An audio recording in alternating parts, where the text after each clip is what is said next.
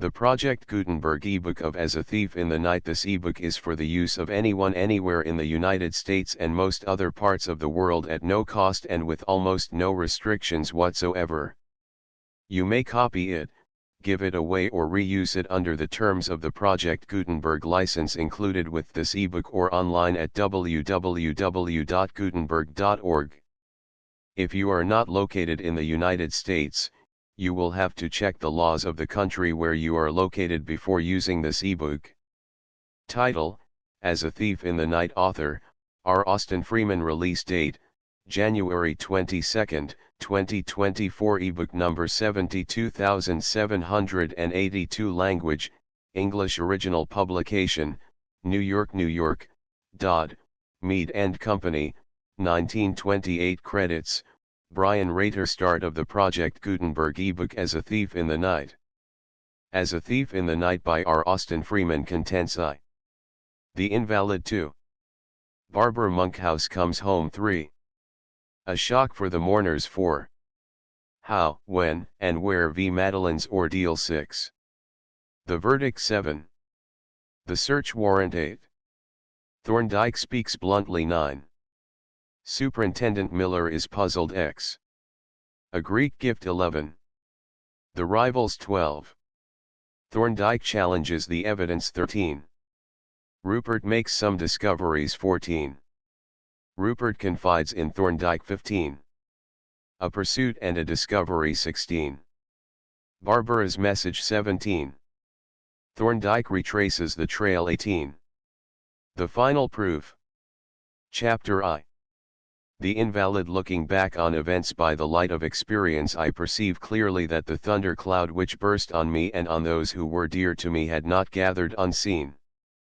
It is true that it had rolled up swiftly, that the premonitory mutterings, now so distinct but then so faint and insignificant, gave but a brief warning.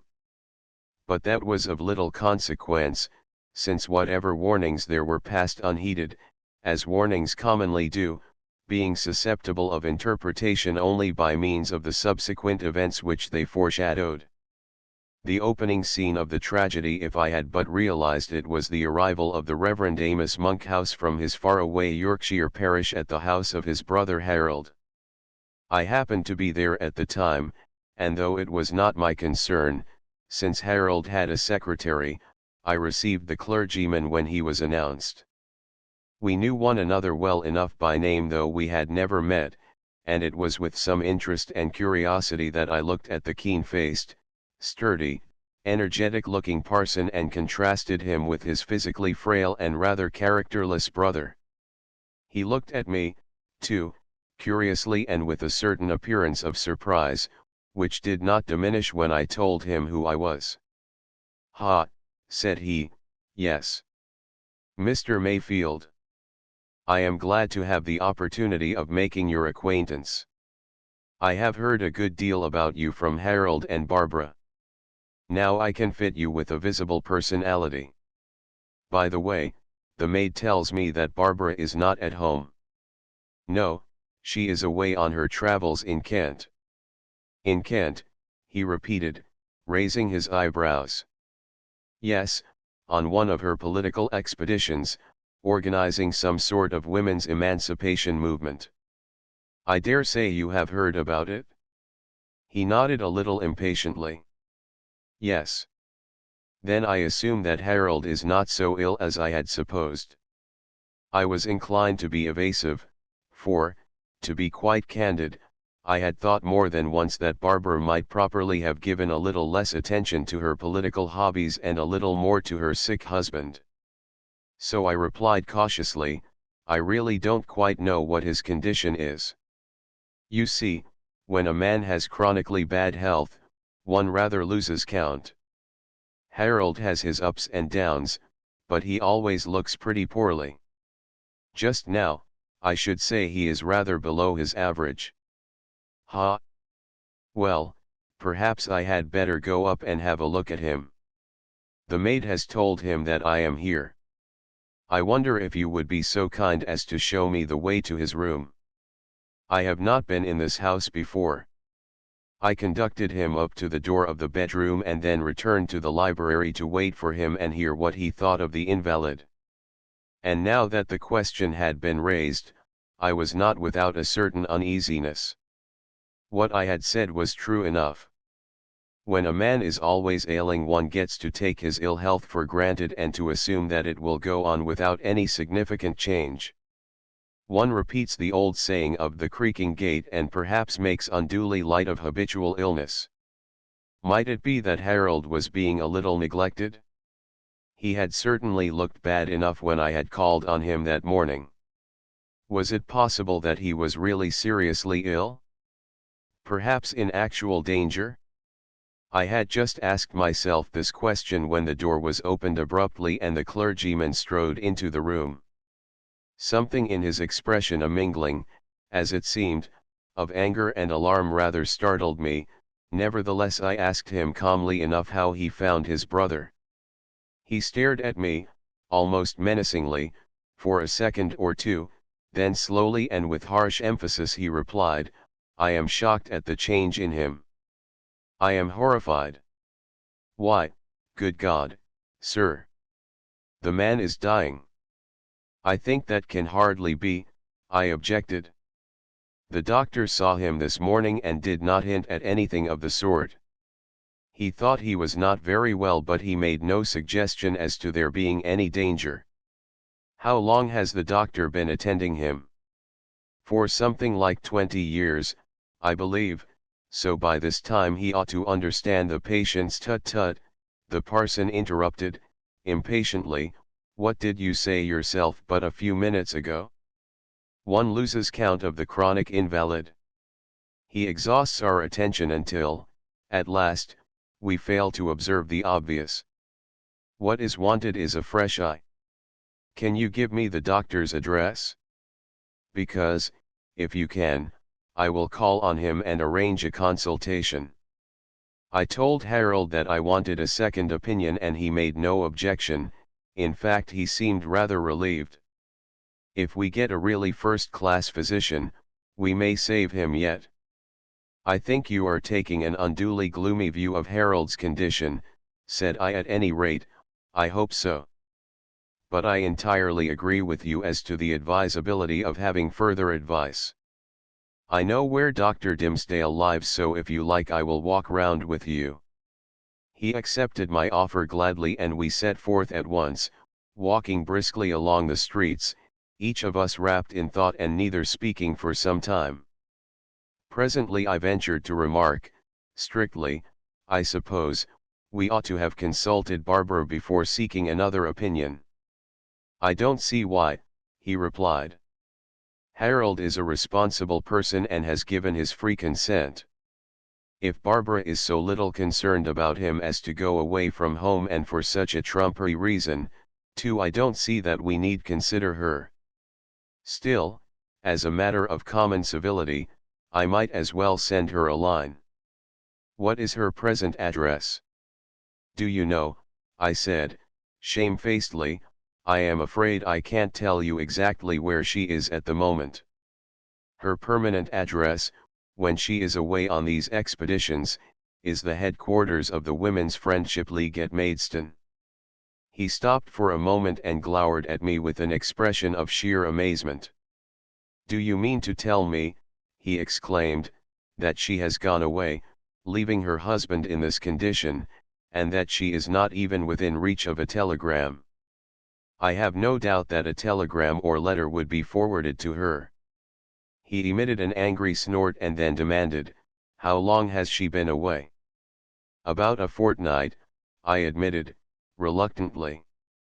"A fortnight," he repeated in angry astonishment. "And all that time beyond reach of communication? Why, the man might have been dead and buried and she none the wiser." "He was much better when she went away," I said, anxious to make the best of what I felt to be a rather bad case. "In fact, he seemed to be getting on quite nicely. It is only during the last few days that he has got the setback. Of course, Barbara is kept informed as to his condition. Madeline sends her a letter every few days.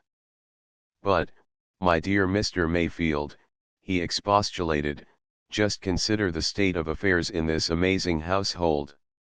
I came to see my brother, expecting from the brief letter that I had from him to find him seriously ill.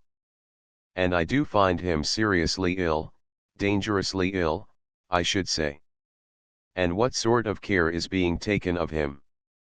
His wife is away from home, amusing herself with her platform fooleries, and has left no practicable address. His secretary, or whatever you call him, Wallingford, is not at home. Madeline is, of course, occupied in her work at the school. Actually, the only person in the house besides the servants is yourself, a friend of the family but not a member of the household at all. You must admit that it is a most astonishing and scandalous state of affairs."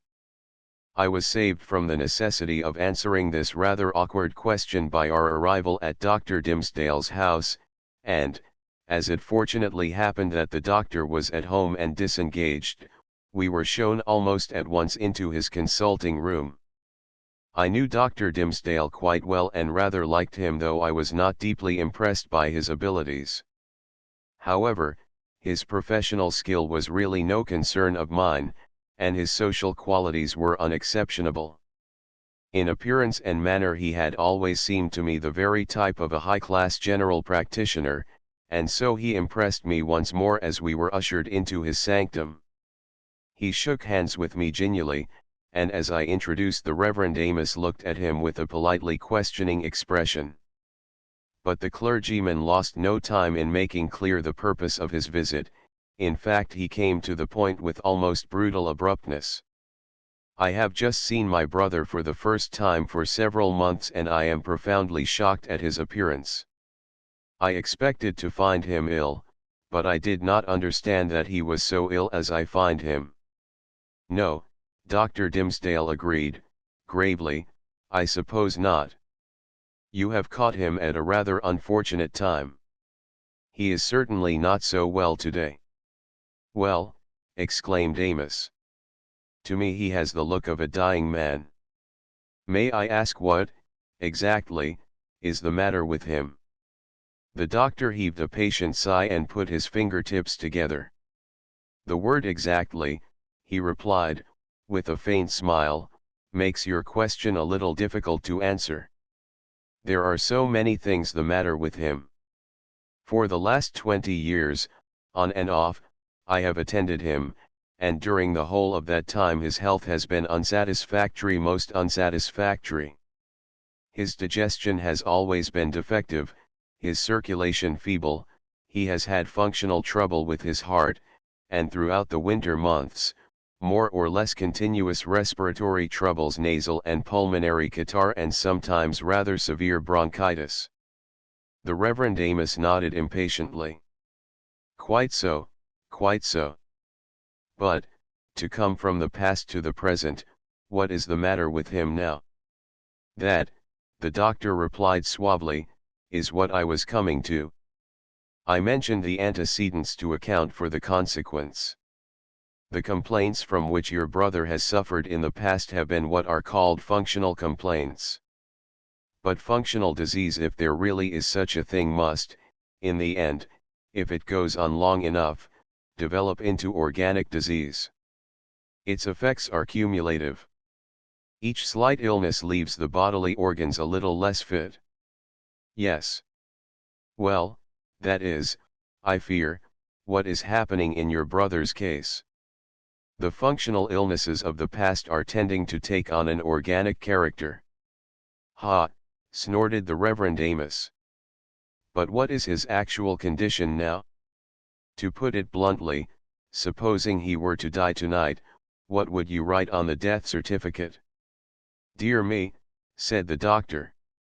"That is putting it very bluntly. I hope the occasion will not arise. Still, I suppose you don't regard his death as an impossible contingency?" "Oh, by no means. Chronic illness confers no immortality, as I have just been pointing out." "Then, supposing his death to occur, what would you state to be the cause?" Dr. Dimsdale's habitual suavity showed a trace of diminution as he replied, "You are asking a very unusual and hardly admissible question, Mr. Monkhouse. However, I may say that if your brother were to die tonight he would die from some definite cause, which would be duly set forth in the certificate. As he is suffering from chronic gastritis, chronic bronchial catarrh, functional disorder of the heart and several other morbid conditions, these would be added as contributory causes. But may I ask what is the object of these very pointed questions?" "My object," replied Amos, "was to ascertain whether the circumstances justified a consultation. It seems to me that they do.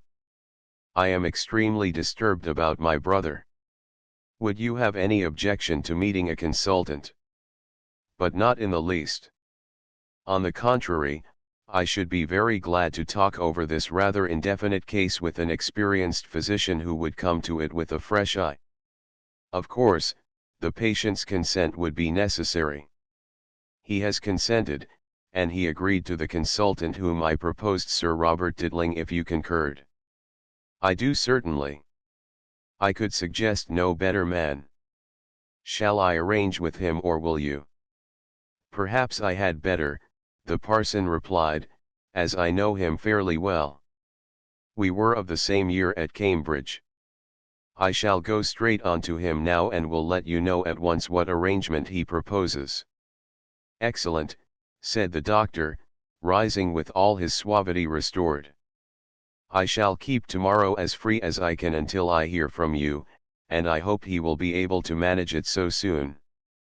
I shall be glad to hear what he thinks of our patient, and I trust that the consultation may be helpful in the way of treatment."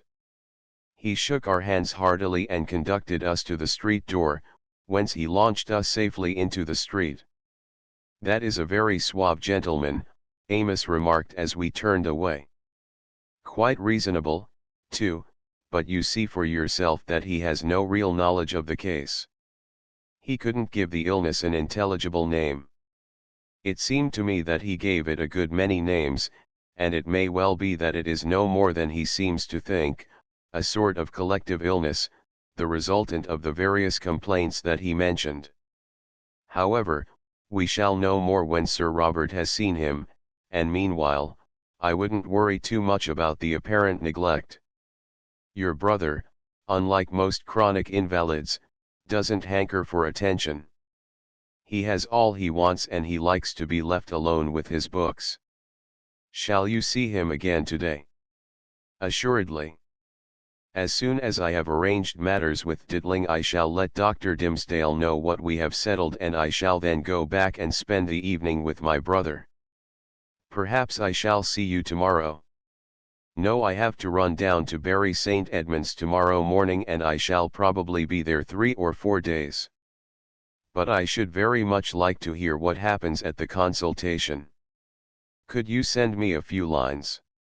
"I shall be staying at the Angel." "I will certainly," he replied, halting and raising his umbrella to signal an approaching omnibus. "Just a short note to let you know what Sir Robert has to tell us of poor Harold's condition."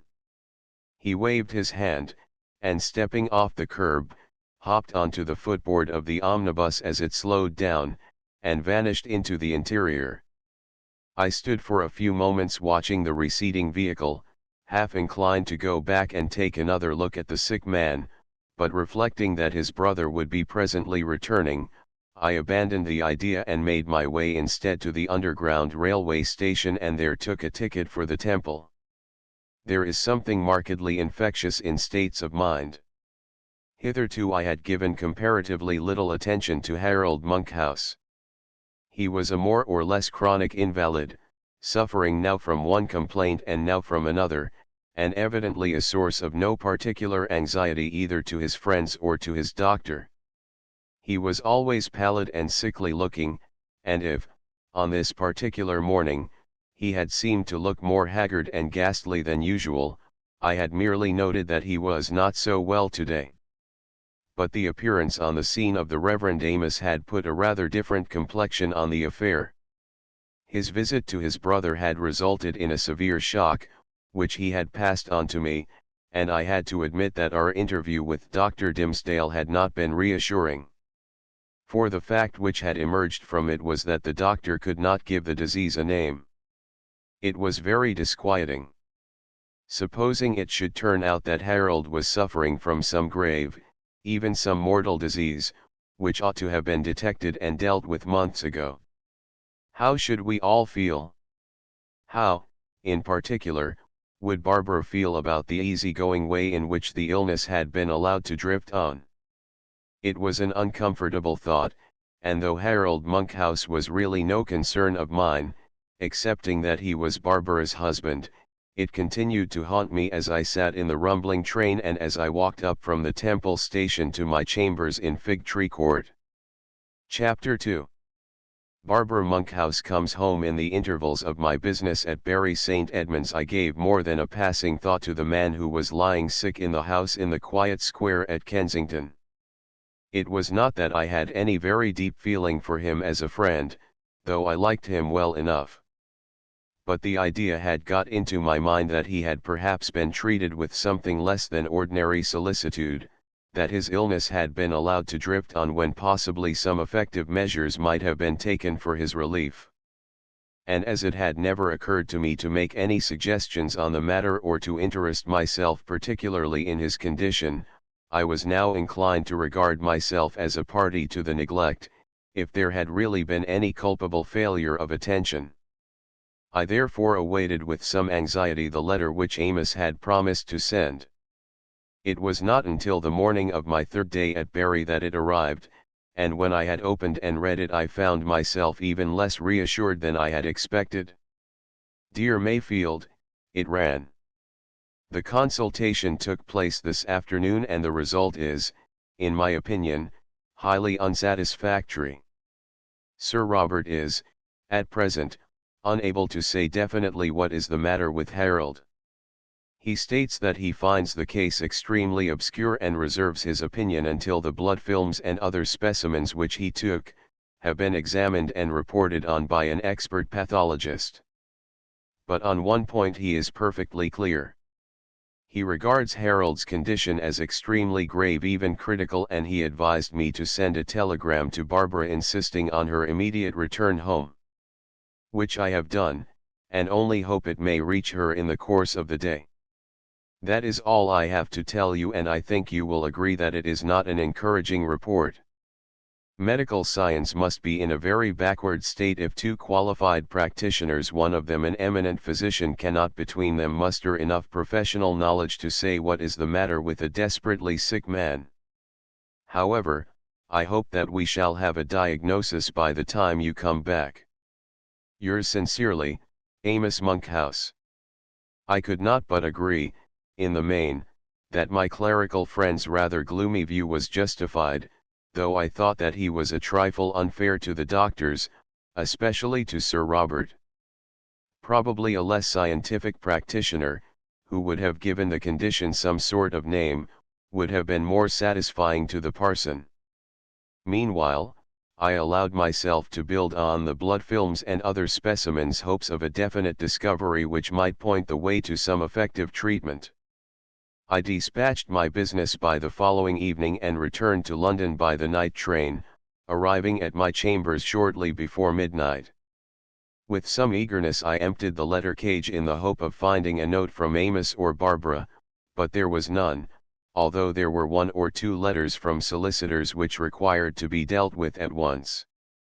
I read these through and considered their contents while I was undressing, deciding to get up early and reply to them so that I might have the forenoon free, and this resolution I carried out so effectively that by 10 o'clock in the morning I had breakfasted, answered and posted the letters, and was on my way westward in an inner circle train. It was but a few minutes' walk from South Kensington Station to Hilborough Square, and I covered the short distance more quickly than usual. Turning into the square, I walked along the pavement on the garden side, according to my habit, until I was nearly opposite the house. Then I turned to cross the road, and as I did so, looked up at the house. And at the first glance I stopped short and stared in dismay, for the blinds were lowered in all the windows.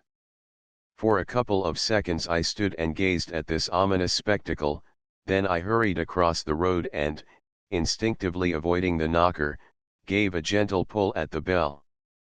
The door was opened by the housemaid, who looked at me somewhat strangely but admitted me without a word and shut the door softly behind me. I glanced at her set face and asked in a low voice, "Why are all the blinds down, Mabel?" "Didn't you know, sir?" she replied, almost in a whisper. "It's the master, Mr. Monkhouse. He passed away in the night.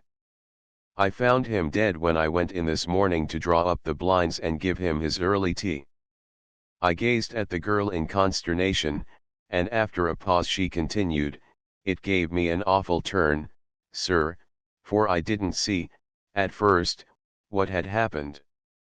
He was lying just as he usually did, and looked as if he had gone to sleep, reading. He had a book in his hand, resting on the counterpane, and I could see that his candle lamp had burned itself right out. I put his tea on the bedside table and spoke to him, and when he didn't answer I spoke again a little louder. And then I noticed that he was perfectly still and looked even paler and more yellow than usual, and I began to feel nervous about him. So I touched his hand, and it was as cold as stone and as stiff as a wooden hand. Then I felt sure he must be dead and I ran away and told Miss Norris." "Miss Norris?" I exclaimed. "Yes, sir. Mrs. Monkhouse only got home about an hour ago. She was fearfully upset when she found she was too late. Miss Norris is with her now, but I expect she'll be awfully glad you've come. She was asking where you were. Shall I tell her you are here?" "If you please, Mabel," I replied, and as the girl retired up the stairs with a stealthy, funereal tread, I backed into the open doorway of the dining room, avoiding the library, in case Wallingford should be there, where I remained until Mabel returned with a message asking me to go up. I think I have seldom felt more uncomfortable than I did as I walked slowly and softly up the stairs. The worst had happened at least, so I thought, and we all stood condemned, but Barbara most of all. I tried to prepare some comforting, condolent phrases, but could think of nothing but the unexplainable, inexcusable fact that Barbara had of her own choice and for her own purposes, gone away leaving a sick husband and had come back to find him dead. As I entered the pleasant little boudoir, now gloomy enough, with its lowered blinds, the two women rose from the settee on which they had been sitting together, and Barbara came forward to meet me, holding out both her hands. "Rupert," she exclaimed, "how good of you! But it is like you to be here just when we have need of you." She took both my hands and continued, looking rather wildly into my face, "Isn't it an awful thing? Poor, poor Harold. So patient and uncomplaining. And I so neglectful, so callous. I shall never, never forgive myself. I have been a selfish, egotistical brute. We are all to blame," I said, since I could not honestly dispute her self-accusations, "and Dr. Dimsdale not the least. Harold has been the victim of his own patience. Does Amos know?" "Yes," answered Madeline, "I sent him a telegram at 8:30. I should have sent you one, too, but I didn't know that you had come back." There followed a slightly awkward silence, during which I reflected with some discomfort on the impending arrival of the dead man's brother, which might occur at any moment. It promised to be a somewhat unpleasant incident, for Amos alone had gauged the gravity of his brother's condition, and he was an outspoken man. I only hoped that he would not be too outspoken. The almost embarrassing silence was broken by Barbara, who asked in a low voice, "Will you go and see him, Rupert?" and added, "You know the way and I expect you would rather go alone." I said yes, as I judged that she did not wish to come with me, and, walking out of the room, took my way along the corridor to the well-remembered door, at which I halted for a moment, with an unreasonable impulse to knock, and then entered. A solemn dimness pervaded the room, with its lowered blinds, and an unusual silence seemed to brood over it.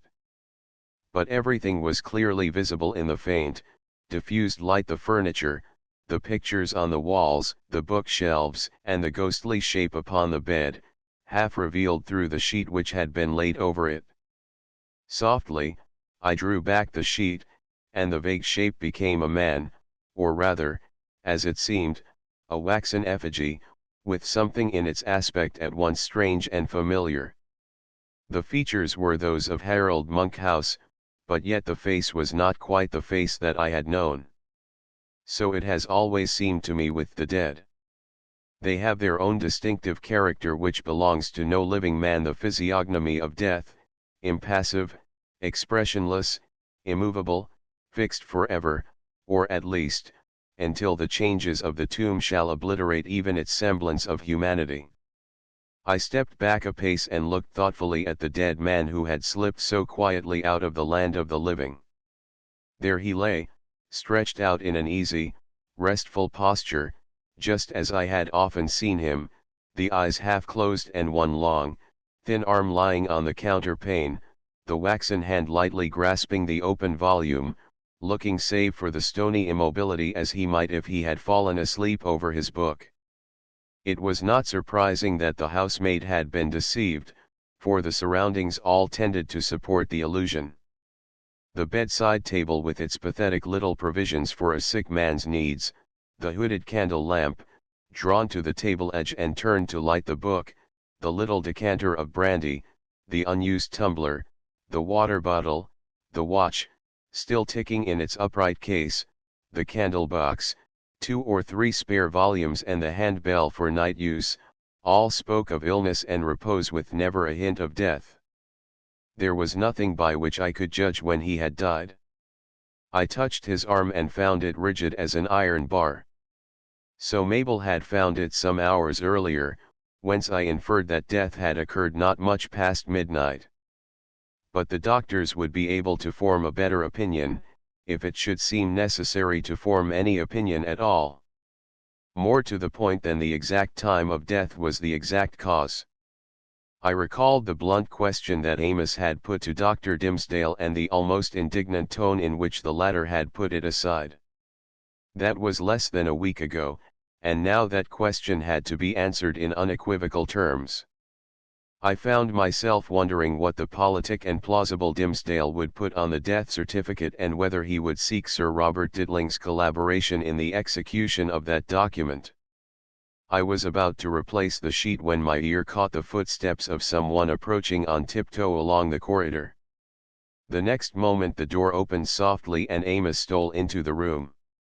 He passed me with a silent greeting and drew near the bed, beside which he halted with his hand laid on the dead hand and his eyes fixed gloomily on the yellowish-white, impassive face. He spoke no word, nor did I presume to disturb this solemn meeting and farewell, but silently slipped out into the corridor where I waited for him to come out. 2 or 3 minutes passed, during which I heard him, once or twice, moving softly about the room and judged that he was examining the surroundings amidst which his brother had passed the last few weeks of his life. Presently he came out, closing the door noiselessly behind him, and joined me opposite the window. I looked a little nervously into the stern, grief-stricken face, and as he did not speak, I said, lamely enough, "This is a grievous and terrible thing, Mr. Monkhouse." He shook his head gravely. "Grievous indeed, and the more so if one suspects, as I do, that it need not have happened. However, he is gone and recriminations will not bring him back." "No," I agreed, profoundly relieved and a little surprised at his tone. "Whatever we may feel or think, reproaches and bitter words will bring no remedy." "Have you seen Barbara?" "No, and I think I won't this morning. In a day or two, I hope I shall be able to meet and speak to her as a Christian man should. Today I am not sure of myself." You will let me know what arrangements are made about the funeral. I promised that I would, and walked with him to the head of the stairs, and when I had watched him descend and heard the street door close, I went back to Barbara's little sitting room. I found her alone, and, when I entered, she was standing before a miniature that hung on the wall. She looked round as I entered, and I saw that she still looked rather dazed and strange. Her eyes were red, as if she had been weeping, but they were now tearless, and she seemed calmer than when I had first seen her. I went to her side, and for a few moments we stood silently regarding the smiling, girlish face that looked out at us from the miniature. It was that of Barbara's stepsister, a very sweet, lovable girl, little more than a child, who had died some 4 years previously, and who, I had sometimes thought, was the only human creature for whom Barbara had felt a really deep affection. The miniature had been painted from a photograph after her death, and a narrow plate of her gorgeous, red gold hair had been carried round inside the frame. "Poor little Stella," Barbara murmured. "I have been asking myself if I neglected her, too. I often left her for days at a time." "You mustn't be morbid, Barbara," I said. "The poor child was very well looked after and as happy as she could be made. And nobody could have done any more for her. Rapid consumption is beyond the resources of medical science at present." "Yes, unfortunately." She was silent for a while. Then she said, "I wonder if anything could have been done for Harold. Do you think it possible that he might have been saved?" "I know of no reason for thinking so, and now that he is gone I see no use in raising the question." She drew closer to me and slipped her hand into mine. "You will be with us as much as you can, Rupert, won't you? We always look to you in trouble or difficulty, and you have never failed us. Even now you don't condemn me, whatever you may think." "No, I blame myself for not being more alert, though it was really Dimmesdale who misled us all." "Has Madeline gone to the school?" "Yes. She had to give a lecture or demonstration, but I hope she will manage to get a day or two off duty. I don't want to be left alone with poor Tony. It sounds unkind to say so, for no one could be more devoted to me than he is. But he is so terribly high-strung. Just now, he is in an almost hysterical state. I suppose you haven't seen him this morning?" "No, I came straight up to you. I had, in fact, kept out of his way, for, to speak the truth, I did not much care for Anthony Wallingford. He was of a type that I dislike rather intensely, nervous, high-strung, emotional, and in an incessant state of purposeless bustle. I did not like his appearance, his manners, or his dress. I resented the abject fawning way in which he followed Barbara about, and I disapproved of his position in this house, which was nominally that of secretary to Barbara's husband, but actually that of tame cat and generally useless hanger-on. I think I was on the point of making some disparaging comments on him, but at that moment there came a gentle tap at the door and the subject of my thoughts entered. I was rather sorry that Barbara was still holding my hand. Of course, the circumstances were very exceptional, but I have an Englishman's dislike of emotional demonstrations in the presence of third parties. Nevertheless, Wallingford's behavior filled me with amazed resentment. He stopped short with a face black as thunder, and, after a brief, insolent stare, muttered that he was afraid he was intruding and walked out of the room, closing the door sharply after him. Barbara flushed, and I dare say I did, too, but made no outward sign of annoyance. "You see what I mean," she said. "The poor fellow is quite unstrung. He is an added anxiety instead of a help." "I see that plainly enough," I replied, "but I don't see why he is unstrung, or why an unstrung man should behave like an ill-mannered child. At any rate, he will have to pull himself together." there is a good deal to be done and he will have to do some of it. I may assume, I suppose, that it will be his duty to carry out the instructions of the executors. I suppose so. But you know more about such things than I do. Then I had better go down and explain the position to him and set him to work. Presently I must call on Mr. Brodribb, the other executor, and let him know what has happened. But meanwhile there are certain things which have to be done at once. You understand? Yes, indeed. You mean arrangements for the funeral. How horrible it sounds. I can't realize it yet. It is all so shocking and so sudden and unlooked for. It seems like some dreadful dream.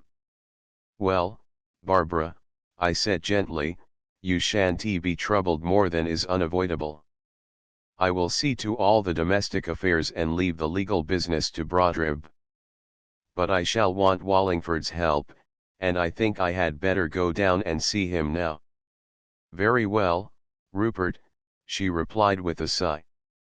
I shall lean on you now as I always have done in times of trouble and difficulty, and you must try to imagine how grateful I am since I can find no words to tell you. She pressed my hand and released me, and I took my way down to the library with a strong distaste for my mission. That distaste was not lessened when I opened the door and was met by a reek of cigarette smoke. Wallingford was sitting huddled up in an easy chair, but as I entered, he sprang to his feet and stood facing me with a sort of hostile apprehensiveness.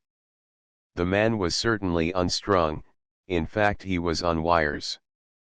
His pale, haggard face twitched, his hands trembled visibly and his limbs were in constant, fidgety movement. But, to me, there seemed to be no mystery about his condition.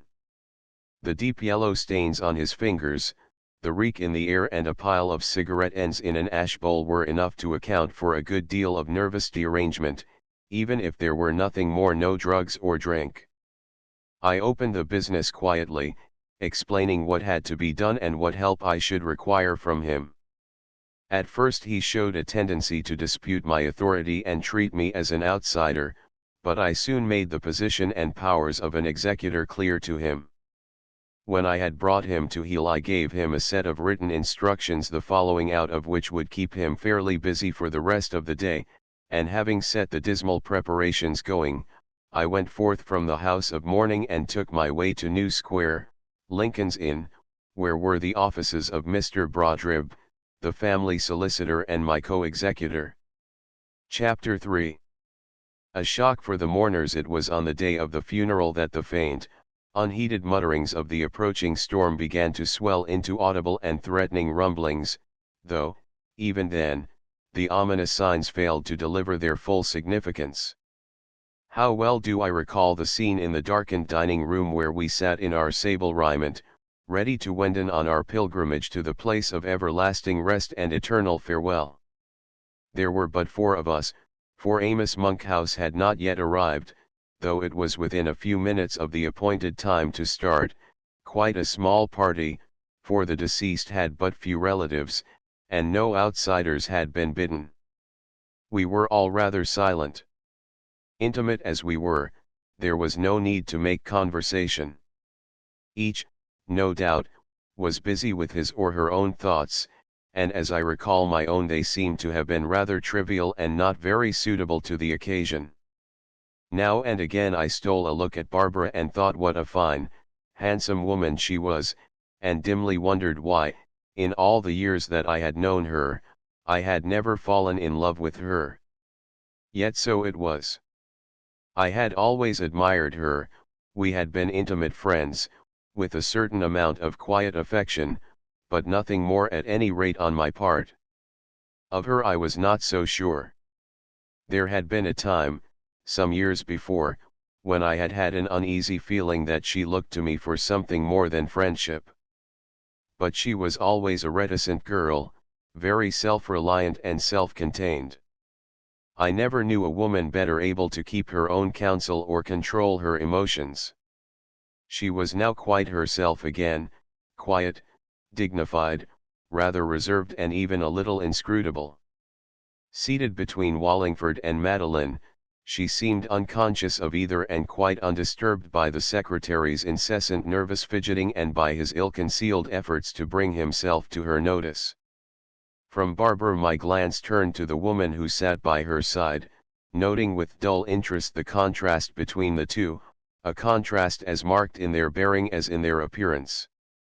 For whereas Barbara was a rather big woman, dark in coloring, quiet and resolute in manner, Madeline Norris was somewhat small and slight, almost delicately fair, rather shy and retiring, but yet with a suggestion of mental alertness under the diffident manner. If Barbara gave an impression of quiet strength, Madeline's pretty, refined face was rather expressive of subtle intelligence.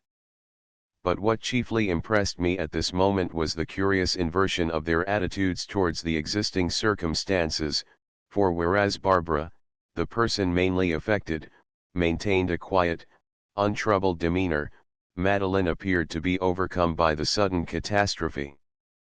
Looking at her set, white face and the dismay in her wide, grey eyes, and comparing her with the woman at her side, a stranger would at once have assumed the bereavement to be hers. My observations were interrupted by Wallingford once more dragging out his watch. "What on earth can have happened to Mr. Amos?" he exclaimed. "We are due to start in 3 minutes. If he isn't here by then we shall have to start without him. It is perfectly scandalous. Positively indecent. But there, it's just like a parson." "My experience of parsons," said I, "is that they are, as a rule, scrupulously punctual. But certainly, Mr. Amos is unpardonably late. It will be very awkward if he doesn't arrive in time. Ah, there he is," I added as the bell rang and a muffled knock at the street door was heard. At the sound, Wallingford sprang up as if the bell had actuated a hidden spring in the chair, and darted over to the window, from which he peered out through the chink beside the blind. "It isn't Amos," he reported. "It's a stranger, and a fool at that, I should say, if he can't see that all the blinds are down." We all listened intently. We heard the housemaid's hurried footsteps, though she ran on tiptoe, the door opened softly, and then, after an interval, we heard someone ushered along the hall to the drawing room. A few moments later, Mabel entered with an obviously scandalized air. "A gentleman wishes to speak to you, ma'am," she announced. "But, Mabel," said Barbara, "did you tell him what is happening in this house?" "Yes, ma'am, I explained exactly how things were and told him that he must call tomorrow. But he said that his business was urgent and that he must see you at once." "Very well," said Barbara. "I will go and see what he wants. But it is very extraordinary." She rose, and nearly colliding with Wallingford, who had rushed to open the door which was, in fact, wide open, walked out quickly, closing the door after her. After a short interval during which Wallingford paced the room excitedly, peered out of the window, sat down, got up again and looked at his watch, she came back, and, standing in the doorway, looked at me.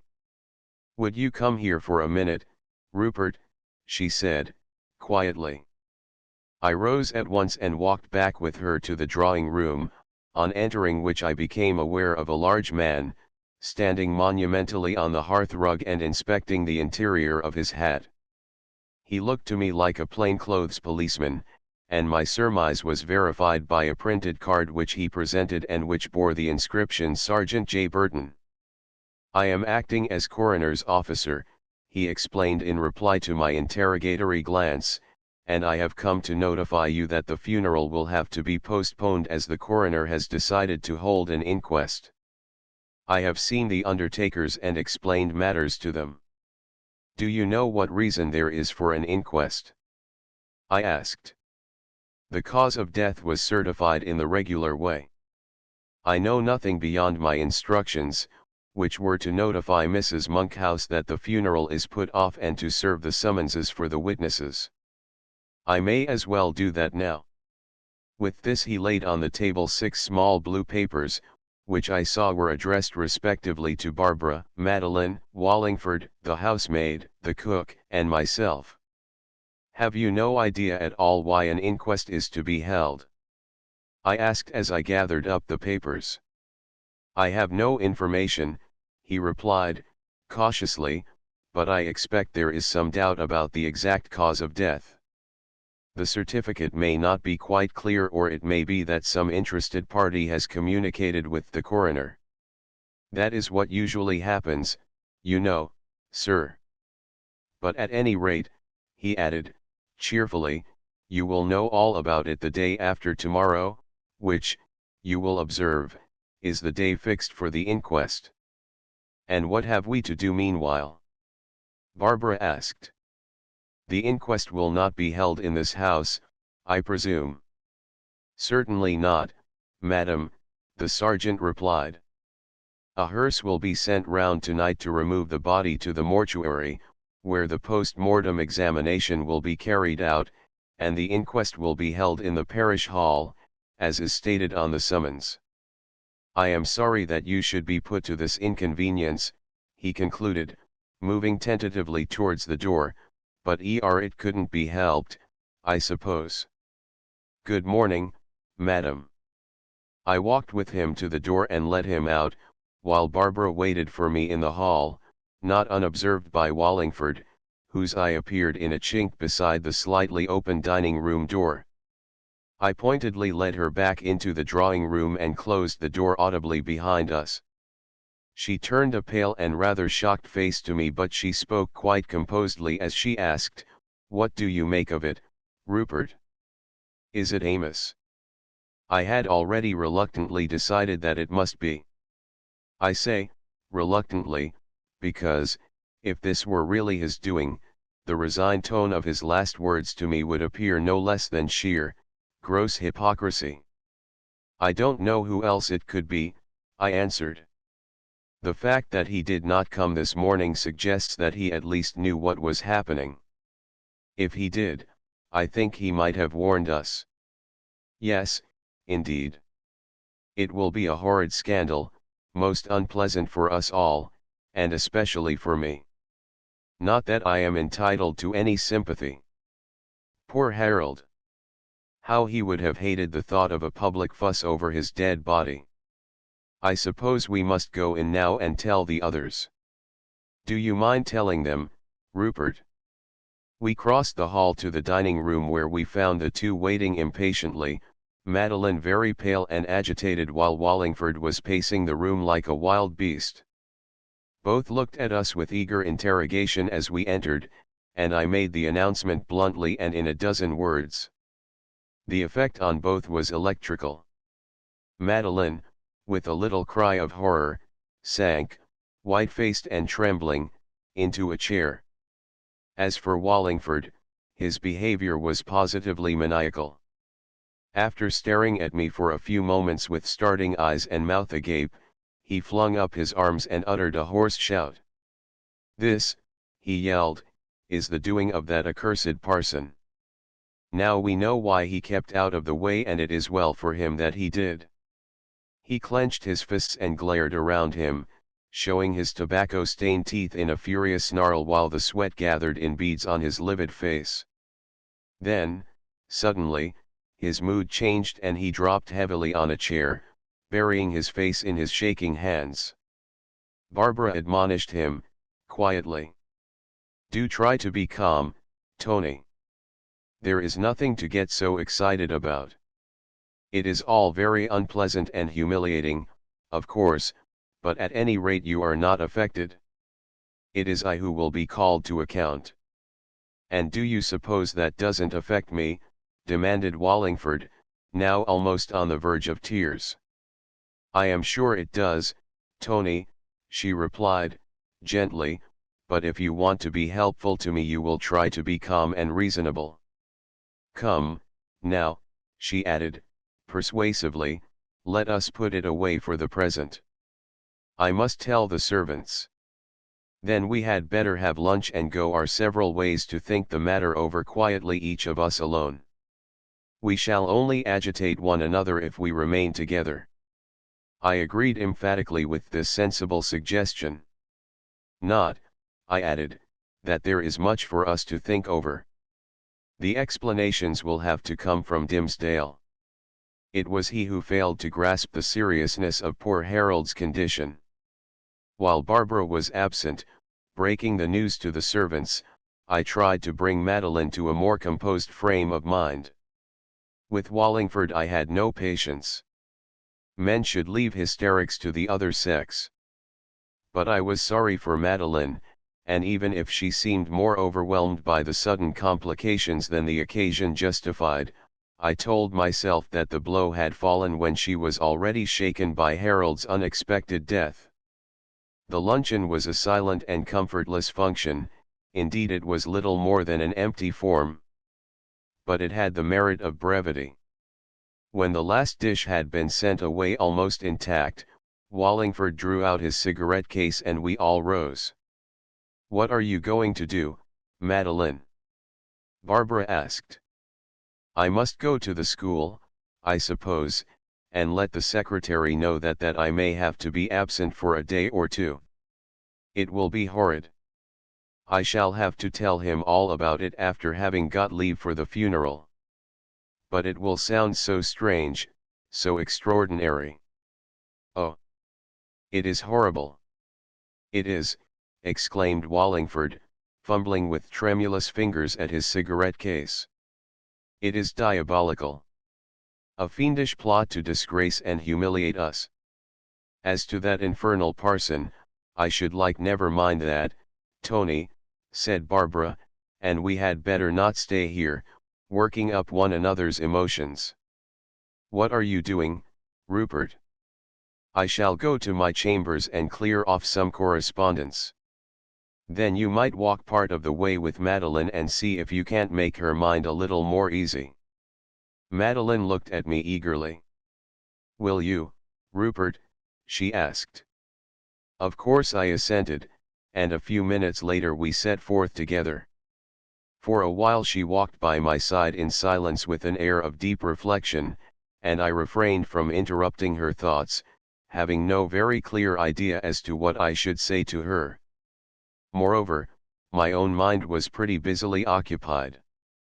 Presently she spoke, in a tentative way, as if opening a discussion. "I am afraid you must think me very weak and silly to be so much upset by this new trouble." "Indeed, I don't," I replied. "It is a most disturbing and humiliating affair, and it will be intensely unpleasant for us all, but especially for Barbara, to say nothing of Dimmesdale." "Dr. Dimmesdale is not our concern," said she, "but it will be perfectly horrible for Barbara. For she really has been rather casual, poor girl, and they are sure to make things unpleasant for her. It will be a most horrid scandal. Don't you think so?" To be candid, I did. Indeed, I had just been picturing to myself the possibilities with an officious coroner, and he would not need to be so very officious, either, and one or two cross-grained jurymen. Barbara might be subjected to a very unpleasant examination. But I did not think it necessary to say this to Madeline. Sufficient for the day is the evil thereof. I contented myself with a vague agreement. There was another interval of silence. Then, a little to my surprise, she drew closer to me, and, slipping her hand under my arm, said very earnestly, "Rupert, I want you to tell me what you really think. What is it all about?" I looked down, rather disconcerted, into the face that was turned up to me so appealingly, and suddenly and rather irrelevantly it was borne in on me that it was a singularly sweet and charming face. I had never quite realized it before. But then she had never before looked at me quite in this way, with this trustful, coaxing, appealing expression. "I don't quite understand you, Madeline," I said, evasively. I know no more about it than you do. Oh, but you do, Rupert. You are a lawyer and you have had a lot of experience. You must have formed some opinion as to why they have decided to hold an inquest. Do tell me what you think. The coaxing, almost wheedling tone, and the entreaty in her eyes, looking so earnestly into mine, nearly conquered my reserve. But not quite. Once more I temporized. Well, Madeline, we all realize that what Dimsdale has written on the certificate is little more than a guess, and quite possibly wrong, and even diddling couldn't get much farther. Yes, I realize that. But I didn't think that inquests were held just to find out whether the doctor's opinions were correct or not. Of course she was perfectly right, and I now perceived that her thoughts had been traveling along the same lines as my own. An inquest would not be held merely to clear up an obscure diagnosis. There was certainly something more behind this affair than Dimsdale's failure to recognize the exact nature of the illness. There was only one simple explanation of the coroner's action, and I gave it with a strong suspicion that it was not the right one. They are not, as a rule, excepting in hospitals. But this is a special case. Amos Monkhouse was obviously dissatisfied with Dimsdale, and with Barbara, too. He may have challenged the death certificate and asked for an inquest. The coroner would be hardly likely to refuse, especially if there were a hint of negligence or malpractice. Did Mr. Amos say anything to you that makes you think he may have challenged the certificate? He said very little to me at all, I replied, rather casuistically and suppressing the fact that Amos had explicitly accepted the actual circumstances and deprecated any kind of recrimination. I can hardly believe that he would have done it, said Madeline, just to punish Barbara and Dr. Dimsdale. It would be so vindictive, especially for a clergyman. Clergymen are very human sometimes, I rejoined, and, as, rather to my relief, we now came in sight of Madeline's destination, I adverted to the interview which she seemed to dread so much. There is no occasion for you to go into details with the secretary, I said. In fact you can't. The exact cause of death was not clear to the doctors and it has been considered advisable to hold an inquest. That is all you know, and it is enough. You are summoned as a witness and you are legally bound to attend, so you are asking no favor. Cut the interview dead short, and when you have done with it, try, like a sensible girl, to forget the inquest for the present. I shall come over tomorrow and then we can reconstitute the history of the case, so that we may go into the witness box, or its equivalent, with a clear idea of what we have to tell. And now, goodbye, or rather au revoir. Goodbye, Rupert. She took my proffered hand and held it as she thanked me for walking with her. Do you know, Rupert, she added, there is something strangely comforting and reassuring about you. We all feel it. You seem to carry an atmosphere of quiet strength and security. I don't wonder that Barbara is so fond of you. Not, she concluded, that she holds a monopoly. With this she let go my hand, and, with a slightly shy smile and the faintest suspicion of a blush, turned away and walked quickly and with an air quite cheerful and composed towards the gateway of the institution. Apparently, my society had had a beneficial effect on her nervous condition. I watched her until she disappeared into the entry, and then resumed my journey eastward, rather relieved, I fear, at having disposed of my companion.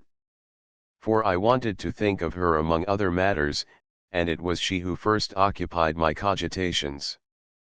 The change from her usual matter-of-fact friendliness had rather taken me by surprise, and I had to admit that it was not a disagreeable surprise. But what was the explanation? Was this intimate, clinging manner merely a passing phase due to an emotional upset, or was it that the special circumstances had allowed feelings hitherto concealed to come to the surface? It was an interesting question, but one that time alone could answer, and as there were other questions, equally interesting and more urgent, I consigned this one to the future and turned to consider the others.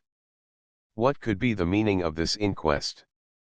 The supposition that Amos had suddenly turned vindictive and resolved to expose the neglect, to which he probably attributed his brother's death, I could not entertain, especially after what he had said to me. It would have written him down the rankest of hypocrites. And yet he was in some way connected with the affair, as was proved by his failure to appear at the funeral. As to the idea that the inquiry was merely to elucidate the nature of the illness, that was quite untenable. A private autopsy would have been the proper procedure for that purpose. I was still turning the question over in my mind when, as I passed the Griffin at Temple Bar, I became aware of a tall figure some distance ahead walking in the same direction. The build of the man and his long, swinging stride seemed familiar. I looked at him more attentively, and just as he turned to enter Devereux Court I recognized him definitely as a fellow Templar named Thorndyke. The chance encounter seemed a singularly fortunate one, and at once I quickened my pace to overtake him. For Dr. Thorndyke was a medical barrister and admittedly the greatest living authority on medical jurisprudence. The whole subject of inquests and coroner's law was an open book to him. But he was not only a lawyer. He had, I understood, a professional and very thorough knowledge of pathology and of the science of medicine in general, so that he was the very man to enlighten me in my present difficulties. I overtook him at the little gate of the Middle Temple and we walked through together into New Court. I wasted no time, but, after the preliminary greetings, asked him if he had a few minutes to spare. He replied, in his quiet, genial way, "But, of course, Mayfield. I always have a few minutes to spare for a friend and a colleague."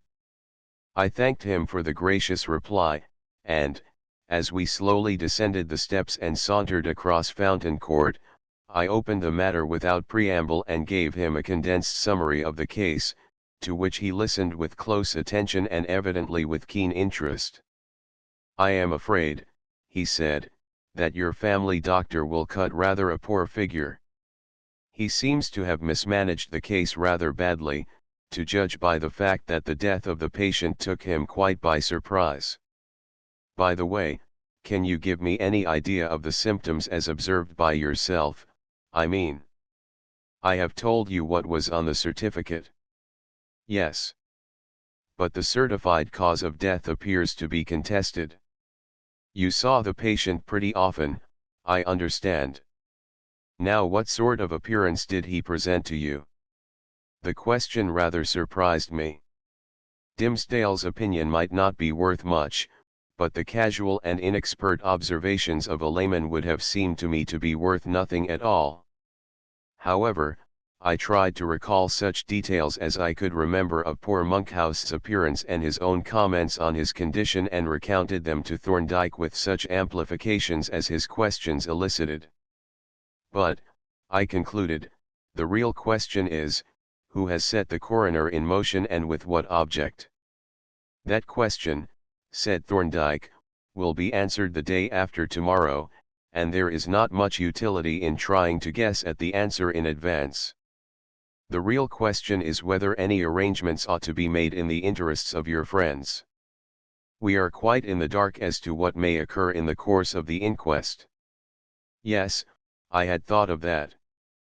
Someone ought to be present to represent Mrs. Monkhouse. I suppose it would not be possible for you to attend to watch the case on her behalf?"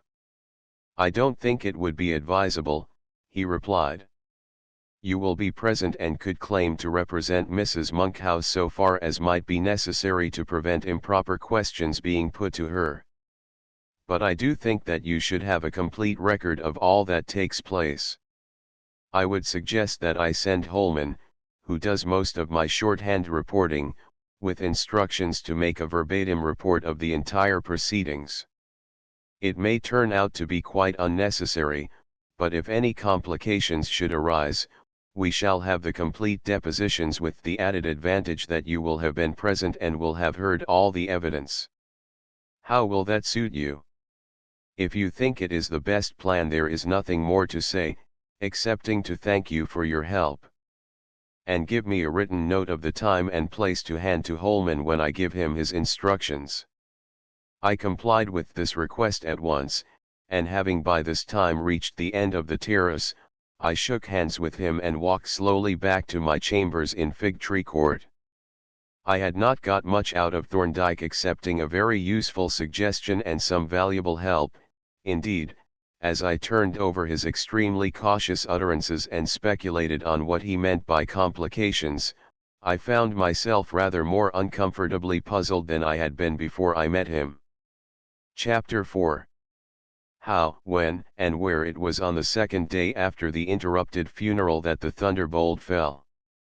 I cannot say that it found me entirely unprepared, for my reflections during the intervening day had filled me with forebodings, and by Thorndyke the catastrophe was pretty plainly foreseen. But on the others the blow fell with devastating effect. However, I must not anticipate. Rather let me get back to a consecutive narration of the actual events. On the day after the visit of the coroner's officer we had held, at my suggestion, a sort of family committee to consider what we knew of the circumstances and antecedents of Harold's death, so that we might be in a position to give our evidence clearly and readily and be in agreement as to the leading facts. Thus we went to the coroner's court prepared, at least, to tell an intelligible and consistent story. As soon as I entered the large room in which the inquest was to be held, my forebodings deepened. The row of expectant reporters was such as one does not find where the proceedings are to be no more than a simple, routine inquiry. Something of public interest was anticipated, and these gentlemen of the press had received a hint from some well-informed quarter.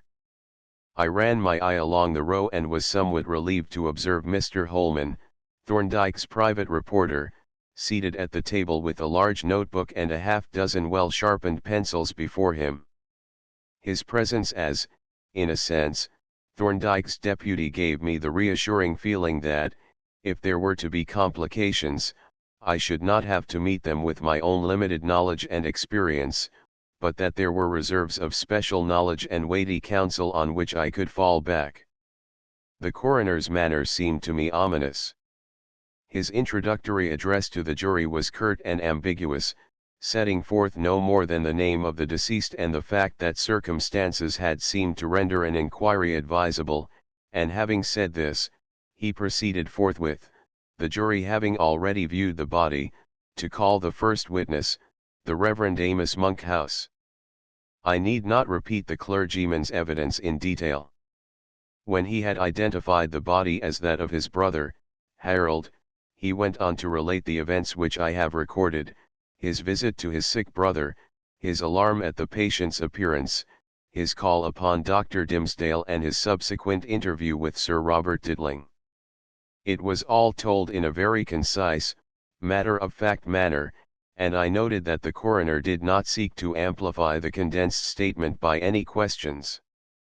At about 9 o'clock in the morning of the 13th, the witness continued, I received a telegram from Miss Norris informing me that my brother had died in the night. I went out at once and sent a telegram to Sir Robert Didling informing him of what had happened. I then went to number 16, Hilberoof Square, where I saw the body of deceased lying in his bed quite cold and stiff. I saw nobody at the house excepting the housemaid and Mr. Mayfield. After leaving the house I walked about the streets for several hours and did not return to my hotel until late in the afternoon.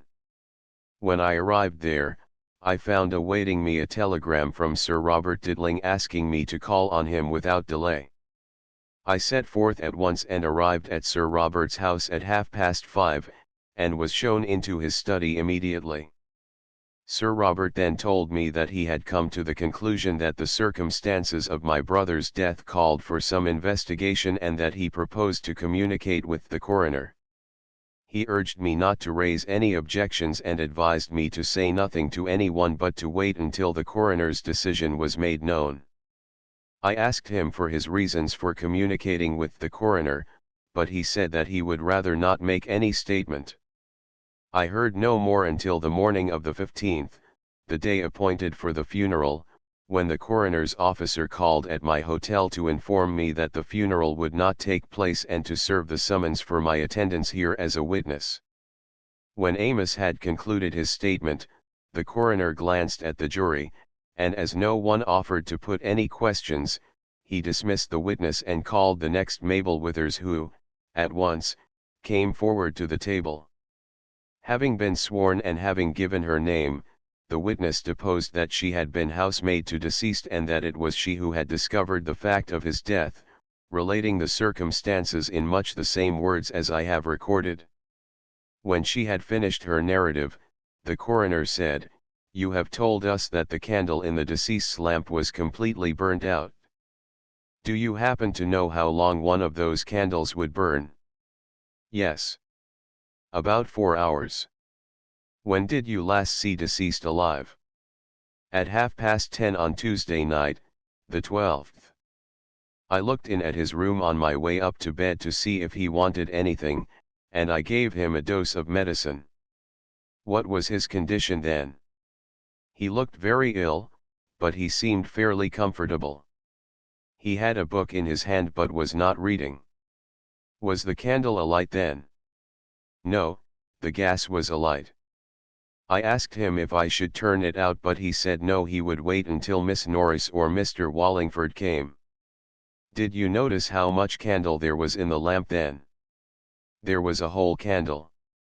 I put it in myself in the afternoon and it had not been lit. He used to read by the gas as long as it was alight. He only used the candle lamp if he couldn't sleep and the gas was out." "Could you form any opinion as to how long the candle had been burnt out?" "It must have been out some time, for there was no smell in the room as there would have been if it had only been out a short time. The window was hardly open at all, only just a small crack." "Do you know when deceased last took food?" "Yes, he had his supper at 8 o'clock, an omelette and a tiny piece of toast with a glass of milk." "Who cooked the omelette?" "Miss Norris." "Why did Miss Norris cook it?" "Was the cook out?" "No. But Miss Norris usually cooked his supper and sometimes made little dishes for his lunch. She is a very expert cook." "Who took the omelette up to deceased?" "Miss Norris.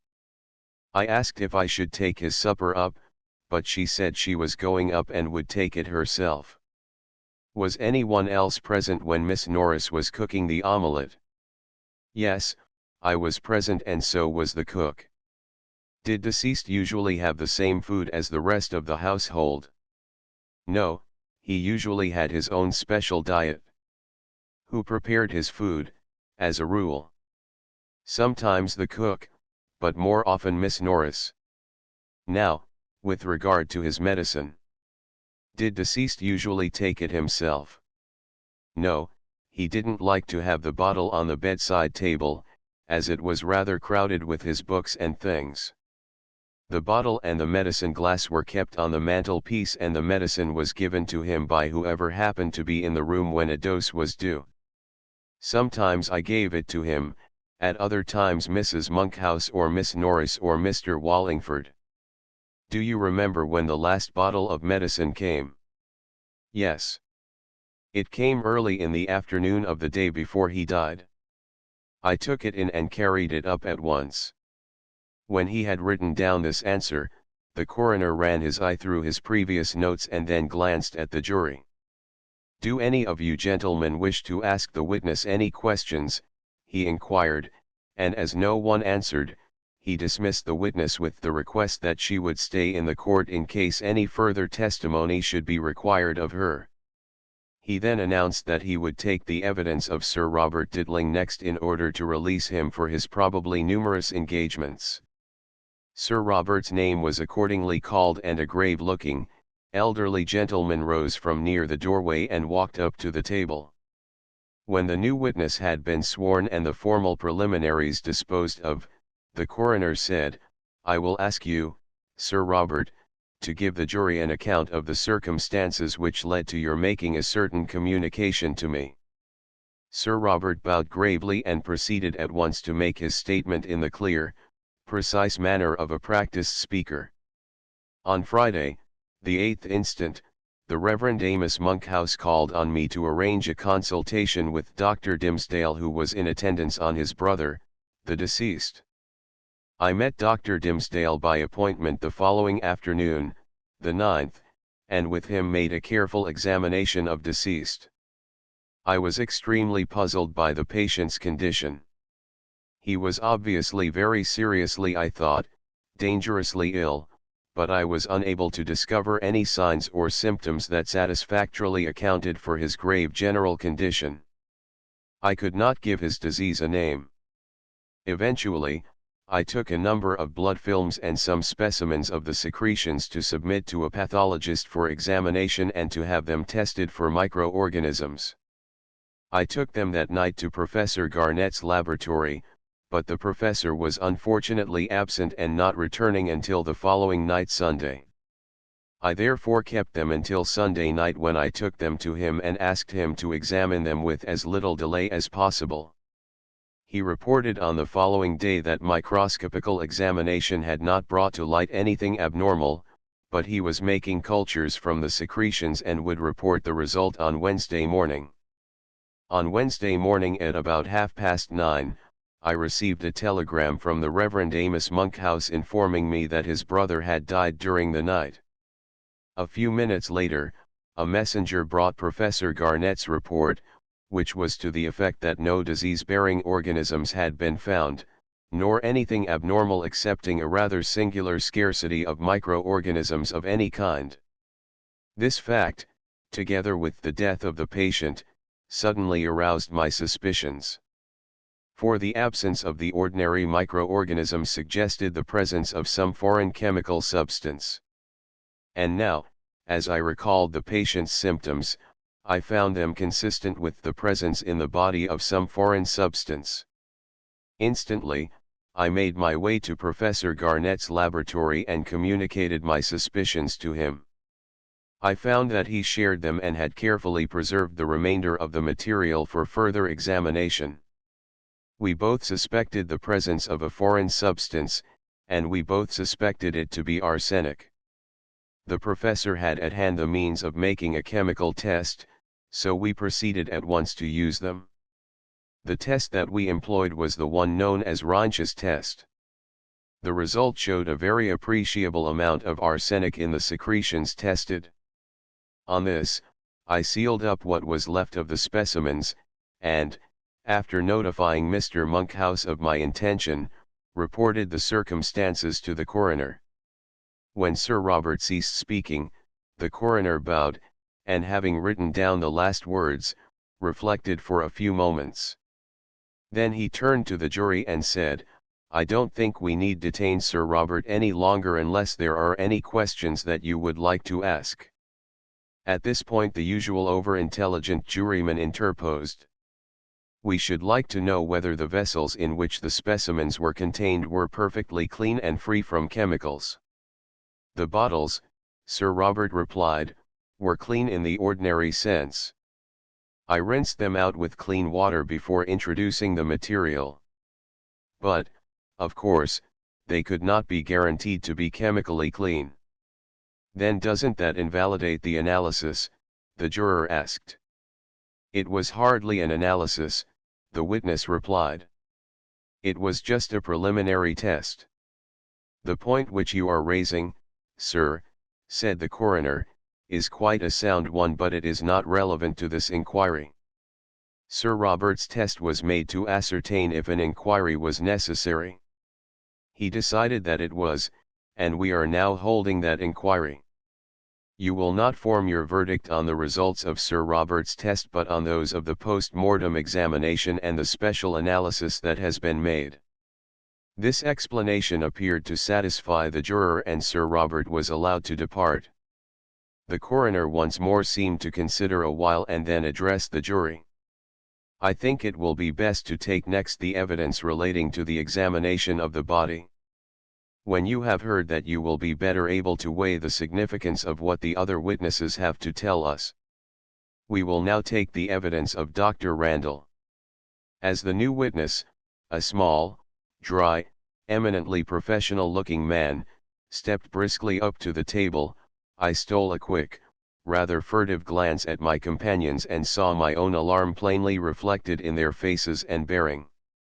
Barbara, on my left hand, sat up stiffly, rigid as a statue, her face pale and set, but quite composed, her eyes fixed on the man who was about to be sworn.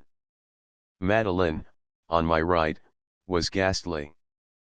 But she, too, was still and quiet, sitting with her hands tightly clasped, as if to restrain or conceal their trembling, and her eyes bent on the floor. As to Wallingford, who sat on the other side of Barbara, I could not see his face, but by his foot, which I could see and hear, tapping quickly on the floor as if he were working a spinning wheel, and his incessantly moving hands, I judged that his nerves were at full tension.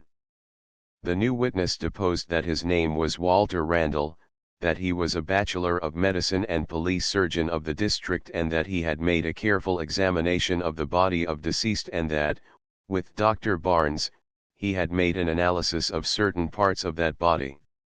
To anticipate a little, said the coroner, did you arrive at an opinion as to the cause of death? Yes. From the post-mortem examination and the analysis taken together, I came to the conclusion that deceased died from the effects of arsenic poisoning. Have you any doubt that arsenic poisoning was really the cause of the deceased's death? No, I have no doubt whatever. The reply, uttered with quiet decision, elicited a low murmur from the jury and the few spectators, amidst which I heard Madeline gasp in a choking whisper, "Oh God," and even Barbara was moved to a low cry of horror. But I did not dare to look at either of them.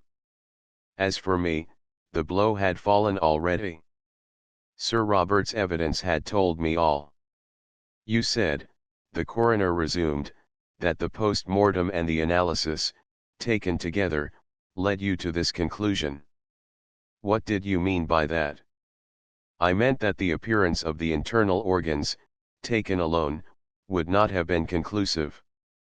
The conditions that I found were suggestive of arsenic poisoning, but might possibly have been due to disease.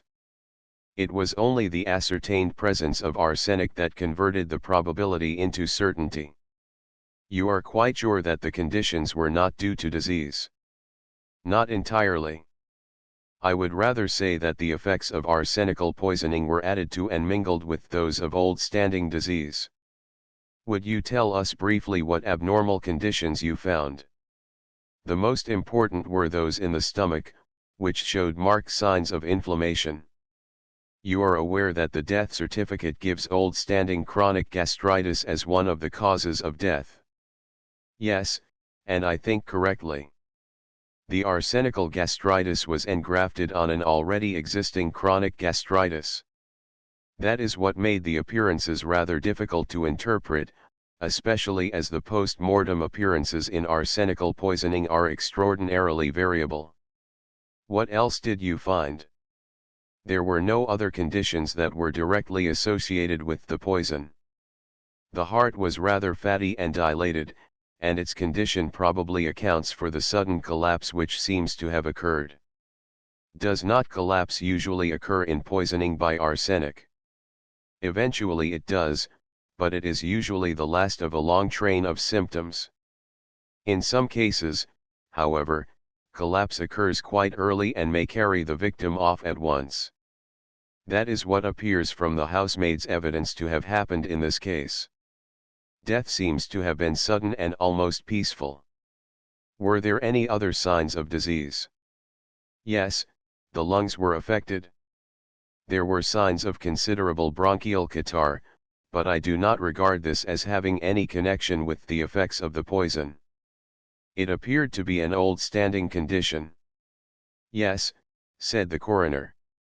The certificate mentions chronic bronchial catarrh of several years standing. Did you find any arsenic in the stomach? Not in the solid form and only a little more than 1/100th of a grain altogether. The stomach was practically empty. The other organs were practically free from disease, excepting, perhaps, the kidneys, which were congested but not organically diseased. And as to the amount of arsenic present, the analysis was necessarily a rather hasty one and probably shows less than the actual quantity, but we found, as I have said, just over 1/100th of a grain in the stomach, 1½ grains in the liver, nearly 1/5 of a grain in the kidneys and small quantities, amounting in all to 2 grains, in the blood and tissues. The total amount actually found was thus a little over 3½ grains, a lethal dose. What is the fatal dose of arsenic? 2 grains may prove fatal if taken in solution, as it appears to have been in this case. 2½ grains, in a couple of ounces of flypaper water, killed a strong, healthy girl of 19 in 36 hours. And how long does a poisonous dose take to produce death? The shortest period recorded is 20 minutes, the longest, over 3 weeks. Did you come to any general conclusion as to how long deceased had been suffering from the effects of arsenic and as to the manner in which it had been administered? From the distribution of the poison in the organs and tissues and from the appearance of the body, I inferred that the administration of arsenic had been going on for a considerable time. There were signs of chronic poisoning which led me to believe that for quite a long time, perhaps months, deceased had been taking repeated small doses of the poison, and that the final dose took such rapid effect by reason of the enfeebled state of the deceased at the time when it was administered. And as to the mode of administration? Did you ascertain that? In part, I ascertained it quite definitely. When the bearers went to the house to fetch the body, I accompanied them and took the opportunity to examine the bedroom. There I found on the mantelpiece a bottle of medicine with the name of deceased on the label and brought it away with me. It was an 8-ounce bottle containing when full 8 doses, of which only 1 had been taken.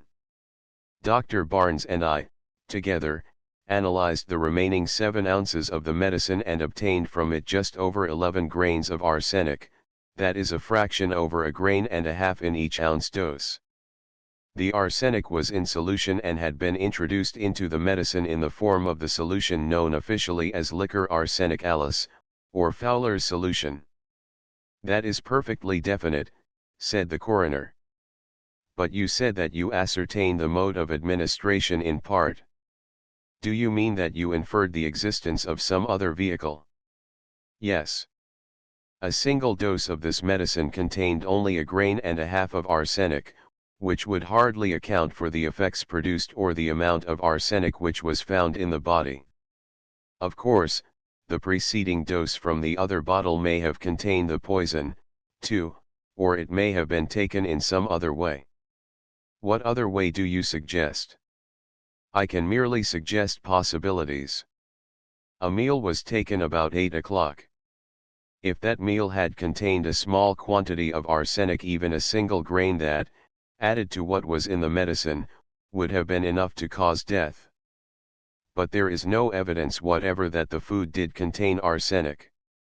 If the previous dose of medicine had contained the same quantity of the poison as the one that was last taken, would that account for the death of deceased?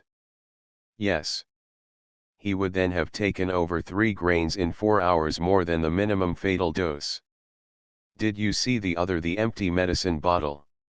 No, I looked for it and should have taken possession of it, but it was not there. Is there anything else that you have to tell us concerning your examination?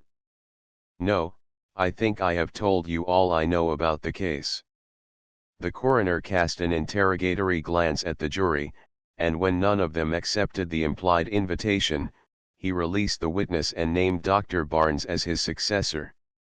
I need not record in detail the evidence of this witness. Having deposed that he was a doctor of science and lecturer on chemistry at St. Martha's Medical College, He proceeded to confirm Dr. Randall's evidence as to the analysis, giving somewhat fuller and more precise details. He had been present at the autopsy, but he was not a pathologist and was not competent to describe the condition of the body. He had analyzed the contents of the medicine bottle with Dr. Randall's assistance, and he confirmed the last witness's statement as to the quantity of arsenic found and the form in which it had been introduced: Fowler's solution. What is the strength of Fowler's solution? It contains 4 grains of arsenic, or, more strictly, of arsenious acid to the fluid ounce. So that, as the full bottle of medicine must have contained just over 12.5 grains of arsenious acid, the quantity of Fowler's solution introduced must have been a little over 3 fluid ounces, 3.14, to be exact. You are confident that it was Fowler's solution that was used? Yes, the chemical analysis showed that, but in addition, there was the color and the smell. Fowler's solution is colored red with red sandalwood and scented with tincture of lavender as a precaution against accidents. Otherwise it would be colorless, odorless, and tasteless, like water.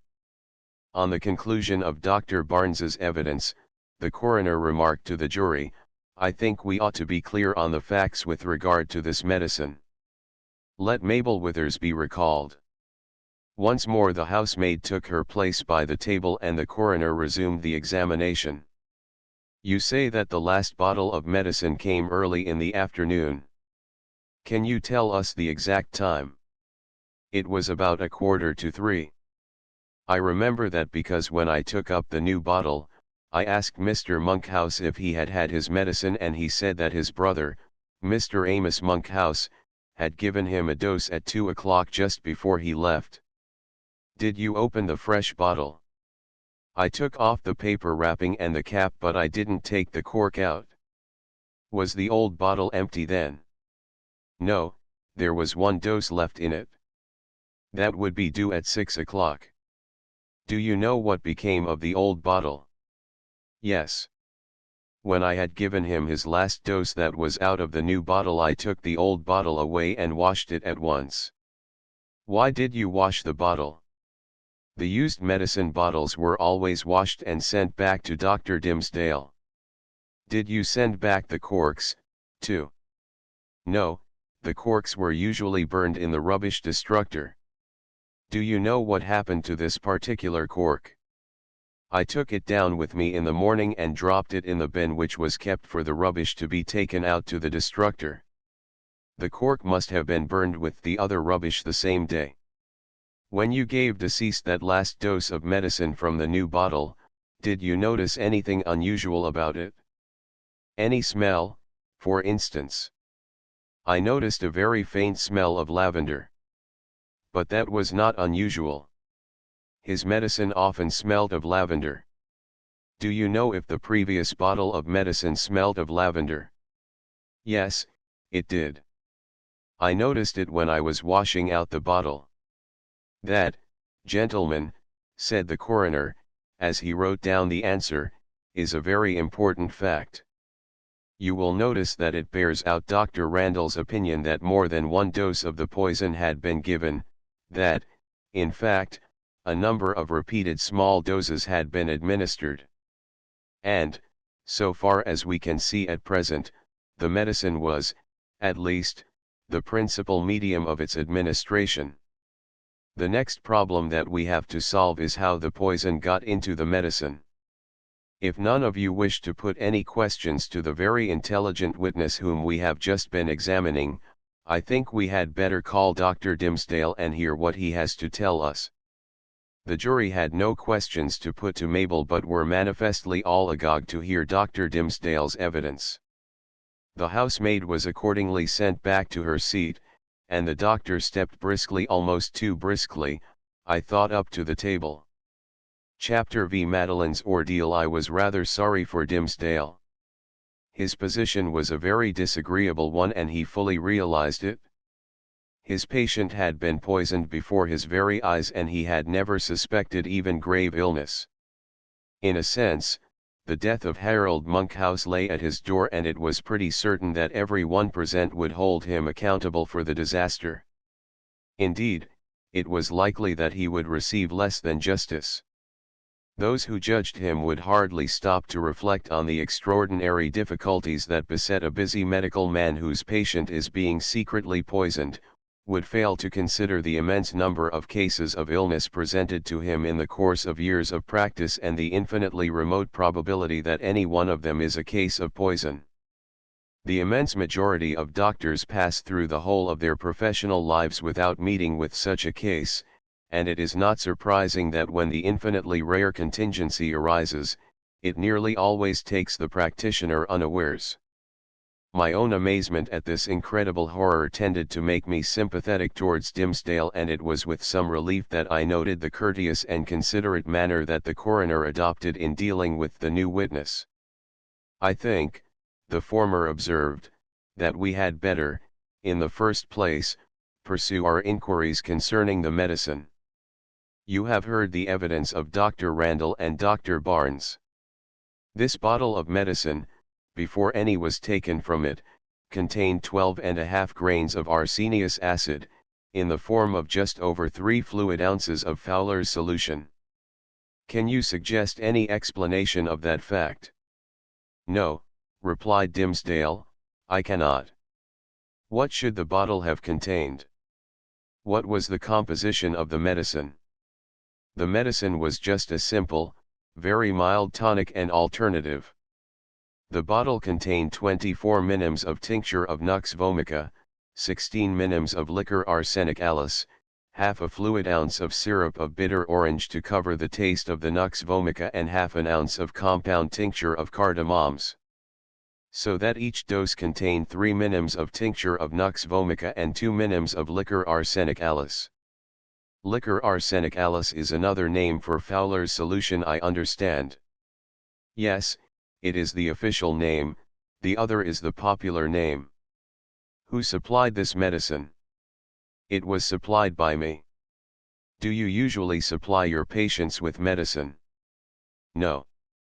Only a few of my old patients who prefer to have their medicine from me. Usually, I write prescriptions which my patients have made up by chemists." "This bottle, then, was made up in your own dispensary?" "Yes. Now, I put it to you, Dr. Dimmesdale, this medicine did actually contain Fowler's solution, according to the prescription. Is it not possible that some mistake may have occurred in the amount put into the bottle?" "No, it is quite impossible." "Why is it impossible?" "Because I made up this particular bottle myself. As my dispenser is not a qualified pharmacist, I always dispense, with my own hands, any medicines containing poisons. All dangerous drugs are kept in a poison cupboard under lock and key, and I carry the key on my private bunch. This is the key, and as you see, the lock is a Yale lock." He held up the bunch with the little flat key separated, for the coroner's and the juryman's inspection. "But," said the coroner, "you have not made it clear that a mistake in the quantity was impossible." "I was coming to that," replied Dimmesdale. "The poisons in the cupboard are, of course, powerful drugs which are given only in small doses, and a special measure glass is kept in the cupboard to measure them. This glass holds only 2 drams 120 minims, that is, a quarter of an ounce. Now, the analysts found in this bottle 3 fluid ounces of Fowler's solution. But to measure out that quantity, I should have had to fill the measure glass 12 times. That is impossible. No one could do such a thing as that inadvertently, especially when he was dispensing poisons. But that is not all. The poison bottles are all quite small. The one in which the liquor arsenicalis is kept is a 4-ounce bottle.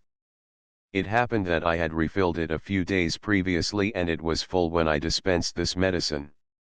Now, obviously, if I had put 3 ounces of the liquor into the medicine bottle, there would have remained in the dispensing bottle only 1 ounce. but the dispensing bottle is still practically full. I had occasion to use it this morning and I found it full save for the few minims that had been taken to make up the deceased's medicine. And there is another point. This medicine was colored a deepish pink by the tincture of cardamoms. But if it had contained 3 ounces of Fowler's solution in addition, it would have been a deep red of quite a different character.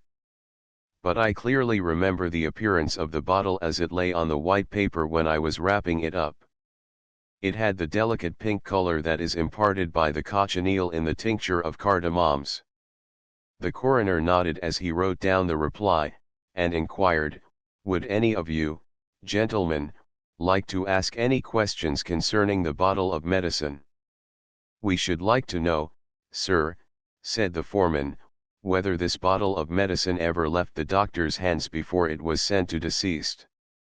"No, it did not," replied Dimsdale. "As the dispenser was absent, I put up the bottle entirely myself. I put in the cork, wrote the label, tied on the paper cap, wrapped the bottle up, sealed the wrapping, addressed it and gave it to the boy to deliver." The foreman expressed himself as fully satisfied with this answer, and the coroner then resumed, "Well, we seem to have disposed of the medicine so far as you are concerned, doctor. We will now go on to consider the condition of deceased during the last few days. Did no suspicion of anything abnormal ever occur to you?" "No, I neither perceived nor suspected anything abnormal." "Is that not rather remarkable? I realize that poisoning would be the last thing that you would be looking for or expecting. But when it occurred, is it not a little strange that you did not recognize the symptoms?" "Not at all," replied Dimsdale. "There was nothing to recognize. The classical symptoms of arsenic poisoning were entirely absent. You will remember that Sir Robert Didling had no more suspicion than I had. What are the classical symptoms, as you call them, of arsenic poisoning? The recognized symptoms which are present in the immense majority of cases are acute abdominal pain and tenderness, intense thirst, nausea, vomiting and purging, the symptoms, in fact, of extreme irritation of the stomach and intestines. But in the case of deceased, these symptoms were entirely absent. There was, in my opinion, nothing whatever in his appearance or symptoms to suggest arsenic poisoning. His condition appeared in no way different from what I had known it to be on several previous occasions, just a variation for the worse of his ordinary ill health. You do not doubt that arsenic poisoning was really the cause of his death? The analysis seems to put the matter beyond question, otherwise I mean apart from the analysis I would not have entertained the idea of arsenic poisoning for a moment. But you do not dispute the cause of death? No. Arsenic is extraordinarily variable in its effects, as Dr. Randall mentioned, both on the dead body and on the living. Very anomalous cases of arsenic poisoning have been mistaken, during life, for opium poisoning. The coroner wrote down the answer and, having glanced over his notes, asked, what was the condition of deceased when his wife went away from home? He was much better. In fact, his health seemed to be improving so much that I hoped he would soon be about again. And how soon after his wife's departure did his last attack begin? I should hardly call it an attack. It was a gradual change for the worse. Mrs. Monkhouse went away on the 29th of August. On the 2nd of September deceased was not so well and was extremely depressed and disappointed at the relapse. From that time his condition fluctuated, sometimes a little better and sometimes not so well.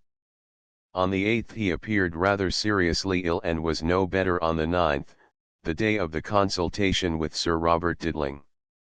After that he seemed to improve a little, and the slight improvement was maintained up to the 12th. His death came, at least to me, as quite a surprise. You spoke just now of several previous occasions on which attacks or, if you prefer it, relapses of a similar kind occurred. Looking back on those relapses by the light of what we now know, do you say that they were quite similar, in respect of the symptoms, to the one which ended in the death of deceased? I should say they were identically similar. At any rate, I can recall no difference. Did any of them seem to be as severe as the fatal one? Yes, in fact the last of them, which occurred in June, seemed to be more severe, only that it was followed by improvement and recovery. I have here the section of my card index which relates to deceased. In the entry dated June 19 you will see that I have noted the patient's unsatisfactory condition. He handed a small pack of index cards to the coroner, who examined the upper card intently and then, with a sudden raising of the eyebrows, addressed the jury. I had better read out the entry. The card is headed Harold Monkhouse and this entry reads, June 19. Patient very low and feeble. No appetite. Considerable gastric discomfort and troublesome cough. Pulse 90, small, thready. Heart sounds weak. Sending report to Mrs. Monkhouse. He laid the cards down on the table, and, looking fixedly at Dimsdale, repeated, sending report to Mrs. Monkhouse. Where was Mrs. Monkhouse? Somewhere in Kent, I believe. I sent the report to the headquarters of the Women's Freedom League in Knight Rider Street, Maidstone, from whence I supposed it would be forwarded to her. For some seconds after receiving this answer the coroner continued to gaze steadily at the witness. At length he observed, this is a remarkable coincidence. Can you recall the condition of deceased when Mrs. Monkhouse went away on that occasion? Yes. I remember that he was in comparatively good health. In fact, his improved condition furnished the opportunity for Mrs. Monkhouse to make her visit to Maidstone. Can you tell us how soon after her departure on that occasion the relapse occurred? I cannot say definitely, but my impression is that the change for the worse began a few days after she went away. Perhaps I might be able to judge by looking at my notes. The coroner handed him back the index cards, which he looked through rapidly. Yes, he said, at length, here is an entry on June 11 of a bottle of tonic medicine for Mrs. Monkhouse. So she must have been at home on that date, and as it was a double-sized bottle, it was probably for her to take away with her. Then, said the coroner, it is clear that, on the last two occasions, the deceased was comparatively well when his wife left home, but had a serious relapse soon after she went away. Now, what of the previous relapses? I am afraid I cannot remember. I have an impression that Mrs. Monkhouse was away from home when some of them occurred, but at this distance of time, I cannot recollect clearly. Possibly Mrs. Monkhouse, herself, may be able to remember. Possibly, the coroner agreed, rather drily, but as the point is of considerable importance, I should be glad if you would presently look through your case cards and see if you can glean any definite information on the subject. Meanwhile we may pass on to one or two other matters. First, as to the medicine which you prescribed for deceased, it contained, as you have told us, a certain amount of Fowler's solution, and you considered deceased to be suffering from chronic gastritis. Is Fowler's solution usually given in cases of gastritis? No. It is usually considered rather unsuitable. But deceased was very tolerant of small doses of arsenic. I had often given it to him before as a tonic and it had always seemed to agree with him. The dose was extremely small, only 2 minims. How long have you known deceased? I have known, and attended him professionally about 20 years. From your knowledge of him, should you say that he was a man who was likely to make enemies? Not at all. He was a kindly, just, and generous man, amiable and even-tempered, rather reserved and aloof, not very human, perhaps, and somewhat self-contained and solitary. But I could not imagine him making an enemy and, so far as I know, he never did. The coroner reflected a while after writing down this answer and then turned to the jury. Are there any questions that you wish to put to the witness, gentlemen?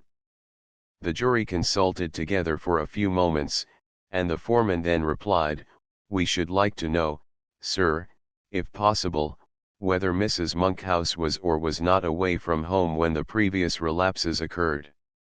I am afraid, said Dimsdale, that I cannot be more explicit as the events occurred so long ago. The other witnesses, the members of the household, would be much more likely to remember. And I would urge you not to detain me from my professional duties longer than is absolutely necessary. Hereupon a brief consultation took place between the coroner and the jury, with the result that Dimsdale was allowed to go about his business and Barbara was summoned to take his place. I had awaited this stage of the proceedings with some uneasiness and was now rather surprised and greatly relieved at the coroner's manner towards her, which was courteous and even sympathetic. Having expressed his and the jury's regret at having to trouble her in the very distressing circumstances, he proceeded at once to clear off the preliminaries, eliciting the facts that she was 32 years of age and had been married a little over 3 years, and then said, Dr. Dimsdale has told us that on the occasion of the attack or relapse in June last you were away from home, but he is not certain about the previous ones. Can you give us any information on the subject? Yes, she replied, in a quiet, steady voice, I recall quite clearly at least 3 previous occasions on which I went away from home leaving my husband apparently well as he ever was and came back to find him quite ill. But I think there were more than 3 occasions on which this happened, for I remember having once accused him, facetiously, of saving up his illnesses until I was out of the house. Can you remember if a serious relapse ever occurred when you were at home? Not a really serious one. My husband's health was always very unstable and he often had to rest in bed for a day or 2. But the really bad attacks of illness seem always to have occurred when I was away from home. Did it never strike you that this was a very remarkable fact? I am afraid I did not give the matter as much consideration as I ought to have done. Deceased was always ailing, more or less, and those about him came to accept his ill health as his normal condition. But you see the significance of it now. Barbara hesitated and then replied in a low voice and with evident agitation, I see that it may have some significance, but I don't in the least understand it. I am quite overwhelmed and bewildered by the dreadful thing that has happened. Naturally, you are, the coroner said in a sympathetic tone, and I am most reluctant to trouble you with questions under circumstances that must be so terrible to you. But we must find out the truth if we can. Yes, I realize that, she replied, and thank you for your consideration. The coroner bowed, and after a brief pause, asked, Did it never occur to you to engage a nurse to attend to deceased? Yes. I suggested it more than once to deceased, but he wouldn't hear of it. And I think he was right. There was nothing that a nurse could have done for him. He was not helpless and he was not continuously bedridden. He had a bell push by his bedside and his secretary or the servants were always ready to do anything that he wanted done. The housemaid was most attentive to him. But he did not want much attention. He kept the books that he was reading on his bedside table and he liked to be left alone to read in peace. He felt that the presence of a nurse would have been disturbing. And at night his bell push was connected with a bell in the secretary's bedroom. But he hardly ever used it.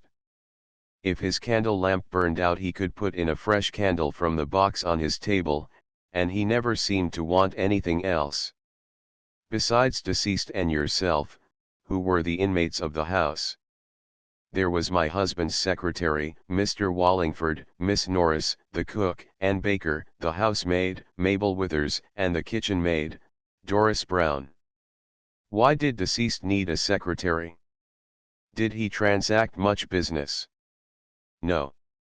The secretary wrote his few business letters, kept the accounts and executed any commissions, besides doing the various things that the master of the house would ordinarily have done. He is the son of an old friend of my husband's and he came to us when his father died. And Miss Norris? What was her position in the household? She lived with us as a guest at my husband's invitation. She was the daughter of his first wife's sister, and he, more or less informally, adopted her as he had no children of his own. Deceased was a widower, then, when you married him? Yes. His wife had been dead about 2 years. What was his age when he died? He had just turned 57. On what sort of terms was deceased with the members of his household? On the best of terms with them all. He was an undemonstrative man and rather cool and reserved with strangers and distinctly solitary and self-contained. But he was a kind and generous man and all the household, including the servants, were devoted to him. Was deceased engaged in any business or profession? No, he had independent means, inherited from his father. Would you describe him as a wealthy man? I believe he was quite well off, but he never spoke of his financial affairs to me, or to anybody but his lawyers. Do you know how his property is disposed of? I know that he made a will, but I never inquired about the terms of it and he never told me. But surely you were an interested party. It was understood that some provision would be made for me if I survived him. That was all that concerned me. Deceased was not a man with whom it was necessary to make conditions, and I have some small property of my own. Mr. Mayfield, who is present, of course, knows what the provisions of the will are as he is one of the executors. Once more the coroner paused to look over his notes.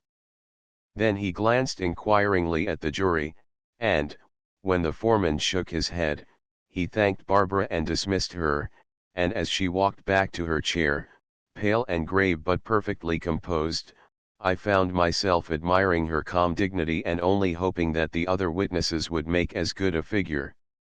But this hope was no sooner conceived than it was shattered. The next name that was called was Madeline Norris and for a few moments there was no response. At length Madeline rose slowly, ashen and ghastly of face, and walked unsteadily to the table. Her appearance, her deathly pallor and her trembling hands struck me with dismay, and what increased my concern for the unfortunate girl was the subtle change in manner that I detected in the jury and the coroner. The poor girl's manifest agitation might surely have bespoken their sympathy, but not a sign of sympathy was discernible in their faces, nothing but a stony curiosity. Having been sworn on a testament which shook visibly in her grasp, she deposed that her name was Madeline Norris and her age 27. Any occupation? The coroner inquired drily without looking up.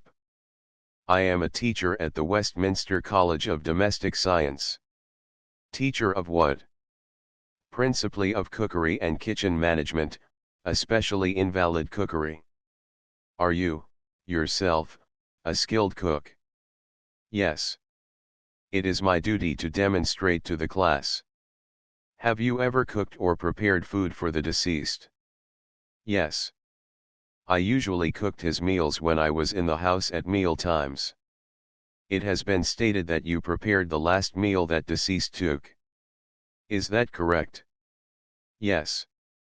I cooked an omelette for his supper.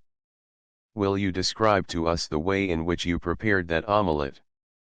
Madeline considered for a few moments and then replied in a low, shaky voice, it was just a simple omelette. I first rubbed the pan with a cut clove of garlic and put in the butter to heat.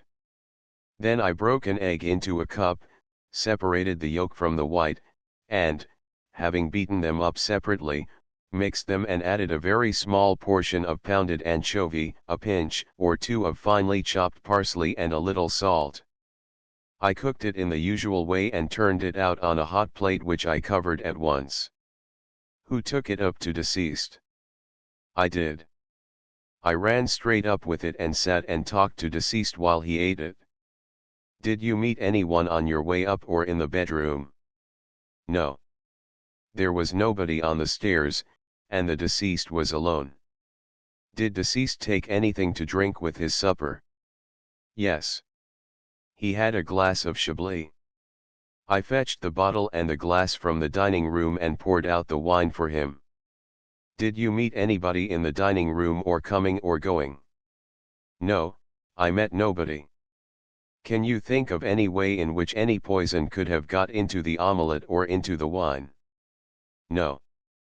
Nothing could possibly have got into the omelette. As to the wine, I poured it from the bottle into a clean glass. But the bottle was already open and had been in the cellarette since lunch. Now, with regard to the medicine. Did you give deceased any on the day before his death? Yes. I gave him a dose soon after I came in about 6 o'clock. That was the last dose in the bottle. Did you notice anything unusual about the medicine? No. It was similar to what he had been taking for some days past. What was the medicine like? It was nearly colorless with the faintest tinge of red and smelled slightly of lavender and bitter orange. Was there anything that caused you to notice particularly, on this occasion, the appearance and smell of the medicine? No, I noticed the color and the smell when I opened the bottle on the previous morning to give deceased a dose. Did you examine the new bottle which had just been sent? Yes. I looked at it and took out the cork and smelled it and tasted it. What made you do that? I noticed that it seemed to contain tincture of cardamoms and I smelled and tasted it to find out if the other ingredients had been changed. And what conclusion did you arrive at? That they had not been changed. I could taste the nux vomica and smell the orange and the liquor arsenicalis, at least the lavender. Did you realize what the lavender smell was due to? Yes. I recognized it as the smell of liquor arsenicalis. I knew that deceased was taking liquor arsenicalis because I had asked Dr. Dimsdale about it when I first noticed the smell. The coroner wrote down this answer and then, raising his head, looked steadily at Madeline for some seconds without speaking, and the jury looked harder still. At length the former spoke, slowly, deliberately, emphatically. You have told us that you examined this medicine to find out what it contained, and that you were able to recognize tincture of cardamoms by its color and liquor arsenicalis by its smell. It would seem, then, that you know a good deal about drugs. Is that so? I know something about drugs. My father was a doctor and he taught me simple dispensing so that I could help him. The coroner nodded. Was there any reason why you should have taken so much interest in the composition of deceased's medicine? Madeline did not answer immediately.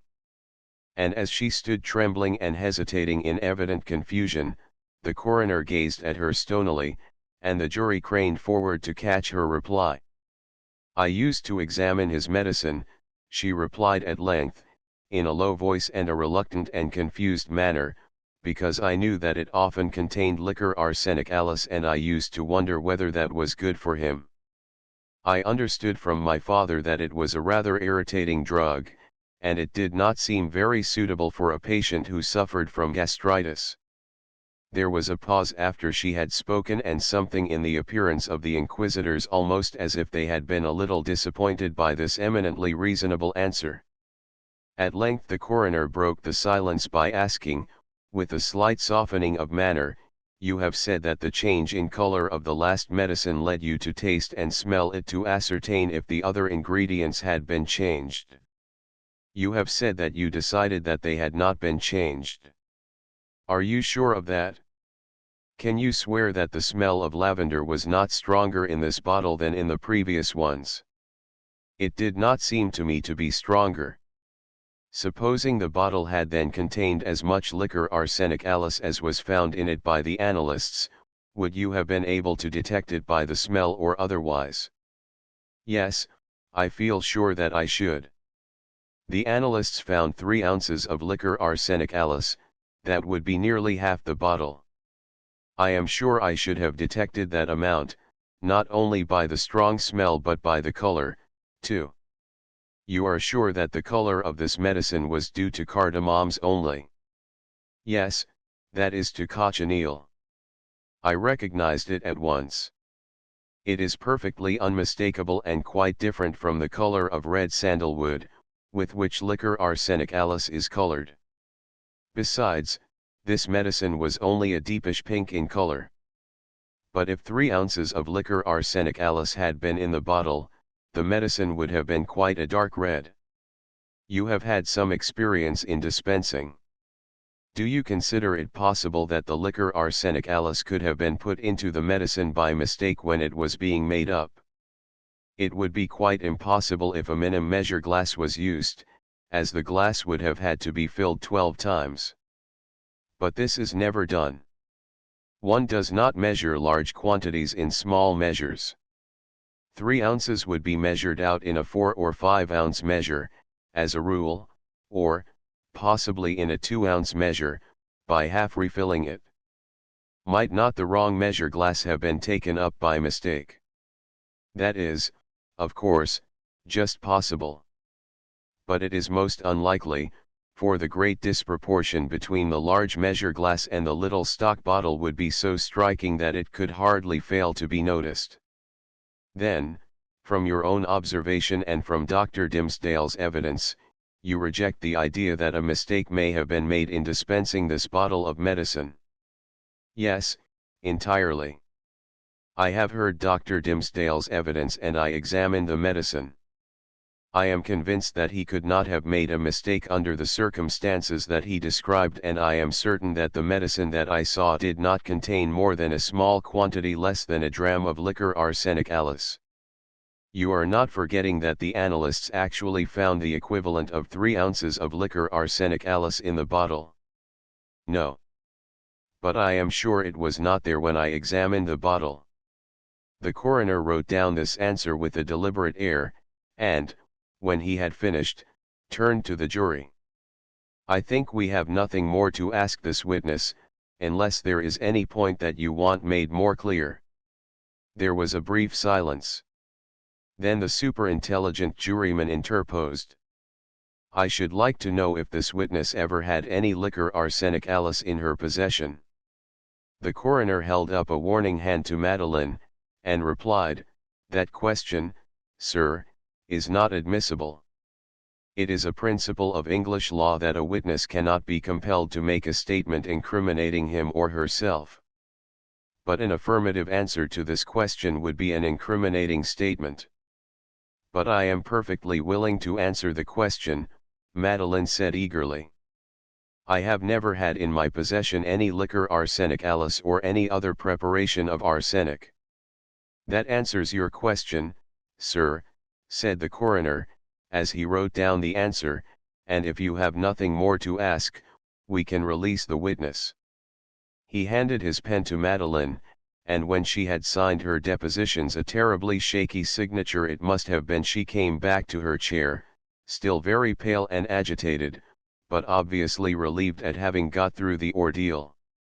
I had taken her arm as she sat down and was complimenting her on the really admirable way in which she had given her evidence, when I heard the name of Anthony Wallingford called and realized that another unpleasant episode had arrived. Chapter 6. The verdict. I had not been taking much notice of Wallingford, my attention being occupied with the 2 women when it strayed from the proceedings.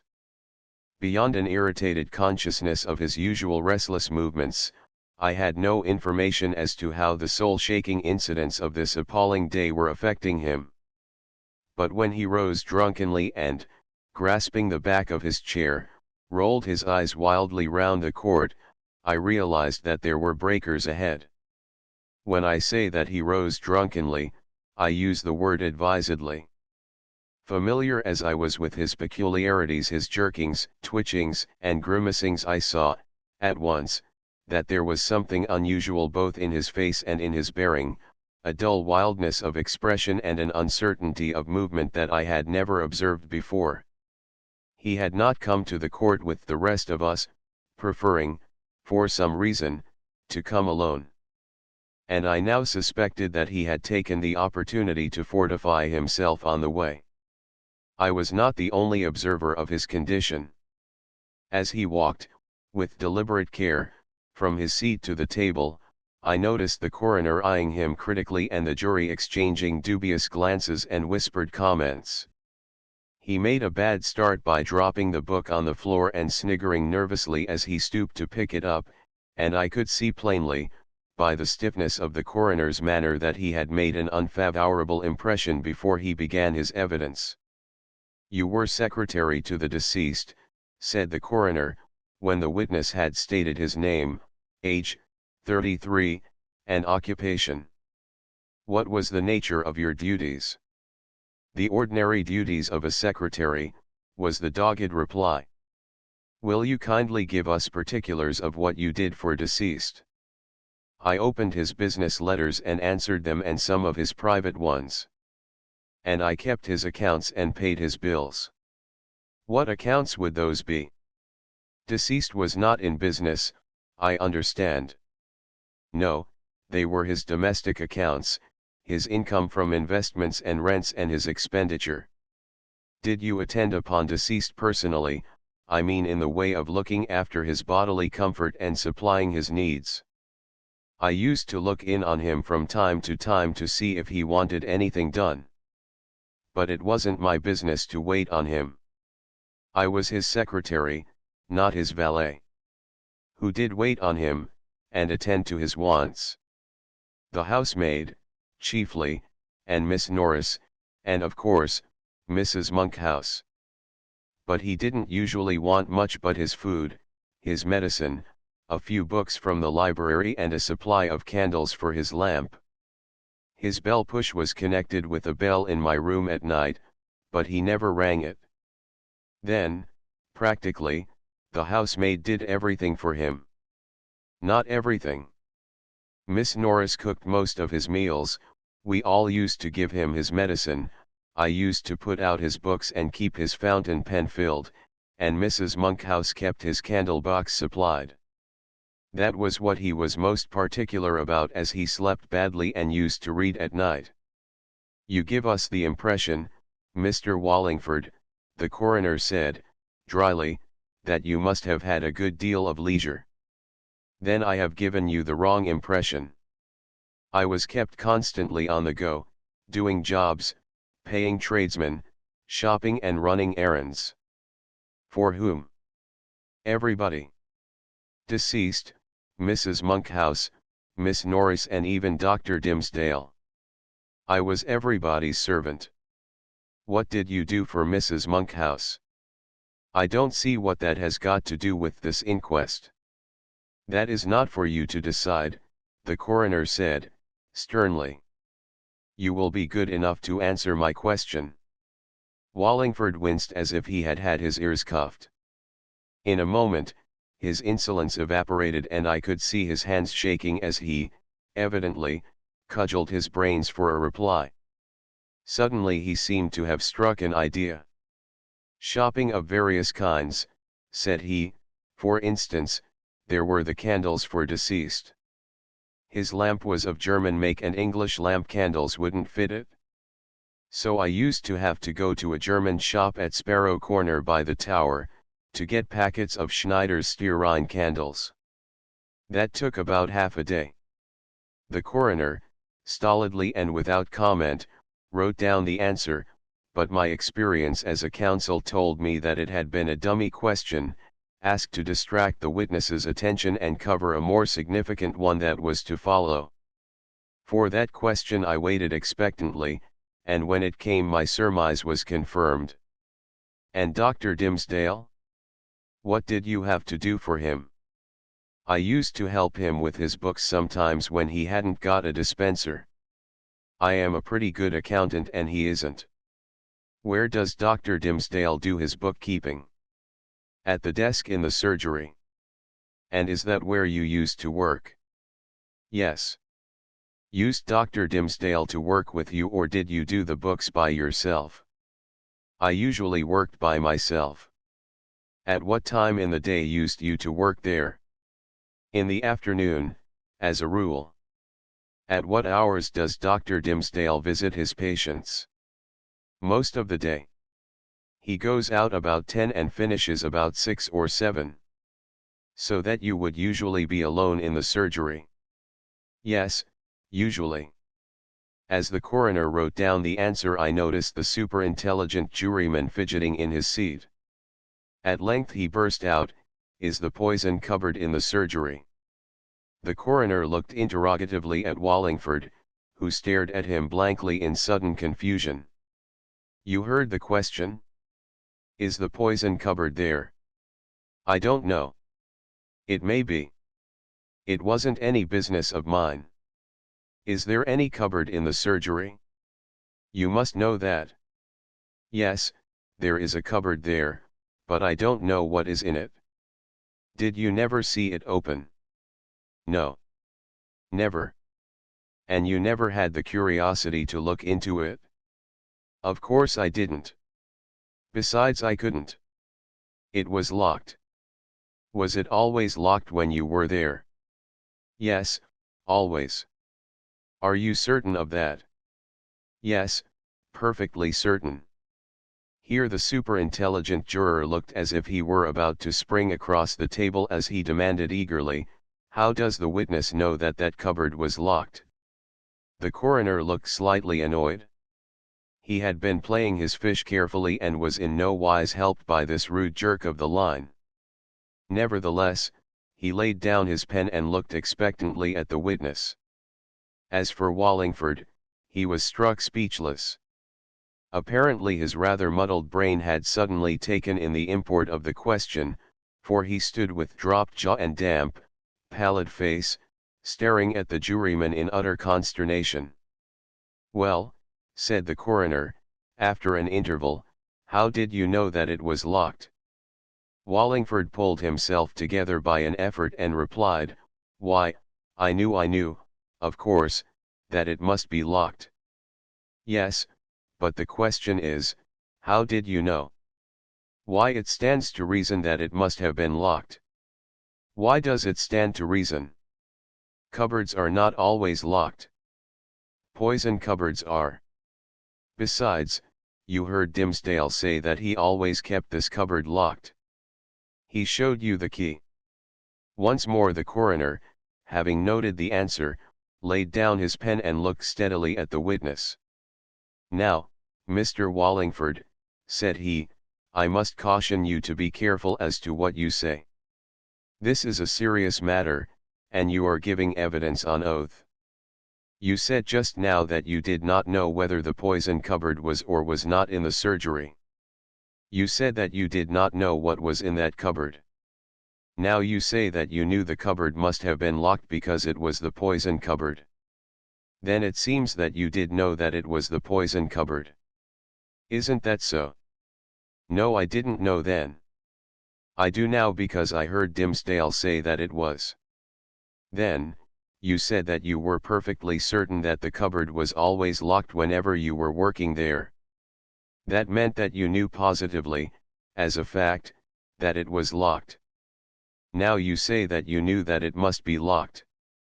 But that is an assumption, an opinion, a belief.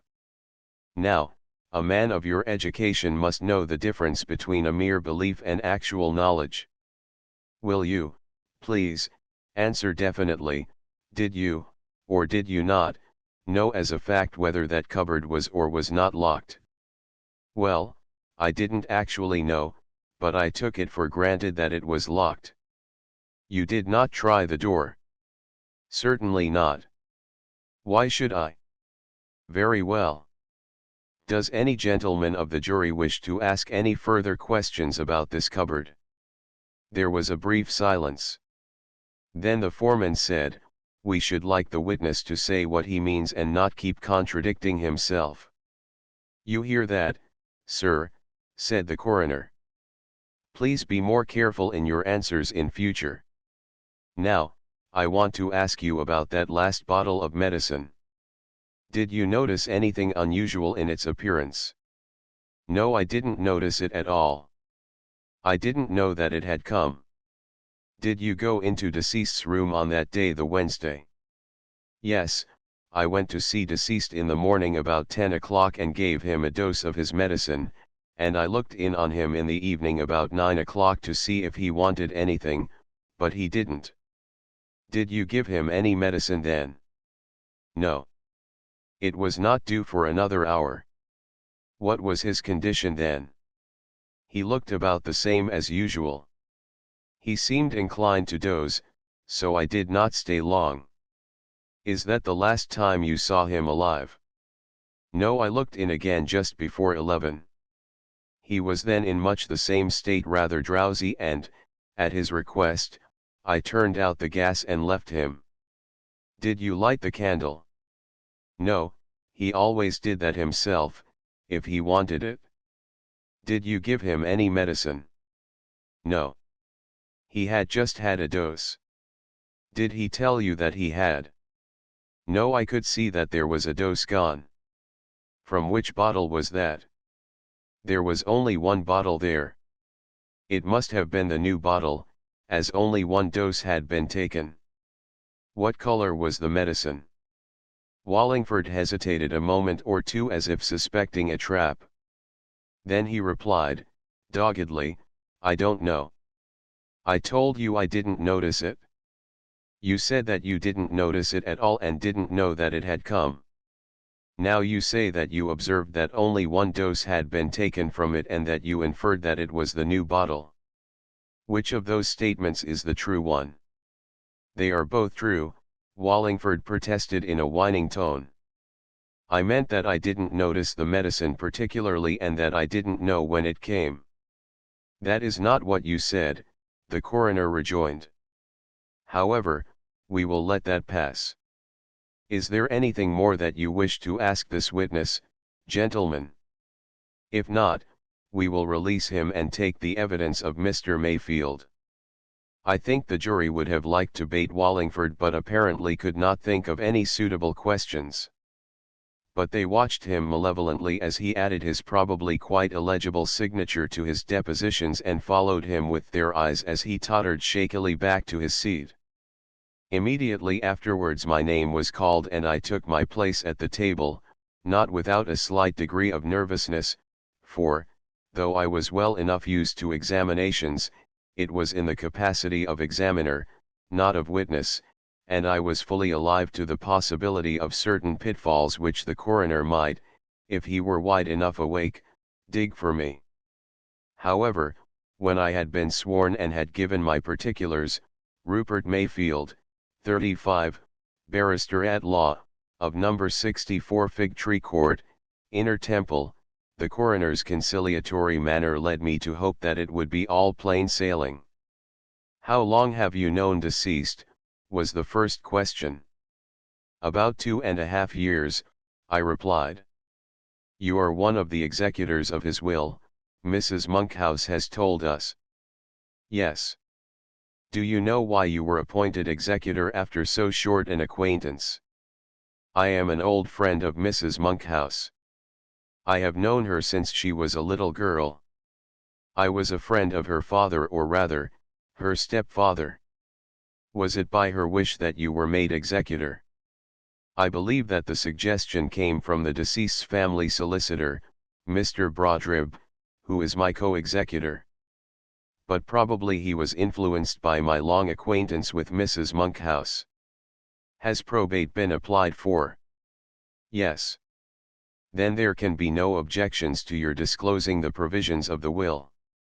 We don't want to hear them in detail, but I will ask you to give us a general idea of the disposal of deceased's property. The gross value of the estate is about £55,000, of which 12,000 represents real property and 43,000 personal. The principal beneficiaries are, Mrs. Monkhouse, who receives a house valued at £4,000 and £20,000 in money and securities, the Reverend Amos Monkhouse, land of the value of £5,000 and £10,000 invested money, Madeline Norris, a house and land valued at £3,000 and £5,000 in securities, Anthony Wallingford, £4,000. Then there are legacies of £1,000 each to the two executors, and of 300, 200, and 100 respectively to the housemaid, the cook and the kitchen maid. That accounts for the bulk of the estate. Mrs. Monkhouse is the residuary legatee. The coroner wrote down the answer as I gave it and then read it out slowly for me to confirm, working out, at the same time, a little sum on a spare piece of paper, as did also the intellectual juryman. "I think that gives us all the information we want," the former remarked, glancing at the jury, and as none of them made any comment, he proceeded, "Did you see much of deceased during the last few months?" "I saw him usually once or twice a week. Sometimes oftener. But I did not spend much time with him. He was a solitary, bookish man who preferred to be alone most of his time." "Did you take particular notice of his state of health?" "No, but I did observe that his health seemed to grow rather worse lately." "Did it appear to you that he received such care and attention as a man in his condition ought to have received?" "It did not appear to me that he was neglected." "Did you realize how seriously ill he was?" "No, I am afraid not. I regarded him merely as a chronic invalid." "It never occurred to you that he ought to have had a regular nurse?" "No, and I do not think he would have consented. He greatly disliked having any one about his room." "Is there anything within your knowledge that would throw any light on the circumstances of his death?" "No. Nothing." "Have you ever known arsenic in any form to be used in that household for any purpose, any fly papers, weed killer, or insecticides, for instance?" "No, I do not remember ever having seen anything used in that household which, to my knowledge or belief, contained arsenic." "Do you know of any fact or circumstance which, in your opinion, ought to be communicated to this court or which might help the jury in arriving at their verdict?" "No, I do not." This brought my examination to an end. I was succeeded by the cook and the kitchen maid, but, as they had little to tell, and that little entirely negative, their examination was quite brief. When the last witness was dismissed, the coroner addressed the jury. "We have now, gentlemen," said he, "heard all the evidence that is at present available, and we have the choice of two courses, which are, either to adjourn the inquiry until further evidence is available, or to find a verdict on the evidence which we have heard. I incline strongly to the latter plan. We are now in a position to answer the questions, how, when and where the deceased came by his death, and when we have done that, we shall have discharged our proper function. What is your feeling on the matter, gentlemen?" The jury's feeling was very obviously that they wished to get the inquiry over and go about their business, and when they had made this clear, the coroner proceeded to sum up. "I shall not detain you, gentlemen, with a long address. All that is necessary is for me to recapitulate the evidence very briefly and point out the bearing of it. First, as to the cause of death.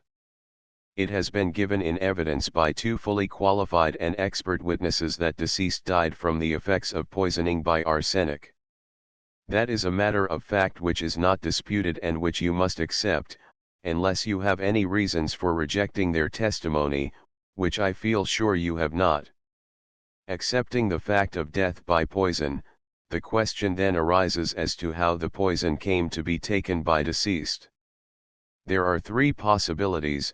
He may have taken it himself, voluntarily and knowingly, he may have taken it by accident or mischance, or it may have been administered to him knowingly and maliciously by some other person or persons. Let us consider those three possibilities. The suggestion that deceased might have taken the poison voluntarily is highly improbable in three respects. First, since deceased was mostly bedridden, it would have been almost impossible for him to have obtained the poison. Second, there is the nature of the poison. Arsenic has often been used for homicidal poisoning but seldom for suicide, for an excellent reason. The properties of arsenic which commend it to poisoners, its complete freedom from taste and the indefinite symptoms that it produces, do not commend it to the suicide. He has no need to conceal either the administration or its results. His principal need is rapidity of effect. But arsenic is a relatively slow poison and one which usually causes great suffering. It is not at all suited to the suicide. Then there is the third objection, that the mode of administration was quite unlike that of a suicide. For the latter usually takes his poison in one large dose, to get the business over, but here it was evidently given in repeated small doses over a period that may have been anything from a week to a year. And, finally, there is not a particle of evidence in favor of the supposition that deceased took the poison himself. To take the second case, that of accident, the only possibility known to us is that of a mistake in dispensing the medicine. But the evidence of Dr. Dimsdale and Miss Norris must have convinced you that the improbability of a mistake is so great as to be practically negligible. Of course, the poison might have found its way accidentally into the medicine or the food, or both, in some manner unknown to us. But while we admit this, we have, in fact, to form our decision on what is known to us, not what is conceivable but unknown. When we come to the third possibility, that the poison was administered to deceased by some other person or persons with intent to compass his death, we find it supported by positive evidence. There is the bottle of medicine, for instance. It contained a large quantity of arsenic in a soluble form. But 2 witnesses have sworn that it could not have contained, and, in fact, did not contain that quantity of arsenic when it left Dr. Dimsdale's surgery or when it was delivered at deceased's house. Moreover, Miss Norris has sworn that she examined this bottle of medicine at 6 o'clock in the evening, and that it did not then contain more than a small quantity less than a dram of liquor arsenicalis. She was perfectly positive. She spoke with expert knowledge. She gave her reasons, and they were sound reasons.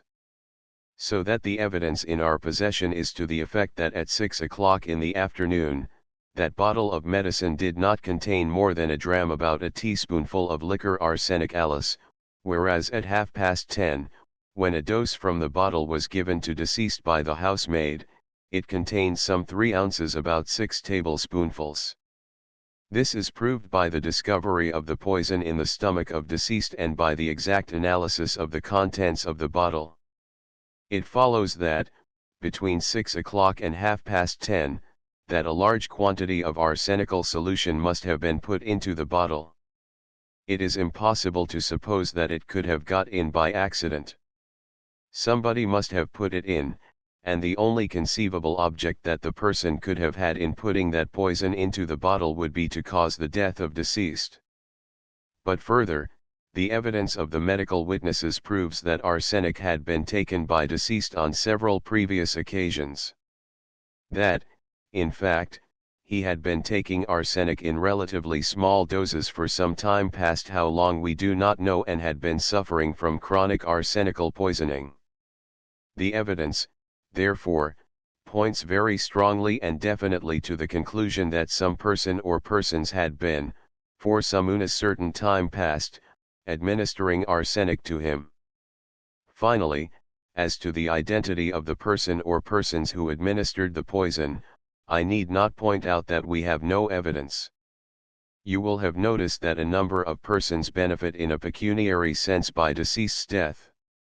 But that fact establishes no suspicion against any of them in the absence of positive evidence, and there is no positive evidence connecting any one of them with the administration of the poison. With these remarks, gentlemen, I leave you to consider the evidence and agree upon your decision. The jury did not take long in arriving at their verdict.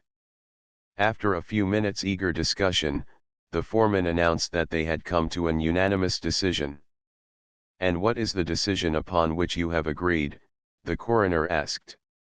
"We find," was the reply, that deceased died from the effects of arsenic, administered to him by some person or persons unknown, with the deliberate intention of causing his death. Yes, said the coroner, that is, in effect, a verdict of willful murder against some person or persons unknown. I agree with you entirely. No other verdict was possible on the evidence before us. It is unfortunate that no clue has happened as to the perpetrator of this abominable crime, but we may hope that the investigations of the police will result in the identification and conviction of the murderer. The conclusion of the coroner's address brought the proceedings to an end, and as he finished speaking, the spectators rose and began to pass out of the court. I remained for a minute to speak a few words to Mr. Holman and ask him to transcribe his report in duplicate. Then, I, too, went out to find my three companions squeezing into a taxicab which had drawn up opposite the entrance, watched with ghoulish curiosity by a quite considerable crowd. The presence of that crowd informed me that the horrible notoriety which I had foreseen had even now begun to envelop us. The special editions of the evening papers were already out, with, at least, the opening scenes of the inquest in print. Indeed, during the short drive to Hilberhof Square, I saw more than one news vendor dealing out papers to little knots of eager purchasers, and once, through the open window, a stentorian voice was borne in with hideous distinctness, announcing, "Sensational inquest." Funeral stopped. I glanced from Wallingford, cowering in his corner, to Barbara, sitting stiffly upright with a slight frown on her pale face. As she caught my eye, she remarked bitterly, "It seems that we are having greatness thrust upon us." Chapter 7. The search warrant. The consciousness of the horrid notoriety that had already attached itself to us was brought home to me once more when the taxi drew up at the house in Hilberhof Square. I stepped out first to pay the driver, and Barbara following, with the latchkey ready in her hand, walked swiftly to the door, looking neither to the right nor left, opened it and disappeared into the hall, while the other two, lurking in the cab until the door was open, then darted across the pavement, entered and disappeared also. Nor was their hasty retreat unjustified. Lingering doggedly and looking about me with a sort of resentful defiance, I found myself a focus of observation.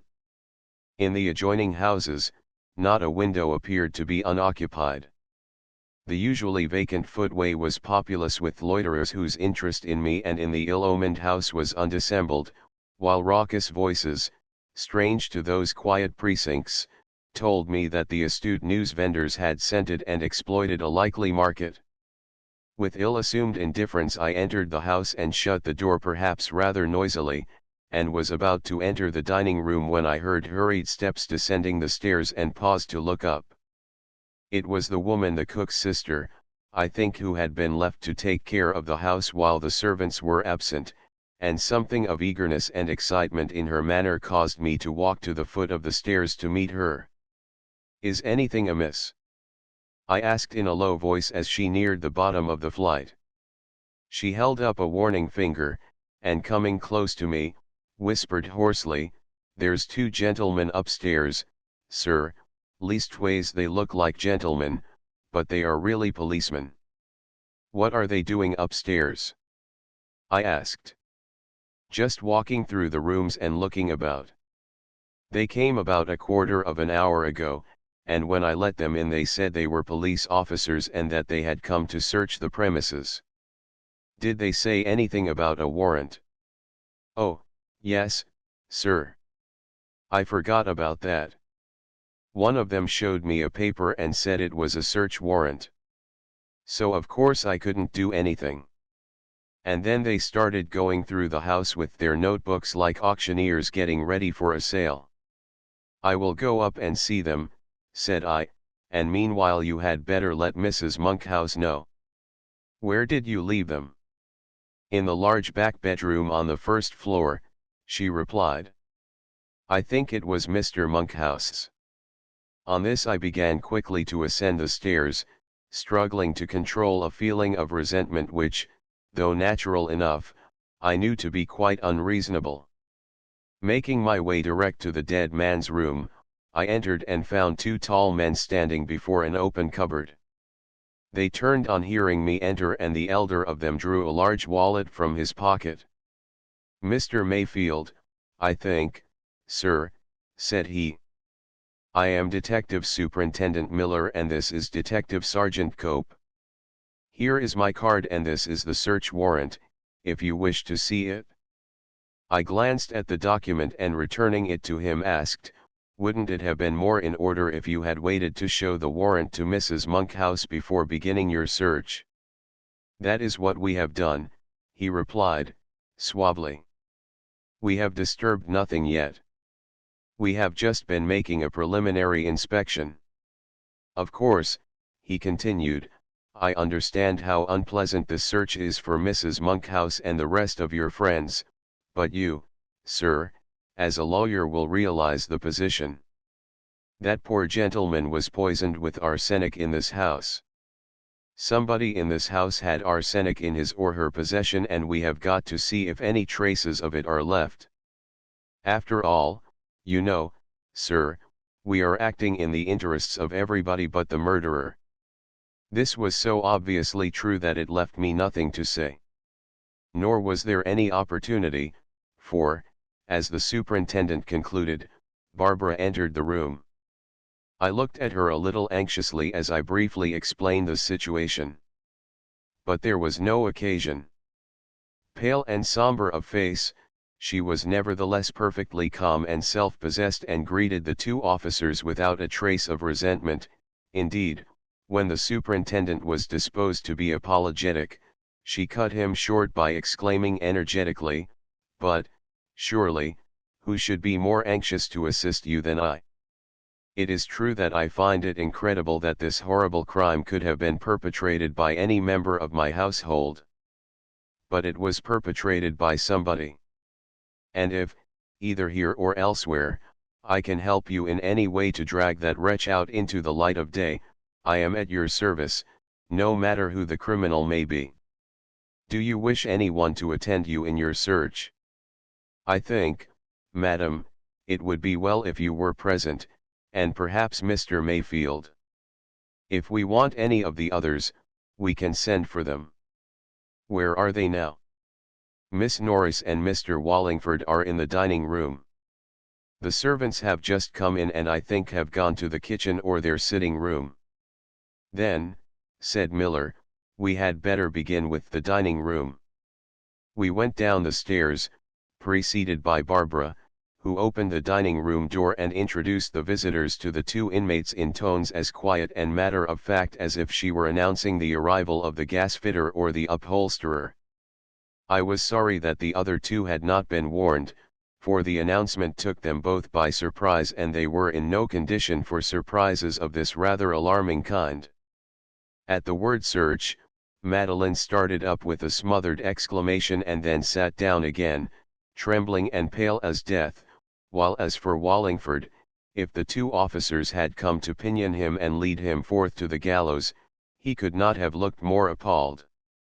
Our visitors were scrupulously polite, but they were also keenly observant and I could see that each had made a mental note of the effect of their arrival.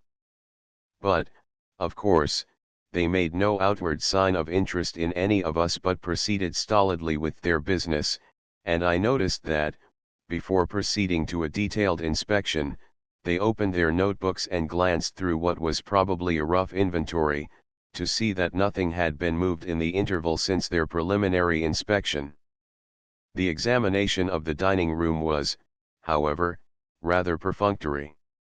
It contained nothing that appeared to interest them, and after going through the contents of the sideboard cupboards methodically, the superintendent turned a leaf of his notebook and said, "I think that will do, madam. Perhaps we had better take the library next. Who keeps the keys of the bureau and the cupboard?" "Mr. Wallingford has charge of the library," replied Barbara. "Will you give the superintendent your keys, Tony?" "There's no need for that," said Miller. If Mr. Wallingford will come with us, he can unlock the drawers and cupboard and tell us anything that we want to know about the contents." Wallingford rose with a certain alacrity and followed us into the library, which adjoined the dining room. Here the two officers again consulted their notebooks, and having satisfied themselves that the room was as they had left it, began a detailed survey, watched closely and with evident anxiety by Wallingford. They began with the cupboard, or small armoire, which formed the upper member of a large, old-fashioned bureau. Complying with Miller's polite request that it might be unlocked, Wallingford produced a bunch of keys, and, selecting from it, after much nervous fumbling, a small key, endeavored to insert it into the keyhole, but his hand was in such a palsied condition that he was unable to introduce it. "Shall I have a try, sir?" the superintendent suggested, patiently, adding with a smile, "I don't smoke quite so many cigarettes as you seem to." His efforts, however, also failed, for the evident reason that it was the wrong key. Thereupon he looked quickly through the bunch, picked out another key and had the cupboard open in a twinkling, revealing a set of shelves crammed with a disorderly litter of cardboard boxes, empty ink bottles, bundles of letters and papers and the miscellaneous rubbish that accumulates in the receptacles of a thoroughly untidy man. The superintendent went through the collection methodically, emptying the shelves, one at a time, onto the flap of the bureau, where he and the sergeant sorted the various articles and examining each, returned it to the shelf. It was a tedious proceeding and, so far as I could judge, unproductive, for, when all the shelves had been looked through and every article separately inspected, nothing was brought to light save an empty foolscap envelope which had apparently once contained a small box and was addressed to Wallingford, and two pieces of what looked like chemist's wrapping paper, the creases in which showed that they had been small packets. These were not returned to the shelves, but, without comment, enclosed in a large envelope on which the superintendent scribbled a few words with a pencil and which was then consigned to a large handbag that the sergeant had brought in with him from the hall. The large drawers of the bureau were next examined. Like the shelves, they were filled with a horrible accumulation of odds and ends which had evidently been stuffed into them to get them out of the way. From this collection nothing was obtained which interested the officers, who next turned their attention to the small drawers and pigeonholes at the back of the flap. These, however, contained nothing but stationery and a number of letters, bills, and other papers, which the two officers glanced through and replaced.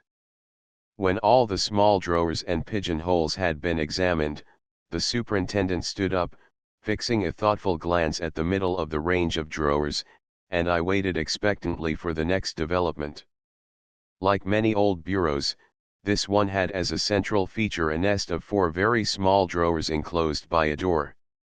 I knew the arrangement very well, and so, apparently, did the superintendent, for, once more opening the top drawer, he pulled it right out and laid it on the writing flap. Then, producing from his pocket a folding foot rule, he thrust it into one of the pigeonholes, showing a depth of 8½ inches, and then into the case of the little drawer, which proved to be only a fraction over 5 inches deep. "There is something more here than meets the eye," he remarked pleasantly. "Do you know what is at the back of those drawers, Mr. Wallingford?" The unfortunate secretary, who had been watching the officer's proceedings with a look of consternation, did not reply for a few moments, but remained staring wildly at the aperture from which the drawer had been taken out. "At the back," he stammered, at length. "No, I can't say that I do. It isn't my bureau, you know. I only had the use of it." "I see," said Miller. "Well, I expect we can soon find out." He drew out a second drawer and, grasping the partition between the two, gave a gentle pull, when the whole nest slid easily forward and came right out of its case. Miller laid it on the writing flap, and, turning it round, displayed a sliding lid at the back, which he drew up, when there came into view a set of 4 little drawers similar to those in front but furnished with leather tabs instead of handles. Miller drew out the top drawer, and a sudden change in the expression on his face told me that he had lighted on something that seemed to him significant. "Now I wonder what this is," said he, taking from the drawer a small white paper packet. "Feels like some sort of powder. You say you don't know anything about it, Mr. Wallingford?" Wallingford shook his head but made no further reply, whereupon the superintendent laid the packet on the flap and very carefully unfolded the ends. It had already been opened when it was seen that the contents consisted of some 2 or 3 teaspoonfuls of a fine, white powder. "Well," said Miller, "we shall have to find out what it is. Will you pass me that bit of sealing wax, Sergeant?" He reclosed the packet with the greatest care, and having sealed both the ends with his signet ring, enclosed it in an envelope and put it into his inside breast pocket. Then he returned to the little nest of drawers. The second drawer was empty, but on pulling out the third, he uttered an exclamation. "Well, now, look at that. Somebody seems to have been fond of physic. And there's no doubt as to what this is. Morphine hydrochlor, 1/4 of a grain." As he spoke, he took out of the drawer a little bottle filled with tiny white discs or tablets and bearing on the label the inscription which the superintendent had read out. Wallingford gazed at it with a foolish expression of surprise as Miller held it up for our and particularly Wallingford's inspection, and Barbara, I noticed, cast at the latter a sidelong, inscrutable glance which I sought in vain to interpret. "Morphine doesn't seem much to the point," Miller remarked as he wrapped the little bottle in paper and bestowed it in his inner pocket, "but, of course, we have only got the evidence of the label. It may turn out to be something else, when the chemical gentlemen come to test it." With this he grasped the tab of the bottom drawer and drew the latter out, and in a moment his face hardened. Very deliberately, he picked out a small, oblong envelope, which appeared once to have contained a box or hard packet, but was now empty. It had evidently come through the post and was addressed in a legible business hand to A. Wallingford Esq., 16 Hilberhof Square. Silently the superintendent held it out for us all to see, as he fixed a stern look on Wallingford. "You observe, sir," he said, at length, "that the postmark is dated the 20th of August, only about a month ago. What have you to say about it?" "Nothing," was the sullen reply. "What comes to me by post is my affair. I am not accountable to you or anybody else." For a moment, the superintendent's face took on a very ugly expression. But he seemed to be a wise man and not unkindly, for he quickly controlled his irritation and rejoined without a trace of anger, though gravely enough, "Be advised by me, Mr. Wallingford, and don't make trouble for yourself. Let me remind you what the position is. In this house a man has died from arsenic poisoning. The police will have to find out how that happened and if anyone is open to the suspicion of having poisoned him. I have come here today for that purpose with full authority to search this house. In the course of my search I have asked you for certain information, and you have made a number of false statements. Believe me, sir, that is a very dangerous thing to do. It inevitably raises the question why those false statements should have been made. Now, I am going to ask you 1 or 2 questions. You are not bound to answer them, but you will be well advised to hold nothing back, and, above all, to say nothing that is not true. To begin with that packet of powder. What do you say that packet contains?" Wallingford, who characteristically, was now completely cowed by the superintendent's thinly veiled threats, hung his head for a moment and then replied, almost inaudibly, "Cocaine." "What were you going to do with cocaine?" Miller asked. I was going to take a little of it for my health. The superintendent smiled faintly as he demanded, and the morphine tablets?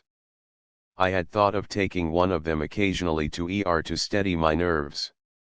Miller nodded, and casting a swift glance at the sergeant, asked, and the packet that was in this envelope, what did that contain? Wallingford hesitated and was so obviously searching for a plausible lie that Miller interposed, persuasively, better tell the truth and not make trouble, whereupon Wallingford replied in a barely audible mumble that the packet had contained a very small quantity of cocaine. What has become of that cocaine? The superintendent asked. I took part of it, the rest got spilled and lost. Miller nodded rather dubiously at this reply and then asked, where did you get this cocaine and the morphine? Wallingford hesitated for some time and at length, plucking up a little courage again, replied, I would rather not answer that question. It really has nothing to do with your search. You are looking for arsenic. Miller reflected for a few moments and then rejoined, quietly, that isn't quite correct, Mr. Wallingford. I am looking for anything that may throw light on the death of Mr. Monkhouse. But I don't want to press you unduly, only I would point out that you could not have come by these drugs lawfully. You are not a doctor or a chemist. Whoever supplied you with them was acting illegally and you have been a party to an illegal transaction in obtaining them. However, if you refuse to disclose the names of the persons who supplied them, we will let the matter pass, at least for the present, but I remind you that you have had these drugs in your possession and that you may be, and probably will be compelled to give an account of the way in which you obtained them. With that he pocketed the envelope, closed the drawers and turned to make a survey of the room. There was very little in it, however, for the bureau and its surmounting cupboard were the only receptacles in which anything could be concealed, the whole of the walls being occupied by open bookshelves about 7 feet high. But even these the superintendent was not prepared to take at their face value. First, he stood on a chair and ran his eye slowly along the tops of all the shelves, then he made a leisurely tour of the room, closely inspecting each row of books, now and again taking one out or pushing one in against the back of the shelves. A set of box files was examined in detail, each one being opened to ascertain that it contained nothing but papers, and even one or two obvious portfolios were taken out and inspected. Nothing noteworthy, however, was brought to light by this rigorous search until the tour of inspection was nearly completed. The superintendent was, in fact, approaching the door when his attention was attracted by a row of books which seemed to be unduly near the front edge of the shelf. Opposite this he halted and began pushing the books back, one at a time. Suddenly I noticed that one of the books, on being pushed, slid back about half an inch and stopped as if there were something behind it. And there was. When the superintendent grasped the book and drew it out, there came into view, standing against the back of the shelf, a smallish bottle, apparently empty, and bearing a white label. Queer place to keep a bottle, Miller remarked, adding, with a smile, unless it were a whiskey bottle, which it isn't.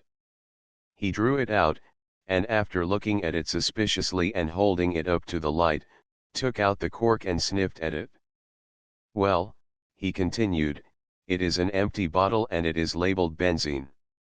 Do you know anything about it, Mr. Wallingford? No, I don't, was the reply. I don't use benzene, and if I did I should not keep it on a bookshelf. But I don't see that it matters much. There isn't any harm in benzene, is there? Probably not, said Miller, but, you see, the label doesn't agree with the smell. What do you say, Mrs. Monkhouse? He once more drew out the cork and held the bottle towards her. She took it from him and having smelled at it, replied promptly, it smells to me like lavender. Possibly the bottle has had lavender water in it, though I shouldn't, myself, have chosen a benzene bottle to keep a perfume in. I don't think it was lavender water, said the superintendent. That, I think, is nearly colorless. But the liquid that was in this bottle was red. As I hold it up to the light, you can see a little ring of red round the edge of the bottom. I dare say the chemists will be able to tell us what was in the bottle, but the question now is, who put it there? You are sure you can't tell us anything about it, Mr. Wallingford? I have never seen it before, I assure you, the latter protested almost tearfully. I know nothing about it, whatsoever. That is the truth, Superintendent, I swear to God it is. Very well, sir, said Miller, writing a brief note on the label and making an entry in his notebook. Perhaps it is of no importance after all. But we shall see. I think we have finished this room.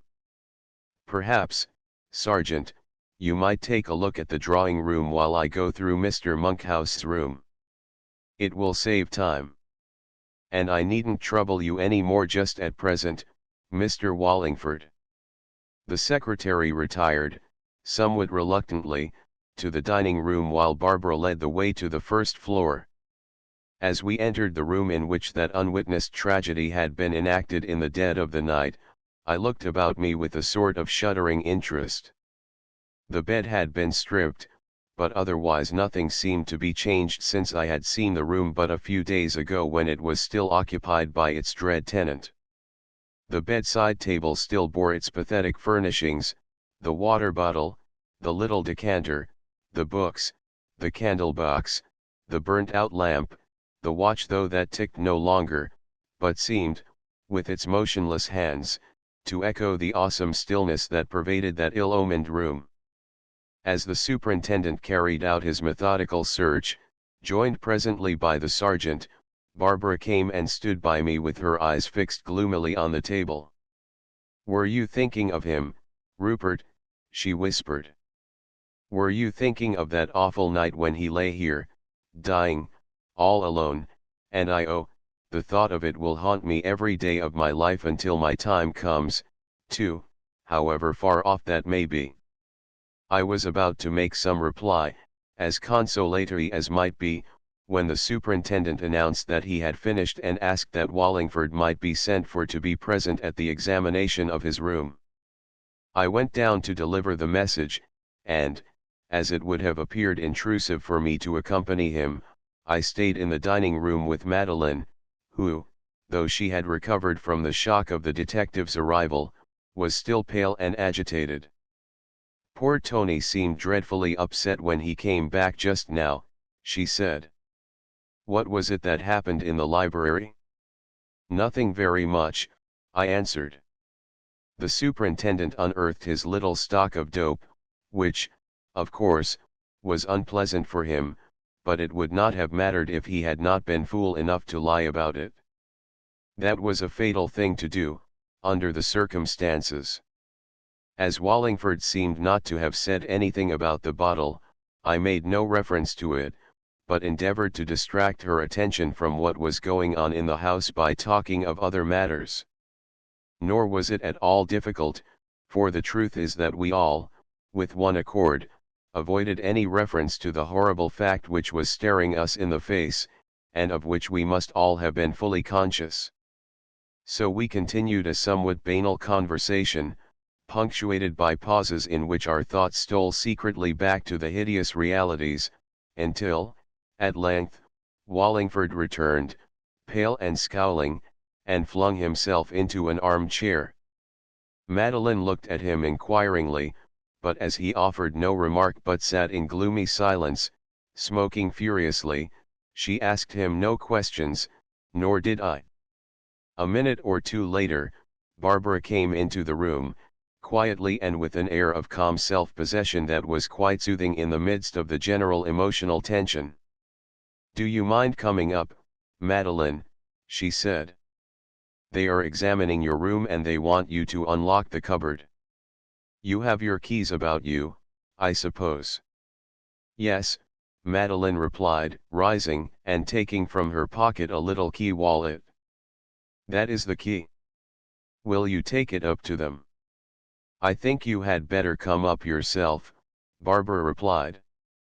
It is very unpleasant, but, of course, they have to go through the formalities, and we must not appear unwilling to help them. No, of course, said Madeline. Then I will come with you, but I should like Rupert to come, too, if he doesn't mind. Will you? She asked, looking at me appealingly. Those policemen make me feel so nervous.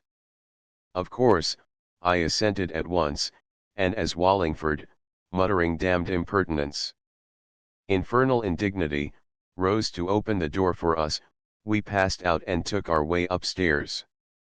I am sorry to trouble you, Miss Norris, said Miller, in a suave tone, as we entered, but we must see everything if only to be able to say that we have. Would you be so kind as to unlock this cupboard? He indicated a narrow cupboard which occupied one of the recesses by the chimney breast, and Madeline at once inserted the key and threw open the door. The interior was then seen to be occupied by shelves, of which the lower ones were filled, tidily enough, with an assortment of miscellaneous articles: shoes, shoe trees, brushes, leather bags, cardboard boxes, notebooks and other oddments, while the top shelf seemed to have been used as a repository for jars, pots, and bottles, of which several appeared to be empty. It was this shelf which seemed to attract the superintendent's attention, and he began operations by handing out its various contents to the sergeant, who set them down on a table in orderly rows. When they were all set out and the superintendent had inspected narrowly and swept his hand over the empty shelf, the examination of the jars and bottles began. The procedure was very methodical and thorough. First, the sergeant picked up a bottle or jar, looked it over carefully, read the label if there was one, uncovered or uncorked it, smelled it, and passed it to the superintendent, who, when he had made a similar inspection, put it down at the opposite end of the table. Can you tell us what this is? Miller asked, holding out a bottle filled with a thickish, nearly black liquid. That is caramel, Madeline replied. I use it in my cookery classes and for cooking at home, too. The superintendent regarded the bottle a little dubiously but set it down at the end of the table without comment. Presently he received from the sergeant a glass jar filled with a brownish powder. There is no label on this, he remarked, exhibiting it to Madeline. No, she replied. It is turmeric. That also is used in my classes, and that other is powdered saffron. I wonder you don't label them, said Miller. It would be easy for a mistake to occur with all these unlabeled bottles. Yes, she admitted, they ought to be labeled. But I know what each of them is, and they are all pretty harmless. Most of them are materials that are used in cookery demonstrations, but that one that you have now is French chalk, and the one the sergeant has is pumice powder. Grunted Miller, dipping his finger into the former and rubbing it on his thumb. What would happen if you thickened a soup with French chalk or pumice powder? Not very good for the digestion, I should think. No, I suppose not, Madeline agreed, with the ghost of a smile on her pale face. I must label them in future.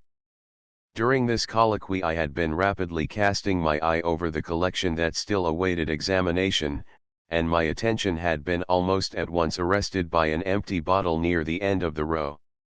It looked to me like the exact counterpart of the bottle which had been found in the library, a cylindrical bottle of about the capacity of half a pint, or rather less, and like the other, labeled in printed characters benzene.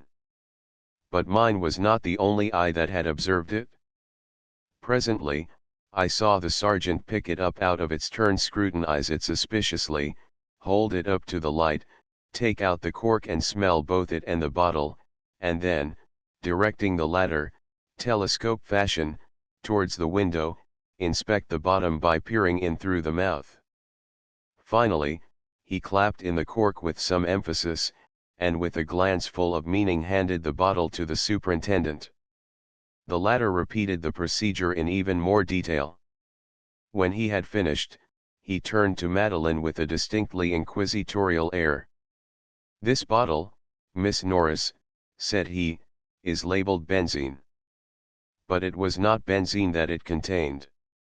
Will you kindly smell it and tell me what you think it did contain? Or perhaps you can say offhand." "I am afraid I can't," she replied. "I have no recollection of having had any benzene, and I don't remember this bottle at all. As it is in my cupboard, I suppose I must have put it there, but I don't remember having ever seen it before. I can't tell you anything about it." "Well, will you kindly smell it and tell me what you think it contained?" the superintendent persisted, handing her the open bottle. She took it from him apprehensively, and, holding it to her nose, took a deep sniff, and instantly her already pale face became dead white to the very lips. "It smells of lavender," she said in a faint voice. "So I thought," said Miller. "And now, Miss Norris, if you will look in at the mouth of the bottle against the light, you will see a faint red ring round the bottom. Apparently, the liquid that the bottle contained was a red liquid. Moreover, if you hold the bottle against the light and look through the label, you can see the remains of another label under it. There is only a tiny scrap of it left, but it is enough for us to see that it was a red label. So it would seem that the liquid was a poisonous liquid, poisonous enough to require a red poison label. And then you notice that this red poison label seems to have been scraped off and the benzene label stuck on over the place where it had been, although, as the lavender smell and the red stain clearly show, the bottle never had any benzene in it at all. Now, Miss Norris, bearing those facts in mind, I ask you if you can tell me what was in that bottle." "I have told you," Madeline replied with unexpected firmness, "that I know nothing about this bottle. I have no recollection of ever having seen it before. I do not believe that it ever belonged to me. It may have been in the cupboard when I first began to use it. At any rate, I am not able to tell you anything about it." The superintendent continued to look at her keenly, still holding the bottle. After a few moments' silence he persisted, "A red, poisonous liquid which smells of lavender. Can you not form any idea as to what it was?" I was about to enter a protest, for the question was really not admissible, when Madeline, now thoroughly angry and quite self-possessed, replied, stiffly, "I don't know what you mean. I have told you that I know nothing about this bottle. Are you suggesting that I should try to guess what it contained?" "No," he rejoined hastily, "certainly not. A guess wouldn't help us at all. If you really do not know anything about the bottle, we must leave it at that. You always keep this cupboard locked, I suppose?" "Usually. But I am not very particular about it. There is nothing of value in the cupboard, as you see, and the servants are quite trustworthy. I sometimes leave the key in the door, but I don't imagine that anybody ever meddles with it." The superintendent took the key out of the lock and regarded it attentively. Then he examined the lock itself, and I also took the opportunity of inspecting it. Both the lock and the key were of the simplest kind, just ordinary builder's fittings, which, so far as any real security was concerned, could not be taken seriously.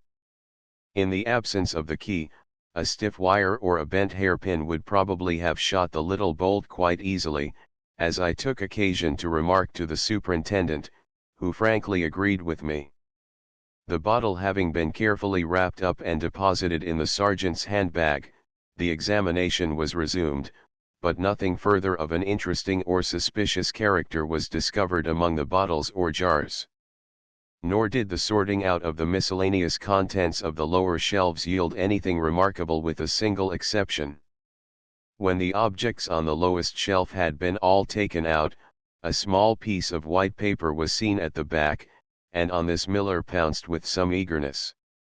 As he brought it out I could see that it was a chemist's powder paper, about 6 inches square, when Miller had carefully straightened it out, and the creases which marked the places where it had been folded showed that it had contained a mass of about the bulk of a dessert spoonful.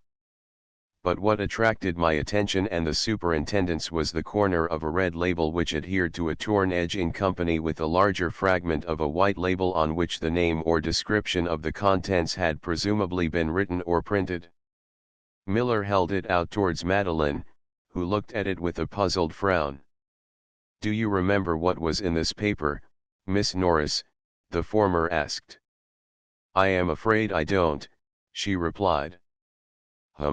Grunted Miller, "I should have thought you would. It seems to have been a good-sized powder and it had a poison label in addition to the descriptive label. I should have thought that would have recalled it to your memory." "So should I," said Madeline. "But I don't remember having bought any powder that would be labeled poison. It is very odd, and it is odd that the paper should be there. I don't usually put waste paper into my cupboard." "Well, there it is," said Miller, "but if you can't remember anything about it, we must see if the analysts can find out what was in it." With which he folded it and having put it into an envelope, bestowed it in his pocket in company with his other treasures. This was the last of the discoveries. When they had finished their inspection of Madeline's room the officers went on to Barbara's, which they examined with the same minute care as they had bestowed on the others, but without bringing anything of interest to light. Then they inspected the servants' bedrooms and finally the kitchen and the other premises appertaining to it, but still without result. It was a tedious affair and we were all relieved when, at last, it came to an end. Barbara and I escorted the two detectives to the street door, at which the superintendent paused to make a few polite acknowledgments.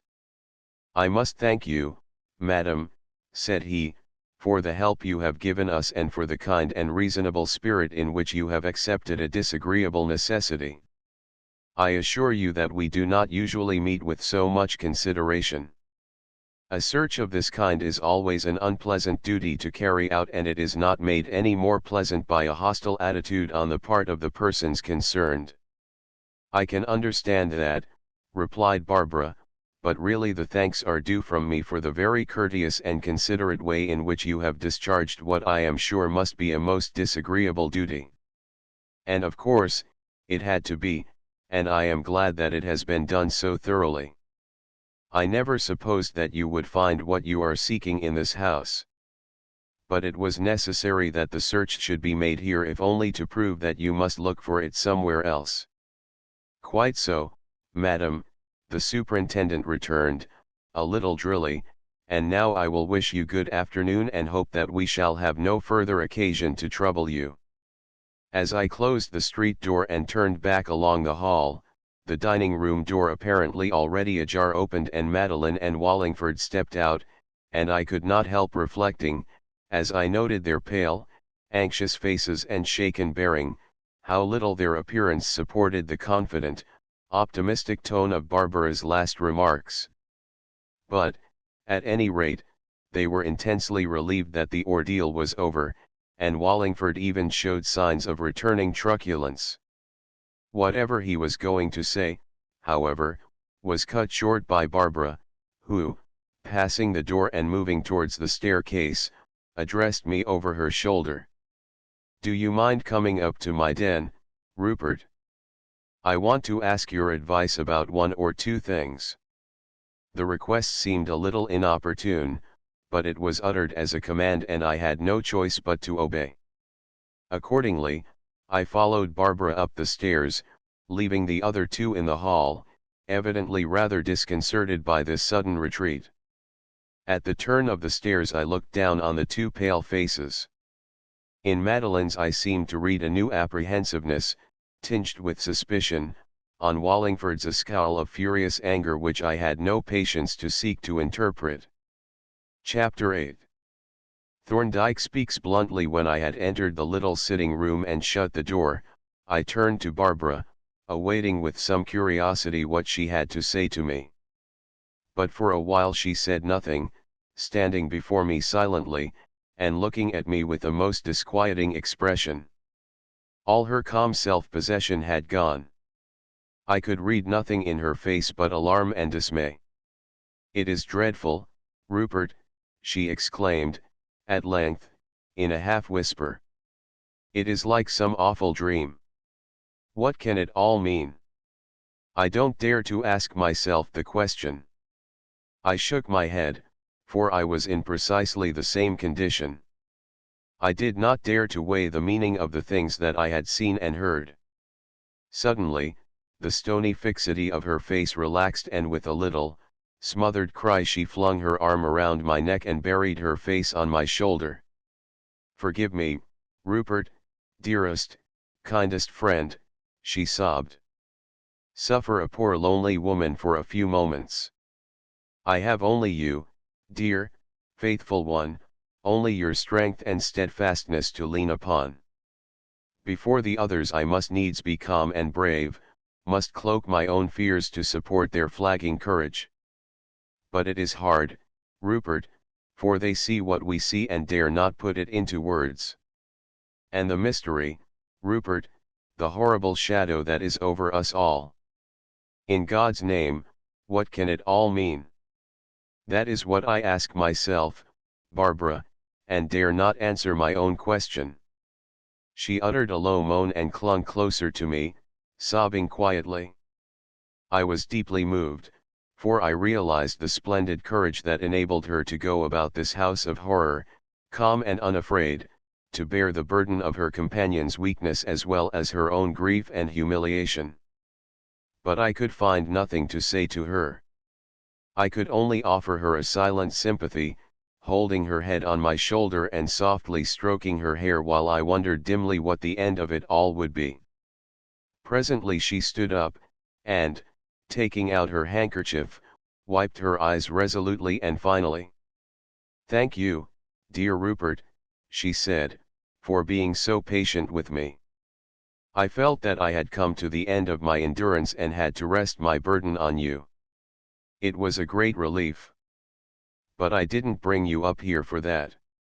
I wanted to consult you about what has to be done. I can't look to poor Tony in his present state."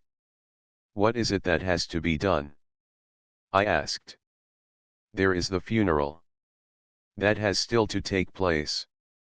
"Of course it has," I exclaimed, suddenly taken aback, for amidst all the turmoils and alarms, I had completely lost sight of this detail. "I suppose I had better call on the undertaker and make the necessary arrangements." "If you would be so kind, Rupert, and if you can spare the time." "You have given up the whole day to us already." "I can manage," said I. "And as to the time of the funeral, I don't know whether it could be arranged for the evening. It gets dark pretty early." "No, Rupert," she exclaimed, firmly. "Not in the evening." "Certainly not. I will not have poor Harold's body smuggled away in the dark like the dishonored corpse of some wretched suicide. The funeral shall take place at the proper time, if I go with it alone." "Very well, Barbara. I will arrange for us to start at the time originally fixed. I only suggested the evening because, well, you know what to expect." "Yes, only too well. But I refuse to let a crowd of gaping sightseers intimidate me into treating my dead husband with craven disrespect." "Perhaps you are right," said I with secret approval of her decision, little as I relished the prospect that it opened. "Then I had better go and make the arrangements at once. It is getting late. But I am loath to leave you alone with Madeline and Wallingford. I think, perhaps, we shall be better alone for the present, and you have your own affairs to attend to. But you must have some food before you go. You have had nothing since the morning, and I expect a meal is ready by now." "I don't think I will wait, Barbara, I replied. This affair ought to be settled at once. I can get some food when I have dispatched the business. She was reluctant to let me go. But I was suddenly conscious of a longing to escape from this house into the world of normal things and people, to be alone for a while with my own thoughts, and, above all, to take counsel with Thorndyke. On my way out I called in at the dining room to make my adieus to Madeline and Wallingford. The former looked at me, as she shook my hand, very wistfully and I thought a little reproachfully. "I am sorry you have to go, Rupert," she said. "But you will try to come and see us tomorrow, won't you? And spend as much time here as you can." I promised to come at some time on the morrow, and having exchanged a few words with Wallingford, took my departure, escorted to the street door by the two women. The closing of the door, sounding softly in my ears, conveyed a sense of relief of which I felt ashamed. I drew a deep breath and stepped forward briskly with a feeling of emancipation that I condemned as selfish and disloyal even as I was sensible of its intensity. It was almost with a sense of exhilaration that I strode along, a normal, unnoticed wayfarer among ordinary men and women, enveloped by no cloud of mystery, overhung by no shadow of crime. There was the undertaker, indeed, who would drag me back into the gruesome environment, but I would soon have finished with him, and then, for a time, at least, I should be free. I finished with him, in fact, sooner than I had expected, for he had already arranged the procedure of the postponed funeral and required only my assent, and when I had given this, I went my way breathing more freely but increasingly conscious of the need for food. Yet, after all, my escape was only from physical contact. Try as I would to forget for a while the terrible events of this day of wrath, the fresh memories of them came creeping back in the midst of those other thoughts which I had generated by a deliberate effort. They haunted me as I walked swiftly through the streets, they made themselves heard above the rumble of the train, and even as I sat in a tavern in Devereux Court, devouring with ravenous appreciation a well-grilled chop, accompanied by a pint of claret, Black Care stood behind the old-fashioned, high-back settle, an unseen companion of the friendly waiter. The lighted windows of Thorndyke's chambers were to my eyes as the harbour lights to the eyes of a storm-beaten mariner. As I emerged from Fig Tree Court and came in sight of them, I had already the feeling that the burden of mystery and vague suspicion was lightened, and I strode across King's Bench Walk with the hopeful anticipation of one who looks to shift his fardel onto more capable shoulders. The door was opened by Thorndyke himself, and the sheaf of papers in his hand suggested that he was expecting me. "Are those the depositions?" I asked as we shook hands. "Yes," he replied. "I have just been reading through them and making an abstract. Holman has left the duplicate at your chambers. I suppose the medical evidence represents the complications that you hinted at? You expected something of the kind?" "Yes. An inquest in the face of a regular death certificate suggested some pretty definite information, and then your own account of the illness told one what to expect." "And yet," said I, "neither of the doctors suspected anything while the man was alive." "No, but that is not very remarkable. I had the advantage over them of knowing that a death certificate had been challenged. It is always easier to be wise after than before the event. And now that you have read the depositions, what do you think of the case? Do you think, for instance, that the verdict was justified?" "Undoubtedly," he replied. "What other verdict was possible on the evidence that was before the court? The medical witness swore that deceased died from the effects of arsenic poisoning. That is an inference, it is true. The facts are that the man died and that a poisonous quantity of arsenic was found in the body. But it is the only reasonable inference and we cannot doubt that it is the true one. Then again as to the question of murder as against accident or suicide, it is one of probabilities. But the probabilities are so overwhelmingly in favor of murder that no others are worth considering. No, Mayfield, on the evidence before us, we have to accept the verdict as expressing the obvious truth. You think it impossible that there can be any error or fallacy in the case. I don't say that, he replied. I am referring exclusively to the evidence which is set forth in these depositions. That is all the evidence that we possess. Apart from the depositions we have no knowledge of the case at all, at least I have none, and I don't suppose you have any. I have not. But I understand that you think it at least conceivable that there may be, after all, some fallacy in the evidence of willful murder. A fallacy, he replied, is always conceivable. As you know, Mayfield, complete certainty, in the most rigorous sense, is hardly ever attainable in legal practice. But we must be reasonable.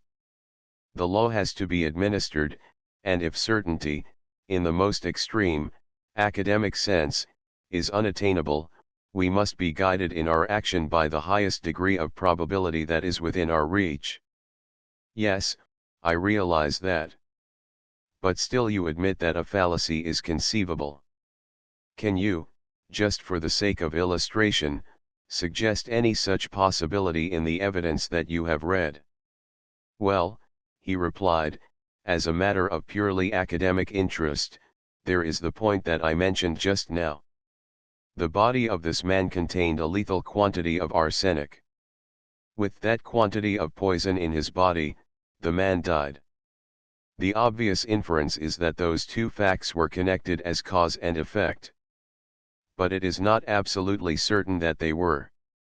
It is conceivable that the man may have died from some natural cause overlooked by the pathologist who was already aware of the presence of arsenic, from Didling's information, or again it is conceivable that the man may have been murdered in some other way, even by the administration of some other, more rapidly acting poison, which was never found because it was never looked for. These are undeniable possibilities. But I doubt if any reasonable person would entertain them, seeing that they are mere conjectures unsupported by any sort of evidence. And you notice that the second possibility leaves the verdict of willful murder unaffected? Yes, but it might transfer the effects of that verdict to the wrong person. True, he rejoined with a smile. It might transfer them from a poisoner who had committed a murder to another poisoner who had only attempted to commit one, and the irony of the position would be that the latter would actually believe himself to be the murderer. But as I said, this is mere academic talk. The coroner's verdict is the reality with which we have to deal. I am not so sure of that, Thorndyke, said I, inspired with a sudden hope by his illustration. You admit that fallacies are possible and you are able to suggest two offhand. You insist, very properly, that our opinions at present must be based exclusively on the evidence given at the inquest. But, as I listened to that evidence, I had the feeling, and I have it still, that it did not give a credible explanation of the facts that were proved. I had and have the feeling that careful and competent investigation might bring to light some entirely new evidence. It is quite possible, he admitted, rather drily. Well, then, I pursued, I should wish some such investigation to be made. I can recall a number of cases in which the available evidence, as in the present case, appeared to point to a certain definite conclusion, but in which investigations undertaken by you brought out a body of new evidence pointing in a totally different direction. There was the Hornby case, the case of Blackmore, deceased, the Bellingham case, and a number of others in which the result of your investigations was to upset completely a well-established case against some suspected individual. He nodded, but made no comment, and I concluded with the question, well, why should not a similar result follow in the present case? He reflected for a few moments and then asked, what is it that is in your mind, Mayfield? What, exactly do you propose? I am proposing that you should allow me to retain you on my own behalf and that of other interested parties to go thoroughly into this case. With what object? With the object of bringing to light the real facts connected with the death of Harold Monkhouse. Are you authorized by any of the interested parties to make this proposal? No, and perhaps I had better leave them out and make the proposal on my own account only. He did not reply immediately but sat looking at me steadily with a rather inscrutable expression which I found a little disturbing. At length he spoke, with unusual deliberation and emphasis. Are you sure, Mayfield, that you want the real facts brought to light? I stared at him, startled and a good deal taken aback by his question, and especially by the tone in which it was put. But, surely, I stammered, in reply. Why not? Don't be hasty, Mayfield, said he. Reflect calmly and impartially before you commit yourself to any course of action of which you cannot foresee the consequences. Perhaps I can help you. Shall we, without prejudice and without personal bias, take a survey of the status quo and try to see exactly where we stand? By all means, I replied, a little uncomfortably. Well, he said, the position is this. A man has died in a certain house, to which he has been confined as an invalid for some considerable time. The cause of his death is stated to be poisoning by arsenic. That statement is made by a competent medical witness who has had the fullest opportunity to ascertain the facts. He makes the statement with complete confidence that it is a true statement, and his opinion is supported by those of two other competent professional witnesses. It is an established fact, which cannot be contested, that the body of deceased contains sufficient arsenic to cause his death. So far as we can see, there is not the slightest reason to doubt that the man died from arsenical poisoning. When we come to the question, how did the arsenic find its way into the man's body, there appears to be only one possible answer. Suicide and accident are clearly excluded. The evidence makes it practically certain that the poison was administered to him by some person or persons with the intent to compass his death, and the circumstances in which the poisoning occurred make it virtually certain that the arsenic was administered to this man by some person or persons customarily and intimately in contact with him. The evidence shows that there were 8 persons who would answer this description, and we have no knowledge of the existence of any others. Those persons are, Barbara Monkhouse, Madeline Norris, Anthony Wallingford, the housemaid, Mabel Withers, the cook, the kitchen maid, Dr. Dimsdale and Rupert Mayfield. Of these 8 persons the police will assume that one, or more, administered the poison, and, so far as we can see, the police are probably right. I was rather staggered by his bluntness. But I had asked for his opinion and I had got it. After a brief pause, I said, we are still, of course, dealing with the depositions. On those, as you say, a presumption of guilt lies against these 8 persons collectively. That doesn't carry us very far in a legal sense. You can't indict 8 persons as having among them the guilty party. Do you take it that the presumption of guilt lies more heavily on some of these persons than on others? Undoubtedly, he replied. I enumerated them merely as the body of persons who fulfilled the necessary conditions as to opportunity and among whom the police will reasonably look for the guilty person. In a sense, they are all suspect until the guilt is fixed on a particular person. They all had, technically, a motive, since they all benefited by the death of deceased. Actually, none of them has been shown to have any motive at all in an ordinary and reasonable sense. But for practical purposes, several of them can almost be put outside the area of suspicion, the kitchen maid, for instance, and Dr. Dimsdale and yourself. And Mrs. Monkhouse, I interposed, seeing that she appears to have been absent and far away on each occasion when the poison seems to have been administered. Precisely, he agreed. In fact, her absence would seem to exclude her from the group of possible suspects. But apart from its bearing on herself, her absence from home on these occasions has a rather important bearing on some of the others. Indeed, said I, trying rapidly to judge what that bearing might be. Yes, it is this: the fact that the poisoning occurred as it appears only when Mrs. Monkhouse was away from home, suggests not only that the poisoner was fully cognizant of her movements, which all the household would be, but that her presence at home would have hindered that poisoner from administering the poison. Now, the different persons in the house would be differently affected by her presence. We need not pursue the matter any further just now, but you must see that the hindrance to the poisoning caused by Mrs. Monkhouse's presence would be determined by the nature of the relations between Mrs. Monkhouse and the poisoner. Yes, I see that.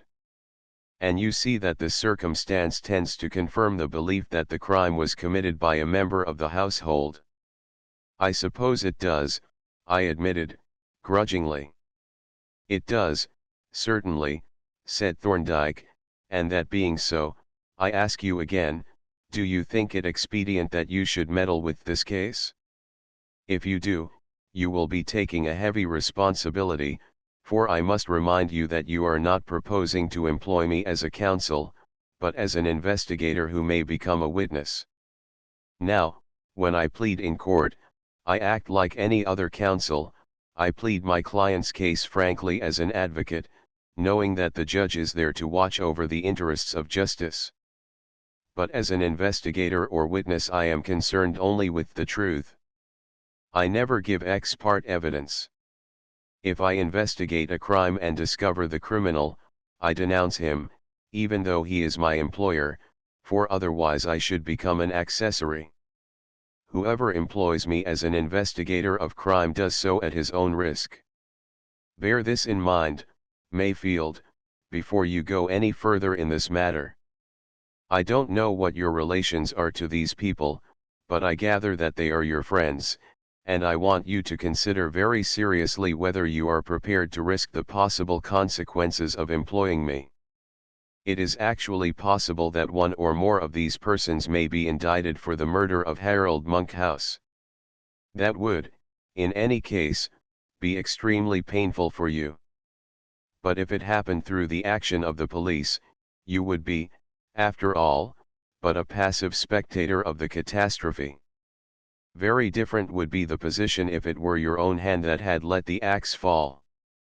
Are you prepared to face the risk of such a possibility? I must confess that I was daunted by Thorndyke's blunt statement of the position. There was no doubt as to the view that he took of the case. He made no secret of it. And he clearly gauged my own state of mind correctly. He saw that it was not the crime that was concerning me, that I was not seeking justice against the murderer, but that I was looking to secure the safety of my friends. I turned the question over rapidly in my mind. The contingency that Thorndyke had suggested was horrible. I could not face such a risk. Rather, by far, would I have had the murderer remain unpunished than be, myself, the agent of vengeance on any of these suspects. Hideous as the crime was, I could not bring myself to accept the office of executioner if one of my own friends was to be the victim.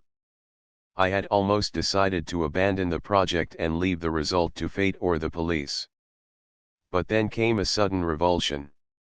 From the grounds of suspicion my thoughts flew to the persons suspected, to gentle, sympathetic Madeline, so mindful of the dead man's comfort, so solicitous about his needs, so eager to render him the little services that mean so much to a sick man. Could I conceive of her as hiding under this appearance of tender sympathy the purposes of a cruel and callous murderess? The thing was absurd. My heart rejected it utterly. Nor could I entertain for a moment such a thought of the kindly, attentive housemaid, and even Wallingford, much as I disliked him, was obviously outside the area of possible suspicion. An intolerable coxcomb he certainly was, but a murderer never. "I will take the risk, Thorndyke," said I. He looked at me with slightly raised eyebrows, and I continued, "I know these people pretty intimately, and I find it impossible to entertain the idea that any of them could have committed this callous, deliberate crime.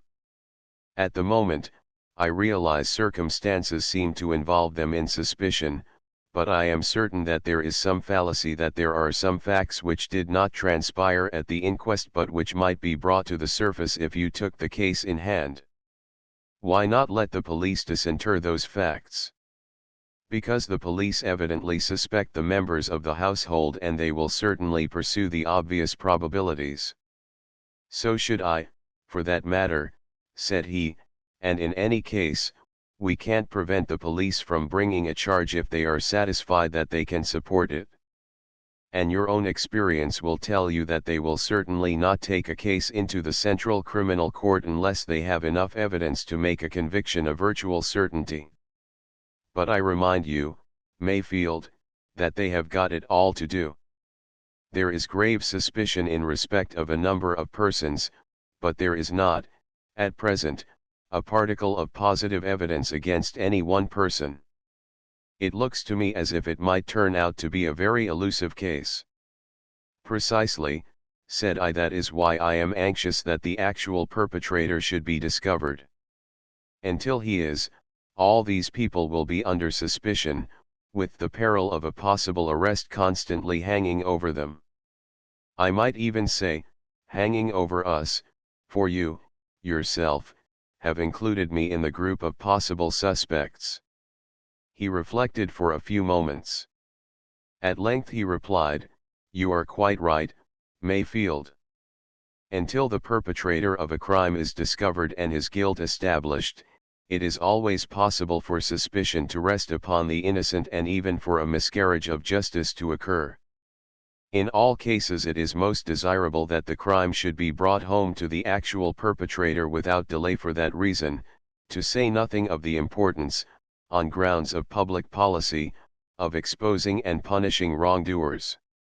You know these people and I do not. If you are sufficiently confident of their innocence to take the risk of associating yourself with the agencies of detection, I have no more to say on that point. I am quite willing to go into the case so far as I can, though, at present, I see no prospect of success." "It seems to you a difficult case, then?" "Very. It is extraordinarily obscure and confused. Whoever poisoned that unfortunate man, seems to have managed most skillfully to confuse all the issues. Whatever may have been the medium through which the poison was given, that medium is associated equally with a number of different persons. If the medicine was the vehicle, then the responsibility is divided between Dimmesdale, who prepared it, and the various persons who administered it. If the poison was mixed with the food, it may have been introduced by any of the persons who prepared it or had access to it on its passage from the kitchen to the patient's bedroom. There is no one person of whom we can say that he or she had any special opportunity that others had not. And it is the same with the motive. No one had any really adequate motive for killing Monkhouse, but all the possible suspects benefited by his death, though they were apparently not aware of it. They all knew, in general terms, that they had been mentioned in the will, though the actual provisions and amounts were not disclosed. But I should hardly describe Mrs. Monkhouse as benefiting by her husband's death. She will not be as well off now as she was when he was alive and the whole of his income was available. No. But we were not including her in the group, since she was not in the house when the poison was being administered. We were speaking of those who actually had the opportunity to administer the poison, and we see that the opportunity was approximately equal in all. And you see, Mayfield, the trouble is that any evidence incriminating any one person would be in events which are past and beyond recall. The depositions contain all that we know and all that we are likely to know, unless the police are able to ascertain that some one of the parties has purchased arsenic from a chemist, which is extremely unlikely considering the caution and judgment that the poisoner has shown. The truth is that, if no new evidence is forthcoming, the murder of Harold Monkhouse will take its place among the unsolved and insoluble mysteries. Then, I take it that you will endeavor to find some new evidence. But I don't see, at all, how you will go about it. Nor do I, said he. There seems to be nothing to investigate. However, I shall study the depositions and see if a careful consideration of the evidence offers any suggestion for a new line of research. And as the whole case now lies in the past, I shall try to learn as much as possible about everything and everybody concerned. Perhaps I had better begin with you.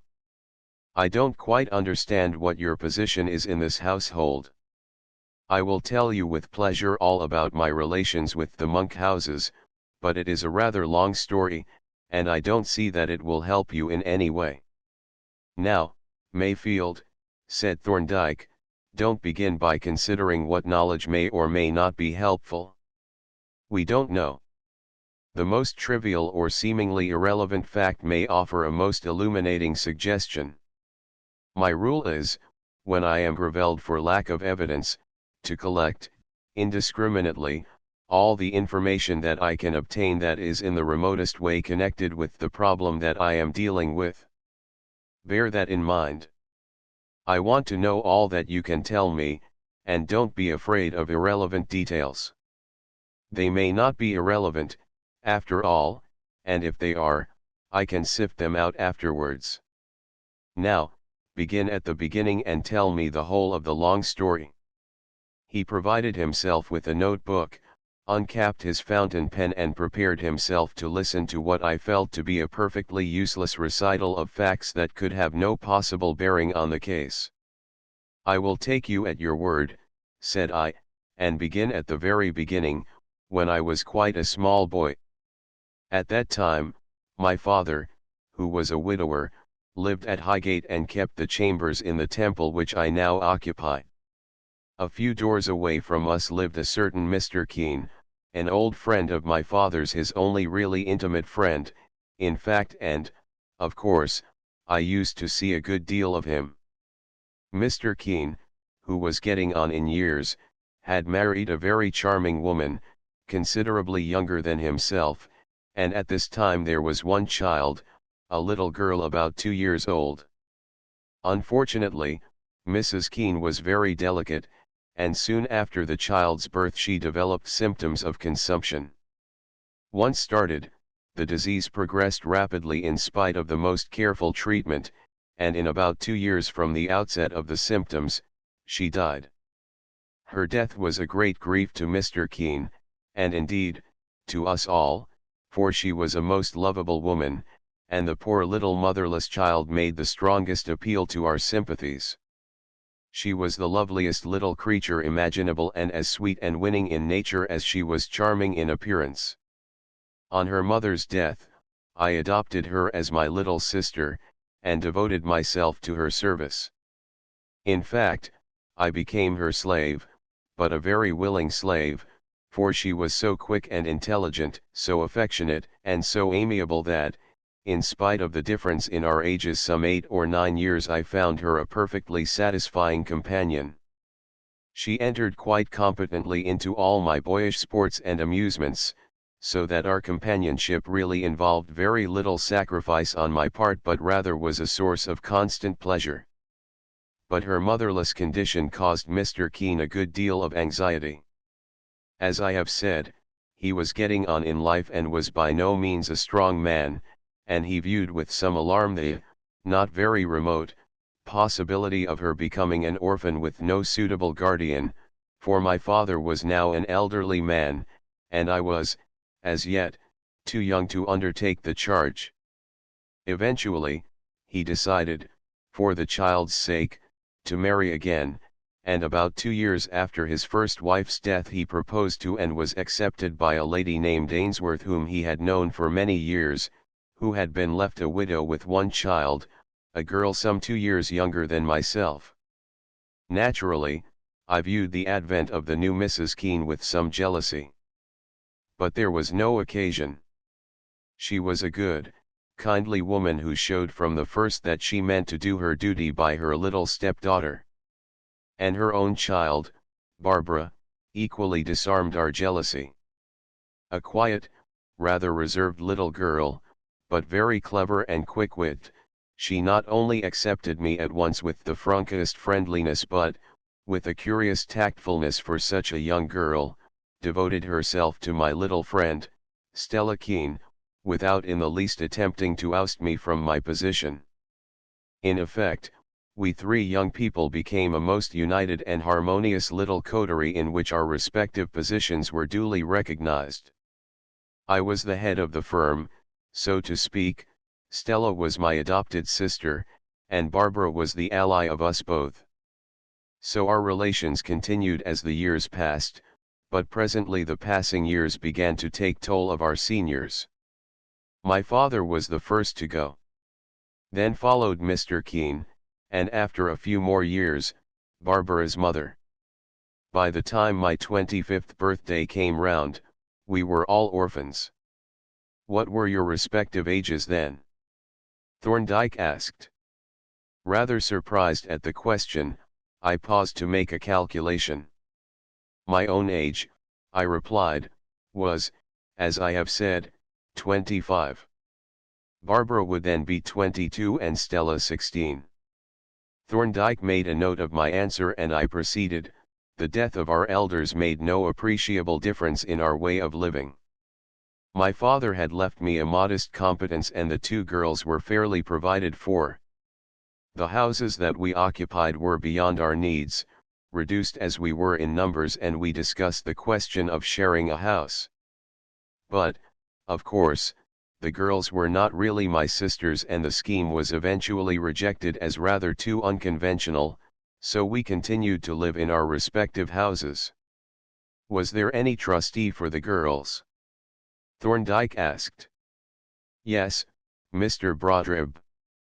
The bulk of the property was, I believe, vested in Stella, but, for reasons which I shall come to in a moment, there was a provision that, in the event of her death, it should revert to Barbara.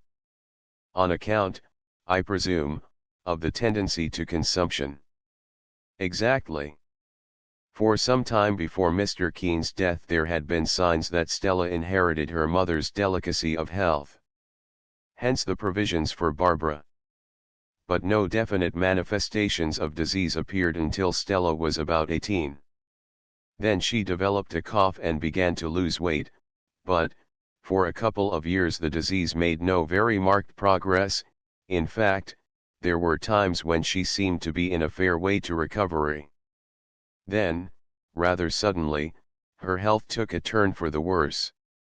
Soon she became almost completely bedridden.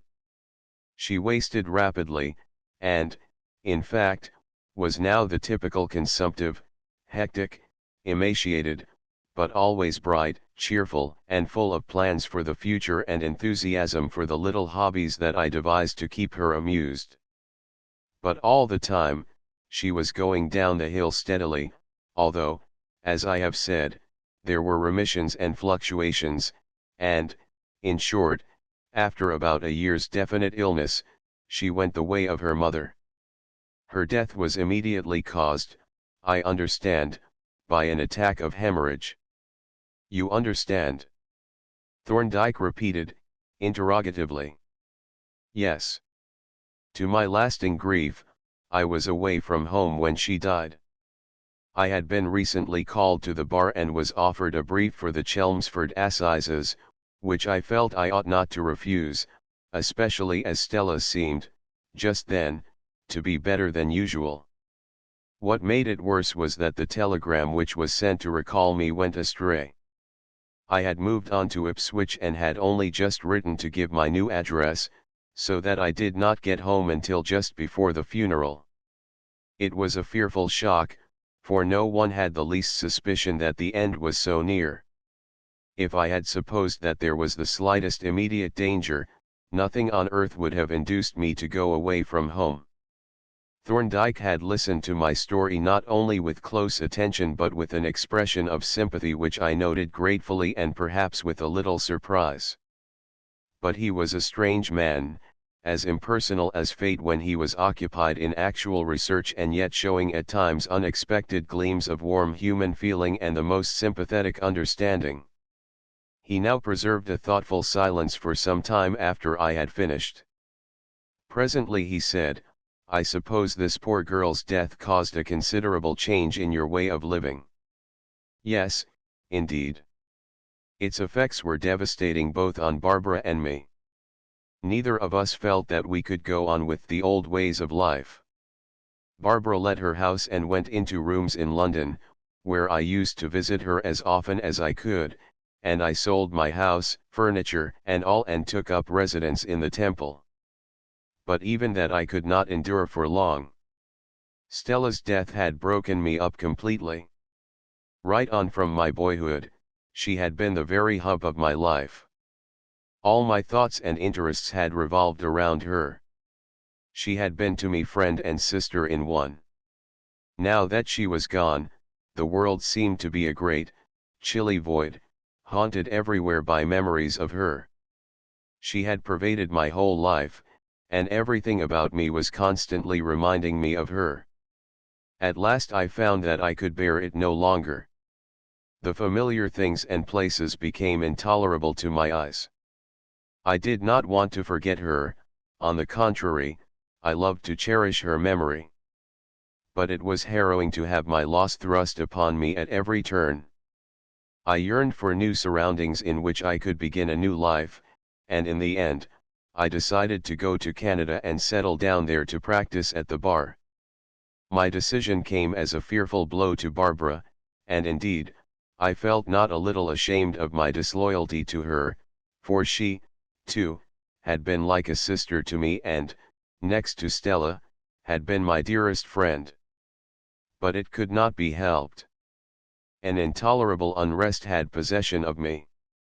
I felt that I must go, and go I did, leaving poor Barbara to console her loneliness with her political friends. I stayed in Canada nearly 2 years and meant to stay there for good. Then, one day, I got a letter from Barbara telling me that she was married. The news rather surprised me, for I had taken Barbara for an inveterate spinster with a tendency to avoid male friends other than myself. But the news had another, rather curious effect. It set my thoughts rambling amidst the old surroundings. And now I found that they repelled me no longer, that, on the contrary, they aroused a certain feeling of homesickness, a yearning for the fuller, richer life of London and a sight of the English countryside. In not much more than a month, I had wound up my Canadian affairs and was back in my old chambers in the Temple, which I had never given up, ready to start practice afresh. That, said Thorndyke, would be a little less than 3 years ago. Now we come to your relations with the Monkhouse establishment. Yes, and I drifted into them almost at once. Barbara received me with open arms, and of course, Monkhouse knew all about me and accepted me as an old friend. Very soon I found myself, in a way, a member of the household. A bedroom was set apart for my use, whenever I cared to occupy it, and I came and went as if I were one of the family. I was appointed a trustee with Brodrib and dropped into the position of general family counselor. And what were your relations with Monkhouse? We were never very intimate. I liked the man and I think he liked me.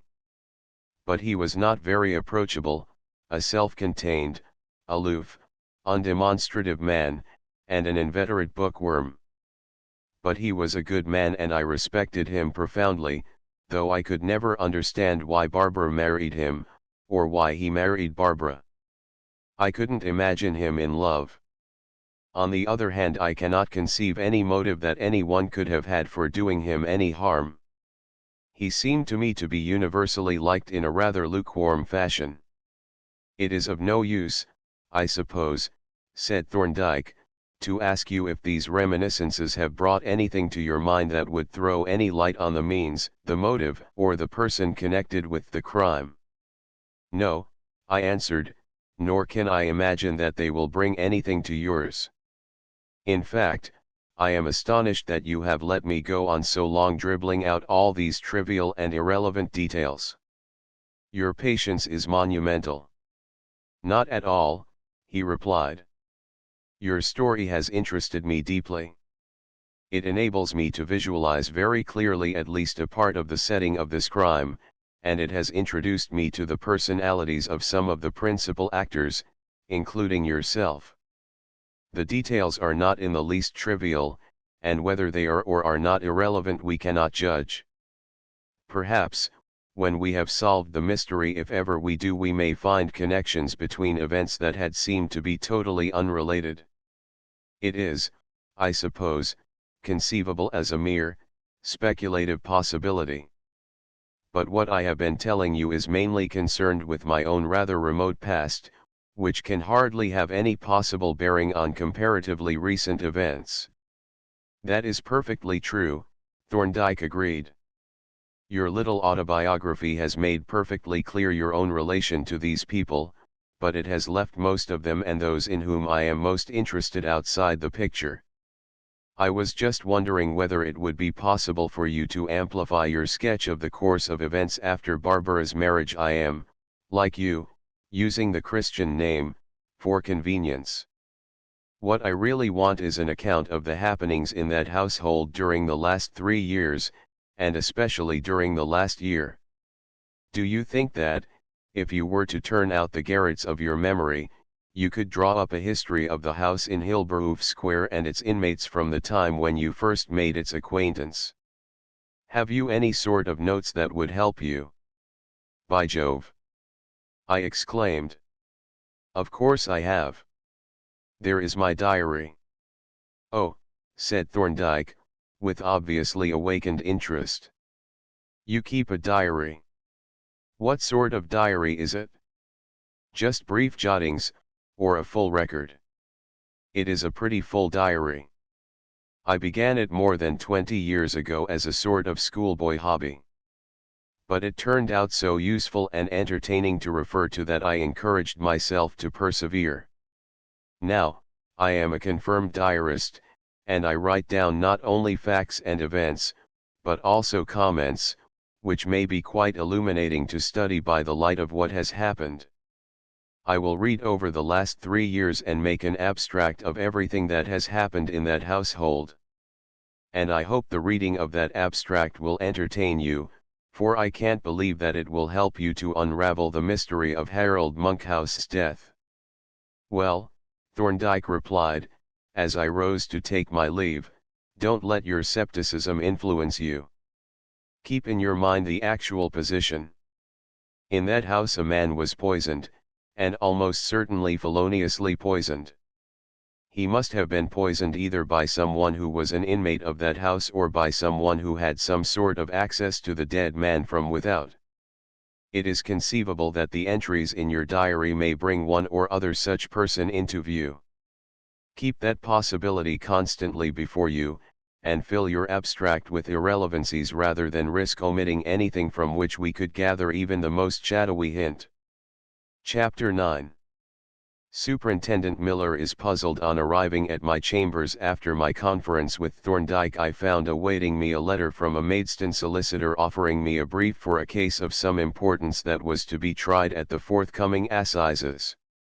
At first, I read it almost impatiently, so preoccupied was my mind with the tragedy in which I was involved. It seemed inopportune, almost impertinent. But, in fact, it was most opportune, as I presently realized, in that it recalled me to the realities of normal life. My duties to my friends I did, indeed, take very seriously.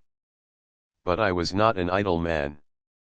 I had my way to make in my profession and could not afford to drop out of the race, to sacrifice my ambitions entirely, even on the altar of friendship. I sat down and glanced through the instructions. It was a case of alleged fraud, an intricate case which interested me at once and in which I thought I could do myself credit, which was also the opinion of the solicitor, who was evidently anxious for me to undertake it.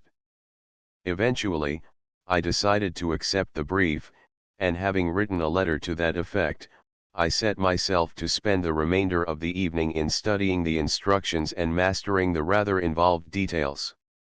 For time was short, since the case was down for hearing in a couple of days' time and the morrow would be taken up by my engagements at Hilberhof Square. I pass over the incidents of the funeral. It was a dismal and unpleasant affair, lacking all the dignity and pathos that relieve the dreariness of an ordinary funeral. None of us could forget, as we sat back in the mourning coach as far out of sight as possible, that the corpse in the hearse ahead was the corpse of a murdered man, and that most of the bystanders knew it. Even in the chapel, the majestic service was marred and almost vulgarized by the self-consciousness of the mourners, and at the graveside we found one another peering furtively around for signs of recognition. To all of us it was a profound relief, when we were once more gathered together in the drawing-room, to hear the street door close finally and the mourning carriage rumble away down the square. I took an early opportunity of mentioning the brief, and I could see that to both the women the prospect of my departure came as a disagreeable surprise. "How soon will you have to leave us?" Madeline asked, anxiously. "I must start for Maidstone tomorrow morning," I replied. "Oh, dear," she exclaimed. "How empty the place will seem and how lost we shall be without you to advise us." "I hope," said I, "that the occasions for advice are past, and I shall not be so very far away, if you should want to consult me." "No," said Barbara, "and I suppose you will not be away for very long. Shall you come back when your case is finished, or shall you stay for the rest of the assizes?" "I shall probably have some other briefs offered, which will detain me until the assizes are over. My solicitor hinted at some other cases, and of course there is the usual casual work that turns up on circuit." "Well," she rejoined, "we can only wish you good luck and plenty of work, though we shall be glad when it is time for you to come back, and we must be thankful that you were here to help us through the worst of our troubles." The general tenor of this conversation, which took place at the lunch table, was not, apparently, to Wallingford's taste, for he sat glumly consuming his food and rather ostentatiously abstaining from taking any part in the discussion. Nor was I surprised, for the obvious way in which both women leant on me was a reproach to his capacity, which ought to have made my advice and guidance unnecessary. But though I sympathized in a way with his displeasure, it nevertheless made me a little uneasy. For there was another matter that I wanted to broach, one in which he might consider himself concerned, namely, my commission to Thorndyke. I had, indeed, debated with myself whether I should not be wiser to keep my own counsel on the subject, but I had decided that they were all interested parties and that it would seem unfriendly and uncandid to keep them in the dark. But, for obvious reasons, I did not propose to acquaint them with Thorndyke's views on the case. The announcement, when I made it, was received without enthusiasm, and Wallingford, as I had feared, was inclined to be resentful. "Don't you think, Mayfield," said he, "that you ought to have consulted the rest of us before putting this private inquiry agent, or whatever he is, on the case?" "Perhaps I ought," I admitted. "But it is important to us all that the mystery should be cleared up." "That is quite true," said Barbara, "and for my part, I shall never rest until the wretch who made away with poor Harold is dragged out into the light of day, that is, if there is really such a person, I mean, if Harold's death was not, after all, the result of some ghastly accident. But is it wise for us to meddle? The police have the case in hand. Surely, with all their experience and their machinery of detection, they are more likely to be successful than a private individual, no matter how clever he may be." That, I replied, is, in fact, Dr. Thorndyke's own view. He wished to leave the inquiry to the police, and I may say that he will not come into the case unless it should turn out that the police are unable to solve the mystery. In which case, said Wallingford, it is extremely unlikely that an outsider, without their special opportunities, will be able to solve it. And if he should happen to find a mare's nest, we shall share the glory and the publicity of his discovery. I don't think, said I, that you need have any anxiety on that score. Dr. Thorndyke is not at all addicted to finding mare's nests and still less to publicity. If he makes any discovery, he will probably keep it to himself until he has the whole case cut and dried. Then he will communicate the facts to the police, and the first news we shall have on the subject will be the announcement that an arrest has been made. And when the police make an arrest on Thorndyke's information, you can take it that a conviction will follow inevitably. I don't think I quite understand Dr. Thorndyke's position, said Madeline. What is he? You seem to refer to him as a sort of superior private detective. Thorndyke, I replied, is a unique figure in the legal world. He is a barrister and a doctor of medicine. In the one capacity he is probably the greatest criminal lawyer of our time.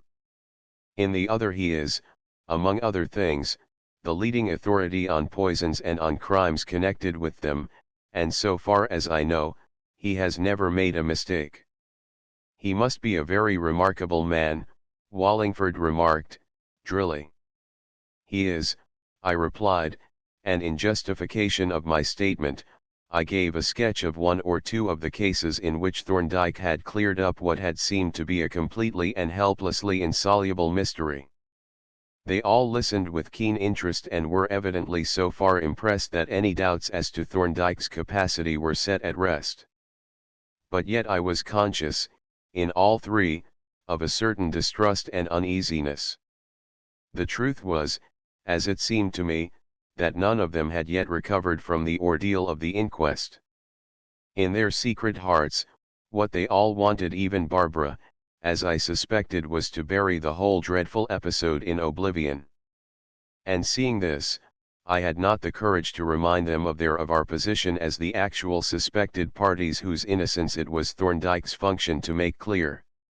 In view of my impending departure from London, I stayed until the evening was well advanced, though sensible of a certain impatience to be gone, and when, at length, I took my leave and set forth homeward, I was conscious of the same sense of relief that I had felt on the previous day. Now, for a time, I could dismiss this horror from my mind and let my thoughts occupy themselves with the activities that awaited me at Maidstone, which they did so effectually that by the time I reached my chambers, I felt that I had my case at my fingers' ends. I had just set to work making my preparations for the morrow when my glance happened to light on the glazed bookcase in which the long series of my diaries was kept, and then I suddenly bethought me of the abstract which I had promised to make for Thorndyke. There would be no time for that now, and yet, since he had seemed to attach some importance to it, I could not leave my promise unfulfilled. The only thing to be done was to let him have the diary itself. I was a little reluctant to do this, for I had never yet allowed anyone to read it. But there seemed to be no alternative, and, after all, Thorndyke was a responsible person, and if the diary did contain a certain amount of confidential matter, there was nothing in it that was really secret or that I need object to anyone reading. Accordingly, I took out the current volume, and, dropping it into my pocket, made my way round to King's Bench Walk. My knock at the door was answered by Thorndyke himself, and as I entered the room, I was a little disconcerted at finding a large man seated in an easy chair by the fire with his back to me, and still more so when, on hearing me enter, he rose and turned to confront me. For the stranger was none other than Mr. Superintendent Miller. His gratification at the meeting seemed to be no greater than mine, though he greeted me quite courteously and even cordially. I had the uncomfortable feeling that I had broken in on a conference and began to make polite preparations for a strategic retreat. But Thorndyke would have none of it. "Not at all, Mayfield," said he. "The superintendent is here on the same business as you are, and when I tell him that you have commissioned me to investigate this case, he will realize that we are colleagues." I am not sure that the superintendent realized this so very vividly, but it was evident that Thorndyke's information interested him.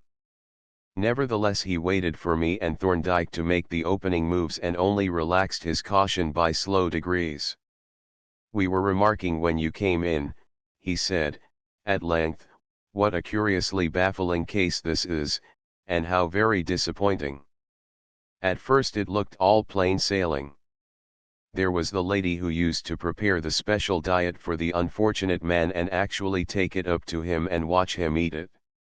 It seemed as if we had her in the hollow of our hand. And then she slipped out. The arsenic that was found in the stomach seemed to connect the death with the food, but then there was that confounded bottle of medicine that seemed to put the food outside the case. And when we came to reckon up the evidence furnished by the medicine, it proved nothing. Somebody put the poison in. All of them had the opportunity, more or less, and all about equally. Nothing pointed to one more than another. And that is how it is all through. There is any amount of suspicion, but the suspicion falls on a group of people, not on any one in particular." "Yes," said Thorndyke, "the issues are most strangely confused." "Extraordinarily," said Miller. "This queer confusion runs all through the case. You are constantly thinking that you have got the solution, and just as you are perfectly sure, it slips through your fingers. There are lots of clues, fine ones, but as soon as you follow one up it breaks off in the middle and leaves you gaping. You saw what happened at the search, Mr. Mayfield." "I saw the beginning, the actual search, but I don't know what came of it." "Then I can tell you in one word. Nothing. And yet we seem to be right on the track every time. There was that secret drawer of Mr. Wallingford's. When I saw that packet of white powder in it, I thought it was going to be a walkover.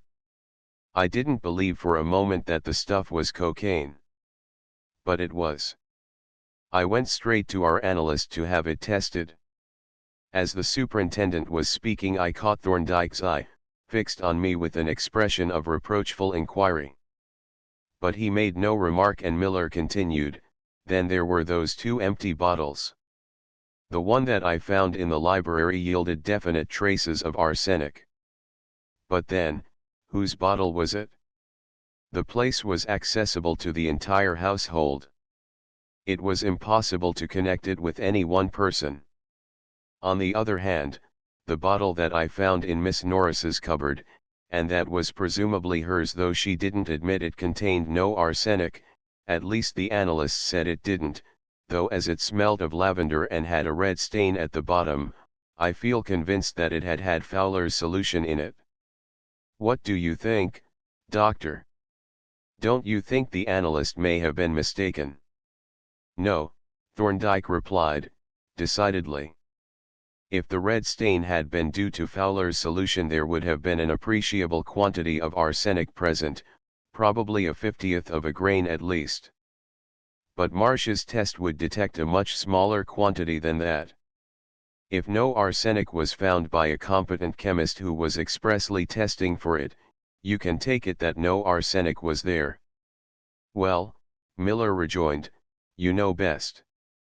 But you must admit that it is a most remarkable thing that one bottle which smelled of lavender and had a red stain at the bottom, should contain arsenic, and that another bottle, exactly similar in appearance and smelling of lavender and having a red stain at the bottom, should contain no arsenic." "I am entirely with you, Miller," Thorndyke agreed. "It is a most remarkable circumstance." "And you see my point," said Miller. "Every discovery turns out a sell. I find a concealed packet of powder with the owner lying like Ananias, but the powder turns out not to be arsenic. I find a bottle that did contain arsenic, and there is no owner. I find another, similar bottle, which has an owner, and there is no arsenic in it. Rum, isn't it? I feel like the donkey with the bunch of carrots tied to his nose. The carrots are there all right, but he can never get a bite at 'em. Thorndyke had listened with the closest attention to the superintendent's observations, and he now began a cautious cross-examination, cautious because Miller was taking it for granted that I had told him all about the search, and I could not but admire his discretion in suppressing the fact that I had not. For, while Thorndyke, himself, would not suspect me of any intentional concealment, Miller undoubtedly would, and what little confidence he had in me would have been destroyed. Accordingly, he managed the superintendent so adroitly that the latter described, piecemeal, all the incidents of the search. Did Wallingford say how he came to be in possession of all this cocaine and morphine? He asked. No, replied Miller. I asked him, but he refused to say where he had got it. But he could be made to answer, said Thorndyke. Both of these drugs are poisons. He could be made to account for having them in his possession and could be called upon to show that he came by them lawfully. They are not ordinarily purchasable by the public. No, that's true, Miller admitted. But is there any object in going into the question?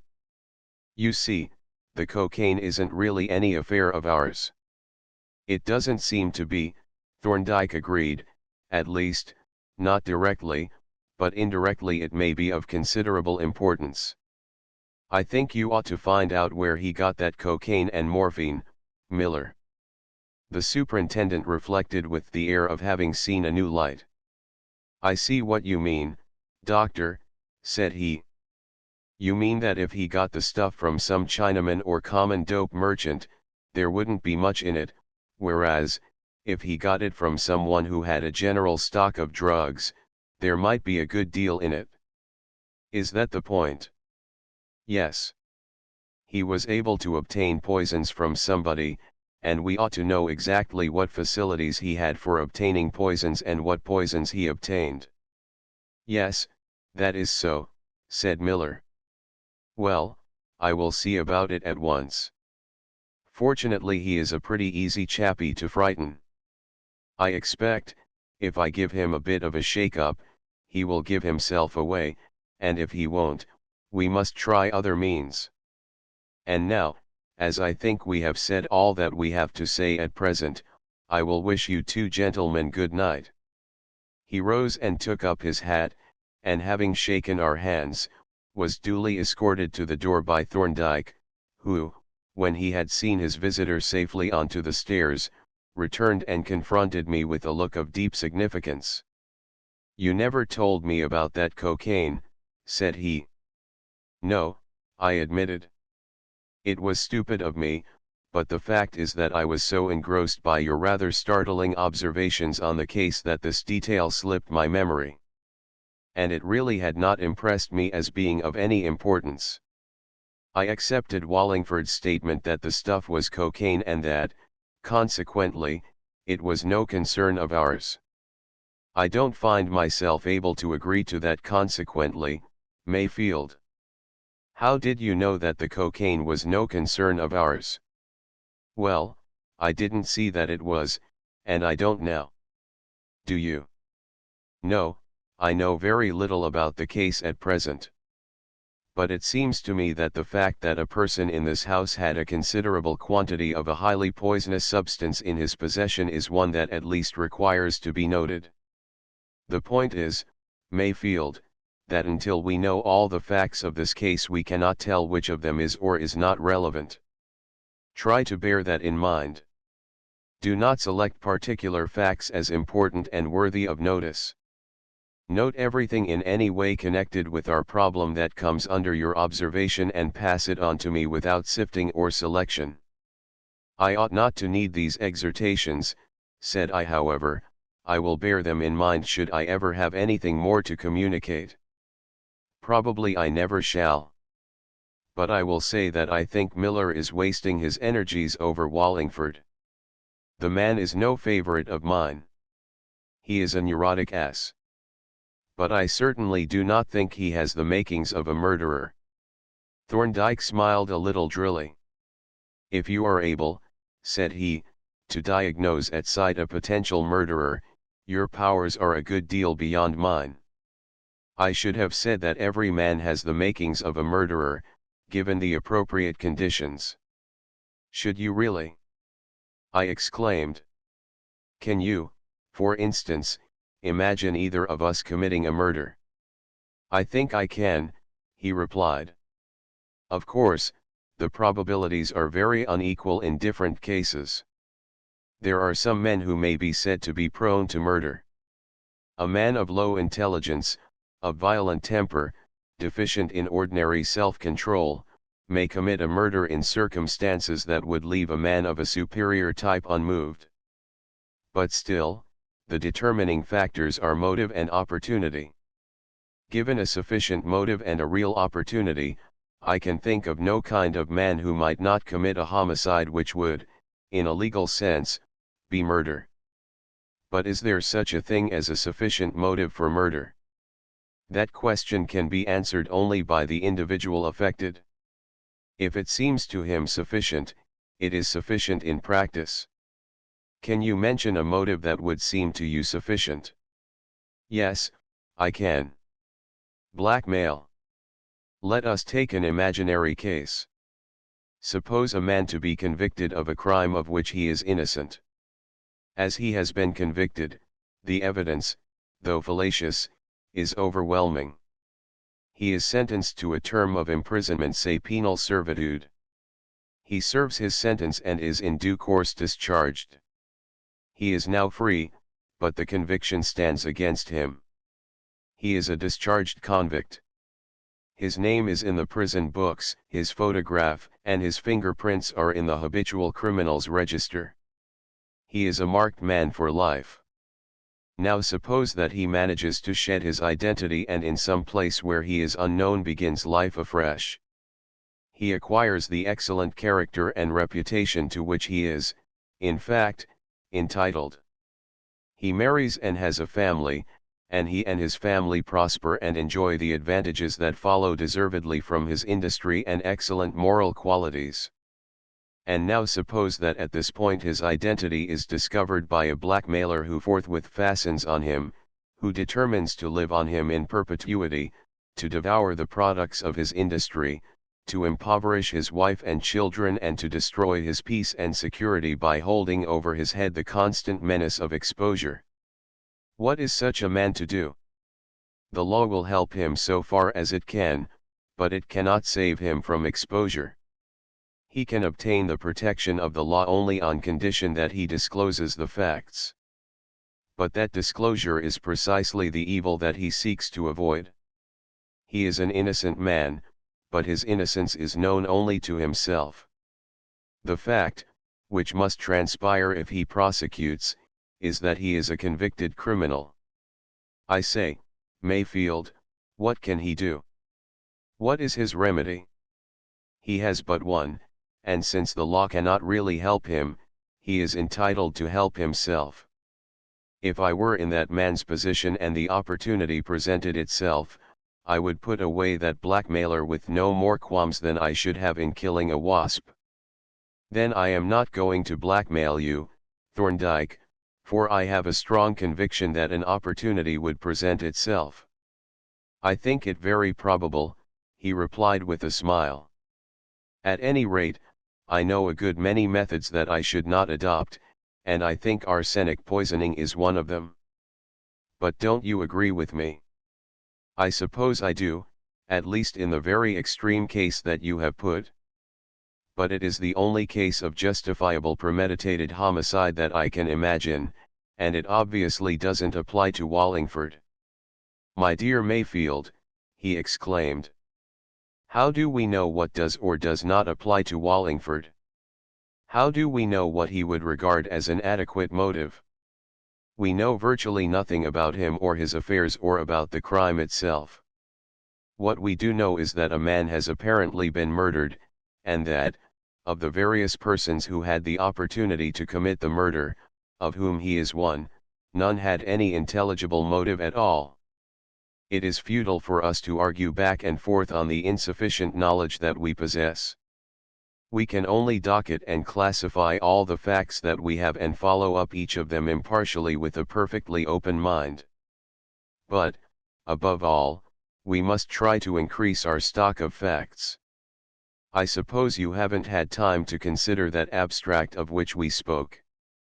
That is really what brought me round here this evening.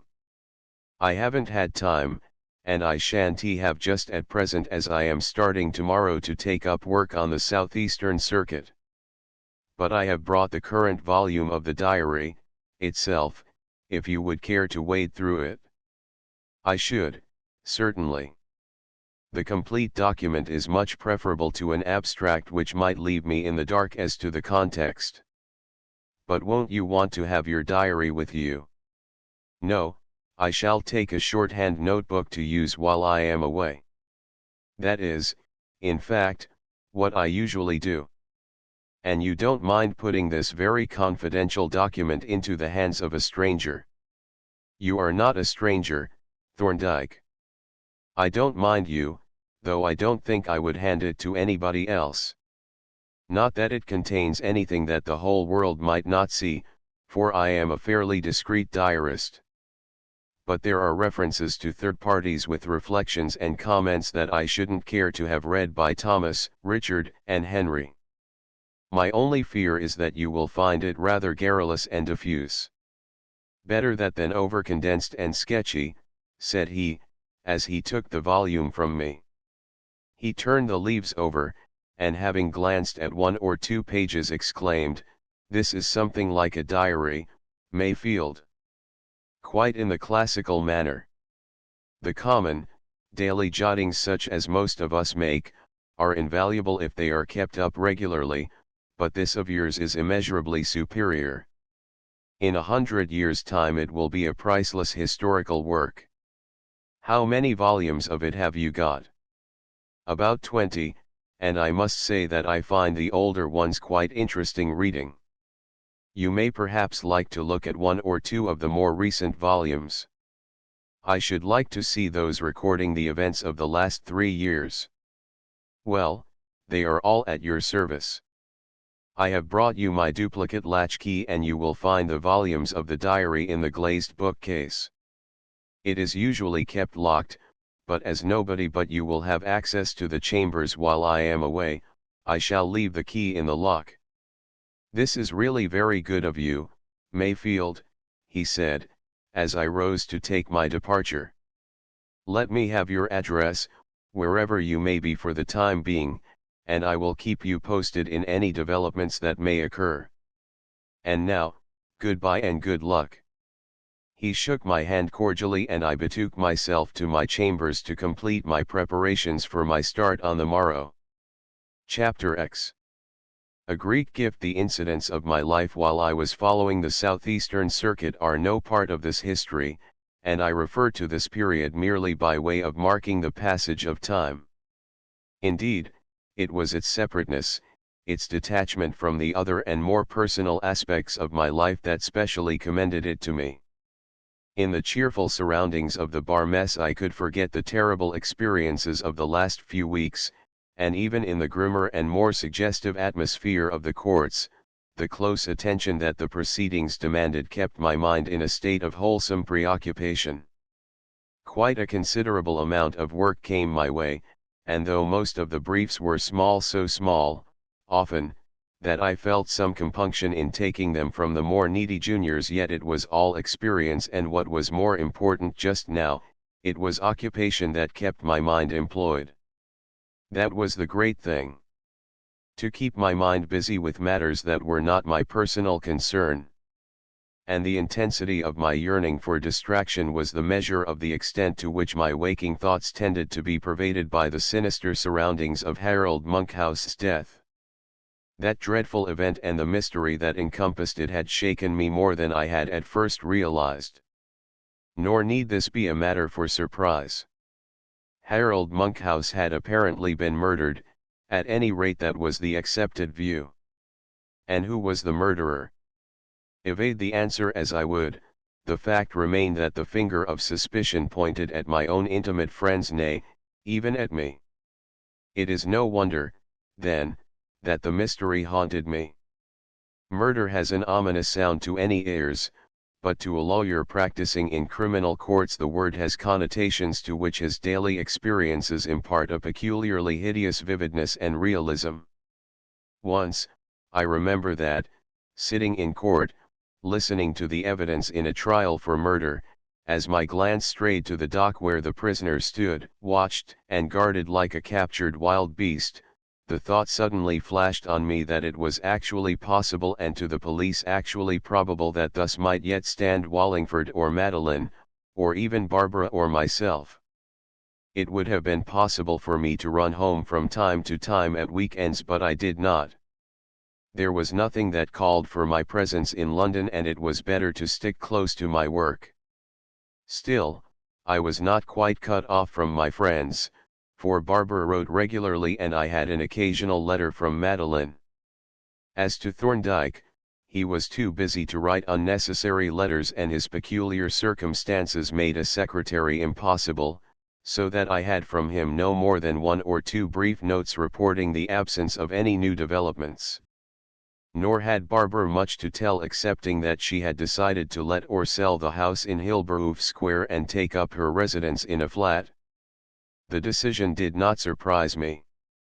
I should certainly have done the same in her place, and I was only faintly surprised when I learned that she proposed to live alone and that Madeline had taken a small flat near the school. The two women had always been on excellent terms, but they were not specially devoted to one another, and Barbara would now probably pursue her own special interests. Of Wallingford I learned only that, on the strength of his legacy, he had taken a set of rooms in the neighborhood of Jermyn Street, and that his nerves did not seem to have benefited by the change. Such was the position of affairs when the autumn assizes came to an end and I returned home. I remember the occasion very vividly, as I have good reason to do. Indeed, I had better reason than I knew at the time. It was a cold, dark, foggy evening, though not densely foggy, and my taxicab was compelled to crawl at an almost funereal pace, to the exasperation of the driver, through the murky streets, though the traffic was now beginning to thin out. We approached the Temple from the east and eventually entered by the Tudor Street gate, whence we crept tentatively across King's Bench Walk to the end of Crown Office Row. As we passed Thorndyke's chambers I looked up and had a momentary glimpse of lighted windows glimmering through the fog, then they faded away and I looked out on the other side where the great shadowy mass of paper buildings loomed above us. A man was standing at the end of the narrow passage that leads to Fig Tree Court, a tallish man wearing a preposterous wide-brimmed hat and a long overcoat with its collar turned up above his ears. I glanced at him incuriously as we approached, but had no opportunity to inspect him more closely, if I had wished, which I did not, for, as the cab stopped, he turned abruptly and walked away up the passage. The suddenness of his retirement struck me as a little odd, and, having alighted from the cab, I stood for a moment or two watching his receding figure. But he soon disappeared in the foggy darkness, and I saw him no more. By the time that I had paid my fare and carried my portmanteau to Fig Tree Court, he had probably passed out into Middle Temple Lane. When I had let myself into my chambers, switched on the light and shut the door, I looked round my little domain with somewhat mixed feelings. It was very silent and solitary. After the jovial bar mess and the bright, frequented rooms of the hotels or the excellent lodgings which I had just left, these chambers struck me as just a shade desolate. But yet there were compensations. A sense of peace and quiet pervaded the place, and all around were my household gods, my familiar and beloved pictures, the little friendly cabinet busts and statuettes, and, above all, the goodly fellowship of books. And at this moment my glance fell on the long range of my diaries and I noticed that one of the series was absent. Not that there was anything remarkable in that, since I had given Thorndyke express permission to take them away to read. What did surprise me a little was the date of the missing volume. It was that of the year before Stella's death. As I noted this, I was conscious of a faint sense of annoyance. I had, it is true, given him the free use of the diary, but only for purposes of reference. I had hardly bargained for his perusal of the whole series for his entertainment. However, it was of no consequence. The diary enshrined no secrets. If I had, in a way, emulated Pepys in respect of fullness, I had taken warning from his indiscretions, nor, in fact, was I quite so rich in the material of indiscreet records as the vivacious Samuel. I unpacked my portmanteau. The heavier impedimenta were coming on by rail, lit the gas fire in my bedroom, boiled a kettle of water, partly for a comfortable wash and partly to fill a hot water bottle wherewith to warm the probably damp bed, and then, still feeling a little like a cat in a strange house, decided to walk along to Thorndyke's chambers and hear the news, if there were any. The fog had grown appreciably denser when I turned out of my entry, and, crossing the little quadrangle, strode quickly along the narrow passage that leads to the terrace and King's Bench Walk. I was approaching the end of the passage when there came suddenly into view a shadowy figure which I recognized at once as that of the man whom I had seen when I arrived. But again I had no opportunity for a close inspection, for he had already heard my footsteps and he now started to walk away rapidly in the direction of Mitre Court. For a moment I was disposed to follow him, and did, in fact, make a few quick steps towards him which seemed to cause him to mend his pace, but it was not directly my business to deal with loiterers, and I could have done nothing even if I had overtaken him. Accordingly I changed my direction, and crossing King's Bench Walk, bore down on Thorndyke's entry. As I approached the house I was a little disconcerted to observe that there were now no lights in his chambers, though the windows above were lighted. I ran up the stairs, and finding the oak closed, pressed the electric bell, which I could hear ringing on the floor above.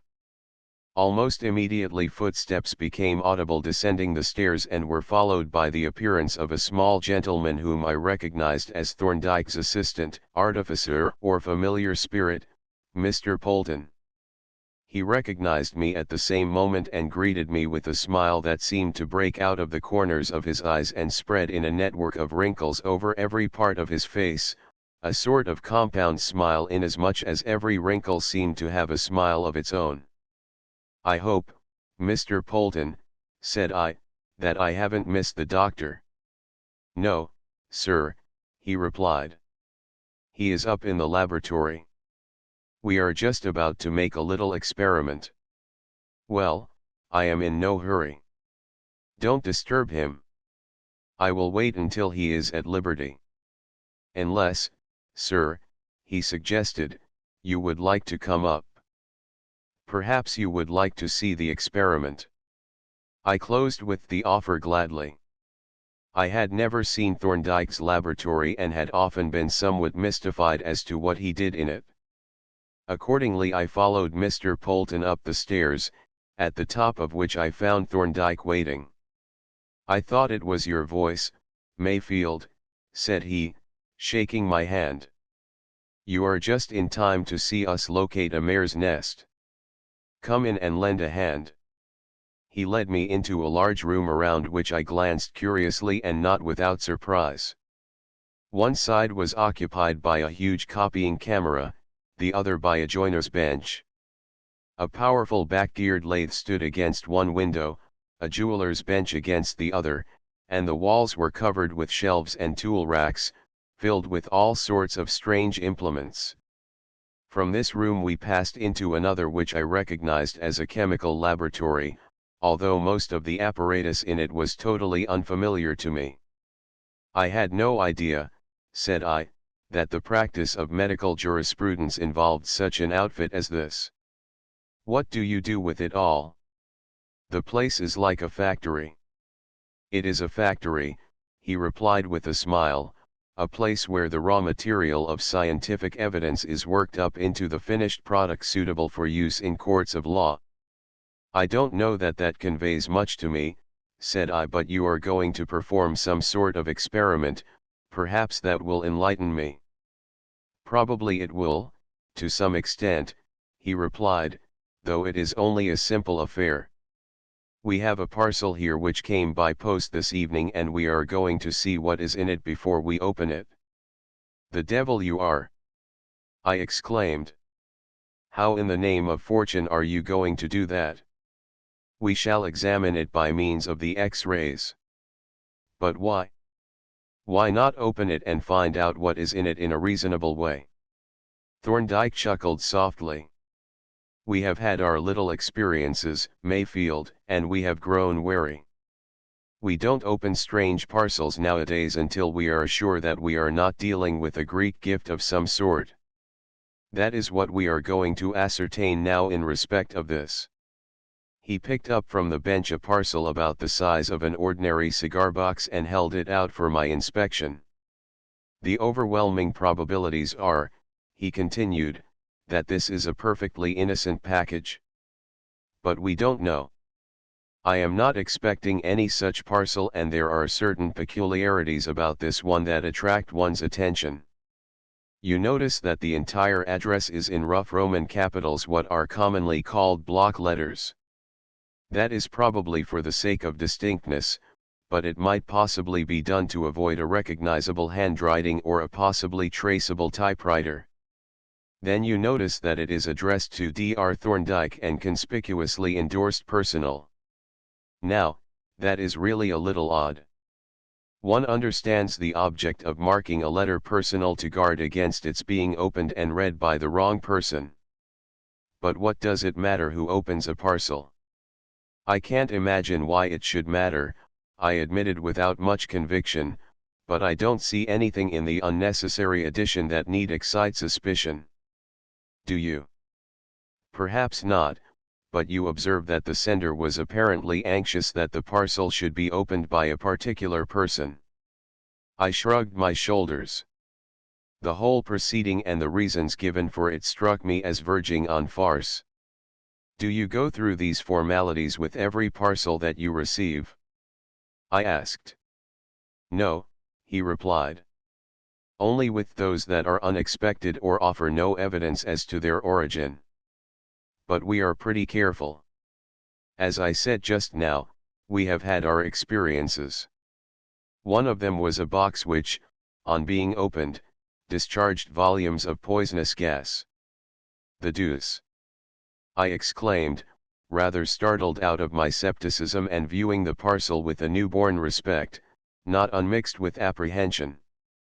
Then this thing may actually be an infernal machine. Confound it all, Thorndyke. Supposing it should have a clockwork detonator, ticking away while we are talking. Hadn't you better get on with the X-rays? He chuckled at my sudden change of attitude. It is all right, Mayfield. There is no clockwork. I tried it with the microphone as soon as it arrived. We always do that. And, of course, it is 1,000 to 1 that it is just an innocent parcel. But we will just make sure, and then I shall be at liberty for a chat with you. He led the way to a staircase leading to the floor above, where I was introduced to a large, bare room surrounded by long benches or tables occupied by various uncanny-looking apparatus. As soon as we entered, he placed the parcel on a raised stand while Polton turned a switch connected with a great coil, the immediate result of which was a peculiar, high-pitched, humming sound as if a gigantic mosquito had got into the room.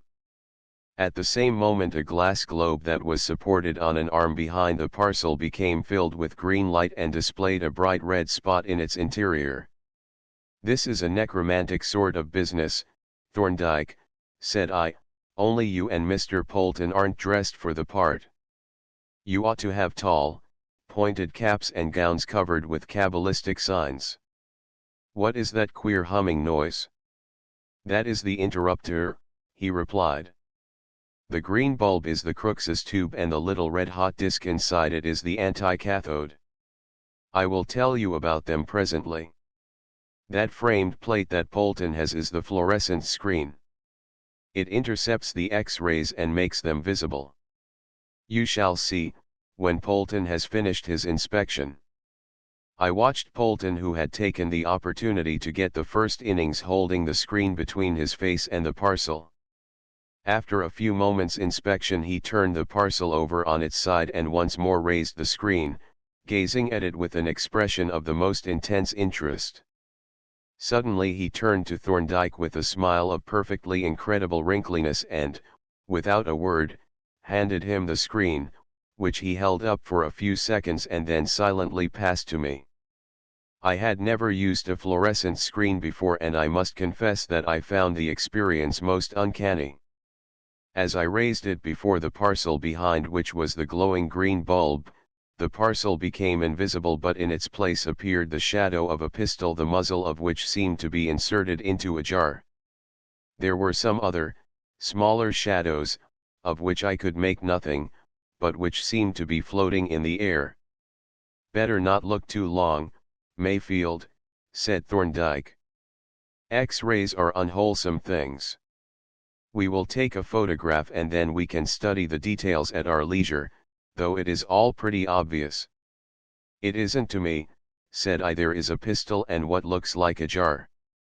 Do you take it that they are parts of an infernal machine?" "I suppose," he replied, "we must dignify it with that name." "What do you say, Polton?" "I should call it a booby trap, sir," was the reply. "What you might expect from a mischievous boy of 10, rather backward for his age." Thorndyke laughed. "Listen to the artificer," said he, "and observe how his mechanical soul is offended by an inefficient and unmechanical attempt to blow us all up. But we won't take the inefficiency too much for granted. Let us have a photograph and then we can get to work with safety." It seemed that this part also of the procedure was already provided for in the form of a large black envelope, which Polton produced from a drawer and began forthwith to adjust in contact with the parcel. In fact, the appearance of preparedness was so striking that I remarked, "This looks like part of a regular routine. It must take up a lot of your time." "As a matter of fact," he replied, "we don't often have to do this. I don't receive many parcels, and of those that are delivered, the immense majority come from known sources and are accompanied by letters of advice. It is only the strange and questionable packages that we examine with the X-rays. Of course, this one was suspect at a glance with that disguised handwriting and the special direction as to who should open it. Yes, I see that now. But it must be rather uncomfortable to live in constant expectation of having bombs or poison gas handed in by the postman." "It isn't as bad as that," said he. "The thing has happened only 3 or 4 times in the whole of my experience. The first gift of the kind was a poisoned cigar, which I fortunately detected and which served as a very useful warning. Since then I have kept my weather eyelid lifting, as the mariners express it. But don't you find it rather wearing to be constantly on the lookout for some murderous attack?" "Not at all," he answered with a laugh. "It rather adds to the zest of life. Besides, you see, Mayfield, that on the rare occasions when these trifles come my way, they are so extremely helpful." "Helpful?" I repeated. "In the Lord's name, how?" "In a number of ways. Consider my position, Mayfield. I am not like an Italian or Russian politician who may have scores of murderous enemies. I am a lawyer and an investigator of crime. Whoever wants to get rid of me has something to fear from me, but at any given time, there will not be more than 1 or 2 of such persons. Consequently, when I receive a gift such as the present one, it conveys to me certain items of information. Thus it informs me that someone is becoming alarmed by some proceedings on my part. That is a very valuable piece of information, for it tells me that some one of my inquiries is at least proceeding along the right lines. It is virtually an admission that I have made, or am in the way of making a point.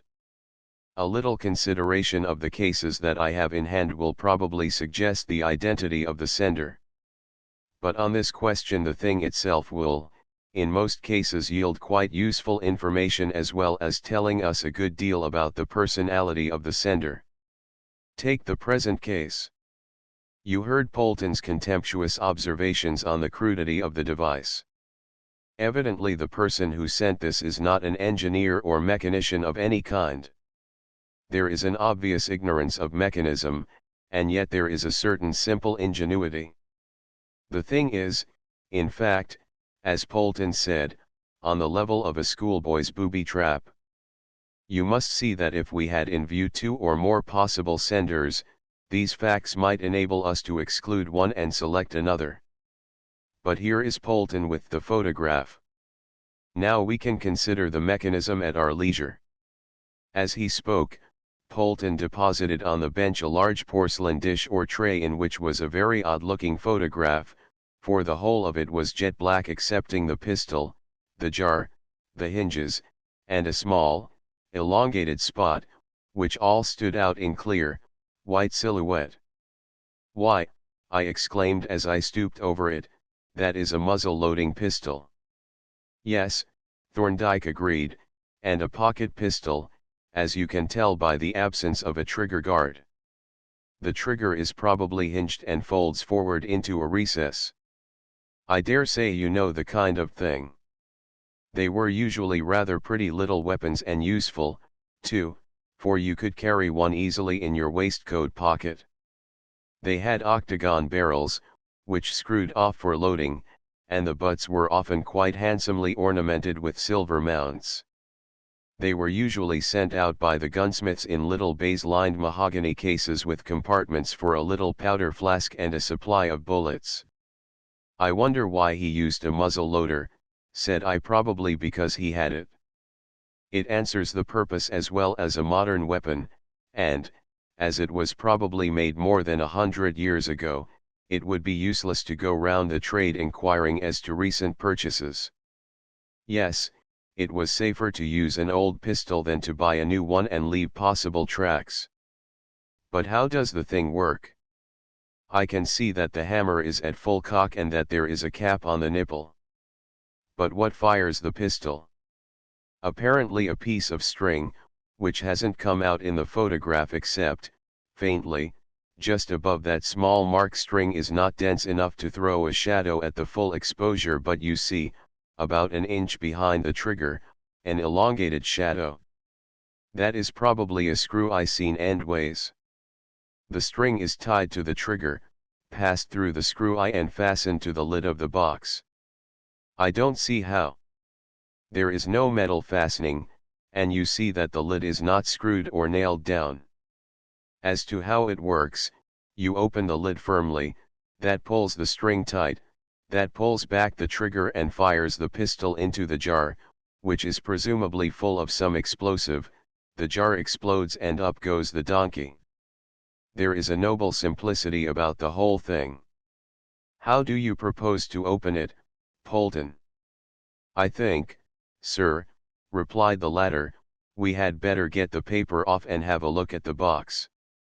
"Very well," said Thorndyke, "but don't take anything for granted. Make sure that the paper isn't part of the joke." I watched Polton with intense and far from impersonal interest, wishing only that I could have observed him from a somewhat greater distance. But for all his contempt for the booby trap, he took no unnecessary risks. First, with a pair of scissors, he cut out a piece at the back and enlarged the opening so that he could peer in and inspect the top of the lid. When he had made sure that there were no pitfalls, he ran the scissors round the top and exposed the box, which he carefully lifted out of the remainder of the wrapping and laid down tenderly on the bench. It was a cigar box of the flat type and presented nothing remarkable excepting that the lid, instead of being nailed or pinned down, was secured by a number of strips of stout adhesive paper, and bore, near the middle, a large spot of sealing wax. "That paper binding is quite a happy thought," remarked Thorndyke, though it was probably put on because our friend was afraid to knock in nails. "But it would be quite effective.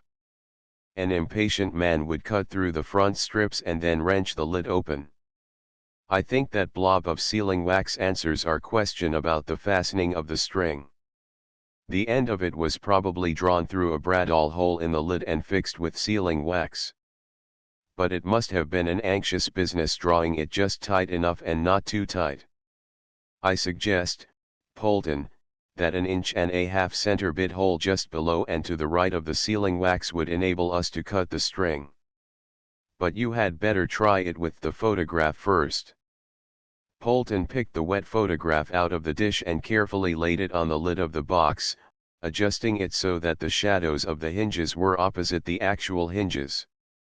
Then with a marking awl he pricked through the shadow of the screw eye, and again about 2 inches to the right and below it. "You are quite right, sir," said he as he removed the photograph and inspected the lid of the box. "The middle of the wax is exactly over the screw eye. I'll just get the center bit." He bustled away down the stairs and returned in less than a minute with a brace and a large center bit, the point of which he inserted into the second awl hole. Then, as Thorndyke grasped the box, and I stepped back a pace or two, he turned the brace lightly and steadily, stopping now and again to clear away the chips and examine the deepening hole. A dozen turns carried the bit through the thin lid and the remaining disc of wood was driven into the interior of the box. As soon as the hole was clear, he cautiously inserted a dentist's mirror, which he had brought up in his pocket, and with its aid examined the inside of the lid. "I can see the string, sir," he reported, "a bit of common white twine and it looks quite slack. I could reach it easily with a small pair of scissors." He handed the mirror to Thorndyke, who, having confirmed his observations, produced a pair of surgical scissors from his pocket. These Polton cautiously inserted into the opening, and as he closed them there was an audible snip. Then he slowly withdrew them and again inserted the mirror. "It's all right," said he. "The string is cut clean through. I think we can open the lid now." With a sharp penknife he cut through the paper binding strips and then, grasping the front of the lid, continued, "Now for it. Perhaps you two gentlemen had better stand a bit farther back, in case of accidents." I thought the suggestion an excellent one, but as Thorndyke made no move, I had not the moral courage to adopt it. Nevertheless, I watched Polton's proceedings with my heart in my mouth. Very slowly and gently did that cunning artificer raise the lid until it had opened some 2 inches, when he stooped and peered in. Then, with the cheerful announcement that it was all clear, he boldly turned it right back. Of course, the photograph had shown us, in general, what to expect, but there were certain details that had not been represented. For instance, both the pistol and the jar were securely wedged between pieces of cork sections of wine bottle corks, apparently glued to the bottom of the box. "How is it," I asked, "that those corks did not appear in the photograph?" "I think there is a faint indication of them," Thorndyke replied, "but Polton gave a rather full exposure. If you want to show bodies of such low density as corks, you have to give a specially short exposure and cut short the development, too. But I expect Polton saw them when he was developing the picture, didn't you, Polton?" "Yes," the latter replied, "they were quite distinct at one time, but then I developed up to get the pistol out clear." While these explanations were being given, Polton proceeded methodically to draw the teeth of the infernal apparatus. First, he cut a little wedge of cork which he pushed in between the threatening hammer and the nipple, and having thus fixed the former he quietly removed the percussion cap from the latter, on which I drew a deep breath of relief.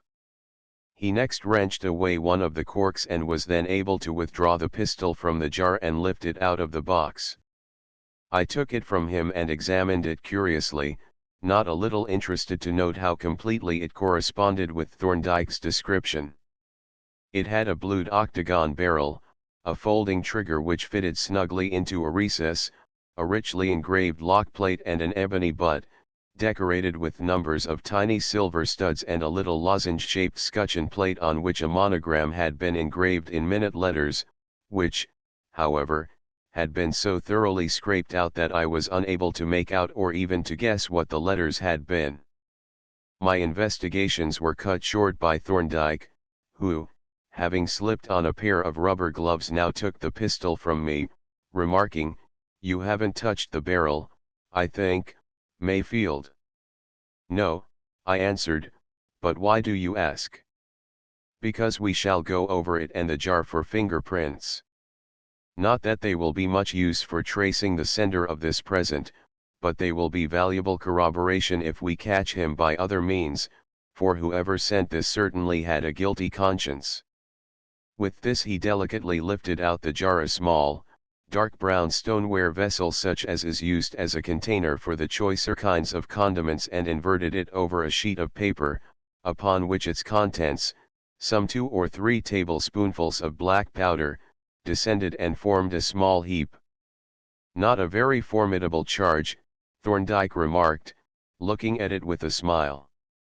"Formidable," repeated Polton. "Why, it wouldn't have hurt a fly. Common black powder such as old women use to blow out the copper flues. He must be an innocent, this fellow, if it is a he added reflectively. Polton's proviso suddenly recalled to my mind the man whom I had seen lurking at the corner of Fig Tree Court. It was hardly possible to avoid connecting him with the mysterious parcel, as Thorndyke agreed when I had described the incident. "Yes," exclaimed Polton, "of course. He was waiting to hear the explosion. It is a pity you didn't mention it sooner, sir. But he may be waiting there still. Hadn't I better run across and see?" "And suppose he is there still," said Thorndyke. "What would you propose to do?" "I should just pop up to the lodge and tell the porter to bring a policeman down." "Why, we should have him red-handed." Thorndyke regarded his henchman with an indulgent smile. "Your handicraft, Polton," said he, "is better than your law. You can't arrest a man without a warrant unless he is doing something unlawful. This man was simply standing at the corner of Fig Tree Court." "But," protested Polton, "isn't it unlawful to send infernal machines by parcel post?" "Undoubtedly it is," Thorndyke admitted, "but we haven't a particle of evidence that this man has any connection with the parcel or with us. He may have been waiting there to meet a friend." "He may, of course," said I, "but seeing that he ran off like a lamplighter on both the occasions when I appeared on the scene, I should suspect that he was there for no good. And I strongly suspect him of having some connection with this precious parcel." "So do I," said Thorndyke. "As a matter of fact, I have once or twice, lately, met a man answering to your description, loitering about King's Bench Walk in the evening. But I think it much better not to appear to notice him. Let himself think himself unobserved, and presently he will do something definite that will enable us to take action. And remember that the more thoroughly he commits himself, the more valuable his conduct will be as indirect evidence on certain other matters." I was amused at the way in which Thorndyke sank all considerations of personal safety in the single purpose of pursuing his investigations to a successful issue. He was the typical enthusiast. The possibility that this unknown person might shoot at him from some ambush, he would, I suspected, have welcomed as offering the chance to seize the aggressor and compel him to disclose his motives. Also, I had a shrewd suspicion that he knew or guessed who the man was and was anxious to avoid alarming him. "Well," he said when he had replaced the pistol and the empty jar in the box and closed the latter, I think we have finished for the present. The further examination of these interesting trifles can be postponed until tomorrow. Shall we go downstairs and talk over the news? It is getting rather late, said I, but there is time for a little chat, though, as to news, they will have to come from you, for I have nothing to tell. We went down to the sitting room where, when he had locked up the box, we took each an armchair and filled our pipes. So you have no news of any kind, said he. No, excepting that the Hilberhof Square household has been broken up and the inmates scattered into various flats. Then the house is now empty, said he, with an appearance of some interest. Yes, and likely to remain so with this gruesome story attached to it. I suppose I shall have to make a survey of the premises with a view to having them put in repair. When you do, said he, I should like to go with you and look over the house. But it is all dismantled. Everything has been cleared out. You will find nothing there but empty rooms and a litter of discarded rubbish. Never mind, said he. I have occasionally picked up some quite useful information from empty rooms and discarded rubbish. Do you know if the police have examined the house? I believe not. At any rate, nothing has been said to me to that effect. So much the better, said he. Can we fix a time for our visit? It can't be tomorrow, said I, because I must see Barbara and get the keys if she has them. Would the day after tomorrow do, after lunch? Perfectly, he replied. Come and lunch with me, and, by the way, Mayfield, it would be best not to mention to anyone that I am coming with you, and I wouldn't say anything about this parcel. I looked at him with sudden suspicion, recalling Wallingford's observations on the subject of mares' nests. But, my dear Thorndyke, I exclaimed, you don't surely associate that parcel with any of the inmates of that house? I don't associate it with any particular person, he replied. I know only what you know, that it was sent by someone to whom my existence is, for some reason, undesirable, and whose personality is to some extent indicated by the peculiarities of the thing itself. What peculiarities do you mean? Well, he replied, there is the nature and purpose of the thing. It is an appliance for killing a human being. That purpose implies either a very strong motive or a very light estimate of the value of human life.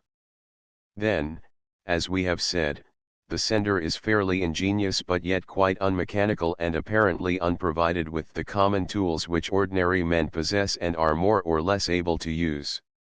You notice that the combination of ingenuity with non-possession of tools is a rather unusual one. How do you infer that the sender possessed no tools?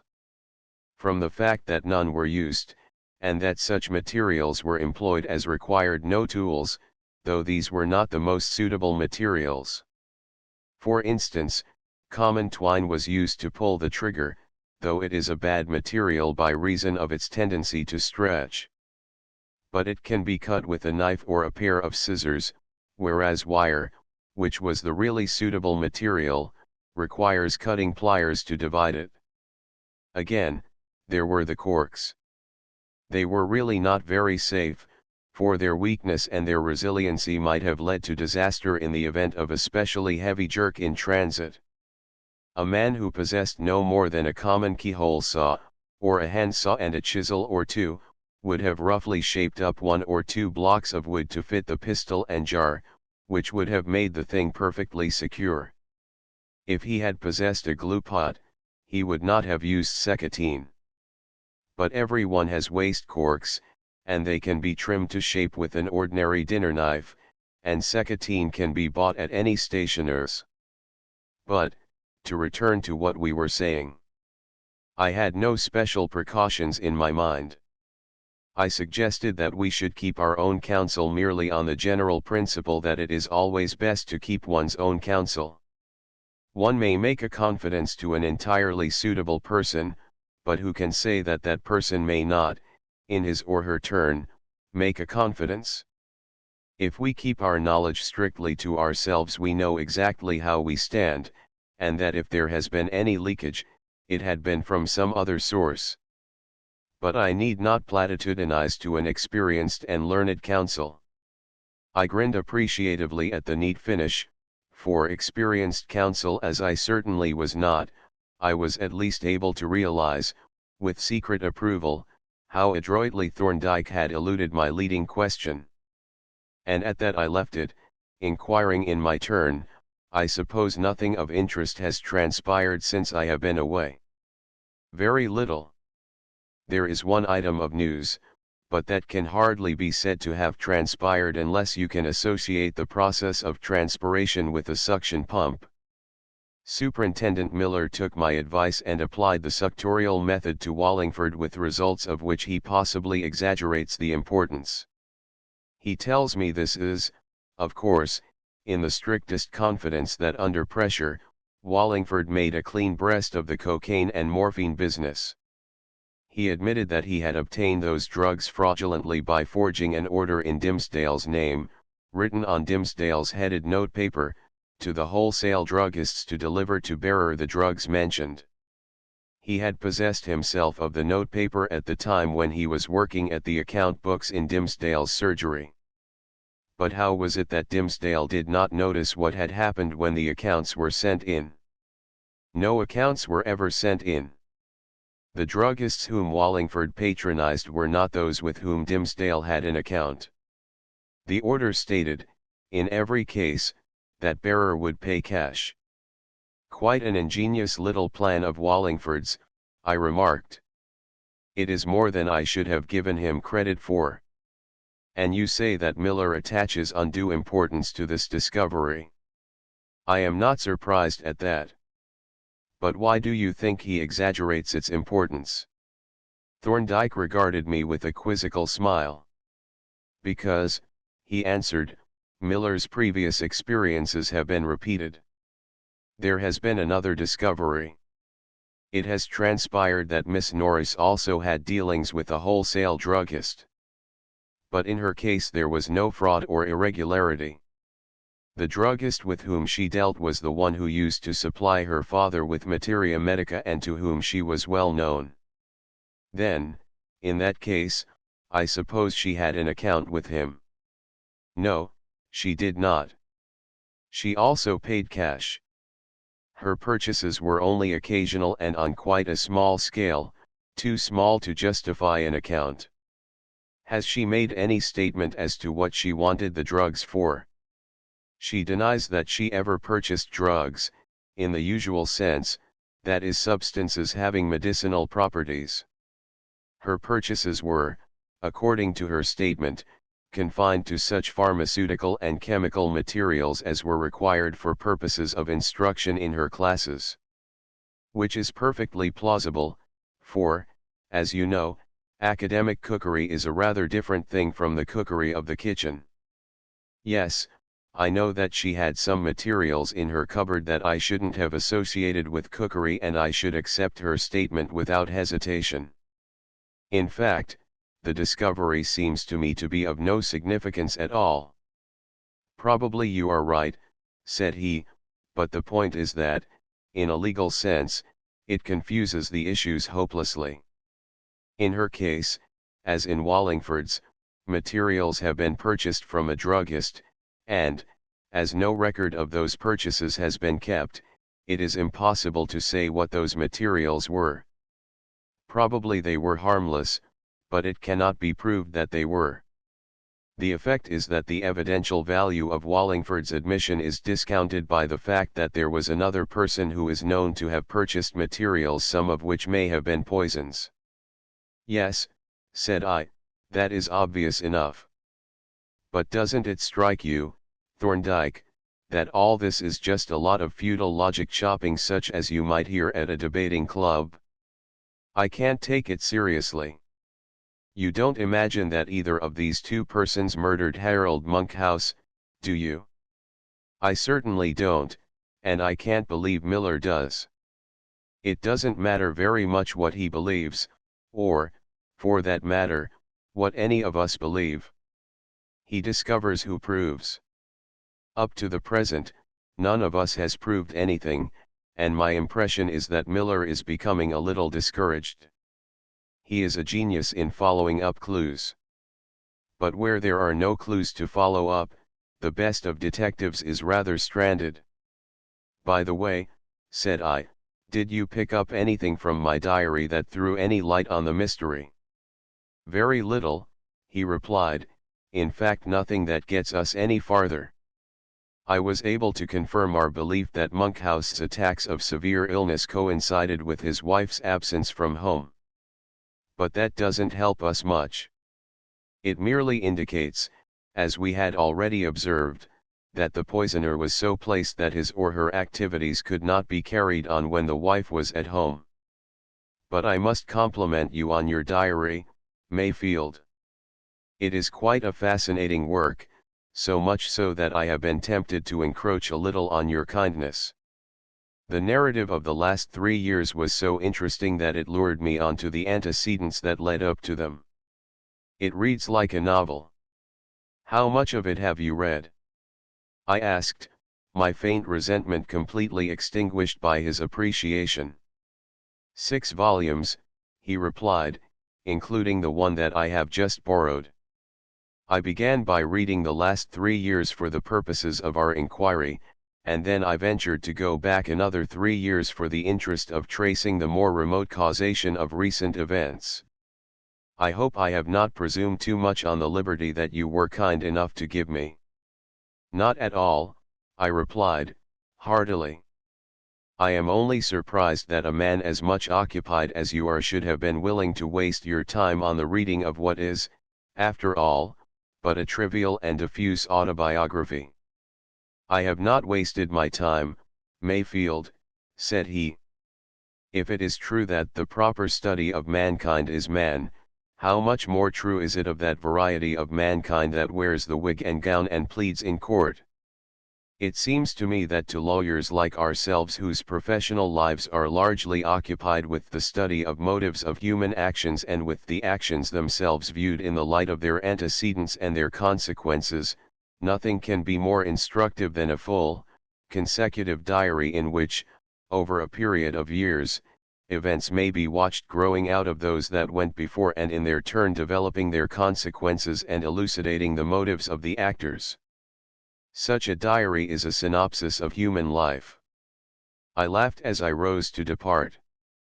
It seems, said I, that I wrought better than I knew. In fact I am disposed, like Pendennis, to regard myself with respectful astonishment. But perhaps I had better not be too puffed up. It may be that I am, after all, no more than a sort of literary Strasbourg goose, an unconscious provider of the food of the gods. Thorndyke laughed in his turn and escorted me down the stairs to the entry where we stood for a few moments looking out into the fog. It seems thicker than ever, said he. However, you can't miss your way. But keep a lookout as you go, in case our friend is still waiting at the corner. Good night. I returned his farewell and plunged into the fog, steering for the corner of the library, and was so fortunate as to strike the wall within a few yards of it. From thence I felt my way without difficulty to the terrace where I halted for a moment to look about and listen, and as there was no sign, visible or audible of any loiterer at the corner, I groped my way into the passage and so home to my chambers without meeting a single human creature. Chapter 11. The warmth with which Barbara greeted me when I made my first appearance at her flat struck me as rather pathetic, and for the first time I seemed to understand what it was that had induced her to marry Harold Monkhouse. She was not a solitary woman by nature and she had never been used to a solitary existence. When Stella's death had broken up her home and left her with no intimate friend in the world but me, I had been too much taken up with my own bereavement to give much consideration to her. But now, as she stood before me in her pretty sitting room, holding both my hands and smiling her welcome, it was suddenly borne in on me that her state was rather forlorn in spite of her really comfortable means. Indeed, my heart prompted me to some demonstrations of affection, and I was restrained only by the caution of a confirmed bachelor. For Barbara was now a widow, and even while my sympathy with my almost lifelong friend tempted me to pet her a little, some faint echoes of Mr. Tony Weller's counsels bade me beware. "You are quite an anchoress here, Barbara," I said, "though you have a mighty comfortable cell. I see you have a new maid, too. I should have thought you would have brought Mabel with you. She wouldn't come naturally. She said she preferred to go and live among strangers and forget what had happened at Hilberhof Square. Poor Mabel! She was very brave and good, but it was a terrible experience for her. Do you know what has become of her?" "No. She has disappeared completely. Of course, she has never applied for a reference." "Why of course? My dear Rupert," she replied a little bitterly, "do you suppose that she would want to advertise her connection with Mrs. Harold Monkhouse? No, I suppose she would be likely to exaggerate the publicity of the affair, as I think you do. And how is Madeline? I rather expected that you and she would have shared a flat. Why didn't you?" Barbara was disposed to be evasive. "I don't know," she replied, "that the plan commended itself to either of us. We have our separate interests, you know. At any rate, she never made any such suggestion, and neither did I." "Do you ever see Wallingford now?" I asked. "Indeed, I do," she replied. "In fact, I have had to hint to him that he mustn't call too frequently. One must consider appearances, and, until I spoke, he was here nearly every day. But I hated doing it. Still, Barbara, it was very necessary. It would be so in the case of any young woman, but in your case especially so." I broke off awkwardly, not liking to say exactly what was in my mind. For, of course, in the atmosphere of suspicion which hung about him, his frequent visits would be a source of real danger. No motive for the murder had yet been suggested. It would be a disaster if his folly were to create the false appearance of one. But, as I have said, I shrank from pointing this out, though I think she understood what was in my mind, for she discreetly ignored the abrupt finish of my sentence and continued, "Poor Tony. He is so very self-centered, and he seems so dependent on me. And really, Rupert, I am a good deal concerned about him." "Why?" I asked, rather unsympathetically. "He is getting so queer. He was always rather odd, as you know, but this trouble seems to be quite upsetting his balance. I am afraid he is getting delusions, and yet, in a way, I hope that he is." "What do you mean? What sort of delusions?" "He imagines that he is being followed and watched. It is a perfect obsession, especially since that superintendent man called on him and cross-questioned him." "But I don't think I told you about that." "No, you did not," said I, quite truthfully, but with an uncomfortable feeling that I was indirectly telling a lie.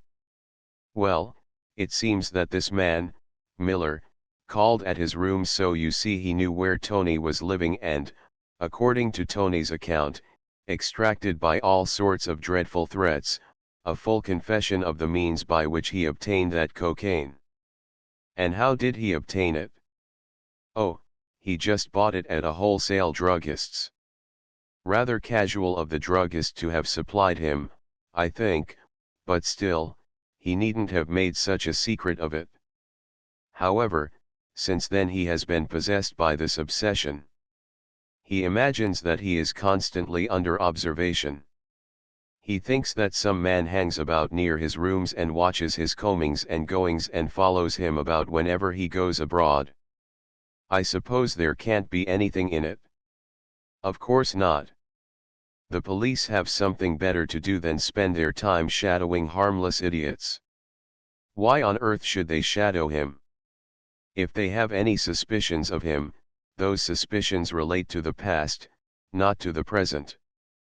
But I don't think Tony connects these watchers with the police.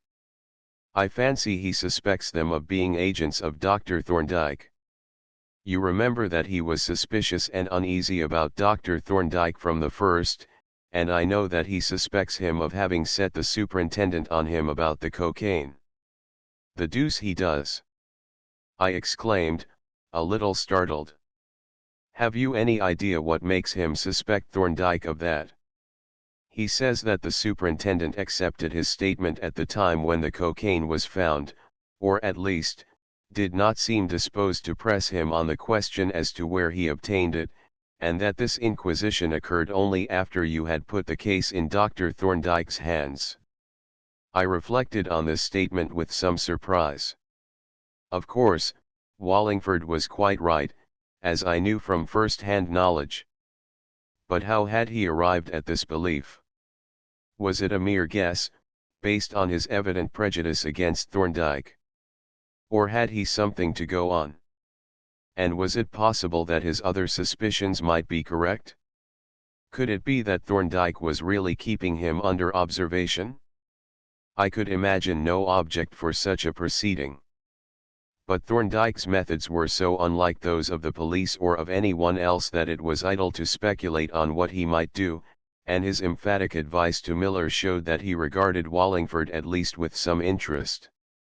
"Well, Barbara," I said, mentally postponing the problem for future consideration, "let us forget Wallingford and everybody else. What are we going to do this afternoon? Is there a matinee that we could go to, or shall we go and hear some music?"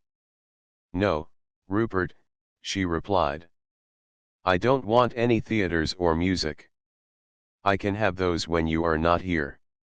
Let us go and walk about Kensington Gardens and gossip as we used to in the old days. But we have a little business to discuss first.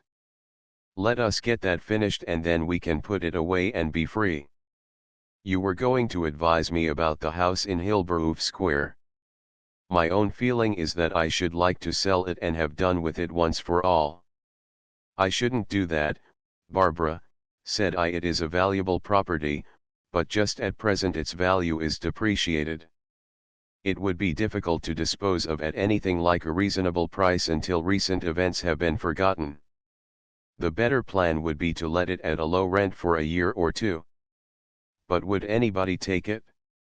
"Undoubtedly, if the rent were low enough. Leave it to Brodribb and me to manage.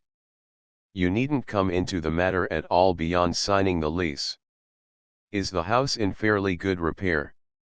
"Most of it is, but there are 1 or 2 rooms that will need redecorating, particularly poor Harold's. That had to be left when the other rooms were done because he refused to be disturbed. It is in a very dilapidated state. The paint is dreadfully shabby and the paper is positively dropping off the walls in places. I dare say you remember its condition." "I do, very well, seeing that I helped Madeline to paste some of the loose pieces back in their places. But we needn't go into details now. I will go and look over the house and see what is absolutely necessary to make the place presentable."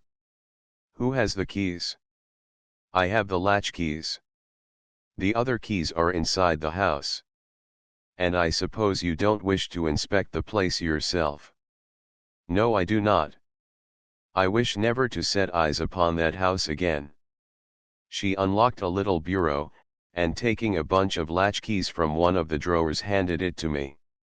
Then she went away to put on her outdoor clothes. Left alone in the room, I sauntered round and inspected Barbara's new abode, noting how, already, it seemed to reflect in some indefinable way the personality of the tenant. It is this sympathetic quality in human dwelling places which gives its special charm and interest to a room in which some person of character has lived and worked, and which, conversely, imparts such deadly dullness to the best room in which no one is suffered to distribute the friendly, humanizing litter, and which is jealously preserved, with all its lifeless ornamentation, its unenjoyed pictures and its unread books intact and undefiled by any traces of human occupation. The furniture of this room was mostly familiar to me, for it was that of the old boudoir. There was the little piano, the two cozy armchairs, the open bookshelves with their array of well-used books, the watercolors on the walls, and above the chimney-piece, the little portrait of Stella with the thin plait of golden hair bordering the frame. I halted before it and gazed at the beloved face which seemed to look out at me with such friendly recognition, and let my thoughts drift back into the pleasant old times and stray into those that might have been if death had mercifully passed by this sweet maid and left me the one companion that my heart yearned for. Now that time had softened my passionate grief into a tender regret, I could think of her with a sort of quiet detachment that was not without its bittersweet pleasure. I could let myself speculate on what my life might have been if she had lived, and what part she would have played in it, questions that, strangely enough, had never arisen while she was alive. I was so immersed in my reverie that I did not hear Barbara come into the room, and the first intimation that I had of her presence was when I felt her hand slip quietly into mine. I turned to look at her and met her eyes, brimming with tears, fixed on me with an expression of such unutterable sadness that, in a moment, my heart leaped out to her, borne on a wave of sympathy and pity which swept away all my caution and reserve. Forgetful of everything but her loneliness and the grief which we shared, I drew her to me and kissed her. It seemed the natural thing to do, and I felt that she understood, though she flushed warmly and the tears started from her eyes so that she must needs wipe them away. Then she looked at me with the faintest, most pathetic little smile, and without a word, we turned together and walked out of the room. Barbara was, as I have said, a rather inscrutable and extremely self-contained woman, but she could be, on occasions, a very delightful companion. And so I found her today. At first a little pensive and silent, she presently warmed up into a quite unwonted gaiety and chatted so pleasantly and made so evident her pleasure at having me back that I yearned no more for the bar mess but was able to forget the horrors and anxieties of the past and give myself up to the very agreeable present.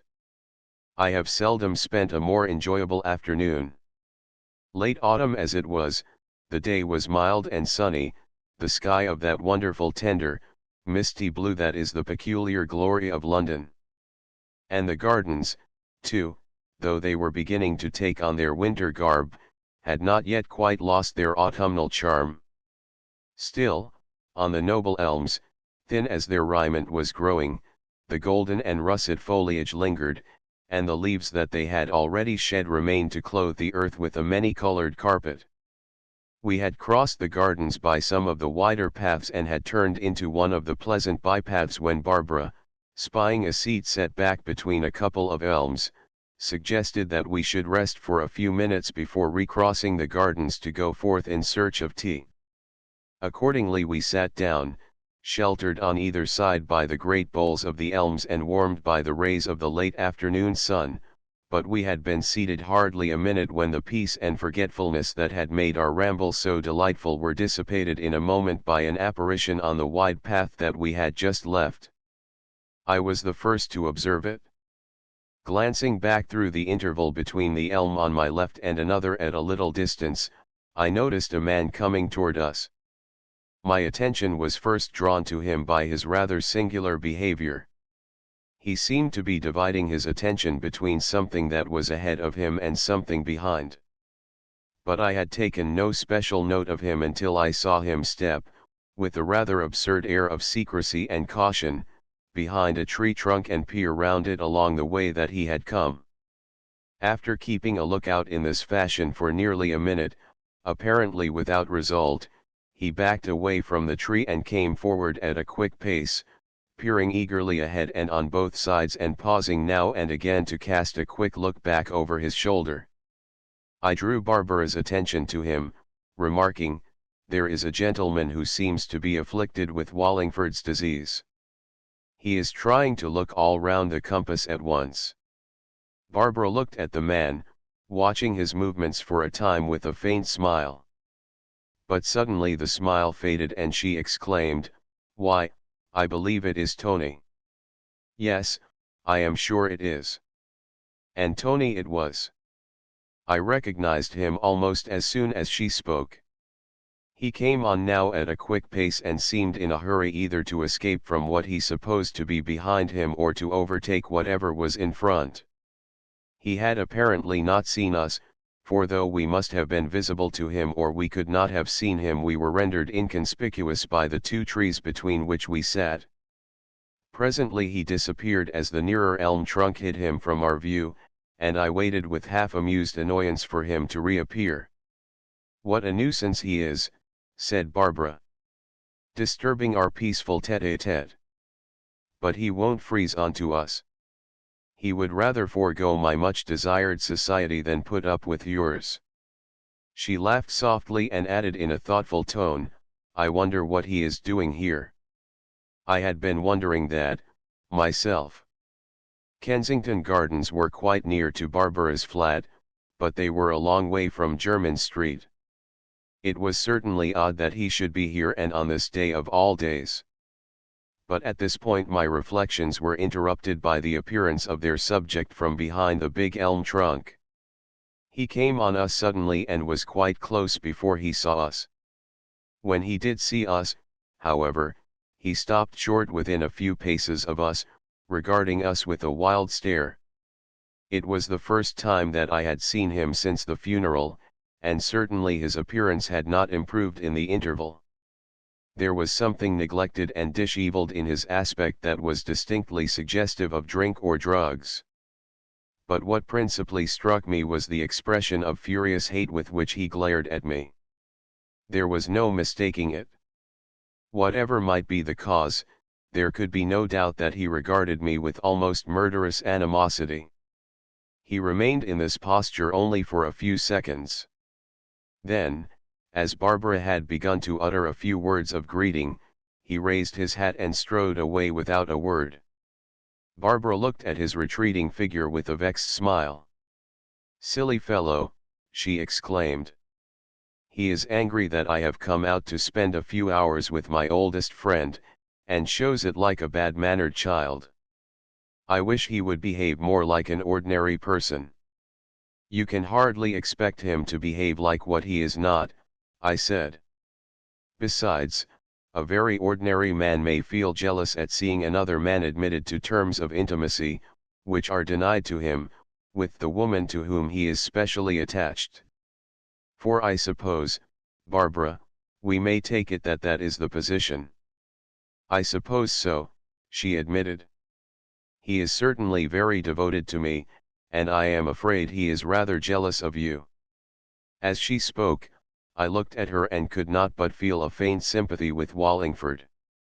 She was really a very handsome woman, and today she was not only looking her best, she seemed, in some mysterious way, to have grown younger, more girlish. The rather somber gravity of the last few years seemed to be quite dissipated since we had left the flat, and much of the charm of her youth had come back to her. "He looked more than rather jealous," said I. "Venomous hatred was what I read in his face. Do you think he has anything against me other than my position as his rival in your affections?" "Yes, I do. He is mortally afraid of you. He believes that you suspect him of having, at least had a hand in poor Harold's death, and that you have set Dr. Thorndyke to track him down and bring the crime home to him. And his terror of Dr. Thorndyke is positively an insane obsession." I was by no means so sure of this, but I said nothing, and she continued, "I suppose you don't know whether Dr. Thorndyke does really look on him with any suspicion? To me the idea is preposterous. Indeed, I find it impossible to believe that there was any crime at all. I am convinced that poor Harold was the victim of some strange accident." "I quite agree with you, Barbara. That is exactly my own view. But I don't think it is Thorndyke's. As to whom he suspects, if he suspects anybody, I have not the faintest idea.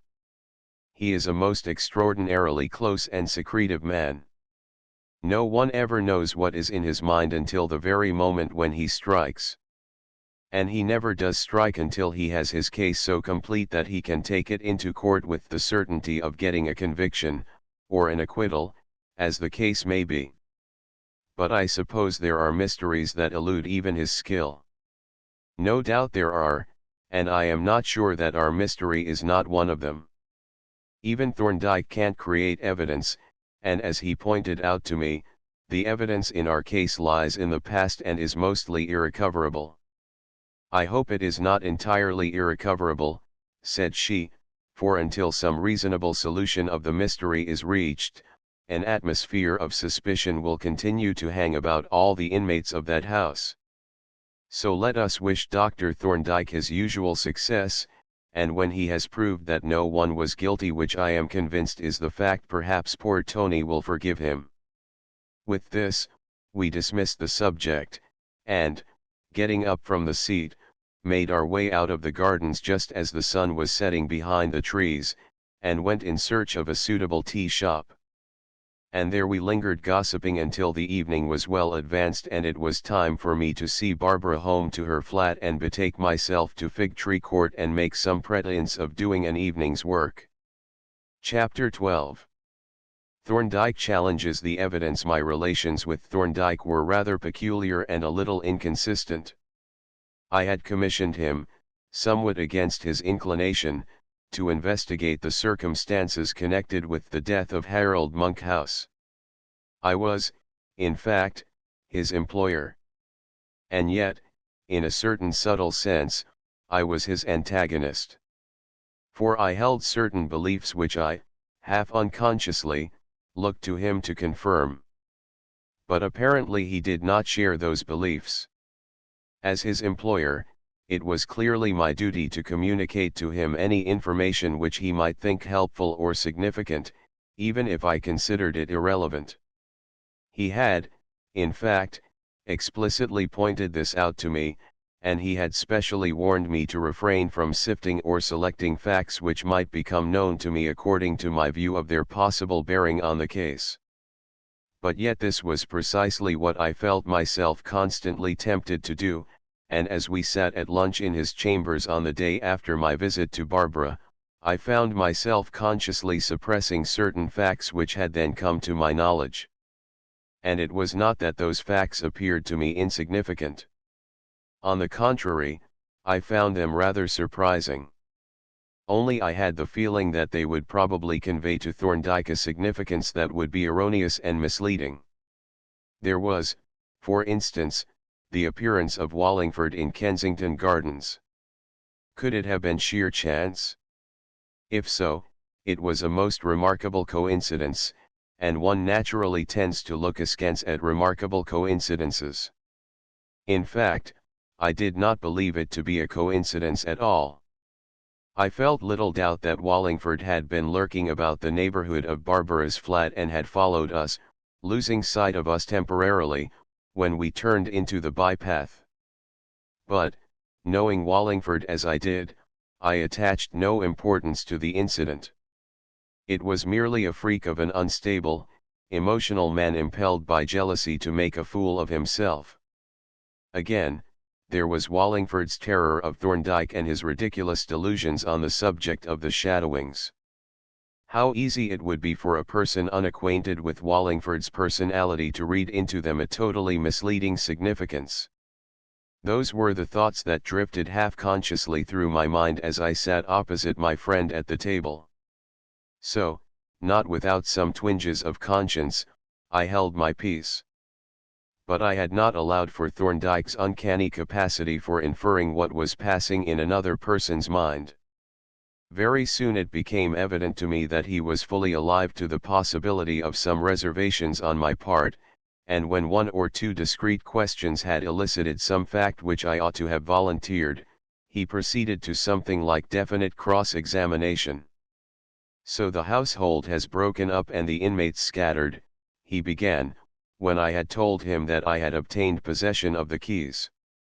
"And Mabel Withers seems to have vanished, unless the police have kept her in view." Did you hear anything about Miss Norris? Not very much. Barbara and she have exchanged visits once or twice, but they don't seem to see much of each other. And what about Wallingford? Does he seem to have been much disturbed by Miller's descent on him? I had to admit that he was in a state bordering on panic. And what did Mrs. Monkhouse think of the forged orders on Dimsdale's headed paper? He hadn't disclosed that.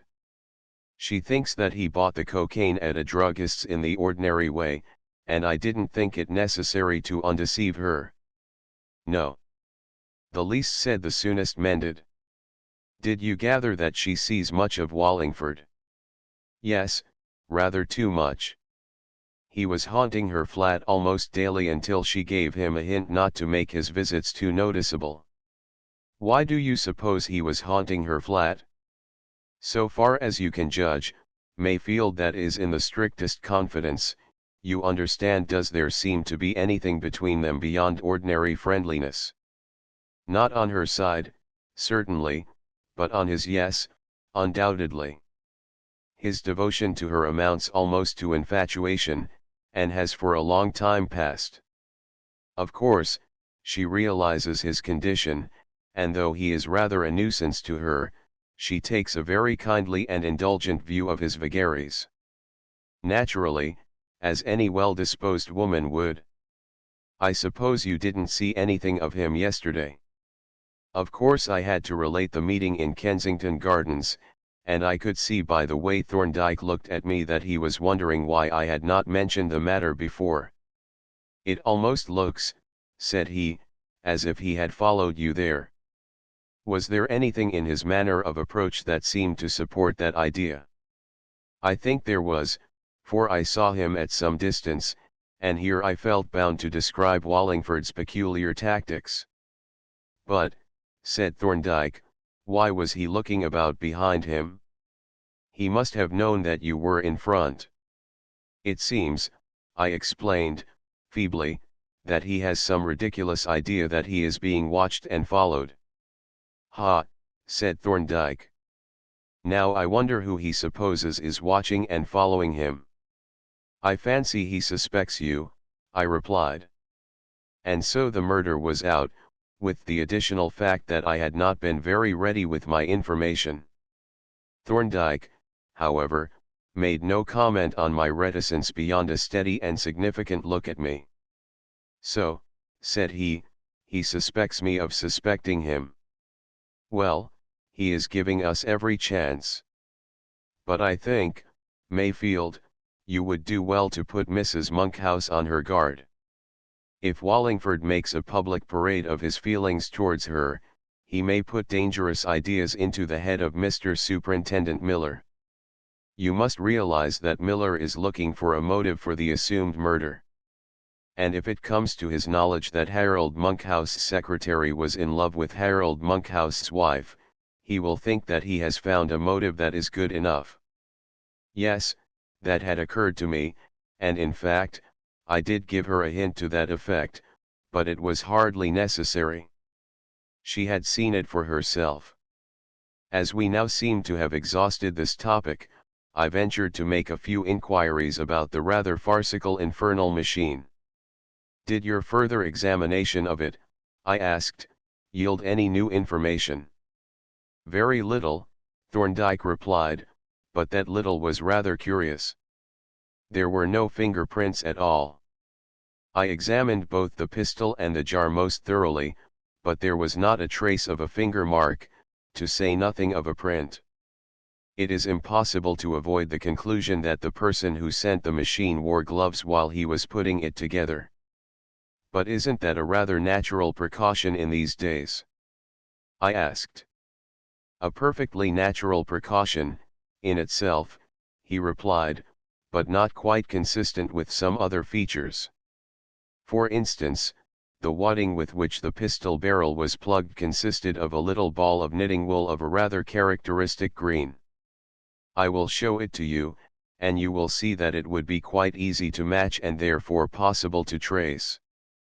But you see that there are thus shown two contrary states of mind. The glove suggests that the sender entertained the possibility that the machine might fail to explode, whereas the wool seems to indicate that no such possibility was considered. He rose from the table, lunch being now finished, and brought from a locked cabinet a little ball of wool of a rather peculiar greenish blue. I took it to the window and examined it carefully, impressed by the curious inconsistency which he had pointed out. Yes, I agreed, there could be no difficulty in matching this. But as to tracing it, that is a different matter. There must have been thousands of skeins of this sold to, at least, hundreds of different persons. Very true, said he. But I was thinking of it rather as a corroborating item in a train of circumstantial evidence. He put the corroborating item back in the cabinet, and at this moment a taxi was heard to draw up at our entry, he picked up a large attaché case and preceded me down the stairs. During the comparatively short journey I made a few not very successful efforts to discover what was Thorndyke's real purpose in making this visit of inspection to the dismantled house. But his reticence and mine were not quite similar. He answered all my questions freely. He gave me a wealth of instances illustrating the valuable evidence obtained by the inspection of empty houses. But none of them seemed to throw any light on his present proceedings. And when I pointed this out, he smilingly replied that I was in precisely the same position as himself. We are not looking for corroborative evidence, said he. That belongs to a later stage of the inquiry. We are looking for some suggestive fact which may give us a hint where to begin. Naturally, we cannot form any guess as to what kind of fact that might be. It was not a very illuminating answer, but I had to accept it, although I had a strong suspicion that Thorndyke's purpose was not quite so vague as he represented it to be, and determined unobtrusively to keep an eye on his proceedings. "Can I give you any assistance?" I inquired, craftily, when I had let him into the hall and shut the outer door. "Yes," he replied, "there is one thing that you can do for me which will be very helpful. I have brought a packet of cards with me here." He produced from his pocket a packet of stationer's postcards. "If you will write on each of them the description and particulars of one room with the name of the occupant in the case of bedrooms, and lay the card on the mantelpiece of the room which it describes, I shall be able to reconstitute the house as it was when it was inhabited. Then we can each go about our respective businesses without hindering one another." I took the cards and the fairly broad hint, and together we made a preliminary tour of the house, which, now that the furniture, carpets and pictures were gone, looked very desolate and forlorn, and as it had not been cleaned since the removal, it had a depressingly dirty and squalid appearance. Moreover, in each room, a collection of rubbish and discarded odds and ends had been roughly swept up on the hearth, converting each fireplace into a sort of temporary dustbin. After a glance around the rooms on the ground floor, I made my way up to the room in which Harold Monkhouse had died, which was my principal concern as well as Thorndyke's. "Well, Mayfield," the latter remarked, running a disparaging eye round the faded, discolored walls and the blackened ceiling, "you will have to do something here. It is a shocking spectacle. Would you mind roughly sketching out the position of the furniture? I see that the bedstead stood by this wall with the head, I presume, towards the window, and the bedside table about here, I suppose, at his right hand. By the way, what was there on that table? Did he keep a supply of food of any kind for use at night? I think they usually put a little tin of sandwiches on the table when the night preparations were made." "You say they? Who put the box there?" "I can't say whose duty it was in particular. I imagine Barbara would see to it when she was at home. In her absence it would be done by Madeline or Mabel." "Not Wallingford?" "No, I don't think Wallingford ever troubled himself about any of the domestic arrangements excepting those that concerned Barbara." "Do you know who made the sandwiches?" "I think Madeline did, as a rule. I know she did sometimes. And as to drink? I suppose he had a water bottle, at any rate. Yes, that was always there, and a little decanter of whiskey. But he hardly ever touched that. Very often a small flagon of lemonade was put on the table with the sandwiches. And who made the lemonade? Madeline. I know that, because it was a very special brand which no one else could make. And supposing the sandwiches and the lemonade were not consumed, do you happen to know what became of the remainder? I have no idea. Possibly the servants consumed them, but more probably they were thrown away. Well-fed servants are not partial to remainders from a sick room. You never heard of any attacks of illness among any of the servants? Not to my knowledge. But I shouldn't be very likely to, you know. No. You notice, Mayfield, that you have mentioned one or two rather material facts that were not disclosed at the inquest. Yes. I was observing that. And it is just as well that they were not disclosed. There were enough misleading facts without them. Thorndyke smiled indulgently. You seem to have made up your mind pretty definitely, on the negative side, at least, he remarked, and then, looking round once more at the walls with their faded, loosened paper, he continued, I take it that Mr. Monkhouse was not a fresh air enthusiast. He was not, I replied. He didn't much care for open windows, especially at night. But how did you arrive at that fact? I was looking at the wallpaper. This is not a damp house, but yet the paper on the walls of this room is loosening and peeling off in all directions. And if you notice the distribution of this tendency, you get the impression that the moisture which loosened the paper proceeded from the neighborhood of the bed. The wall which is most affected is the one against which the bed stood, and the part of that wall that has suffered most is that which was nearest to the occupant of the bed, and especially to his head. That large piece, hanging down, is just where the main stream of his breath would have impinged. Yes, I see the connection now you mention it, and yet I am surprised that his breath alone should have made the air of the room so damp. All through the winter season, when the window would be shut most closely, the gas was burning, and at night, when the gas was out, he commonly had his candle lamp alight. I should have thought that the gas and the candle together would have kept the air fairly dry. That, said Thorndyke, is a common delusion. As a matter of fact, they would have quite the opposite effect. You have only to hold an inverted tumbler over a burning candle to realize, from the moisture which immediately condenses on the inside of the tumbler, that the candle, as it burns, gives off quite a considerable volume of steam.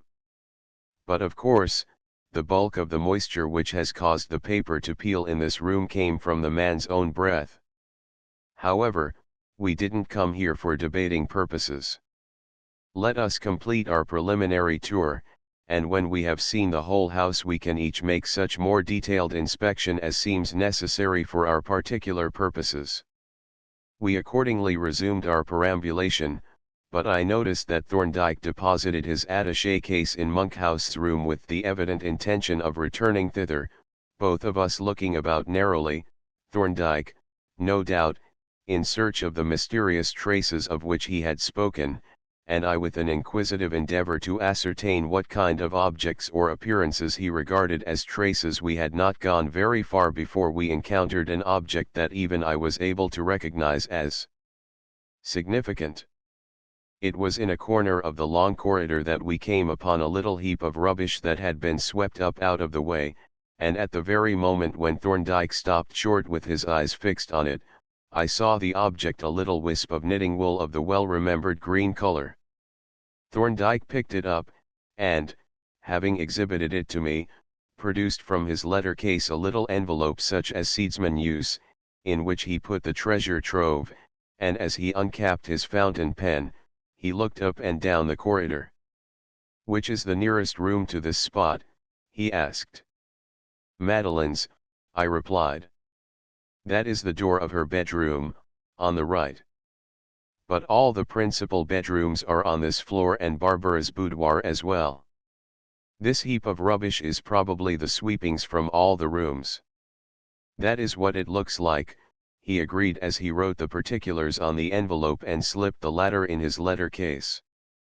You notice that there are some other trifles in this heap, some broken glass, for instance. But I will go through it when we have finished our tour, though I may as well take this now. As he spoke, he stooped and picked up a short piece of rather irregularly shaped glass rod with a swollen, rounded end. What is it? I asked. It is a portion of a small glass pestle and it belongs to one of those little glass mortars such as chemists use in rubbing up powders into solutions or suspensions. You had better not touch it, though it has probably been handled pretty freely. But I shall test it on the chance of discovering what it was last used for. He put it away carefully in another seed envelope and then looked down thoughtfully at the miniature dust heap, but he made no further investigations at the moment and we resumed the perambulation, I placing the identification card on the mantelpiece of each room while he looked sharply about him, opening all cupboards and receptacles and peering into their, usually empty, interiors. When we had inspected the servants' bedrooms and the attics, leaving the indispensable cards, we went down to the basement and visited the kitchen, the scullery, the servants' parlor and the cellars, and this brought our tour to an end. Now, said Thorndyke, we proceed from the general to the particular. While you are drawing up your schedule of dilapidations, I will just browse about and see if I can pick up any stray crumbs in which inference can find nourishment. It isn't a very hopeful quest, but you observe that we have already lighted on two objects which may have a meaning for us. Yes, we have ascertained that someone in this house used a particular kind of wool and that someone possessed a glass mortar. Those do not seem to me very weighty facts. They are not, he agreed, indeed, they are hardly facts at all.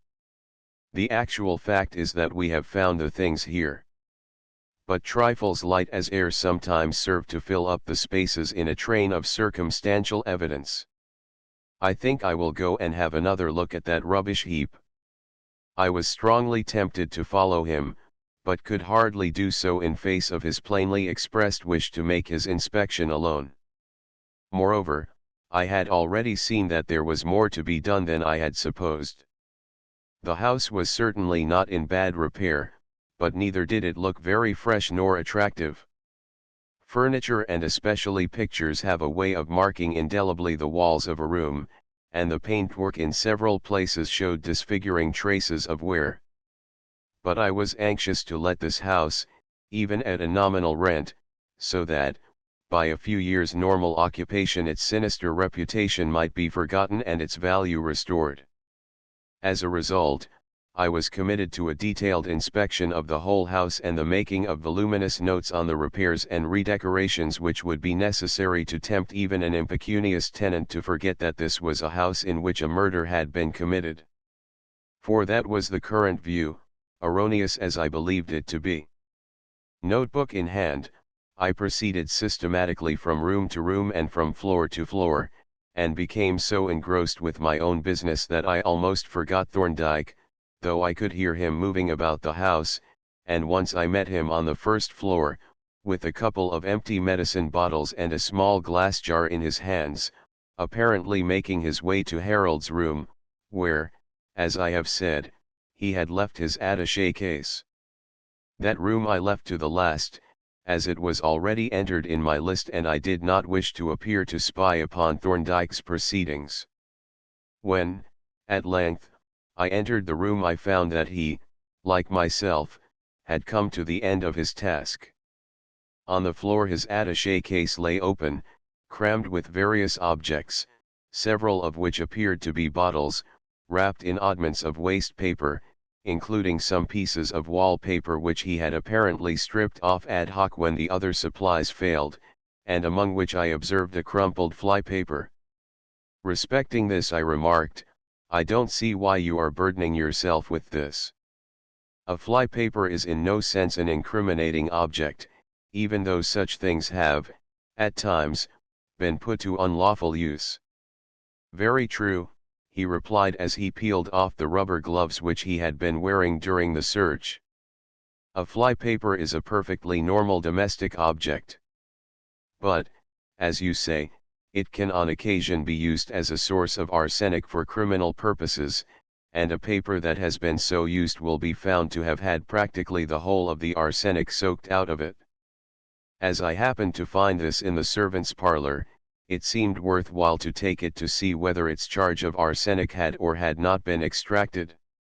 But, I objected, why on earth should the poisoner, if there really is such a person, have been at the trouble of soaking out flypapers when, apparently, he was able to command an unlimited supply of Fowler's solution? Quite a pertinent question, Mayfield, he rejoined. But may I ask my learned friend whether he found the evidence relating to the Fowler's solution perfectly satisfactory? But surely, I exclaimed, you had the evidence of 2 expert witnesses on the point. What more would you require? What is the difficulty? The difficulty is this. There were several witnesses who testified that when they saw the bottle of medicine, the Fowler's solution had not yet been added, but there was none who saw the bottle after the addition had been made. But it must have been added before Mabel gave the patient the last dose. That is the inference. But Mabel said nothing to that effect. She was not asked what color the medicine was when she gave the patient that dose. But what of the analysts and the post-mortem? As to the post-mortem, the arsenic which was found in the stomach was not recognized as being in the form of Fowler's solution, and as to the analysts, they made their examination 3 days after the man died. Still, the medicine that they analyzed was the medicine that deceased had taken. You don't deny that, do you? I neither deny it nor affirm it. I merely say that no evidence was given that proved the presence of Fowler's solution in that bottle before the man died, and that the bottle which was handed to the analysts was one that had been exposed for 3 days in a room which had been visited by a number of persons, including Mrs. Monkhouse, Wallingford, Miss Norris, Mabel Withers, Amos Monkhouse, Dr. Dimsdale, and yourself. You mean to suggest that the bottle might have been tampered with or changed for another? But, my dear Thorndyke, why in the name of God should anyone want to change the bottle? I am not suggesting that the bottle actually was changed. I am merely pointing out that the evidence of the analysts is material only subject to the conditions that the bottle which they examined was the bottle from which the last dose of medicine was given and that its contents were the same as on that occasion, and that no conclusive proof exists that it was the same bottle or that the contents were unchanged. But what reason could there be for supposing that it might have been changed? There is no need to advance any reason. The burden of proof lies on those who affirm that it was the same bottle with the same contents. It is for them to prove that no change was possible. But obviously a change was possible. But still, I persisted, there seems to be no point in this suggestion. Who could have had any motive for making a change? And what could the motive have been? It looks to me like mere logic chopping and hair splitting. You wouldn't say that if you were for the defense, chuckled Thorndyke. You would not let a point of first-rate importance pass on a mere assumption, no matter how probable. And as to a possible motive, surely a most obvious one is staring us in the face. Supposing some person in this household had been administering arsenic in the food. If it could be arranged that a poisonous dose could be discovered in the medicine, you must see that the issue would be at once transferred from the food to the medicine, and from those who controlled the food to those who controlled the medicine. Which is, in fact, what happened. As soon as the jury heard about the medicine, their interest in the food became extinct. I listened to this exposition with a slightly skeptical smile. It was all very ingenious, but I found it utterly unconvincing. You ought to be pleading in court, Thorndyke, I said, instead of grubbing about in empty houses and raking over rubbish heaps. By the way, have you found anything that seems likely to yield any suggestions? It is a little difficult to say, he replied. I have taken possession of a number of bottles and small jars for examination as to their contents, but I have no great expectation in respect of them. I also found some fragments of the glass mortar, an 8-ounce mortar it appears to have been. Where did you find those? I asked. In Miss Norris's bedroom, in a little pile of rubbish under the grate. They are only tiny fragments, but the curvature enables one to reconstruct the vessel pretty accurately. It seemed to me a rather futile proceeding, but I made no comment. Nor did I give utterance to a suspicion which had just flashed into my mind, that it was the discovery of these ridiculous fragments of glass that had set my learned friend splitting straws on the subject of the medicine bottle. I had not much liked his suggestion as to the possible motive of that hypothetical substitution, and I liked it less now that he had discovered the remains of the mortar in Madeline's room. There was no doubt that Thorndyke had a remarkable constructive imagination, and, as I followed him down the stairs and out into the square, I found myself faintly uneasy lest that lively imagination should carry him into deeper waters than I was prepared to navigate in his company. Chapter 13. Rupert makes some discoveries. By a sort of tacit understanding, Thorndyke and I parted in the vicinity of South Kensington Station, to which he had made a beeline on leaving the square. As he had made no suggestion that I should go back with him, I inferred that he had planned a busy evening examining and testing the odds and ends that he had picked up in the empty house, while I had suddenly conceived the idea that I might as well take the opportunity of calling on Madeline, who might feel neglected if I failed to put in an appearance within a reasonable time after my return to town. Our researches had taken up most of the afternoon, and it was getting on for the hour at which Madeline usually left the school, and as the latter was less than half an hour's walk from the station, I could reach it in good time without hurrying. As I walked at an easy pace through the busily populated streets, I turned over the events of the afternoon with rather mixed feelings. In spite of my great confidence in Thorndyke, I was sensible of a chill of disappointment in respect alike of his words and his deeds. In this rather farcical grubbing about in the dismantled house there was a faint suggestion of charlatanism, of the vulgar, melodramatic sleuth, nosing out a trail, while, as to his hair-splitting objections to a piece of straightforward evidence, they seemed to me to be of the kind at which the usual hard-headed judge would shake his hard head while grudgingly allowing them as technically admissible. But whither was Thorndyke drifting? Evidently he had turned a dubious eye on Wallingford, and that egregious ass seemed to be doing all that he could to attract further notice. But today I had seemed to detect a note of suspicion in regard to Madeline, and even making allowance for the fact that he had not my knowledge of her gentle, gracious personality, I could not but feel a little resentful. Once more, Wallingford's remarks concerning a possible mare's nest and a public scandal recurred to me, and, not for the first time, I was aware of faint misgivings as to my wisdom in having set Thorndyke to stir up these troubled waters. He had, indeed, given me fair warning, and I was half inclined to regret that I had not allowed myself to be warned off. Of course, Thorndyke was much too old a hand to launch a half-prepared prosecution into the air. But still, I could not but ask myself uneasily whither his over-acute inferences were leading him.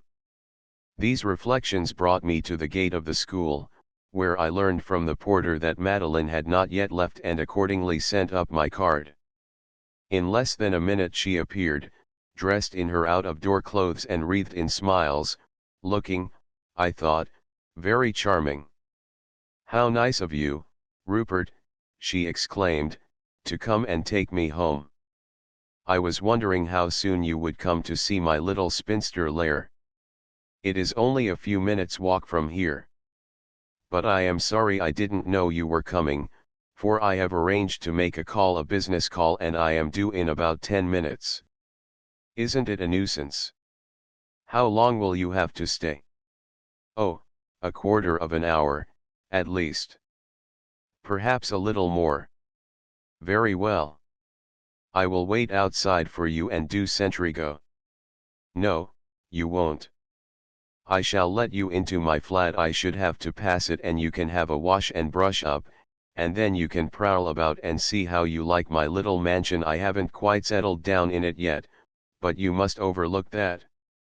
By the time you have inspected everything, I shall be back, and then we can consider whether we will have a late tea or an early supper.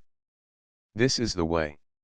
She led me into a quiet by-street, one side of which was occupied by a range of tall, rather forbidding buildings whose barrack-like aspect was to some extent mitigated by signs of civilized humanity in the tastefully curtained windows. Madeline's residence was on the second floor, and when she had let me in by the diminutive outer door and switched on the light, she turned back to the staircase with a wave of her hand. "I will be back as soon as I can," she said. "Meanwhile go in and make yourself at home."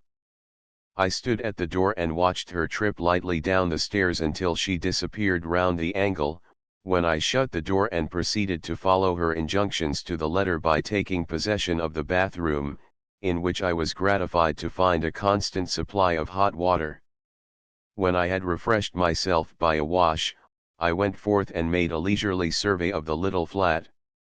It was all very characteristic of Madeline, the professional exponent of domestic economy, in its orderly arrangement and its evidences of considered convenience. The tiny kitchen reminded one of a chemical laboratory or a doctor's dispensary, with its labeled jars of the cook's materials set out in ordered rows on their shelves, and the two little mortars, one of wedgwood ware and the other of glass. I grinned as my eye lighted on this latter, and I thought of the fragments carefully collected by Thorndyke and solemnly transported to the temple for examination. Here, if he could have seen it, was evidence that proved the ownership of that other mortar and at the same time demolished the significance of that discovery. I ventured to inspect the bedroom, and a very trim, pleasant little room it was, but the feature which principally attracted my attention was an arrangement for switching the electric light off and on from the bed, an arrangement suspiciously correlated to a small set of bookshelves also within easy reach of the bed. What interested me in it was what Thorndyke would have called its unmechanical ingenuity, for it consisted of no more than a couple of lengths of stout string, of each of which one end was tied to the light switch and the other end led by a pair of screw eyes to the head of the bed. No doubt the simple device worked well enough in spite of the friction at each screw eye, but a man of less intelligence than Madeline would probably have used levers or bell cranks, or at least pulleys, to diminish the friction in changing the direction of the pull. There was a second bedroom, at present unoccupied and only partially furnished and serving, apparently, as a receptacle for such of Madeline's possessions as had not yet had a permanent place assigned to them.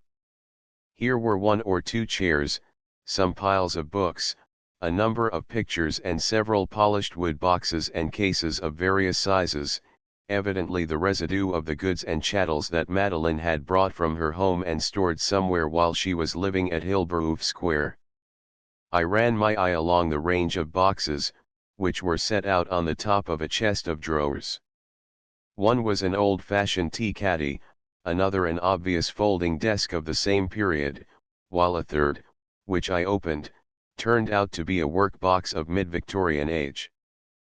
Beside it was a little flat rosewood case which looked like a small case of mathematical instruments. Observing that the key was in the lock, I turned it and lifted the lid, not with any conscious curiosity as to what was inside it, but in the mere idleness of a man who has nothing in particular to do. But the instant that the lid was up, my attention awoke with a bound, and I stood with dropped jaw staring at the interior in utter consternation. There could be not an instant's doubt as to what this case was, for its green baize-lined interior showed a shaped recess of the exact form of a pocket pistol, and, if that were not enough, there, In its own compartment was a little copper powder flask, and in another compartment about a dozen globular bullets. I snapped down the lid and turned the key and walked guiltily out of the room. My interest in Madeline's flat was dead. I could think of nothing but this amazing discovery. And the more I thought, the more overpowering did it become. The pistol that fitted that case was the exact counterpart of the pistol that I had seen in Thorndyke's laboratory, and the case, itself, corresponded exactly to his description of the case from which that pistol had probably been taken. It was astounding, and it was profoundly disturbing. For it admitted of no explanation that I could bring myself to accept other than that of a coincidence. And coincidences are unsatisfactory things, and you can't do with too many of them at once. Yet, on reflection, this was the view that I adopted. Indeed, there was no thinkable alternative. And really, when I came to turn the matter over, it was not quite so extraordinary as it had seemed at the first glance. For what, after all, was this pistol with its case? It was not a unique thing. It was not even a rare thing. Thorndyke had spoken of these pistols and cases as comparatively common things with which he expected me to be familiar.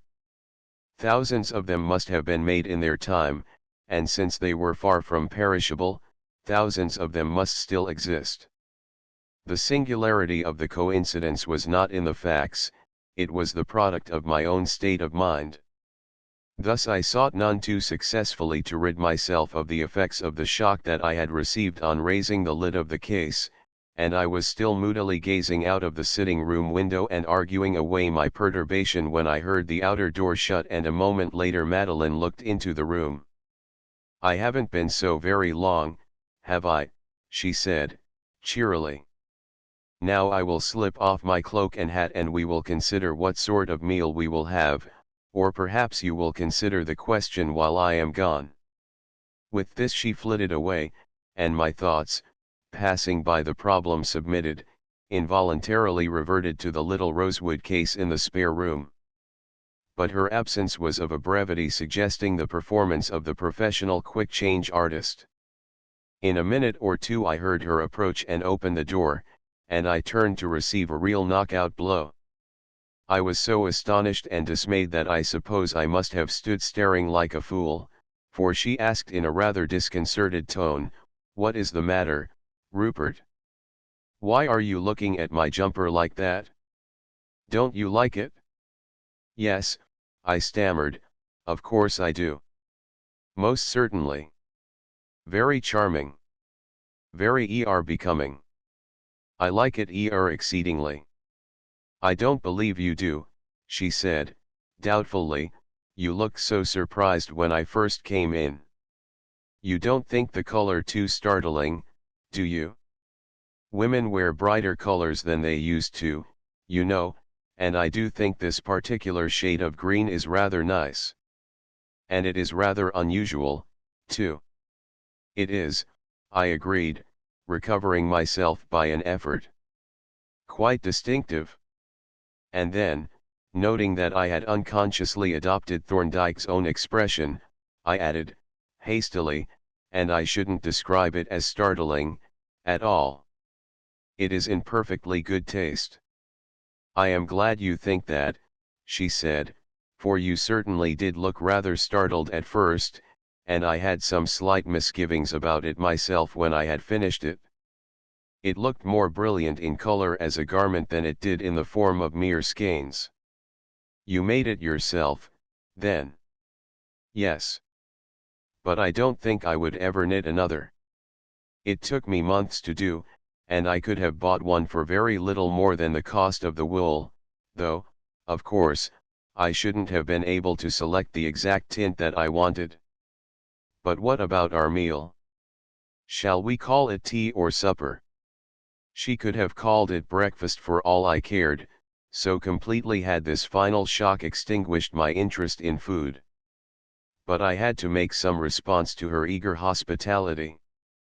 "Let us split the difference or strike an average," I replied. We will call it a soirée tea and unusual trimmings. Very well, said she, then you shall come to the kitchen and help. I will show you the raw material of the feast and you shall dictate the bill of fare. We accordingly adjourned to the kitchen where she fell to work on the preparations with the unhurried quickness that is characteristic of genuine efficiency, babbling pleasantly and pausing now and then to ask my advice, which was usually foolish and had to be blandly rejected, and treating the whole business with a sort of playful seriousness that was very delightful. And all the time I looked on in a state of mental chaos and bewilderment for which I can find no words. There she was, my friend, Madeline, sweet, gentle, feminine, the very type of gracious womanhood, and the more sweet and gracious by reason of these homely surroundings. For it is an appalling reflection, in these days of lady professors and women legislators, that to masculine eyes a woman never looks so dignified, so worshipful, so entirely desirable, as when she is occupied in the traditional activities that millenniums of human experience have associated with her sex. To me, Madeline, flitting about the immaculate little kitchen, neat-handed, perfect in the knowledge of her homely craft, smiling, dainty, fragile, with her gracefully flowing hair and the little apron that she had slipped on as a sort of ceremonial garment, was a veritable epitome of feminine charm. And yet, but a few feet away was a rosewood case that had once held a pistol, and even now, in Thorndyke's locked cabinet, but my mind staggered under the effort of thought and refused the attempt to combine and collate a set of images so discordant. "You are very quiet, Rupert," she said, presently, pausing to look at me. "What is it? I hope you haven't any special worries." "We all have our little worries, Madeline," I replied, vaguely. "Yes, indeed," said she, still regarding me thoughtfully, and for the first time I noticed that she seemed to have aged a little since I had last seen her and that her face, in repose, showed traces of strain and anxiety. "We all have our troubles and we all try to put them on you. How did you think Barbara was looking?" "Extraordinarily well." I was agreeably surprised. "Yes. She is wonderful. I am full of admiration of the way she has put away everything connected with that dreadful affair. I couldn't have done it if I had been in her place. I couldn't have let things rest. I should have wanted to know. I have no doubt that she does. We all want to know. But she can do no more than the rest of us. Do you ever see Wallingford now?" "Oh, dear, yes." He was inclined to be rather too attentive at first, but Barbara gave him a hint that spinsters who live alone don't want too many visits from their male friends, so now he usually comes with her. "I must bear Barbara's words of wisdom in mind," said I. "Indeed you won't," she exclaimed. "Don't be ridiculous, Rupert. You know her hint doesn't apply to you. And I shouldn't have troubled about the proprieties in Tony's case if I had really wanted him. But I didn't, though I am awfully sorry for him. Yes, he seems to be in a bad way mentally, poor devil. Of course you have heard about his delusions. If they really are delusions, but I am not at all sure that they are. Now help me to carry these things into the sitting room and then I will do the omelette and bring it in." I obediently took up the tray and followed her into the sitting room, where I completed the arrangement of the table while she returned to the kitchen to perform the crowning culinary feat. In a minute or two she came in with the product under a heated cover and we took our seats at the table. "You were speaking of Wallingford," said I. "Apparently you know more about him than I do. It seemed to me that he was stark mad.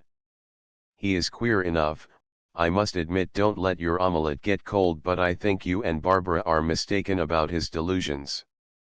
I suspect that somebody is really keeping him under observation, and if that is so, one can easily understand why his nerves are so upset." "Yes, indeed. But when you say you suspect that we are mistaken, what does that mean? Is it just a pious opinion or have you something to go upon? Oh, I shouldn't offer a mere pious opinion to a learned counsel, she replied, with a smile. I have something to go upon, and I will tell you about it, though I expect you will think I am stark mad, too. The fact is that I have been under observation, too. Nonsense, Madeline, I exclaimed. The thing is absurd. You have let Wallingford infect you. There, she retorted. What did I say? You think I am qualifying for an asylum now. But I am not. Absurd as the thing seems, and I quite agree with you on that point, it is an actual fact. I haven't the slightest doubt about it. Well, I said, I am open to conviction. But let us have your actual facts. How long do you think it has been going on? That I can't say, and I don't think it is going on now at all. At any rate, I have seen no signs of any watcher for more than a week, and I keep a pretty sharp lookout. The way I first became aware of it was this: I happened one day at lunchtime to be looking out of this window through the chink in the curtains when I saw a man pass along slowly on the other side of the street and glance up, as it seemed, at this window. I didn't notice him particularly, but still I did look at him when he glanced up, and of course, his face was then directly towards me. Now it happened that, a few minutes afterwards, I looked out again, and then I saw what looked like the same man pass along again, at the same slow pace and in the same direction. And again he looked up at the window, though he couldn't have seen me because I was hidden by the curtain. But this time I looked at him very closely and made careful mental notes of his clothing, his hat, and his features, because, you see, I remembered what Tony had said and I hadn't forgotten the way I was treated at the inquest or the way in which that detective man had turned out my cupboard when he came to search the house. So I looked this man over very carefully indeed so that I should recognize him without any doubt if I should see him again. Well, before I went out after lunch I had a good look out of the window, but I couldn't see anything of him, nor did I see him on my way to the school, though I stopped once or twice and looked back. When I got to the school I stopped at the gate and looked along the street both ways, but still there was no sign of him. Then I ran up to a classroom window from which I could see up and down the street, and presently I saw him coming along slowly on the school side and I was able to check him off point by point, and though he didn't look up this time, I could see his face and check that off, too. There was no doubt whatever that it was the same man. When I came out of school that afternoon I looked round but could not see him, so I walked away quickly in the direction that I usually take when going home, but suddenly turned a corner and slipped into a shop. I stayed there a few minutes buying some things, then I came out, and, seeing no one, slipped round the corner and took my usual way home but kept carefully behind a man and a woman who were going the same way. I hadn't gone very far before I saw my man standing before a shop window but evidently looking up and down the street. I was quite close to him before he saw me and of course I did not appear to notice him, but I hurried home without looking round and ran straight up to this window to watch for him. And sure enough, in about a couple of minutes I saw him come down the street and walk slowly past. And did you see him again after that? Yes, I saw him twice more that same day. I went out for a walk in the evening on purpose to give him a lead. And I saw him from time to time every day for about 10 days. Then I missed him, and I haven't seen a sign of him for more than a week. I suppose he found me too monotonous and gave me up. It is very extraordinary, I said, convinced against my will by her very circumstantial description. What possible object could anyone have in keeping a watch on you? That is what I have wondered, said she. But I suppose the police have to do something for their pay. but this doesn't quite look like a police proceeding.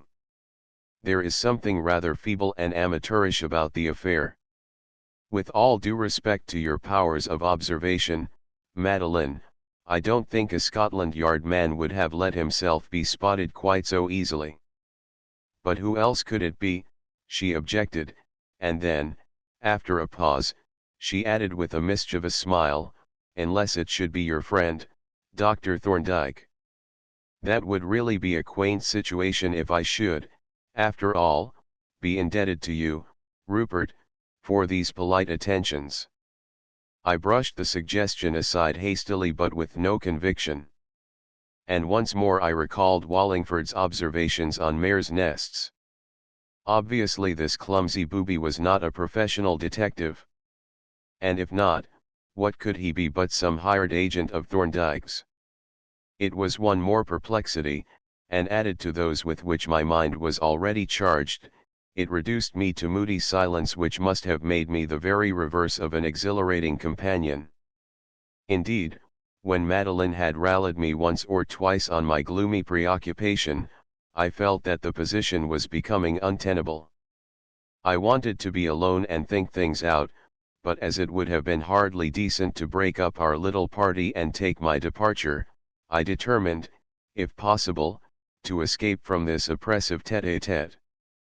Fortunately, I remembered that a famous pianist was giving a course of recitals at a hall within easy walking distance and ventured to suggest that we might go and hear him.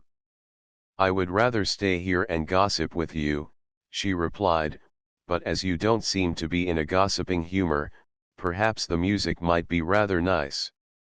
Yes, let us go. I don't often hear any good music nowadays. Accordingly we went, and on the way to the hall Madeline gave me a few further details of her experiences with her follower, and I was not a little impressed by her wariness and the ingenuity with which she had lured that guileless sleuth into exposed and well-lighted situations. By the way, said I, what was the fellow like? Give me a few particulars of his appearance in case I should happen to run across him. Good heavens, Rupert, she exclaimed, laughing mischievously, you don't suppose he will take to haunting you, do you? That would really be the last straw, especially if he should happen to be employed by Dr. Thorndyke. It would, I admitted with a faint grin, though Thorndyke is extremely thorough and he plumes himself on keeping an open mind. At any rate, let us have a few details. There was nothing particularly startling about him. He was a medium-sized man, rather fair, with a longish, sharp, turned-up nose and a sandy mustache, rather bigger than men usually have nowadays. He was dressed in a blue serge suit, without an overcoat, and he wore a brown soft felt hat, a turned-down collar and a dark green necktie with white spots. He had no gloves, but he carried a walking stick, a thickish yellow cane with a crooked handle. Not very distinctive, I remarked, disparagingly. Don't you think so? Said she. I thought he was rather easy to recognize with that brown hat and the blue suit and the big mustache and pointed nose.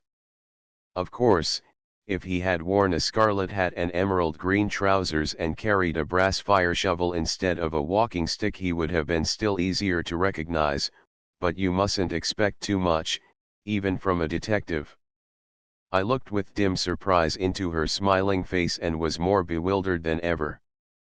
If she were haunted by any gnawing anxieties, she had a wonderful way of throwing them off.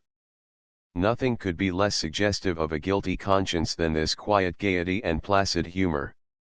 However, there was no opportunity for moralizing, for her little retort had brought us to the door of the hall, and we had barely time to find desirable seats before the principal musician took his place at the instrument.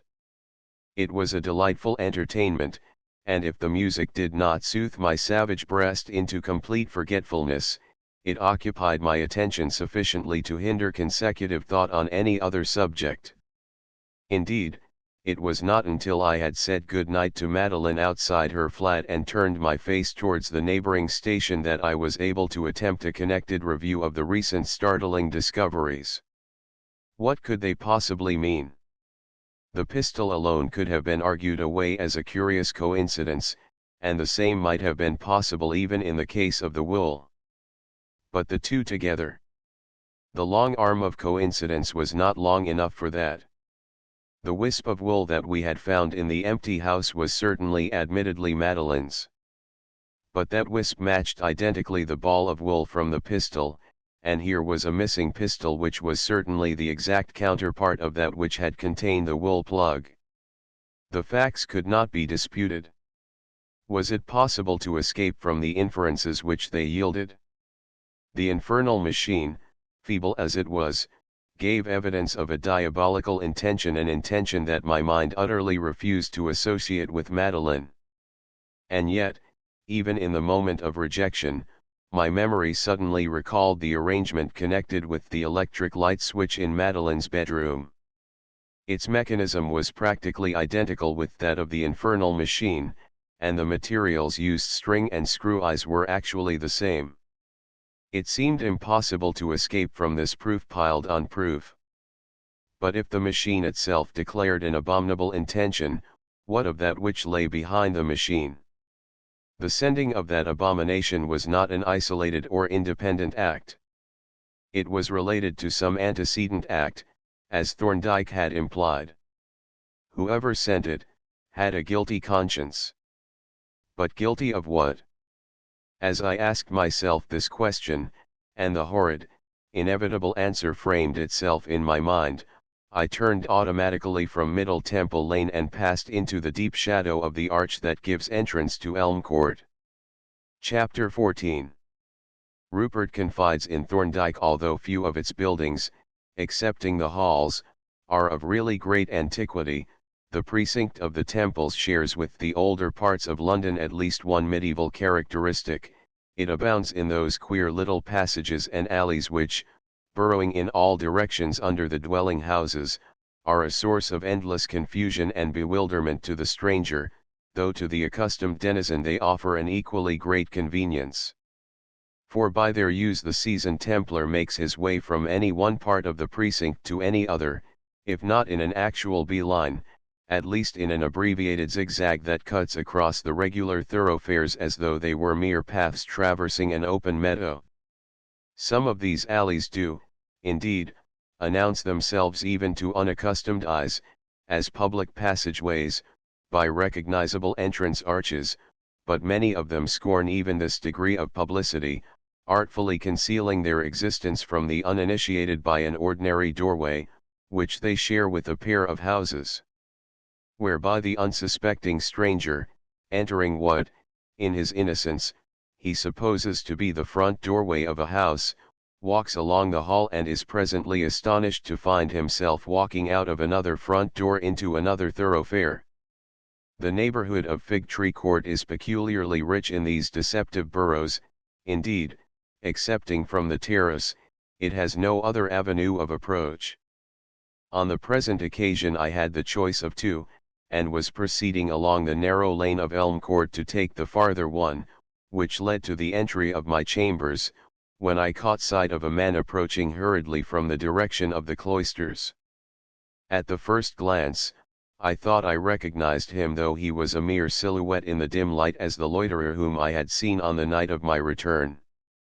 And his behavior confirmed my suspicion, for as he came in sight of me, he hesitated for a moment and then, quickening his pace forward, disappeared suddenly through what appeared to be a hole in the wall but was, in fact, the passage for which I was making.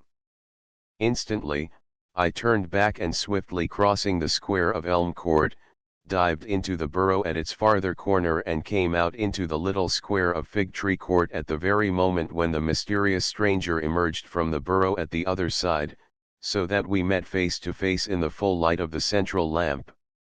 Naturally, I was the better prepared for the encounter, and I pursued my leisurely way towards my chambers with the air of not having observed him, while he, stopping short for a moment with a wild stare at me, dashed across the square and plunged into the passage from which I had just emerged. I did not follow him. I had seen him and had thereby confirmed a suspicion that had been growing upon me, and that was enough. For I need hardly say that the man was Anthony Wallingford.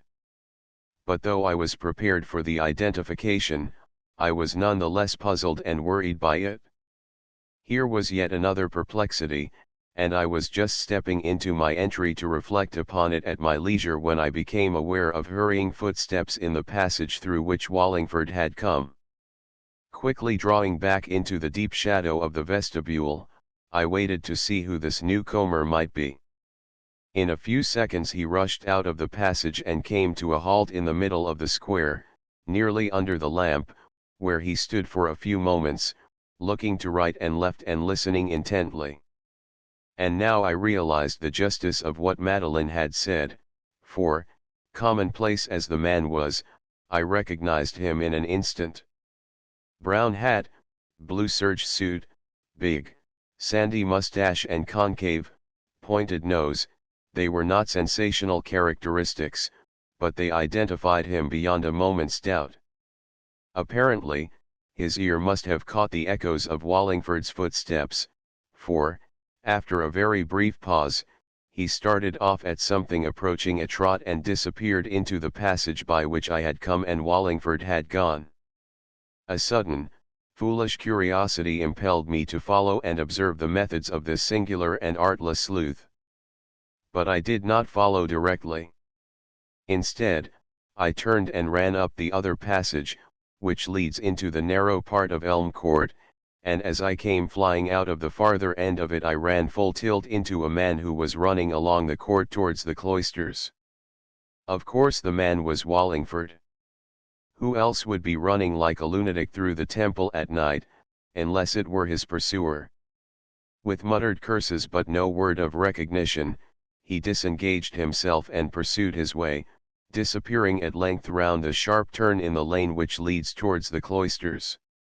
I did not follow him, but drew back into the dark passage and waited. Very soon another figure became visible, approaching rapidly along the dimly lighted lane. I drew farther back and presently from my hiding place I saw the brown hat shadow or steal past with a ridiculous air of secrecy and caution, and when he had passed, I peered out and watched his receding figure until it disappeared round the angle of the lane. I felt half tempted to join the absurd procession and see what eventually became of these two idiots. But I had really seen enough. I now knew that Wallingford's delusions were no delusions at all and that Madeline's story set forth nothing but the genuine, indisputable truth. And with these new facts to add to my unwelcome store of data, I walked slowly back to my chambers, cogitating as I went. In truth, I had abundant material for reflection. The more I turned over my discoveries in Madeline's flat the more did the incriminating evidence seem to pile up. I recalled Polton's plainly expressed suspicion that the sender of the infernal machine was a woman, and I recalled Thorndyke's analysis of the peculiarities of the thing with the inferences which those peculiarities suggested, and read into them a more definite meaning. I now saw what the machine had conveyed to him, and what he had been trying to make it convey to me. The unmechanical outlook combined with evident ingenuity, the unfamiliarity with ordinary mechanical appliances, the ignorance concerning the different kinds of gunpowder, the lack of those common tools which nearly every man, but hardly any woman, possesses and can use, all these peculiarities of the unknown person were feminine peculiarities.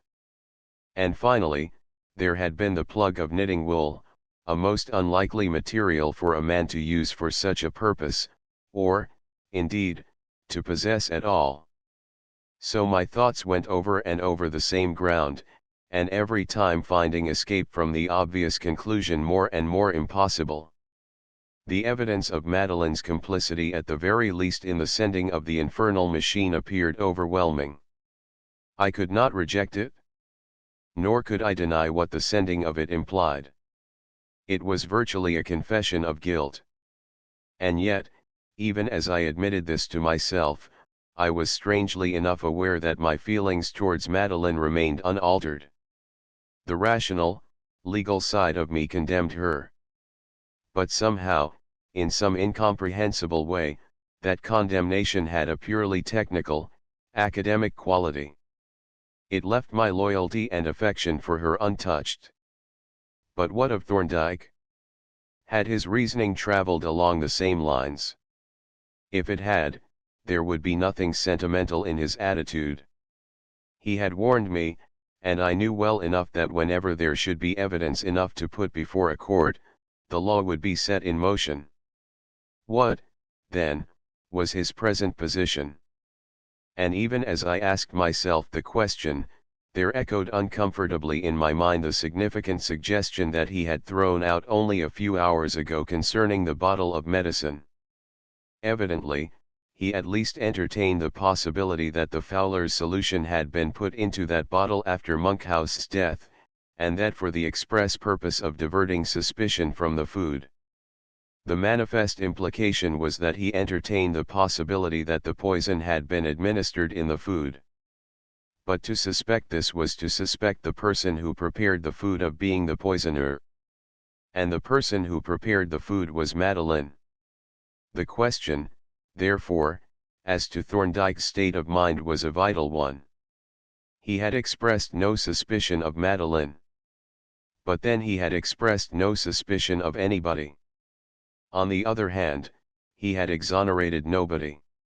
He was frankly observant of every member of that household. Then there was the undeniable fact that Madeline had been watched and followed. Somebody suspected her. But who? The watcher was certainly not a detective. Amateur was writ large all over him. Then it was not the police who suspected her. Apparently there remained only Thorndyke, though one would have expected him to employ a more efficient agent. But Wallingford was also under observation, and more persistently. Then he, too, was suspected. But here there was some show of reason. For what was Wallingford doing in the temple? Evidently he had been lurking about, apparently keeping a watch on Thorndyke, though for what purpose I could not imagine. Still, it was a suspicious proceeding and justified some watch being kept on him. But the shadowing of Madeline was incomprehensible. I paced up and down my sitting room turning these questions over in my mind and all the time conscious of a curious sense of unreality in the whole affair, in all this watching and following and dodging which looked so grotesque and purposeless. I felt myself utterly bewildered. But I was also profoundly unhappy and, indeed, overshadowed by a terrible dread. For out of this chaos one fact emerged clearly: there was a formidable body of evidence implicating Madeline. If Thorndyke had known what I knew, her position would have been one of the gravest peril. My conscience told me that it was my duty to tell him, and I knew that I had no intention of doing anything of the kind. But still the alarming question haunted me: how much did he really know? How much did he suspect? In the course of my perambulations I passed and repassed a smallish deed box which stood on a lower bookshelf and which was to me what the Ark of the Covenant was to the ancient Israelites, the repository of my most sacred possessions. Its lid bore the name Stella, painted on it by me, and its contents were a miscellany of trifles, worthless intrinsically, but to me precious beyond all price as relics of the dear friend who had been all in all to me during her short life and who, though she had been lying in her grave for 4 long years, was all in all to me still.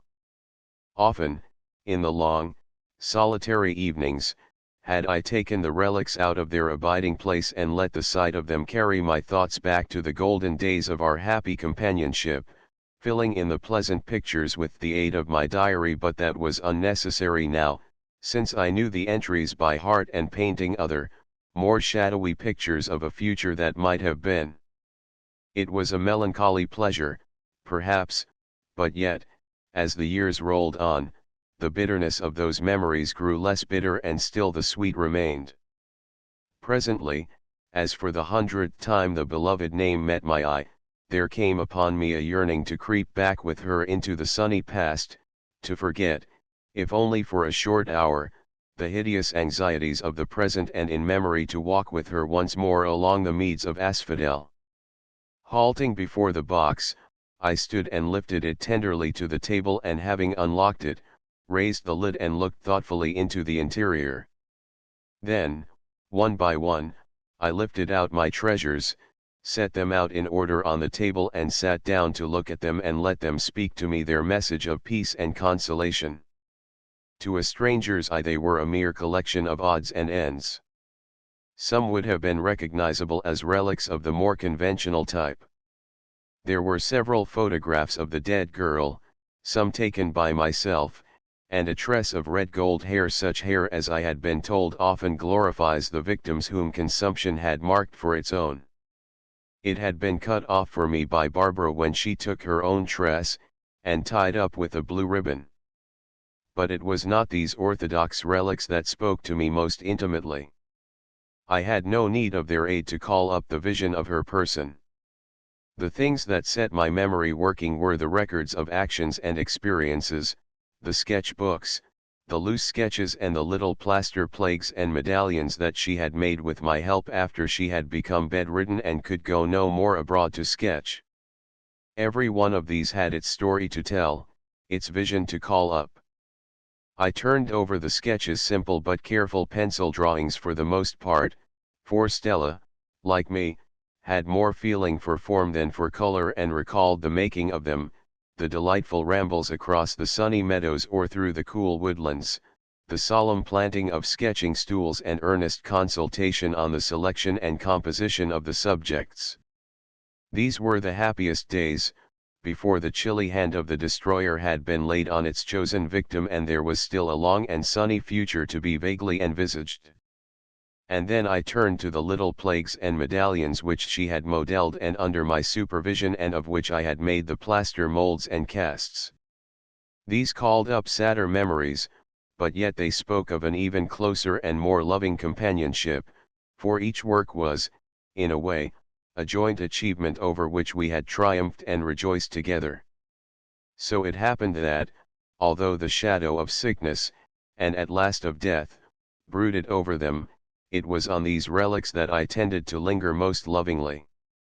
Here was the slate that I had got for her to stick the clay on, and which she used to hold propped up against her knees as she worked with never-failing enthusiasm through the long, monotonous days, and even, when she was well enough, far into the night by the light of the shaded candle. Here were the simple modeling tools and the little sponge and the camel hair brush with which she loved to put the final finish on the damp clay reliefs. Here was Lantery's priceless textbook over which we used to pore together and laud that incomparable teacher. Here were the plagues, medals, and medallions that we had prized out, with bated breath, from their too adherent molds. And here the last and saddest relic was the wax mold from which no cast had ever been made, the final, crowning work of those deft, sensitive fingers. For the 1000th time, I picked it up and let the light fall obliquely across its hollows. The work was a medal some 3 inches across, a portrait of Stella, herself, modelled from a profile photograph that I had taken for the purpose. It was an excellent likeness, and unquestionably the best piece of modeling that she had ever done. Often, I had intended to take the cast from it, but always had been restrained by a vague reluctance to disturb the mold.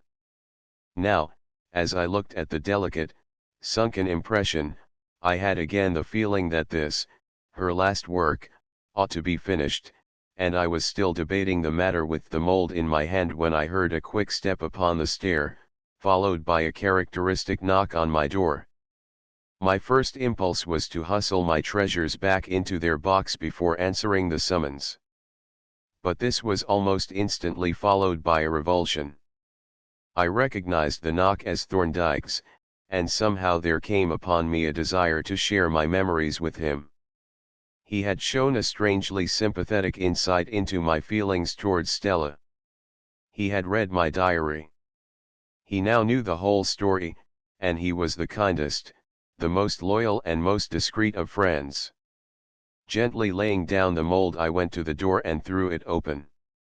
I saw your light burning as I passed just now, said Thorndyke as he entered and shook my hand warmly, so I thought I would take the opportunity to drop in and return your diary. I hope I am not disturbing you. If I am, you must treat me as a friend and eject me. Not at all, Thorndyke, I replied. On the contrary, you would be doing me a charity if you would stay and smoke a companionable pipe. Good, said he, then I will give myself the pleasure of a quiet gossip. But what is amiss, Mayfield, he continued, laying a friendly hand on my shoulder and looking me over critically. You look worn, and worried and depressed. You are not letting your mind dwell too much, I hope, on the tragedy that has come unbidden into your life. I am afraid I am, I replied. The horrible affair haunts me. Suspicion and mystery are in the very air I breathe. A constant menace seems to hang over all my friends, so that I am in continual dread of some new catastrophe. I have just ascertained that Wallingford is really being watched and shadowed, and not only Wallingford but even Miss Norris. He did not appear surprised or seek for further information. He merely nodded and looked into my face with grave sympathy. Put it away, Mayfield, said he. That is my counsel to you. Try to forget it. You have put the investigation into my hands. Leave it there and wash your own of it. You did not kill Harold Monkhouse. Whoever did must pay the penalty if ever the crime should be brought home to the perpetrator. And if it never can be, it were better that you and all of us should let it sink into oblivion rather than allow it to remain to poison the lives of innocent persons. Let us forget it now. I see you were trying to. I had noticed that when he first entered the room, he cast a single, swift glance at the table which, I was sure, had comprehended every object on it. Then he had looked away and never again let his eyes stray in that direction. But now, as he finished speaking, he glanced once more at the table, and this time with undisguised interest. Yes, I admitted. I was trying to find in the memories of the past an antidote for the present. These are the relics of that past. I dare say you have read of them in the diary and probably have written me down a mawkish sentimentalist. I pray you, my friend, not to do me that injustice, he exclaimed. Faithful friendship that even survives the grave, is not a thing that any man can afford to despise. But for the disaster of untimely death, your faithfulness and hers would have created for two persons the perfect life. I assure you, Mayfield, that I have been deeply moved by the story of your delightful friendship and your irreparable loss. But don't let us dwell too much on the sad aspects of the story. Show me your relics. I see some very charming little plagues among them. He picked up one with reassuring daintiness of touch and examined it through a reading glass that I handed to him. It really is a most admirable little work, said he. Not in the least amateurish. She had the makings of a first-class medalist, the appreciation of the essential qualities of a miniature relief. And she had a fine feeling for composition and spacing. Deeply gratified by his appreciation and a little surprised by his evident knowledge of the medallist's art, I presented the little works, one after another, and we discussed their merits with the keenest interest. Presently he asked, has it never occurred to you, Mayfield, that these charming little works ought to be finished? Finished? I repeated. But, aren't they finished? Certainly not. They are only in the plaster. But a plaster cast is an intermediate form, just a mere working model. It is due to the merits of these plagues and metals that they should be put into permanent material, silver or copper or bronze. I'll tell you what, Mayfield, he continued, enthusiastically. You shall let Polton make replicas of some of them. He could do it with perfect safety to the originals. Then we could hand the casts to an electrotyper or a founder. I should favor the electrotype process for such small works and have them executed in whichever metal you preferred. Then you would be able to see, for the first time, the real quality of the modeling. I caught eagerly at the idea, but yet I was a little nervous. You think it would be perfectly safe? I asked. Absolutely safe. Polton would make gelatine molds which couldn't possibly injure the originals. That decided me. I fell in with the suggestion enthusiastically, and forthwith we began an anxious consultation as to the most suitable pieces with which to make a beginning. We had selected half a dozen casts when my glance fell on the wax mold. That was Stella's masterpiece and it certainly ought to be finished, but I was loath to part with the mold for fear of an accident. Very dubiously, I handed it to Thorndyke and asked, "What do you think of this? Could it be cast without any risk of breaking it?" He laid the mold on the table before him so that the light fell obliquely across it and looked down on it reflectively. "So," said he, "this is the wax mold. I was reading about it only yesterday and admiring your resourcefulness and ingenuity. I must read the entry again with the actual object before me." He opened the diary, which he had laid on the table, and when he had found the entry, read it to himself in an undertone. Dropped in to have tea with Stella and found her bubbling with excitement and triumph. She had just finished the portrait medal and though her eyes were red and painful from the strain of the close work, in spite of her new spectacles, she was quite happy and as proud as a little peacock. And well she might be. I should like Lantery to see his unknown pupil's work. We decided to make the mold of it at once, but when I got out the plaster tin, I found it empty. Most unfortunate, for the clay was beginning to dry and I didn't dare to damp it. But something had to be done to protect it. Suddenly I had a brilliant idea. There was nearly a whole candle in Stella's candlestick, quite enough for a mold, and good, hard wax that wouldn't warp.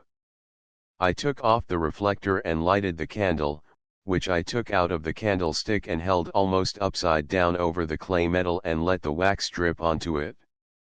Soon the metal was covered by a film of wax which grew thicker and thicker, until, by the time I had used up practically the whole of the candle, there was a good, solid crust of wax, quite strong enough to cast from. When I went home, I took the slate with me with the wax mold sticking to it, intending to cover it with a plaster shell for extra safety. But my plaster tin was empty, too, so I put the slate away in a safe place until I should get some fresh plaster to make the cast, which will not happen until I get back from Chelmsford. Busy evening getting ready for tomorrow, hope I shall feel less cheap then than I do now. As Thorndyke finished reading he looked up and remarked, "That was an excellent plan of yours. I have seen Polton use the same method. But how was it that you never made the cast?" "I was afraid of damaging the mold. As you know, when I came back from Ipswich, Stella was dead, and as the medal was her last work and her best, I hardly dared to risk the chance of destroying it." "Still," Thorndyke urged, "it was the medal that was her work. The mold was your own, and the medal exists only potentially in the mold. It will come into actual existence only when the cast is made." I saw the force of this, but I was still a little uneasy, and said so. "There is no occasion," said he.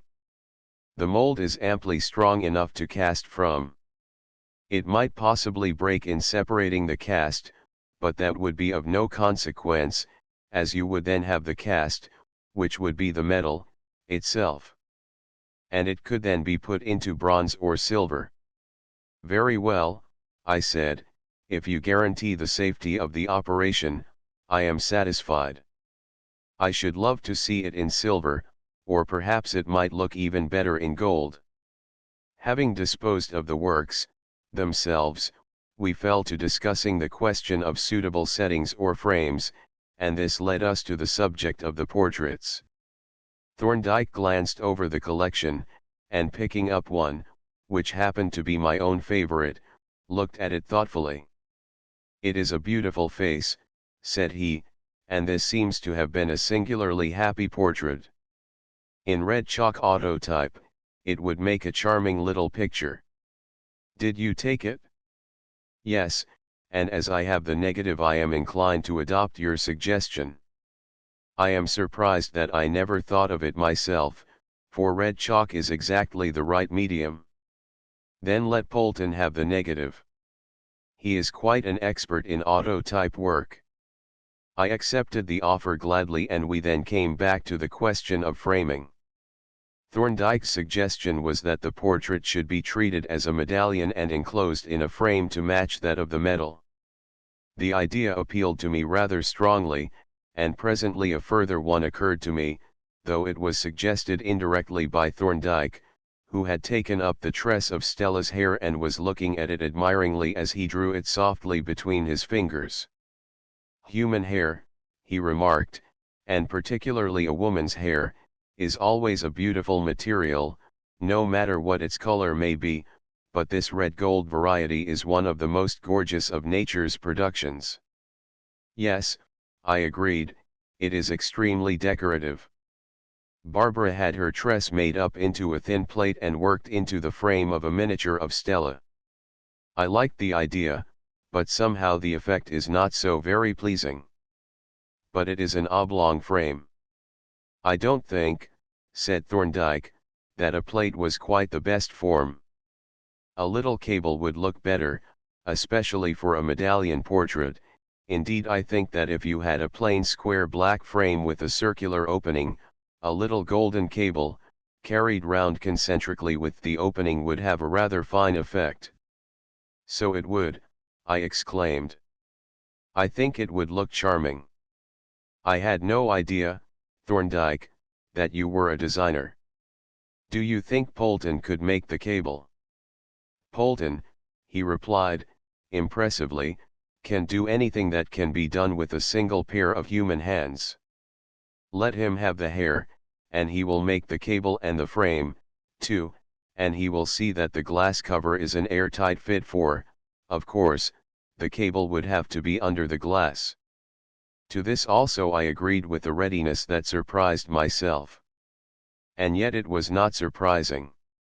Hitherto I had been accustomed secretly and in solitude to pore over these pathetic little relics of happier days and lock up my sorrows and my sense of bereavement in my own breast. Now, for the first time, I had a confidant who shared the knowledge of my shattered hopes and vanished happiness, and so wholeheartedly, with such delicate sympathy and perfect understanding had Thorndyke entered into the story of my troubled life, that I found in his companionship not only a relief from my old self-repression but a sort of subdued happiness. Almost cheerfully I fetched an empty cigar box and a supply of cotton wool and tissue paper, and helped him tenderly and delicately to pack my treasures for their first exodus from under my roof.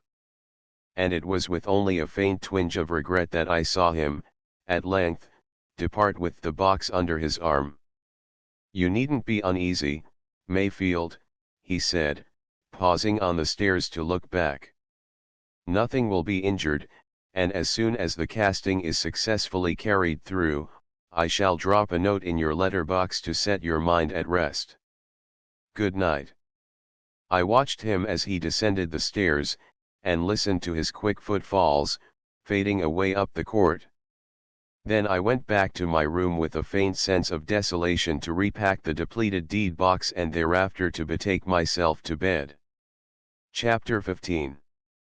A pursuit and a discovery. More than a week had passed since that eventful evening. How eventful I did not then realize when I had delivered my simple treasures into Thorndyke's hands.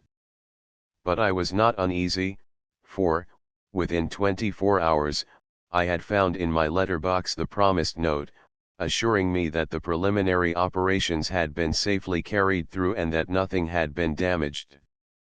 Nor was I impatient. I realized that Polton had other work than mine on hand, and that there was a good deal to do.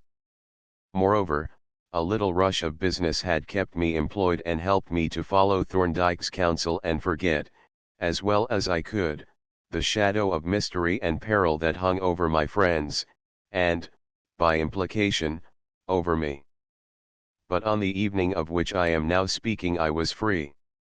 I had cleared off the last of the day's work, and, after dining reposefully at my club, found myself with an hour or two to spare before bedtime, and it occurred to me to look in on Thorndyke to smoke a friendly pipe and perchance get a glimpse of the works in progress.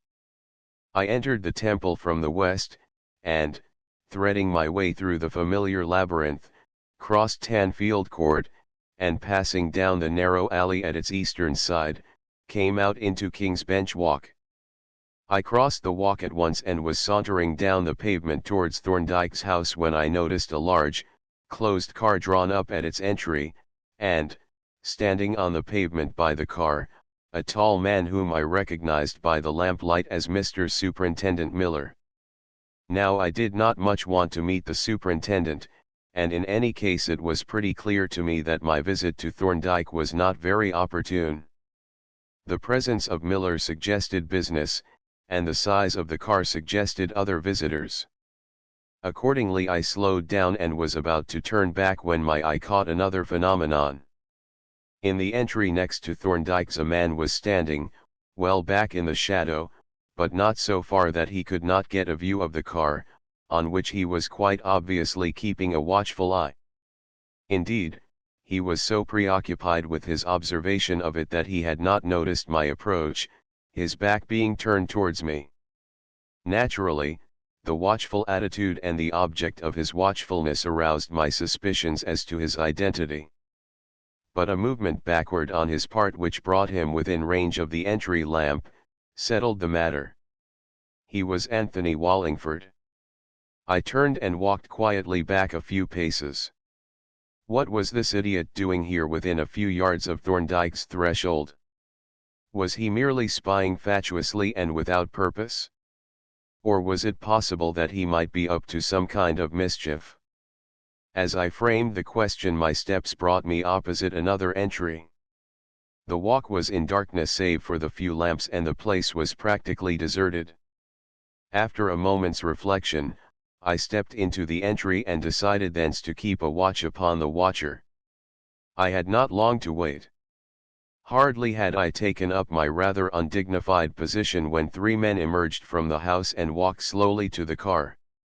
By the light of the lamp above Thorndyke's entry, I could see them quite plainly and I recognized them all. One was Thorndyke himself, another was Dr. Jervis, Thorndyke's colleague, now in the employ of the Home Office, and the third was Dr. Barnwell, well known to me as the analyst and toxicologist to the Home Office.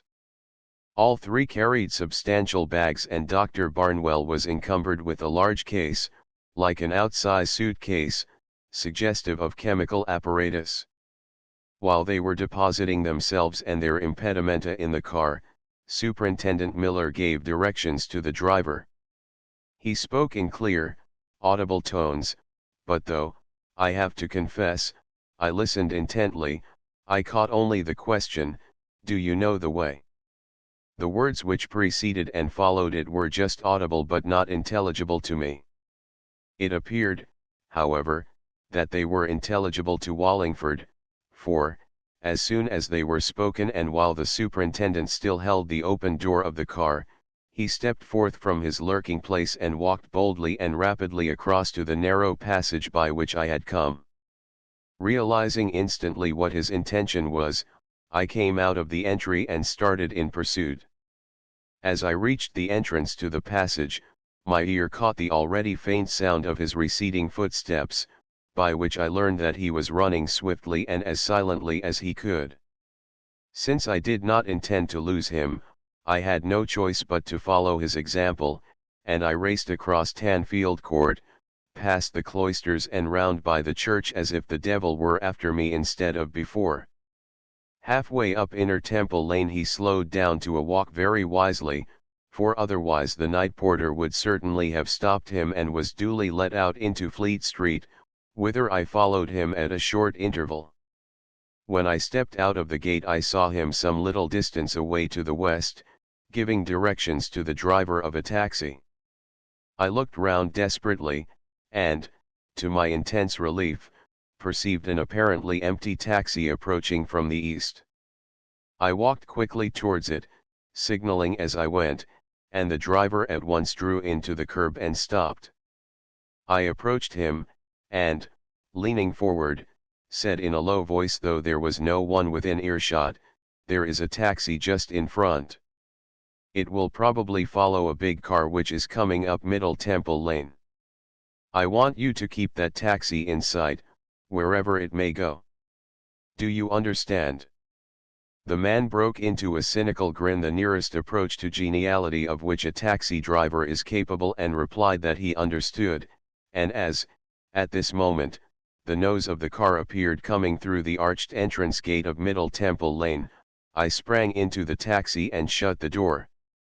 From the offside window, but keeping well back out of sight, I saw the car creep across Fleet Street, turn eastward and then sweep round into Chancery Lane.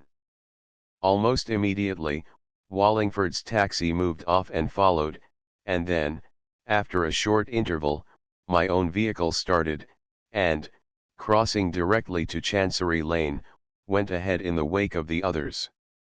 It was an absurd affair. Now that the pursuit was started and its conduct delegated for the time to the driver, I leaned back in the shadow and was disposed to grin a little sheepishly at my own proceedings. I had embarked on them in obedience to a sudden impulse without reflection, for which, indeed, there had been no time. But was there anything to justify me in keeping this watch on Wallingford? I debated the question at some length and finally decided that, although he was probably only playing the fool, still it was proper that I should see what he was really up to. Thorndyke was my friend, and it was only right that I should stand between him and any possible danger. Well as he was able to take care of himself, he could not be always on his guard. And I could not forget the infernal machine. Someone at least had the will to do him an injury. But what about the brown-hat man? Why had he not joined in this novel sport? Or had he? I put my head out of the window and looked along the street in our rear, but there was no sign of any pursuing taxi. The ridiculous procession was limited to 3 vehicles, which was just as well, since we did not want a police cyclist bringing up the rear. From my own proceedings my thoughts turned to those of Thorndyke and his companions, though they were no affair of mine, or of Wallingford's either, for that matter. Apparently the 3 men were going somewhere to make a post-mortem examination. The presence of Dr. Barnwell suggested an analysis in addition, and the presence of Miller hinted at a criminal case of some kind. But it was not my case or Wallingford's. For both of us the analyst had already done his worst. While I reflected, I kept an eye on the passing landmarks, checking our route and idly trying to forecast our destination. From Chancery Lane we crossed Holborn and entered Gray's Inn Road, at the bottom of which we swept round by King's Cross into Pancras Road. At the end of this we turned up Great College Street, crossed Camden Road and presently passed along the Kentish Town Road. So far I had noted our progress with no more than a languid interest. It did not matter to me whither we were going. But when, at the Bull and Gate, we swept round into Highgate Road, my attention awoke, and when the taxi turned sharply at the Duke of St. Albans and entered Swains Lane, I sat up with a start. In a moment of sudden enlightenment, I realized what our destination must be, and the realization came upon me with the effect of a palpable blow. This lane, with its precipitous ascent at the upper end, was no ordinary thoroughfare. It was little more than an approach to the great cemetery whose crowded areas extended on either side of it. Its traffic was almost completely limited to the mournful processions that crept up to the wide gates by the mortuary chapel. Indeed, on the very last occasion when I had ridden up this lane, my conveyance had been the mourning carriage which followed poor little Stella to her last home. Before I had recovered from the shock of this discovery sufficiently to consider what it might mean, the taxi came to a sudden halt. I stepped out, and, looking up the lane, made out the shadowy form of Wallingford's vehicle, already backing and maneuvering to turn round. "Bloke in front has got out," my driver announced in a hoarse whisper, and as he spoke, I caught sight of Wallingford, or at least of a human figure lurking in the shadow of the trees by the railings on the right-hand side of the road. I paid off my driver, who, thereupon, backed onto the footway, turned and retired down the hill, and having waited for the other taxi to pass down, began slowly to ascend the lane, keeping in the shadow of the trees. Now that the two taxis were gone, Wallingford and I had the lane to ourselves, excepting where, in the distance ahead, the reflected light from the headlamps of the car made a dim halo and the shape of the Gothic chapel loomed indistinctly against the murky sky. I could see him quite plainly, and no doubt he was aware of my presence. At any rate, I did not propose to attempt any concealment, so far as he was concerned. His movements had ceased to be of any interest to me. My entire concern was with the party ahead and with the question as to what Thorndyke was doing at this time of night in Highgate Cemetery. The burial ground is divided, as I have said, into two parts, which lie on either side of the lane, the old cemetery with its great gates and the large mortuary chapel, on the left or west side, and the newer part on the right.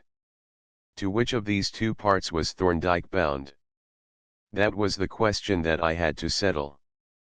I continued to advance up the lane, keeping in the shadow, though it was a dark night and the precaution was hardly necessary.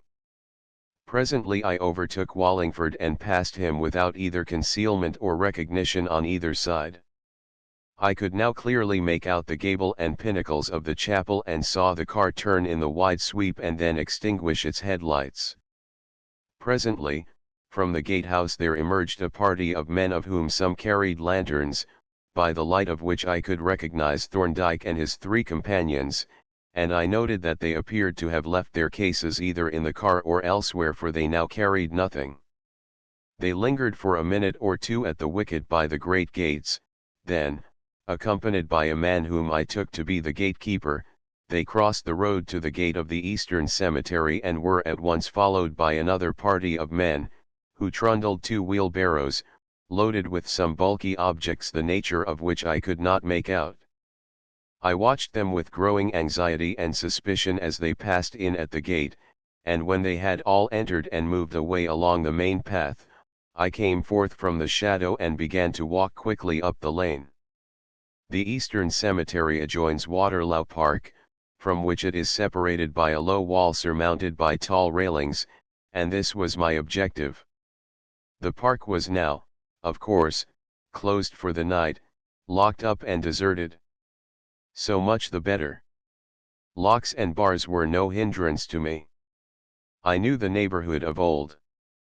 Every foot of the lane was familiar to me, though the houses that had grown up at the lower end had changed its aspect from that which I remembered when as a boy I had rambled through its leafy shades. On I strode, past the great gates on the left and the waiting car, within which I could see the driver dozing, past the white gatehouse on the right, up the steep hill until I came to the place where a tall oak fence encloses the park from the lane. Here I halted and took off my overcoat, for the 6-foot fence is guarded at the top by a row of vicious hooks. Laying the folded overcoat across the top of the fence, I sprang up, sat for a moment astride and then dropped down into the enclosure. I now stood in a sort of dry ditch between the fence and a steep bank, covered with bushes which rose to the level of the park. I had just taken down my overcoat and was putting it on before climbing the bank when its place was taken by another overcoat cast over from without. Then a pair of hands appeared, followed by the clatter of feet against the fence, and the next moment I saw Wallingford astride of the top and looking down at me. I still affected to be unaware of him, and, turning away, began to scramble up the bank, at the summit of which I pushed my way through the bushes, and, stepping over a 3-foot fence, came out upon a bypath overshadowed by trees. Pausing for a moment to get my bearings and to mark out a route by which I could cross the park without coming into the open, where I might be seen by some watchful keeper, I started off towards a belt of trees just as Wallingford stepped over the dwarf fence and came out upon the path behind me. The position was becoming absurd, though I was too agitated to appreciate its humor. I could not protest against his following me, seeing that I had come in the first place to spy upon him, and was now, like himself, engaged in spying upon Thorndyke. However, he soon solved the difficulty by quickening his pace and overtaking me, when he asked in a quite matter-of-fact tone, "What is Thorndyke up to, Mayfield?" "That is what I want to find out," I replied. "He is not acting on your instructions, then?" "No, and the probability is that what he is doing is no concern of mine or of yours either." "But I don't know, and I have come here to make sure." "Keep in the shadow. We don't want the keeper to see us prowling about here." He stepped back into the shade and we pursued our way in silence, and even then, troubled and agitated as I was, I noted that he asked me no question as to what was in my mind. He was leaving the initiative entirely to me. When we had crossed the park in the shelter of the trees and descended into the hollow by the little lake where we were out of sight of the gatehouse, I led the way towards the boundary between the park and the cemetery. The two enclosures were separated, as I have said, by a low wall surmounted by a range of high, massive railings, and the wall and the cemetery beyond were partially concealed by an irregular hedge of large bushes. Pushing through the bushes, I moved along the wall until I came to the place which I intended to watch, and here I halted in the shade of a tall mass of bushes, and resting my arms on the broad coping of the wall, took up my post of observation with Wallingford, silently attentive at my side.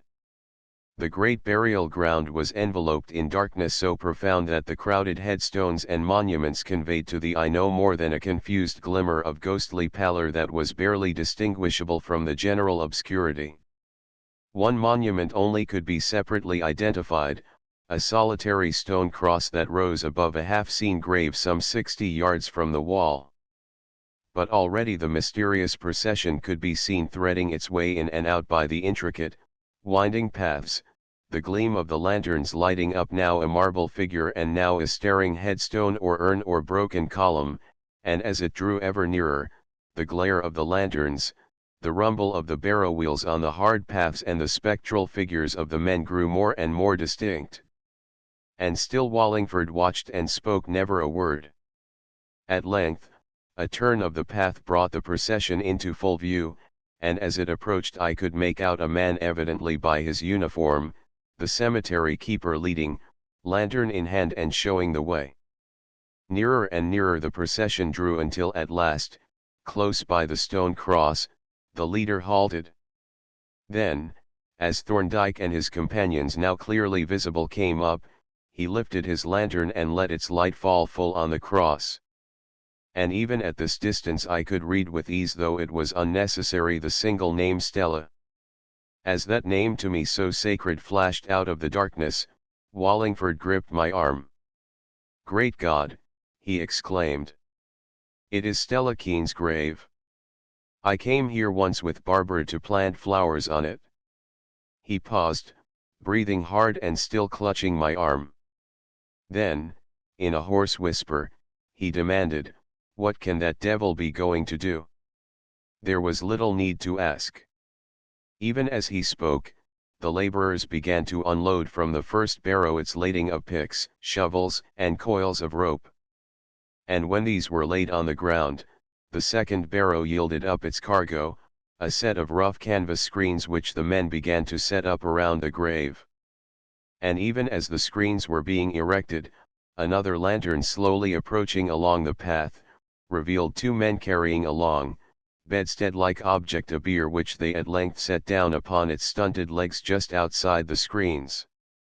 With set teeth I stared incredulously between the railings at these awful preparations while Wallingford, breathing noisily, held fast to my arm with a hand that I could feel shaking violently. The lanterns inside the screens threw a weird, uncertain light on the canvas, and monstrous, distorted shadows moved to and fro.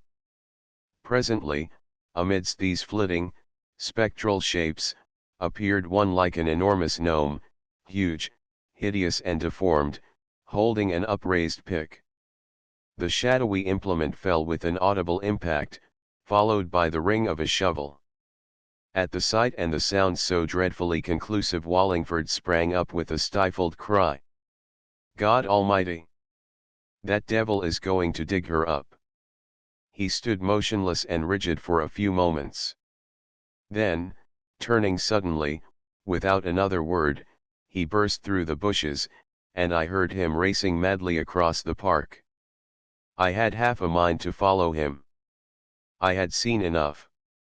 I now knew the shocking truth. Why stay and let my soul be harrowed by the sight of these ghouls? Every stroke of pick or shovel seemed to knock at my heart. Why not go and leave them to their work of desecration? But I could not go. I could not tear myself away. There was the empty bier. Presently she would be lying on it. I could not go until I had seen her borne away. So I stayed there gazing between the railings, watching the elfin shapes that flitted to and fro on the screen, listening to the thud of pick and the ring and scrape of shovel, and letting my confused thoughts wander obscurely through a maze of half-realized pain and anger. I try in vain to recall clearly what was my state of mind. Out of the confusion and bewilderment little emerges but a dull indignation, and especially a feeling of surprised resentment against Thorndyke. The horrible business went on methodically. By degrees a shadowy mound grew up at the bottom of the screen. And then other movements and other sounds, a hollow, woody sound that seemed to bring my heart into my mouth. At last, the screens were opened at the end, and then the coffin was borne out and laid on the bier. By the light of the lanterns I could see it distinctly. I was even able to recognize it, shabby and earth-stained as it now was. I saw Thorndyke help the keeper to spread over it some kind of pall, and then two men stepped between the handles of the bier, stooped and picked it up, and then the grim procession reformed and began slowly to move away. I watched it until it had passed round a turn of the path and was hidden from my view. Then I stood up, pushed my way through the bushes and stole away across the park by the way I had come. In the ditch inside the fence I stood for a few moments listening, but the silence was as profound as the darkness. As quietly as I could I climbed over the fence and dropped down into the lane. There seemed to be not a soul moving anywhere near. Nevertheless, when I had slipped on my overcoat, instead of retracing my steps down the lane past the entrance gates of the cemetery, I turned to the right and toiled up the steep hill to its termination in South Grove, where I bore away westward, and descending the long slope of West Hill, passed the Duke of St. Albans and re-entered the Highgate Road. It did not occur to me to look out for any conveyance. My mind was in a whirl that seemed to communicate itself to my body, and I walked on and on like one in a dream. The dreary miles of deserted streets were consumed unreckoned, though still, without conscious purpose, I followed the direct road home as a well-constructed automaton might have done. But I saw nothing. Nor, for a time, could I be said to think coherently. My thoughts seethed and eddied in such confusion that no product emerged. I was conscious only of an indignant sense of shocked decency and a loathing of Thorndyke and all his works. Presently, however, I grew somewhat more reasonable and my thoughts began to take more coherent shape. As a lawyer, I could not but perceive that Thorndyke must have something definite in his mind. He could not have done what I had seen him do without a formal authority from the Home Secretary, and before any such authority would have been given he would have been called upon to show cause why the exhumation should be carried out. And such licenses are not lightly granted. Nor, I had to admit, was Thorndyke likely to have made the application without due consideration. He must have had reasons for this outrageous proceeding which not only appeared sufficient to him but which must have appeared sufficient to the Home Secretary. All this became by degrees clear enough to me. But yet I had not a moment's doubt that he had made some monstrous mistake. Probably he had been misled by something in my diary. That seemed to be the only possible explanation. Presently he would discover his error by means which I shudderingly put aside. But when the error was discovered, the scandal would remain. It is impossible to maintain secrecy in a case like this. In 24 hours or less, all the world would know that the body of Mrs. Monkhouse's stepsister had been exhumed, and no subsequent explanation would serve to destroy the effect of that announcement. Wallingford's dismal prophecy was about to be fulfilled. Moreover, Thorndyke's action amounted in effect to an open accusation not of Madeline or Wallingford but of Barbara, herself. And this indignity she would suffer at my hands at the hands of her oldest friend. The thought was maddening. But for the outrageous lateness of the hour, I would have gone to her at once to put her on her guard and crave her pardon. It was the least that I could do. But it could not be done tonight, for she would have been in bed hours ago and her flat locked up for the night. However, I would go in the morning at the earliest possible hour. I knew that Barbara was an early riser and it would not be amiss if I arrived at the flat before the maid. She must be warned at the earliest possible moment and by me, who was the author of the mischief. Thus, by the time that I reached my chambers I had decided clearly what was to be done. At first, I was disposed to reject altogether the idea of sleep. But presently, more reasonable thoughts prevailing, I decided at least to lie down and sleep a little if I could. But first I made a few indispensable preparations for the morning, filled the kettle and placed it on the gas ring, set out the materials for a hasty breakfast, and cleaned my shoes. Then, when I had wound the alarm clock and set it for 5, I partially undressed and crept into bed. Chapter 16. Barbara's message. The routine of modern life creates the habit of dividing the day into a series of definite phases which we feel impelled to recognize even in circumstances to which they have no real application. Normally, the day is brought formally to an end by retirement to bed, a process that also normally leads to a lapse into unconsciousness, the emergence from which marks the beginning of another day. So, in mere obedience to the call of habit, I had gone to bed, though, in spite of bodily fatigue, there had been no hint of any tendency to sleep. But I might have saved myself the trouble. True, my tired limbs stretched themselves out restfully and mere muscular fatigue slowly wore off, but my brain continued, uselessly and chaotically, to pursue its activities only the more feverishly when the darkness and the silence closed the avenues of impressions from without. Hour after hour crept by with incredible slowness, marked at each quarter by the gentle undertone of the Treasury clock, voicing its announcement, as it seemed, in polite protest.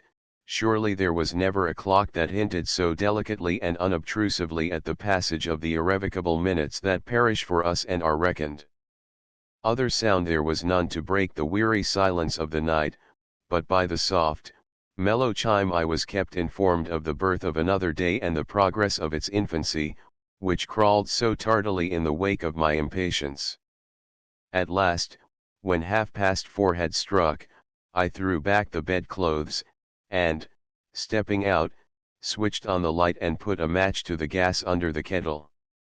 I had no occasion to hurry, but rather sought to make my preparations with studied deliberation, in spite of which I had shaved, washed, and dressed and was sitting down to my frugal breakfast when the alarm clock startled me by blurting out with preposterous urgency its unnecessary reminder.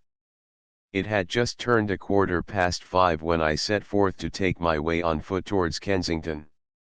No conveyance was necessary, nor would it have been acceptable, for though throughout the wearisome hours that I had spent in bed my thoughts had never ceased to revolve around the problem that Thorndyke had set, I still seemed to have the whole matter to debate afresh. What should I say to Barbara? How should I break to her the news that my own appointed agent had made an undissembled accusation and was holding over her an unconcealed menace? I knew well enough what her attitude would be.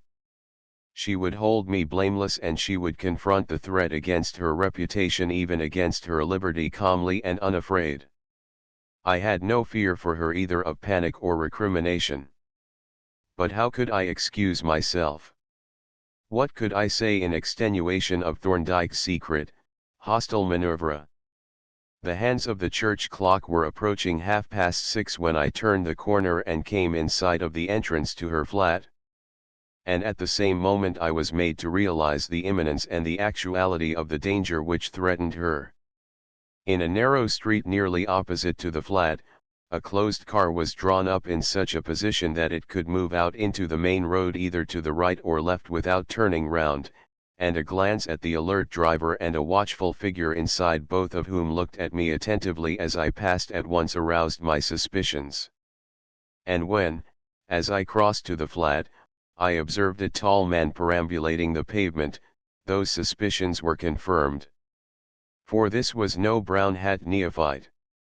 The hard, athletic figure and the calm, observant face were unmistakable.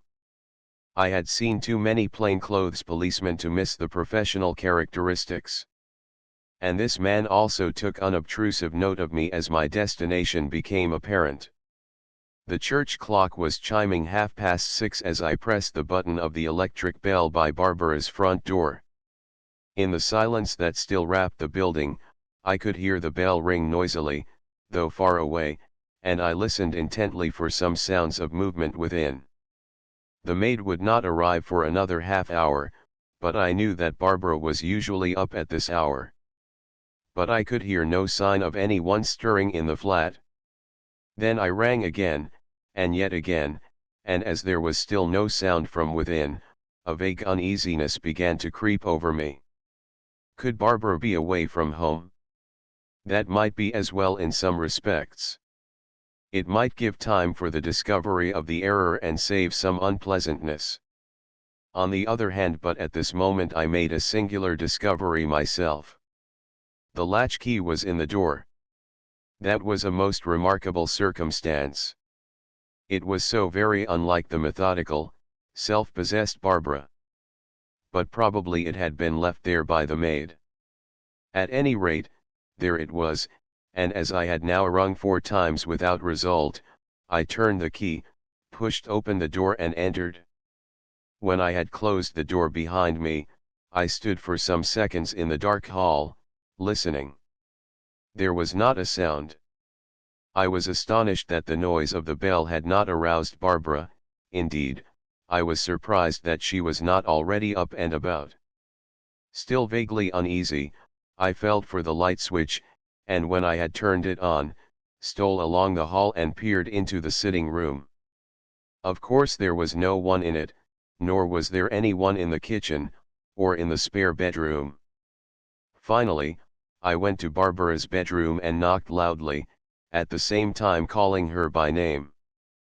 But still there was no response or sound of movement. At last, after 1 or 2 more trials, I turned the handle and, opening the door a few inches, looked in. The room was nearly dark, but the cold, wan light of the early morning was beginning to show on the blind, and in that dim twilight I could just make out a figure lying on the bed. With a sudden thrill of alarm, I stepped into the room and switched on the light. And then I stood, rooted to the spot, as if I had been turned into stone. She was there, lying half-dressed upon the bed and as still as a bronze effigy upon a tomb. From where I stood I could see that her right hand, resting on the bed, lightly held a hypodermic syringe, and that her left sleeve was rolled up nearly to the shoulder. And when, approaching stealthily on tiptoe, I drew near, I saw upon the bare arm a plainly visible puncture and close by it a little blister-like swelling. The first glance had made plain the dreadful truth. I had realized instantly that she was dead. Yet still, instinctively, I put my fingers to her wrist in the forlorn hope of detecting some lingering trace of life, and then any possible doubt was instantly dispelled, for the surface was stone cold and the arm as rigid as that of a marble statue. Not only was she dead, she had been lying here dead while I, in my bed in the temple, had lain listening to the chimes and waiting for the hour when I could come to her.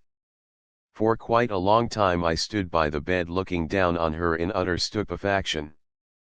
So overwhelming was the catastrophe that for the moment my faculties seemed to be paralyzed, my power of thought suspended. In a trance of amazement I gazed at her, and, with the idle irrelevancy of a dreamer, noted how young, how beautiful she looked, how lissome and graceful was the pose of the figure, how into the waxen face with its drowsy eyes and parted lips, there had come a something soft and youthful, almost girlish, that had not been there during life. Dimly and dreamily I wondered what the difference could be. Suddenly my glance fell on the syringe that still rested in her hand. And with that my faculties awoke. She had killed herself. But why? Even as I asked myself the question, the terrible, the incredible answer stole into my mind only to be indignantly cast out. But yet I lifted my eyes from the calm, pallid face, so familiar and yet so strange, and cast a scared glance round the room, and then I observed for the first time a small table near the bed on which, beside a flat candlestick containing the remains of a burnt-out candle, lay two unstamped letters. Stepping over to the table, I read their superscript ions. One was addressed to me, the other to Superintendent Miller, CID, and both were in Barbara's handwriting. With a shaking hand I snatched up the one addressed to me, tore open the envelope and drew out the letter, and this is what I read: Thursday, 1 a.m. My dearest Rupert, this letter is to bid you farewell. When you receive it you will curse and revile me, but I shall not hear those curses. Now, as I write, you are my darling Rupert and I am your dear friend, Barbara. With what will be when I am gone, I have no concern. It would be futile to hope that any empty words of mine could win your forgiveness. I have no such thought and do not even ask for pardon. When you think of me in the future it will be with hatred and loathing. It cannot be otherwise. But I have no part in the future. In the present, which runs out with every word that I write, I love you, and you, at least, are fond of me. And so it will be to the end, which is now drawing near. But though this which I write to you in love will be read by you in hatred, yet I have a mind to let you know the whole truth. And that truth can be summed up in 3 words. I love you. I have always loved you, even when I was a little girl and you were a boy. My desire for you has been the constant, consuming passion of my life, and to possess you for my own has been the settled purpose from which I have never deviated but once, when I married Harold. As I grew up from girlhood to womanhood, my love grew from a girl's to a woman's passion and my resolution became more fixed. I meant to have you for my own. But there was Stella. I could see that you worshipped her, and I knew that I should never have you while she lived. I was fond of poor Stella. But she stood as an insuperable obstacle between you and me. And I suppose I am not quite as other women. I am a woman of a single purpose. Stella stood in the way of that purpose. It was a terrible necessity. But it had to be. And after all, I seemed to have failed. When Stella was gone, you went away and I thought I had lost you forever. For I could not follow you. I knew that you had understood me, at least partly, and that you had fled from me. Then I was in despair. It seemed that I had dismissed poor Stella to no purpose. For once, I lost courage, and, in my loneliness, committed myself to a marriage with poor Harold. It was a foolish lapse. I ought to have kept my courage and lived in hope, as I realized almost as soon as I had married him. But when you came back, I could have killed myself. For I could see that you were still the same old Rupert, and my love flamed up more intensely than ever. And once more I resolved that you should be my own, and so you would have been in the end but for Dr. Thorndyke. That was the fatal error that I fell into, the error of undervaluing him. If I had only realized the subtlety of that man, I would have made a serious effort to deal with him. He should have had something very different from the frivolous make-believe that I sent him. Well, Rupert, my darling, I have played my hand and I have lost. But I have lost only by the merest mischance. As I sit here with the ready-filled syringe on the table at my side, I am as confident as ever that it was worth while. I regret nothing but the bad luck that defeated skillful play, and the fact that you, my dear one, have had to pay so large a proportion of my losings. I will say no more. You know everything now, and it has been a melancholy pleasure to me to have this little talk with you before making my exit. Your loving friend, Barbara. I have just slipped the key into the latch on the chance that you may come to me early. From what Tony said and what I know of you, I think it just possible. I hope you may. I like to think that we may meet, for the last time, alone. To say that this astounding letter left me numb and stupefied with amazement would be to express but feebly its effect on me. The whole episode presented itself to me as a frightful dream from which I should presently awaken and come back to understandable and believable realities. For I know not how long I stood, dazed by the shock, with my eyes riveted on that calm, comely figure on the bed, trying to grasp the incredible truth that this dead woman was Barbara, that she had killed herself and that she had murdered Stella, murdered her callously, deliberately, and with considered intent. Suddenly, the deathly silence of the flat was broken by the sound of an opening, and then of a closing door.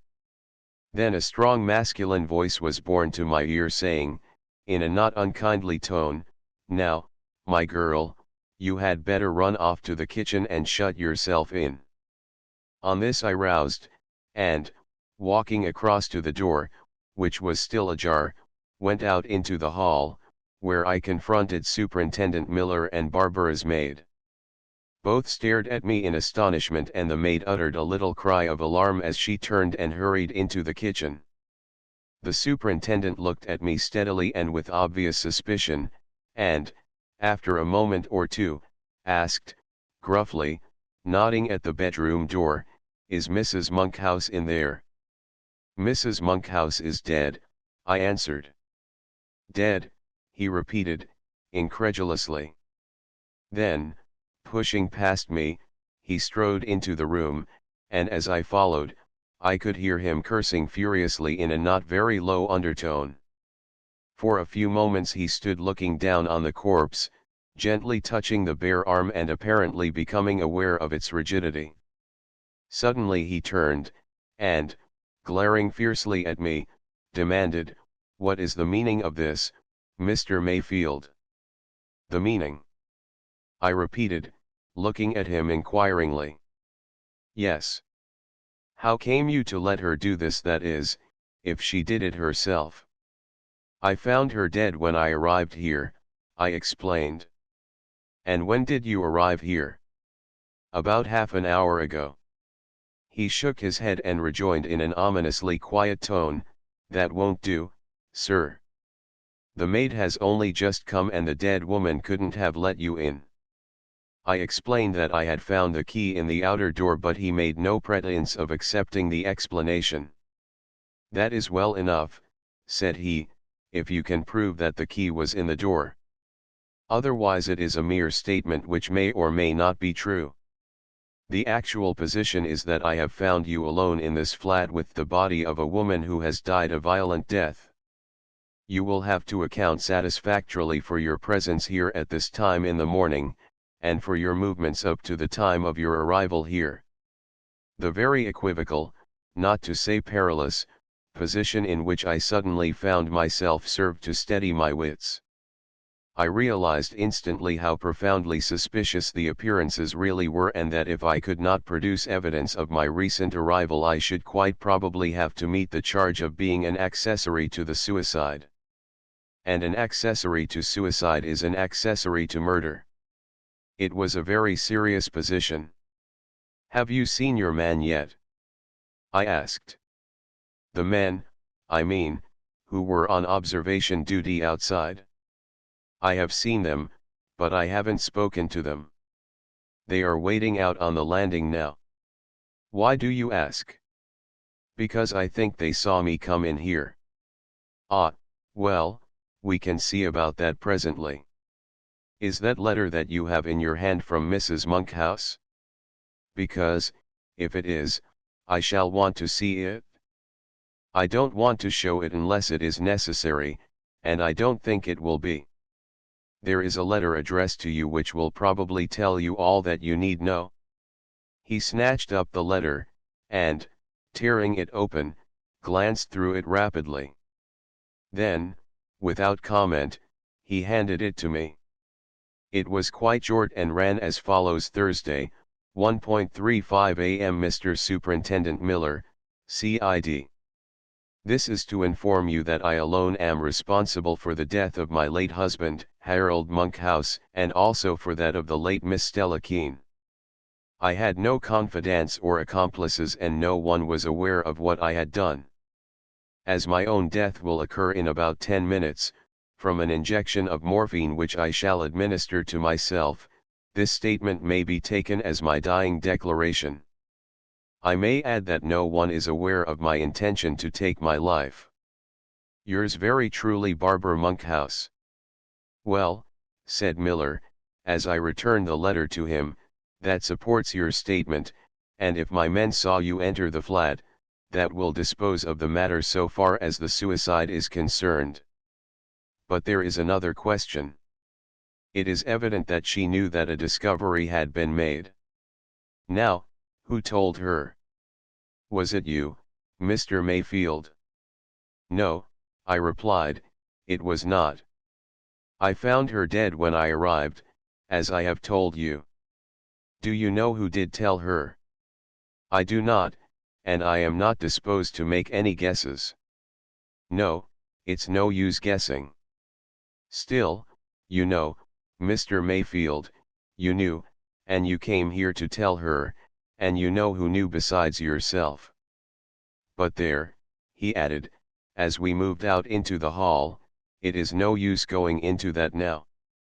I've acted like a fool, too punctilious by half. I ought hunty to have let her slip through my fingers. I should have acted at once on Dr. Thorndyke's hint without waiting for confirmation." He was still speaking in an angry, reproachful tone, but suddenly his manner changed. Looking at me critically but with something of kindly sympathy, he said, "It has been a trying business for you, Mr. Mayfield, the whole scandalous affair, and this must have given you a frightful shock, though I expect you would rather have it as it is than as it ought to have been. But you don't look any the better for it?"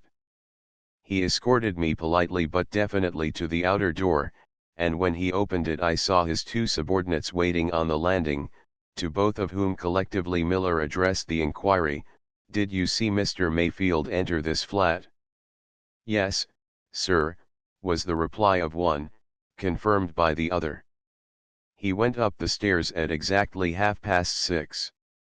Miller nodded, and wishing me good morning, beckoned to the two officers, and as I turned to descend the stairs, I saw the three enter and heard the door shut.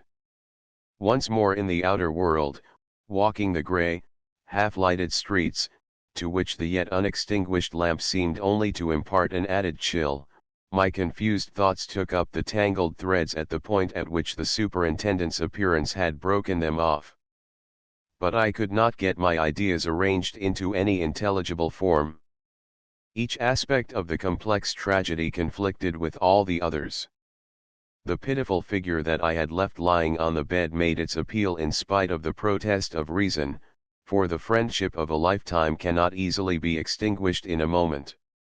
I knew now that she was a wretch, a monster, and when I reminded myself of what she had done, I grudged the easy, painless death by which she had slipped away so quietly from the wreckage that her incredible wickedness had created.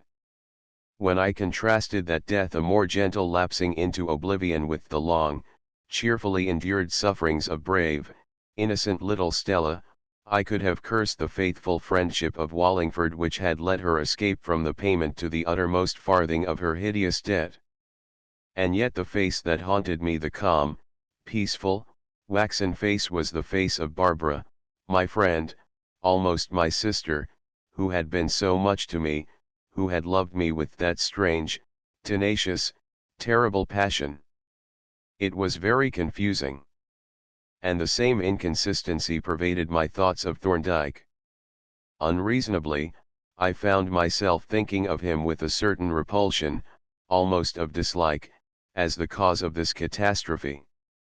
Yet my reason told me that he had acted with the highest motives of justice, that he had but sought retribution for Stella's sufferings and death and those of poor, harmless Harold Monkhouse, that as a barrister, even as a citizen, he could do no less than denounce the wrongdoer.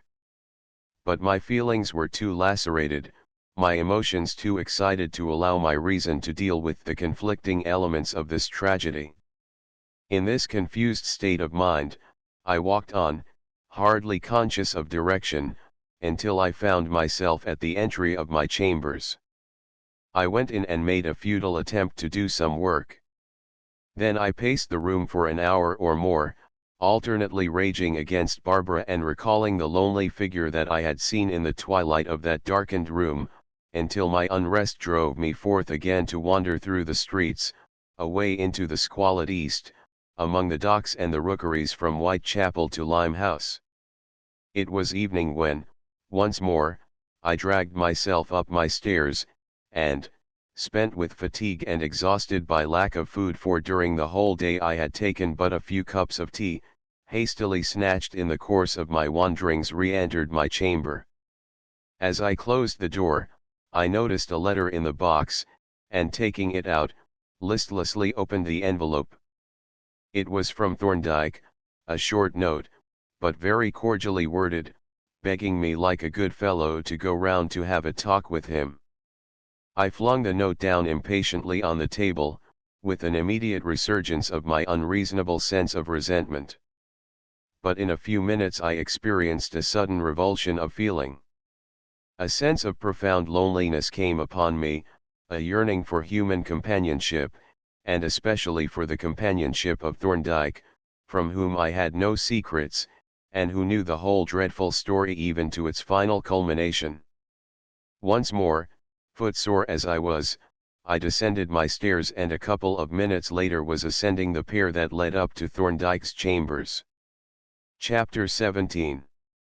Thorndyke retraces the trail. Apparently Thorndyke had seen me from the window as I crossed the walk, for, when I reached the landing, I found him standing in the open doorway of his chambers, and at the sight of him, whatever traces of unreasonable resentment may have lingered in my mind, melted away instantly. He grasped my hand with almost affectionate warmth, and looking at me earnestly and with the most kindly solicitude, said, "I am glad you have come, Mayfield. I couldn't bear to think of you alone in your chambers, haunted by this horrible tragedy." "You have heard, then, about Barbara, I mean?" "Yes. Miller called and told me. Of course, he is righteously angry that she has escaped, and I sympathize with him. But for us, for you and me, it is a great deliverance.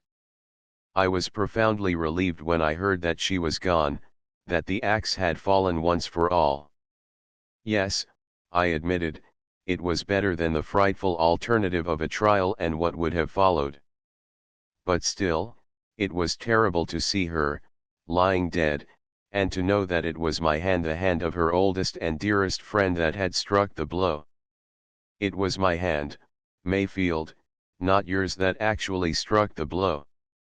But even if it had been yours instead of your agent's, What could have been more just and proper than that retribution should have come through the hand of the friend and guardian of that poor murdered girl? I assented with a shudder to the truth of what he had said, but still my mind was too confused to allow me to see things in their true perspective. Barbara, my friend, was still more real to me than Barbara the murderess. He nodded sympathetically enough when I explained this, but rejoined, firmly, "You must try, my dear fellow, to see things as they really are. Shocking as this tragedy is, it would have been immeasurably worse if that terrible woman had not received timely warning. As it is, the horrible affair has run its course swiftly and is at an end. And do not forget that if the axe has fallen on the guilty, its menace has been lifted from the innocent. Madeline Norris and Anthony Wallingford will sleep in peace tonight, free from the spectre of suspicion that has haunted them ever since Harold Monkhouse died. As to the woman whose body you found this morning, she was a monster. She could not have been permitted to live. Her very existence was a menace to the lives of all who came into contact with her." Again, I could not but assent to his stern indictment and his impartial statement of the facts. "Very well, Mayfield," said he. "Then try to put it to yourself that, for you, the worst has happened and is done with. Try to put it away as a thing that now belongs to the past and is, in so far as it is possible, to be forgotten." "As far as is possible," I repeated. "Yes, of course, you are quite right, Thorndyke. But forgetfulness is not a thing which we can command at will." "Very true," he replied. "But yet we can control to a large extent the direction of our thoughts. We can find interests and occupations.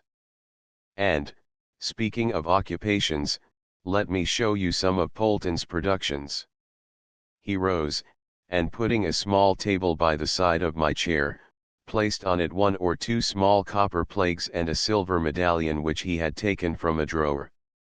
The medallion was the self-portrait of Stella, which had lain dormant in the wax mold through all the years which had passed since her death, and as I took it in my hand and gazed at the beloved face, I found it beautiful beyond my expectations. "It is a most charming little work," I said, holding it so that the lamplight fell most favorably on the relic. "I am infinitely obliged to you, Thorndyke." "Don't thank me," said he. "The whole credit is due to Polton. Not that he wants any thanks, for the work has yielded him hours of perfect happiness. But here he is with the products of another kind of work." As he spoke, Polton entered with a tray and began in his neat, noiseless way, to lay the table.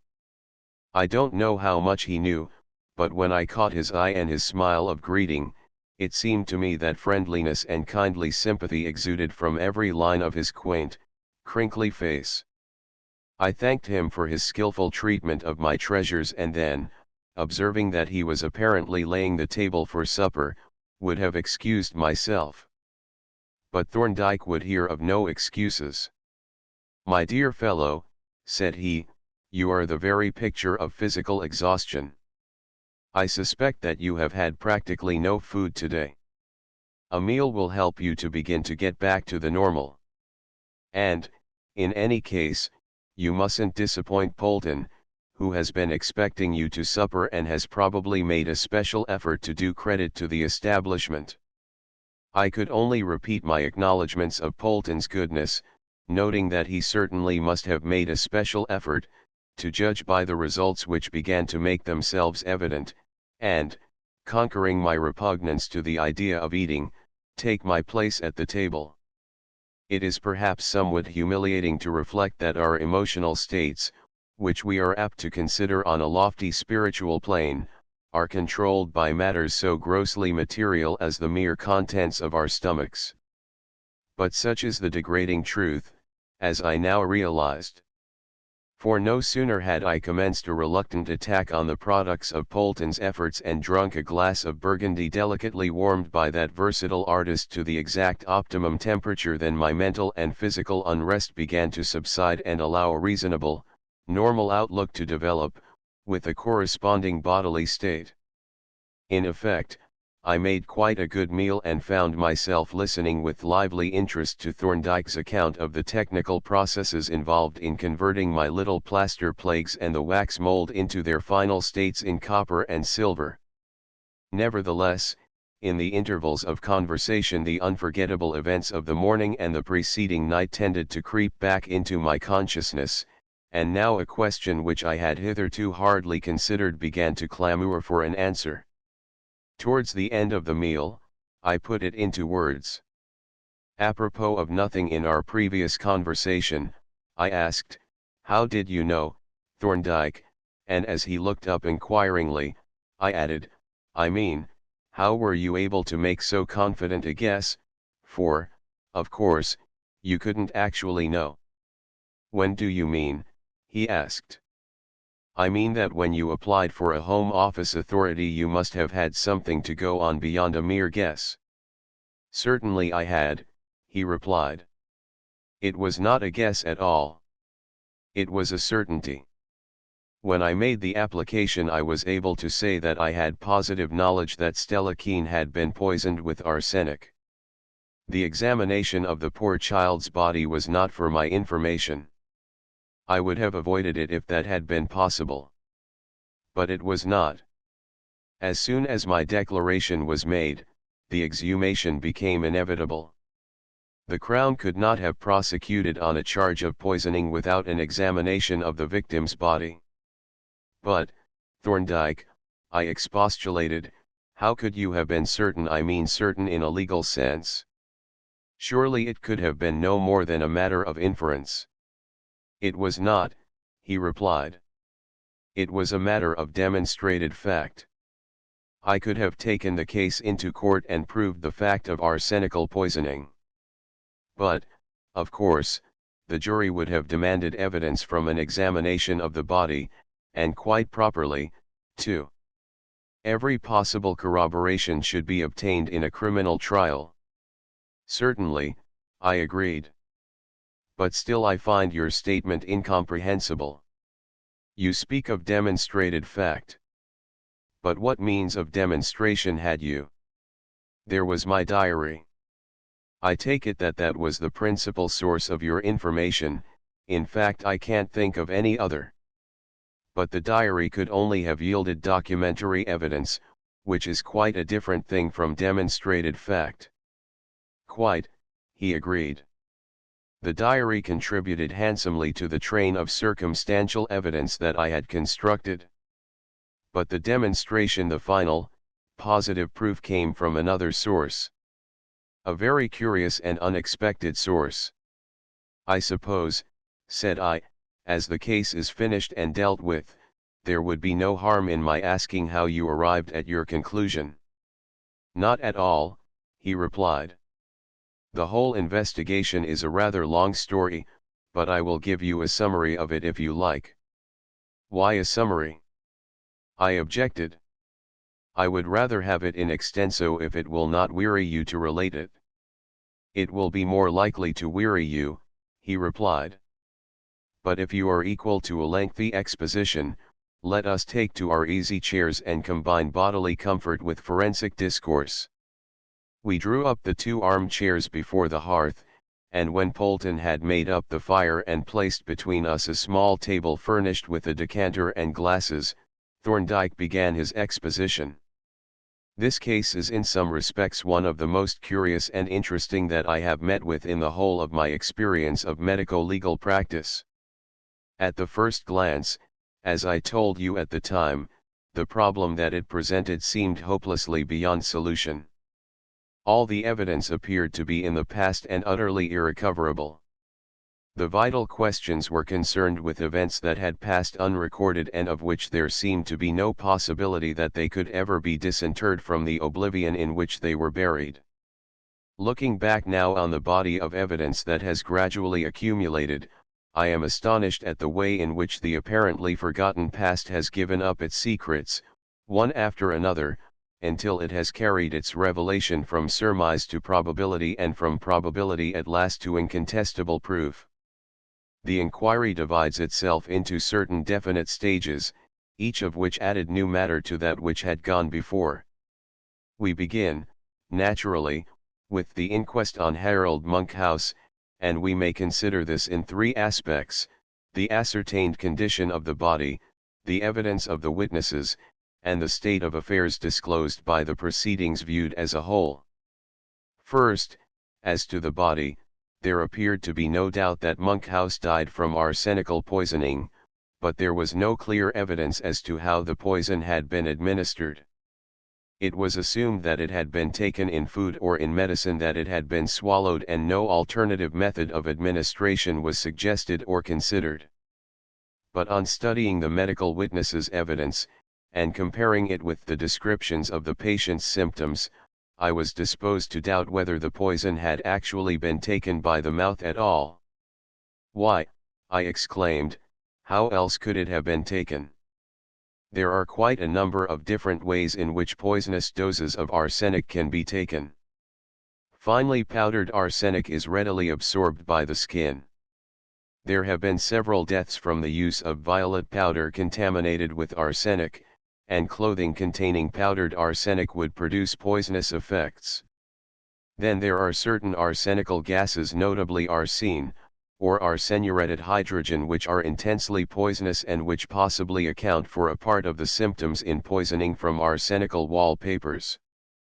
There seemed to me to be some suggestion of arsenical gas in Monkhouse's case, but it was obviously not pure gas poisoning. The impression conveyed to me was that of a mixed poisoning, that the arsenic had been partly inhaled and partly applied to the skin, but very little, if any, taken by the mouth.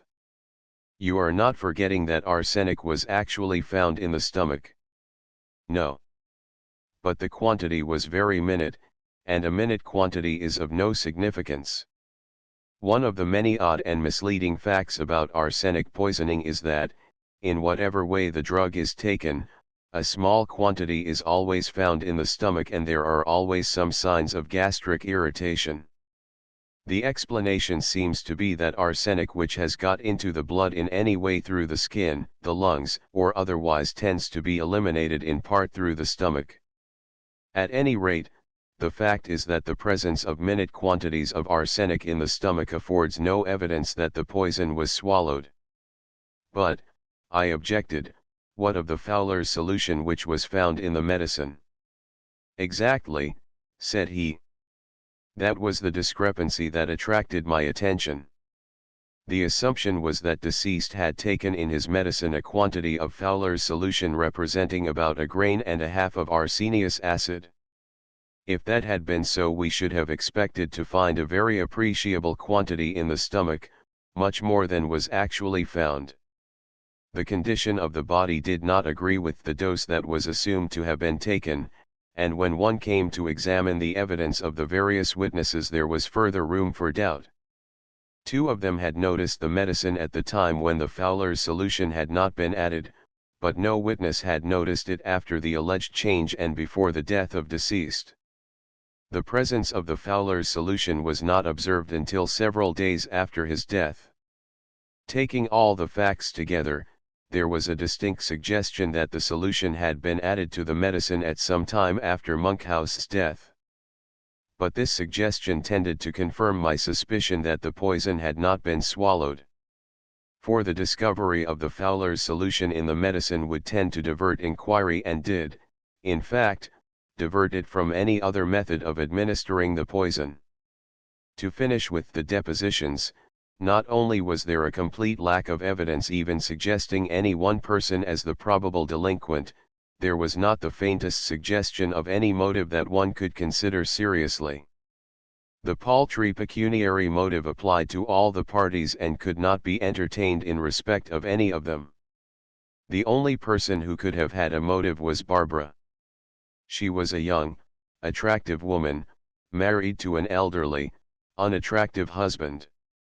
If she had been attached to another man, she would have had the strongest and commonest of all motives. But there was nothing in the depositions to hint at any other man, and since she was absent from home when the poisoning occurred, She appeared to be outside the area of possible suspicion. And now to look at the evidence as a whole, you remember Miller's comment.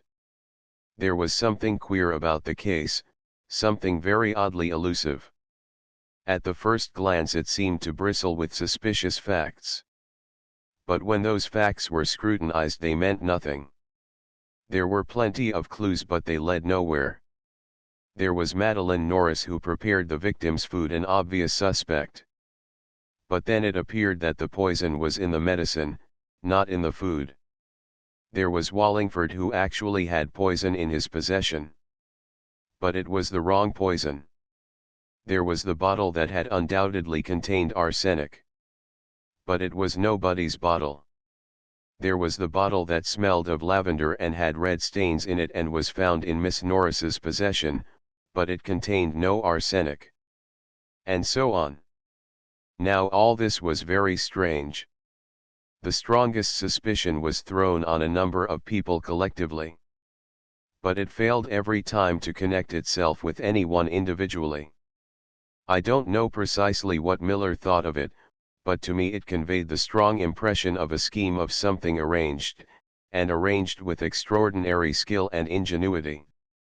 I had the feeling that, behind all these confusing and inconsistent appearances, was a something quite different, with which they had no real connection, that all these apparent clues were a sort of smoke screen thrown up to conceal the actual mechanism of the murder.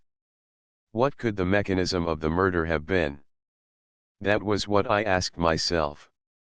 And by whom could the arrangements have been made and carried out? Here the question of motive became paramount. What motive could be imagined? And who could have been affected by it? That seemed to be the essential part of the problem, and the only one that offered the possibility of investigation. Now, as I have said, the most obvious motive in cases of this kind is that of getting rid of a husband or wife to make room for another. And ignoring moral considerations, it is a perfectly rational motive, for the murder of the unwanted spouse is the only possible means of obtaining the desired release. The question was, could such a motive have existed in the present case, and the answer was that, on inspection, it appeared to be a possible motive, although there was no evidence that it actually existed. But, assuming its possibility for the sake of argument, who could have been affected by it? At once, one saw that Madeline Norris was excluded. The death of Harold Monkhouse did not affect her, in this respect, at all. There remained only Barbara and Wallingford. To take the latter first, he was a young man, and the wife was a young, attractive woman. He had lived in the same house with her, appeared to be her social equal, and was apparently on terms of pleasant intimacy with her. If he had any warmer feelings towards her, her husband's existence formed an insuperable obstacle to the realization of his wishes. There was no evidence that he had any such feelings, but the possibility had to be borne in mind. And there were the further facts that he evidently had some means of obtaining poisons and that he had ample opportunities for administering them to the deceased. All things considered, Wallingford appeared, prima facie, to be the most likely person to have committed the murder.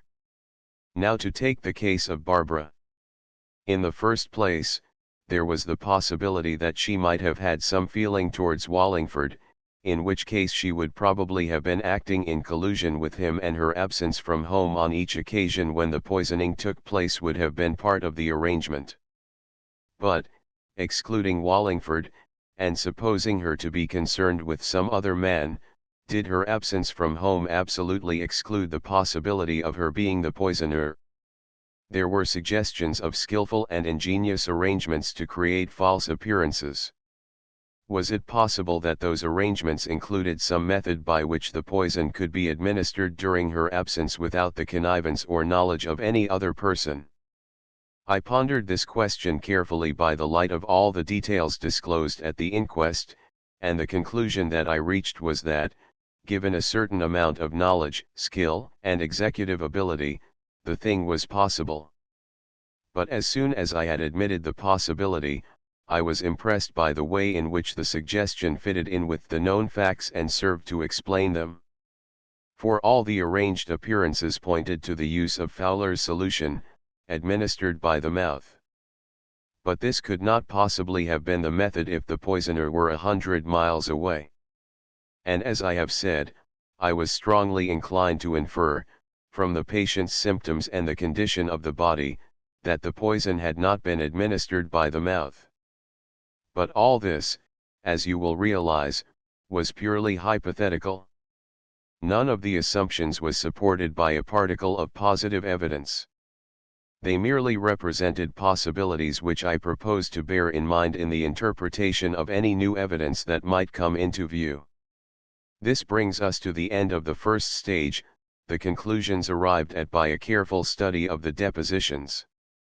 But following hard on the inquest was your visit to me when you gave me the particulars of your past life and your relations with Barbara and Monkhouse. Now your little autobiographical sketch was extremely enlightening, and, as it has turned out, of vital importance.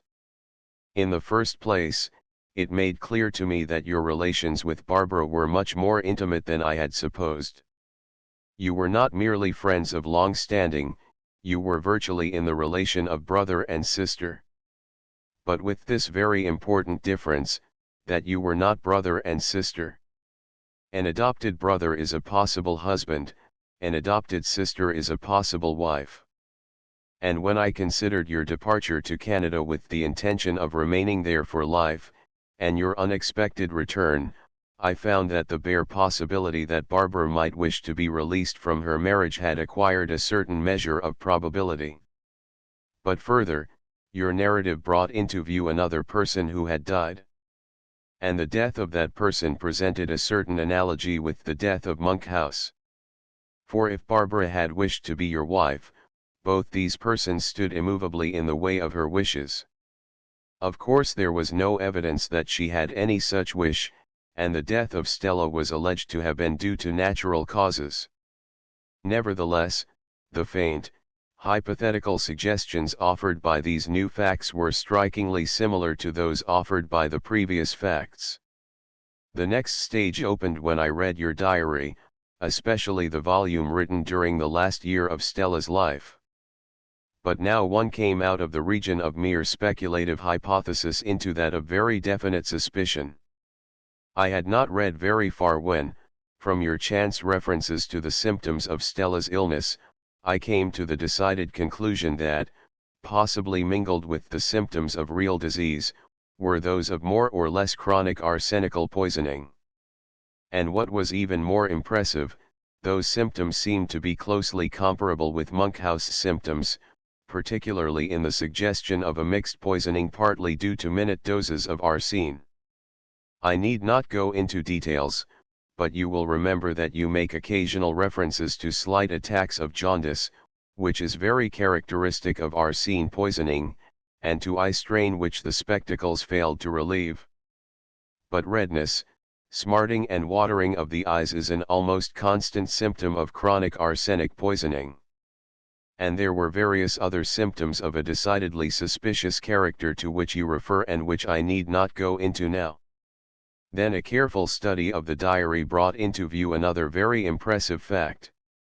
There were considerable fluctuations in Stella's condition.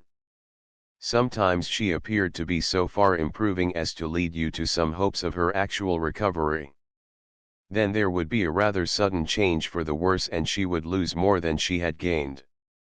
Now, at this time Barbara had already become connected with the political movement which periodically called her away from home for periods varying from 1 to 4 weeks, and when I drew up a table of the dates of her departures and returns, I found that the periods included between them, that is the periods during which she was absent from home, coincided most singularly with Stella's relapses.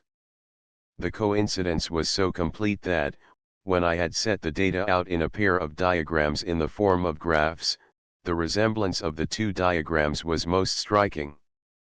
I will show you the diagrams presently. But there was something else that I was on the lookout for in the diary, but it was only quite near the end that I found it. Quite early, I learned that Stella was accustomed to read and work at night by the light of a candle. But I could not discover what sort of candle she used, whether it was an ordinary household candle or one of some special kind. At last I came on the entry in which you describe the making of the wax mold, and then I had the information that I had been looking for. In that entry you mention that you began by lifting the reflector off the candle, by which I learned that the receptacle used was not an ordinary candlestick. Then you remarked that the candle was of good hard wax, by which I learned that it was not an ordinary household candle, these being usually composed of a rather soft paraffin wax. Apparently, it was a stearine candle such as is made for use in candle lamps. But, I expostulated, how could it possibly matter what sort of candle she used? The point seems to be quite irrelevant. The point, he replied, was not only relevant, it was of crucial importance. But I had better explain. When I was considering the circumstances surrounding the poisoning of Monk House, I decided that the probabilities pointed to Barbara as the poisoner.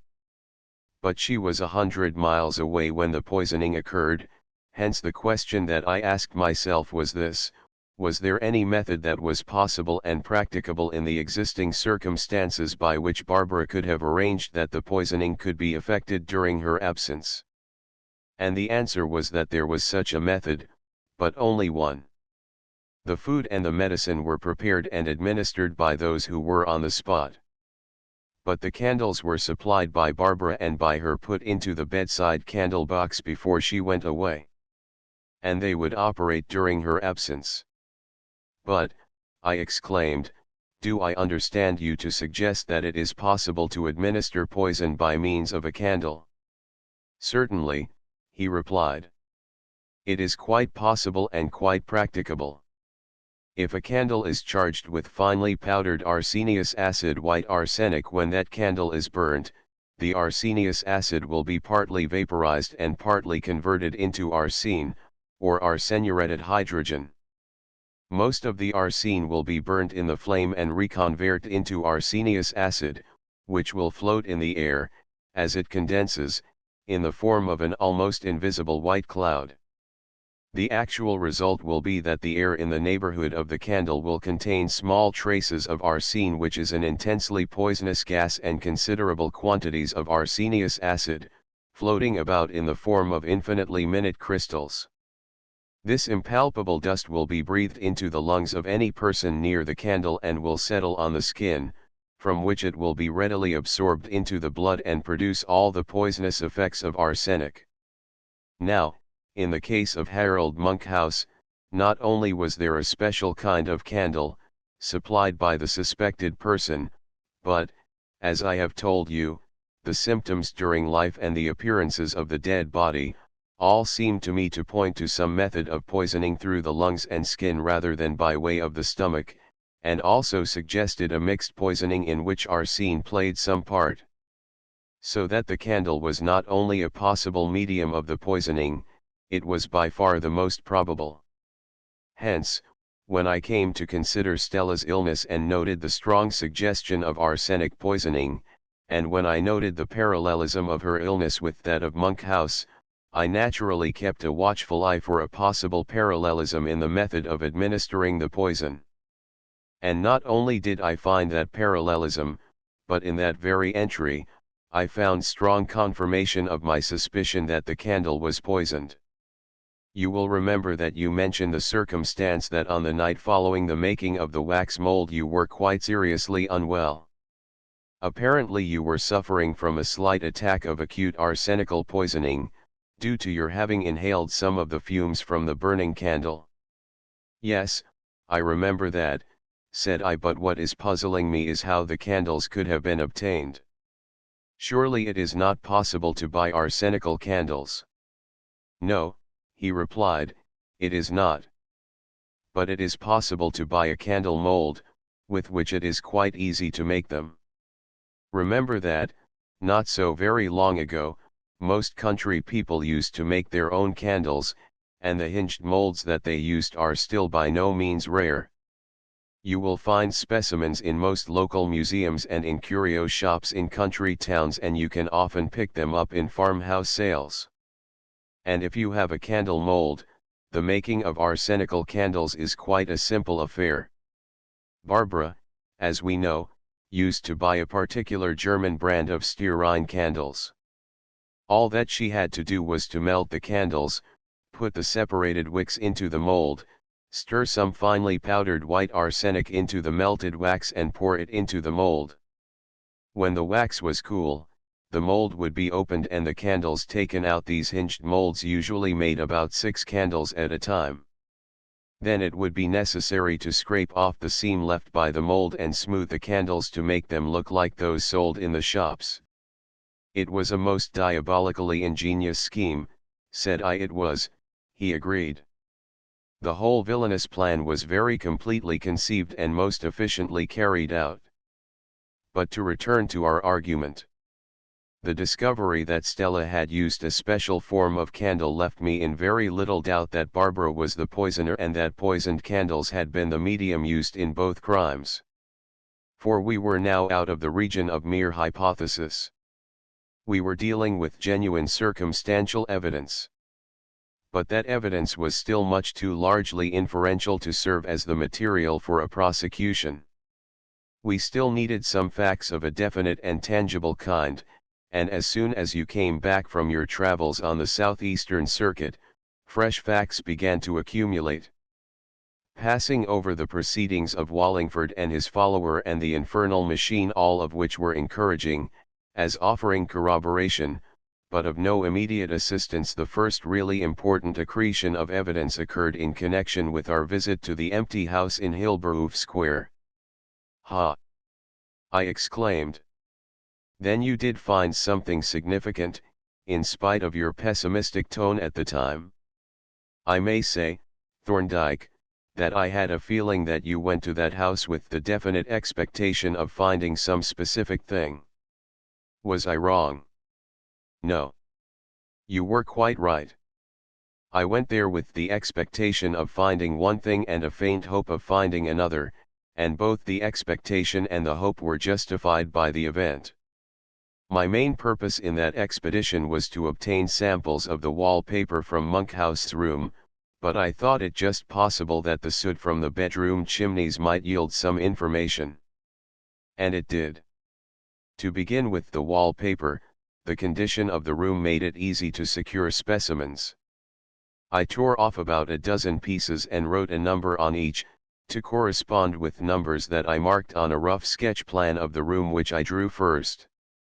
My expectation was that if, as I believed, arsenical candles had been burnt in that room, arsenic would have been deposited on all the walls, but in varying amounts, proportionate to the distance of the wall from the candle. The loose piece of paper on the wall by the bed was, of course, the real touchstone of the case, for if there were no arsenic in it, the theory of the arsenical candle would hardly be tenable. I therefore took the extra precaution of writing a full description of its position on the back of the piece and deposited it for greater safety in my letter case. As soon as I reached home that day, I spread out the torn fragment on the wide stage of a culture microscope and examined its outer surface with a strong top light. And the very first glance settled the question. The whole surface was spangled over with minute crystals, many of them hardly a 10,000th of an inch in diameter, sparkling in the strong light like diamonds and perfectly unmistakable, the characteristic octahedral crystals of arsenious acid.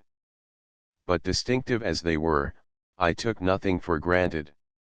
Snipping off a good-sized piece of the paper, I submitted it to the Marsh-Berzelius test and got a very pronounced arsenical mirror, which put the matter beyond any possible doubt or question.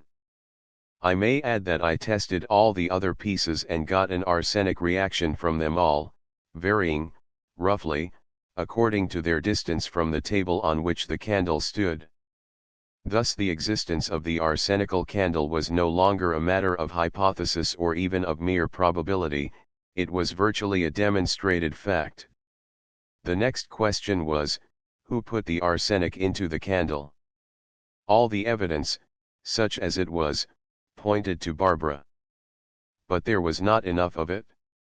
No single fact connected her quite definitely with the candles, and it had to be admitted that they had passed through other hands than hers and that the candle box was accessible to several people, especially during her absence. Clear evidence, then, was required to associate her or someone else with those poisoned candles, and I had just a faint hope that such evidence might be forthcoming. This was how I reasoned. Here was a case of poisoning in which the poison was self-administered and the actual poisoner was absent. Consequently, it was impossible to give a calculated dose on a given occasion, nor was it possible to estimate in advance the amount that would be necessary to produce the desired result. Since the poison was to be left within reach of the victim, to be taken from time to time, it would be necessary to leave a quantity considerably in excess of the amount actually required to produce death on any one occasion. It is probable that all the candles in the box were poisoned. In any case, most of them must have been, and as the box was filled to last for the whole intended time of Barbara's absence, there would be a remainder of poisoned candles in the box when Monkhouse died. But the incident of the faked medicine showed that the poisoner was fully alive to the possibility of an examination of the room. It was not likely that so cautious a criminal would leave such damning evidence as the arsenical candles in full view. For if, by chance, one of them had been lighted and the bearer had developed symptoms of poisoning, the murder would almost certainly have been out.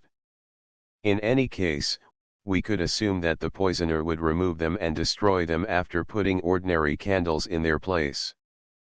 But a candle is not a very easy thing to destroy. You can't throw it down a sink, or smash it up and cast it into the rubbish bin. It must be burnt, and owing to its inflammability, it must be burnt carefully and rather slowly, and if it contains a big charge of arsenic, the operator must take considerable precautions. And finally, these particular candles had to be burned secretly. Having regard to these considerations, I decided that the only safe and practicable way to get rid of them was to burn them in a fireplace with the window wide open. This would have to be done at night when all the household was asleep, so as to be safe from interruption and discovery, and a screen would have to be put before the fireplace to prevent the glare from being visible through the open window. If there were a fire in the grate, so much the better. The candles could be cut up into small pieces and thrown into the fire one at a time. Of course, the whole matter was speculative. There might have been no surplus candles, or if there were, they might have been taken out of the house and disposed of in some other way. But one could only act on the obvious probabilities and examine the chimneys, remembering that whereas a negative result would prove nothing for or against any particular person, a positive result would furnish very weighty evidence. Accordingly, I collected samples of soot from the various bedroom chimneys and from that of Barbara's boudoir, labeling each of them with the aid of the cards which you had left in the respective rooms. The results were, I think, quite conclusive. When I submitted the samples to analysis, I found them all practically free from arsenic, disregarding the minute traces that one expects to find in ordinary soot, with one exception. The soot from Barbara's bedroom chimney yielded, not mere traces, but an easily measurable quantity much too large to have been attributable to the coal burnt in the grate. Thus, you see, so far as the murder of Monkhouse was concerned, there was a fairly conclusive case against Barbara. It left not a shadow of doubt in my mind that she was the guilty person. But you will also see that it was not a satisfactory case to take into court. The whole of the evidence was scientific and might have appeared rather unconvincing to the ordinary juryman, though it would have been convincing enough to the judge. I debated with myself whether I should communicate my discoveries to the police and leave them to decide for or against a prosecution, or whether I should keep silence and seek for further evidence. And finally I decided, for the present, to keep my own counsel. You will understand why. Yes, said I, you suspected that Stella, 2, had been poisoned. Exactly. I had very little doubt of it. And you notice that in this case there was available evidence of a kind that would be quite convincing to a jury, evidence obtainable from an examination of the victim's body. But here again I was disposed to adopt a waiting policy for 3 reasons.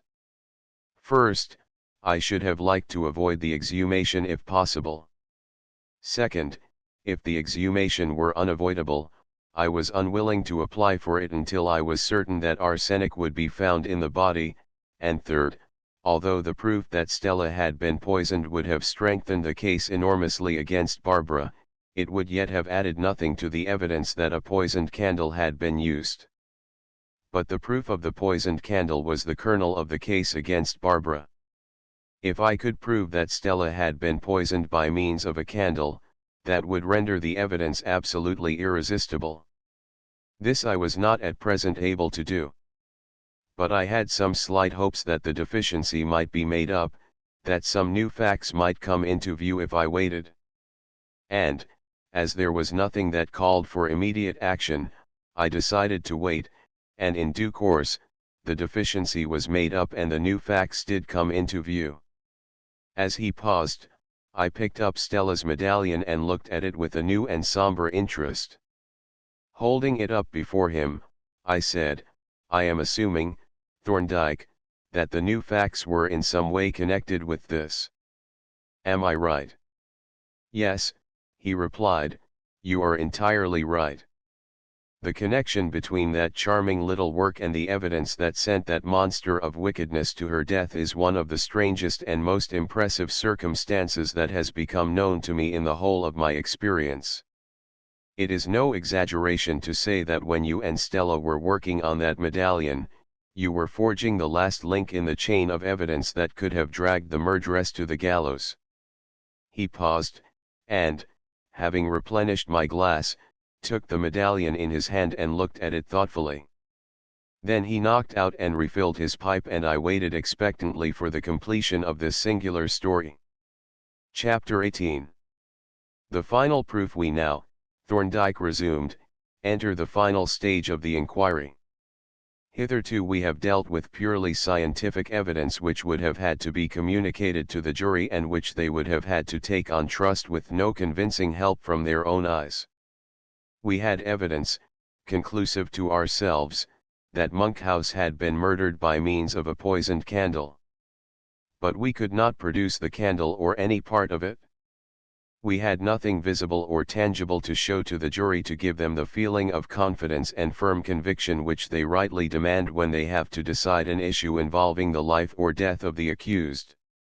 It was this something that could be seen and handled that I sought, and sought in vain until that momentous evening when I called at your chambers to return your diary.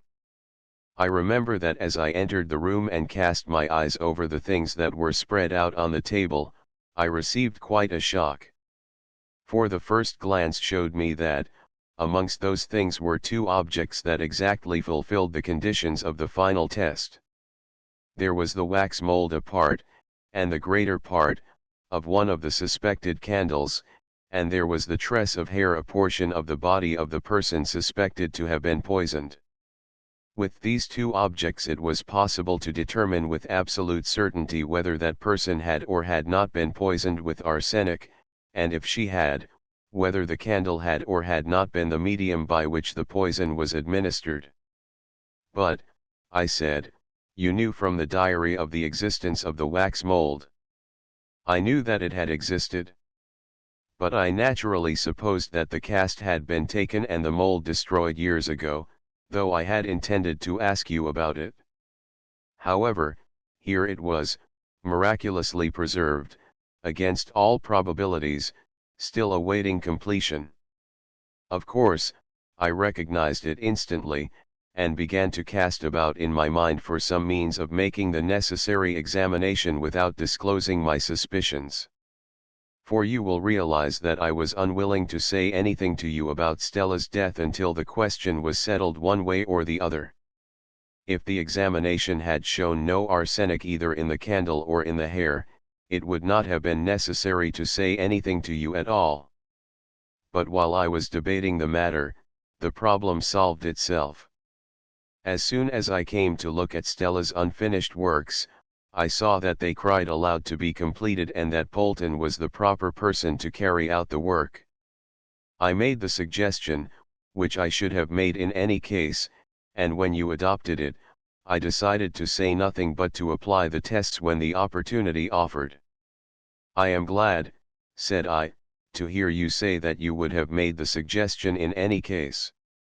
It looked at first like a rather cold-blooded pretext to get possession of the things.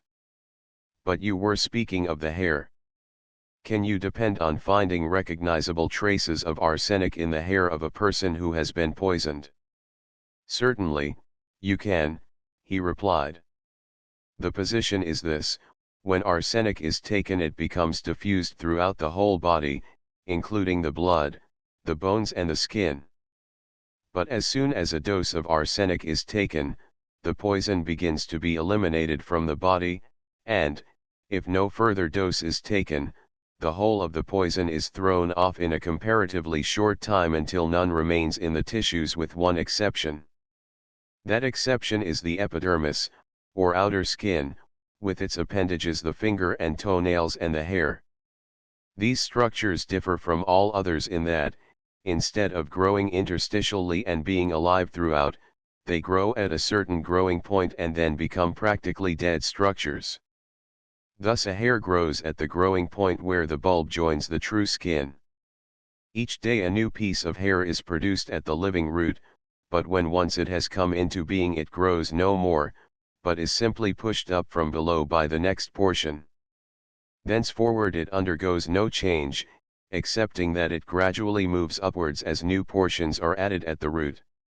It is virtually a dead, unchanging structure. Now suppose a person to take a considerable dose of arsenic. That arsenic becomes diffused throughout all the living tissues and is for a time deposited in them. The growing point of the hair is a living tissue, and of course the arsenic becomes deposited in it.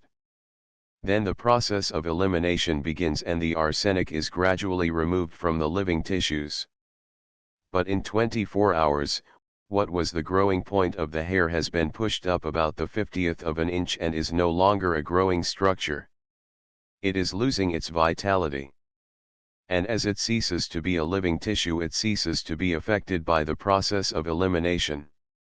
Hence the arsenic which was deposited in it when it was a living tissue is never removed. It remains as a permanent constituent of that part of the hair, slowly moving up as the hair grows from below, until at last it is snipped off by the barber, or, if the owner is a long-haired woman, it continues to creep along until the hair is full grown and drops out. Then the arsenic remains always in the same spot. Yes. It is a local deposit at a particular point in the hair. And this, Mayfield, is a most important fact, as you will see presently. For observe what follows. Hair grows at a uniform rate, roughly, a 50th of an inch in 24 hours. It is consequently possible, by measurement, to fix nearly exactly, the age of any given point on a hair. Thus if we have a complete hair and we find at any point in it a deposit of arsenic, by measuring from that point to the root we can fix, within quite narrow limits, the date on which that dose of arsenic was taken. But is it possible to do this? I asked. Not in the case of a single hair, he replied. But in the case of a tress, in which all the hairs are of the same age, it is perfectly possible. You will see the important bearing of this presently. To return now to my investigation. I had the bulk of a candle and a tress of Stella's hair. The questions to be settled were, 1. Was there arsenic in the candle? And 2. Had Stella been poisoned with arsenic? I began by trimming the wax mold in readiness for casting, and then I made an analysis of the trimmings. The result was the discovery of considerable quantities of arsenic in the wax. That answered the first question. Next, as the tress of hair was larger than was required for your purpose, I ventured to sacrifice a portion of it for a preliminary test. That test also gave a positive result. The quantity of arsenic was, of course, very minute, but still it was measurable by the delicate methods that are possible in dealing with arsenic, and the amount that I found pointed either to one large dose or to repeated smaller ones. The two questions were now answered definitely. It was certain, and the certainty could be demonstrated to a jury, that Stella had been poisoned by arsenic, and that the arsenic had been administered by means of poisoned candles. The complete proof in this case lent added weight to the less complete proof in the case of Monkhouse, and the two cases served to corroborate one another in pointing to Barbara as the poisoner. For she was the common factor in the two cases. The other persons, Wallingford, Madeline, and the others who appeared in the Monkhouse case, made no appearance in the case of Stella, and the persons who were associated with Stella were not associated with Monkhouse. But Barbara was associated with both. And her absence from home was no answer to the charge if death was caused by the candles which she had admittedly supplied. But complete as the proof was, I wished, if possible, to make it yet more complete, to associate Barbara still more definitely with the crime. In the case of Monkhouse, it was clear that the poisoning always occurred when she was absent from home. But this was not so clear in the case of Stella. Your diary showed that Stella's relapses coincided pretty regularly with Barbara's absences, but it was not certain, though obviously probable, that the relapses coincided with the periods of poisoning. If it could be proved that they did coincide, that proof would furnish corroboration of the greatest possible weight. It would show that the two cases were parallel in all respects. But could it be proved? If the tress of Stella's hair had been at my disposal, I had no doubt that I could have decided the question. But the tress was yours, and it had to be preserved. Whatever was to be done must be done without destroying or injuring the hair, and I set myself the task of finding some practicable method. Eventually, I decided, without much hope of success, to try the X-rays. As arsenic is a fairly dense metal and the quantity of it in the deposits quite considerable, it seemed to me possible that it might increase the density of the hairs at those points sufficiently to affect the X-ray shadow. At any rate, I decided to give the method a trial. Accordingly, Polton and I set to work at it. First, in order to get the densest shadow possible, we made the tress up into a close cylinder, carefully arranging it so that all the cut ends were in exactly the same plane. Then we made a number of graduated exposures on process plates, developing and intensifying with the object of getting the greatest possible degree of contrast. The result was unexpectedly successful. In the best negative, the shape of the tress was faintly visible and was soon to be crossed by a number of perfectly distinct pale bands. Those bands were the shadows of the deposits of arsenic. There could be no doubt on the subject. For, apart from the fact that there was nothing else that they could be, their appearance agreed exactly with what one would have expected. Each band presented a sharp, distinct edge towards the tips of the hairs and faded away imperceptibly towards the roots. The sharp edge corresponded to the sudden appearance of arsenic in the blood when the poisoning began. The gradual fading away corresponded to the period of elimination when the poisoning had ceased and the quantity of arsenic in the blood was becoming less and less from day to day. Now, since hair grows at a known, uniform rate, it was possible to convert the distances between these arsenical bands into periods of time, not with perfect exactness, because the rate of growth varies slightly in different persons, but with sufficient exactness for our present purpose. As soon as I looked at those bands, I saw that they told the whole story. But let us follow the method of proof. Assuming the rate of growth to be 1/50th of an inch in 24 hours, which was probably correct for a person of Stella's age, I measured off on the photograph 7 inches and a quarter from the cut ends as representing the last year of her life. Of course, I did not know how close to the head the hair had been cut, but, judging by the bands, I assumed that it had been cut quite close to the skin within a quarter of an inch.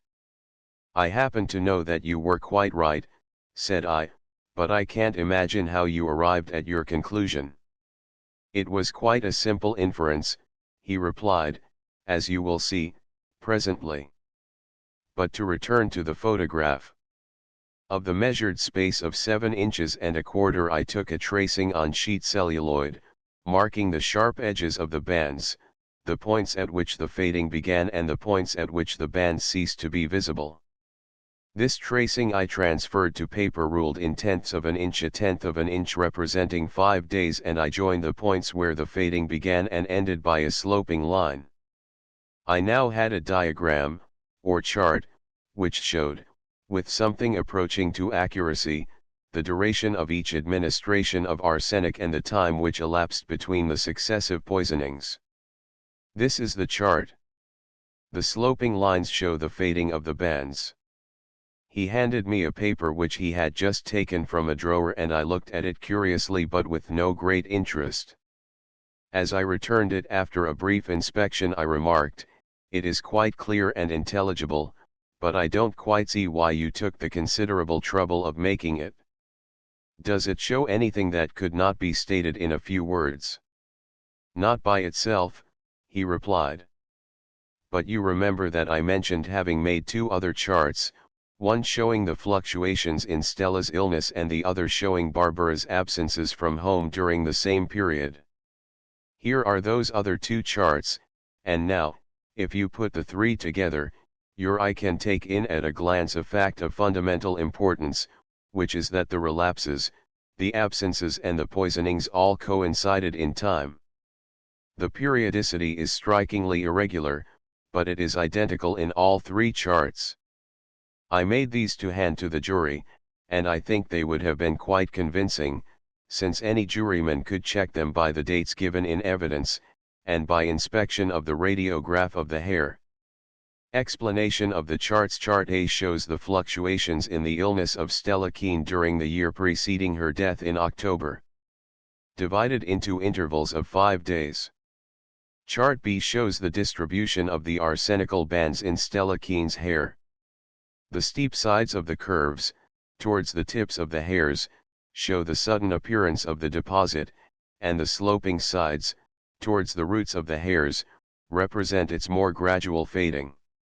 Each of the narrow divisions represents 5 days' growth. Chart C shows the periods during which Barbara was absent from home, each absence being represented by a black column, divided into intervals of 5 days.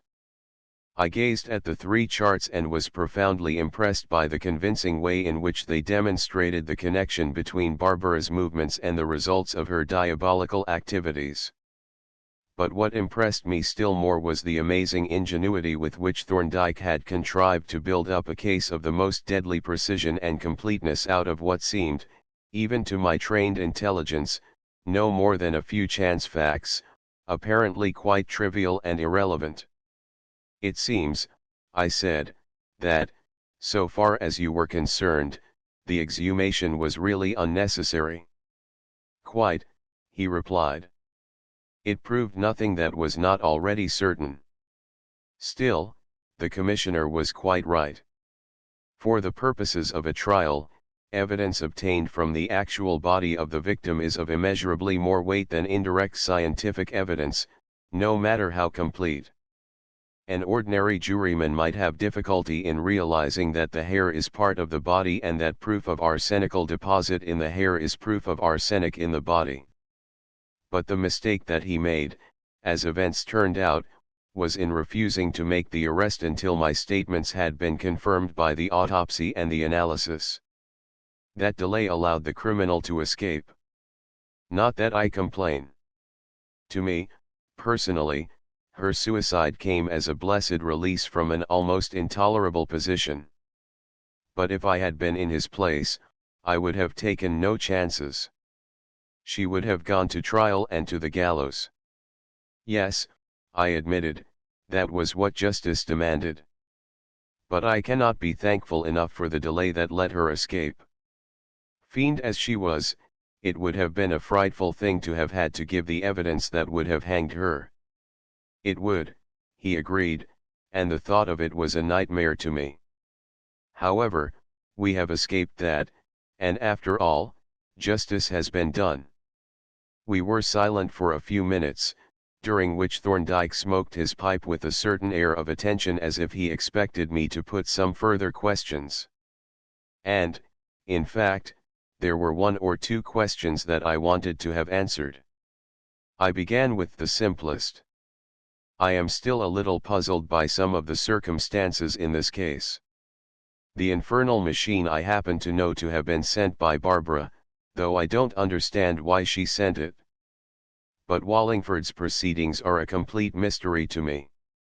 What do you suppose induced him to keep a watch on you in that extraordinary fashion? And who was the man who shadowed him? There certainly was such a man, for I saw him, myself. And the same man had been shadowing Miss Norris. What do you make of it all? One can only reason from past experiences, he replied. It seems to be a rule that a person who has committed a crime cannot remain quiet and let things take their course. There appears to be an irresistible impulse to lay down false clues and create misleading appearances. It is always a mistake, unless the false clues are laid down in advance, and even then it is apt to fail and unexpectedly furnish a real clue. Now Barbara, with all her astonishing cleverness, made that mistake. She laid down a false clue in advance by her absences from home, and the trick certainly worked successfully at the inquest. But it was precisely those absences that put me on the track of the candle, which otherwise might have passed unsuspected. The faked medicine was another false clue which attracted my attention and added to my suspicion concerning the candle. Then, after the event came these other endeavors to mislead. They did neither harm nor good, as it happened, since I had already marked her down as the principal suspect. But if I had been in doubt, I should have followed up those clues and found her at the end of them.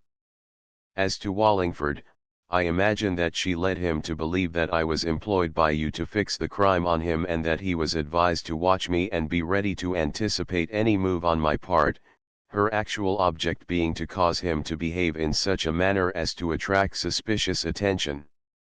The function of the private detective, for that is what he must have been, would be to keep Wallingford's nerves and Miss Norris's, too, in such a state that they would appear anxious and terrified and tend to attract attention. The infernal machine was primarily intended, I think, to cast suspicion on one or both of them. That was what I inferred from the total absence of fingerprints and the flagrantly identifiable character of the pistol and the wool. But the greatest, the most fatal mistake that Barbara made was the one that is absolutely characteristic of the criminal. She repeated the procedure of a previous crime that had been successful. It was that repetition that was her undoing. Either crime, separately, might have been difficult to fix on her. As it was, each crime was proof of the other. Once more we fell silent, and still Thorndyke had the air of expecting some further question from me. I looked at him nervously, for there was something that I wanted to ask and yet I hardly dared to put it into words.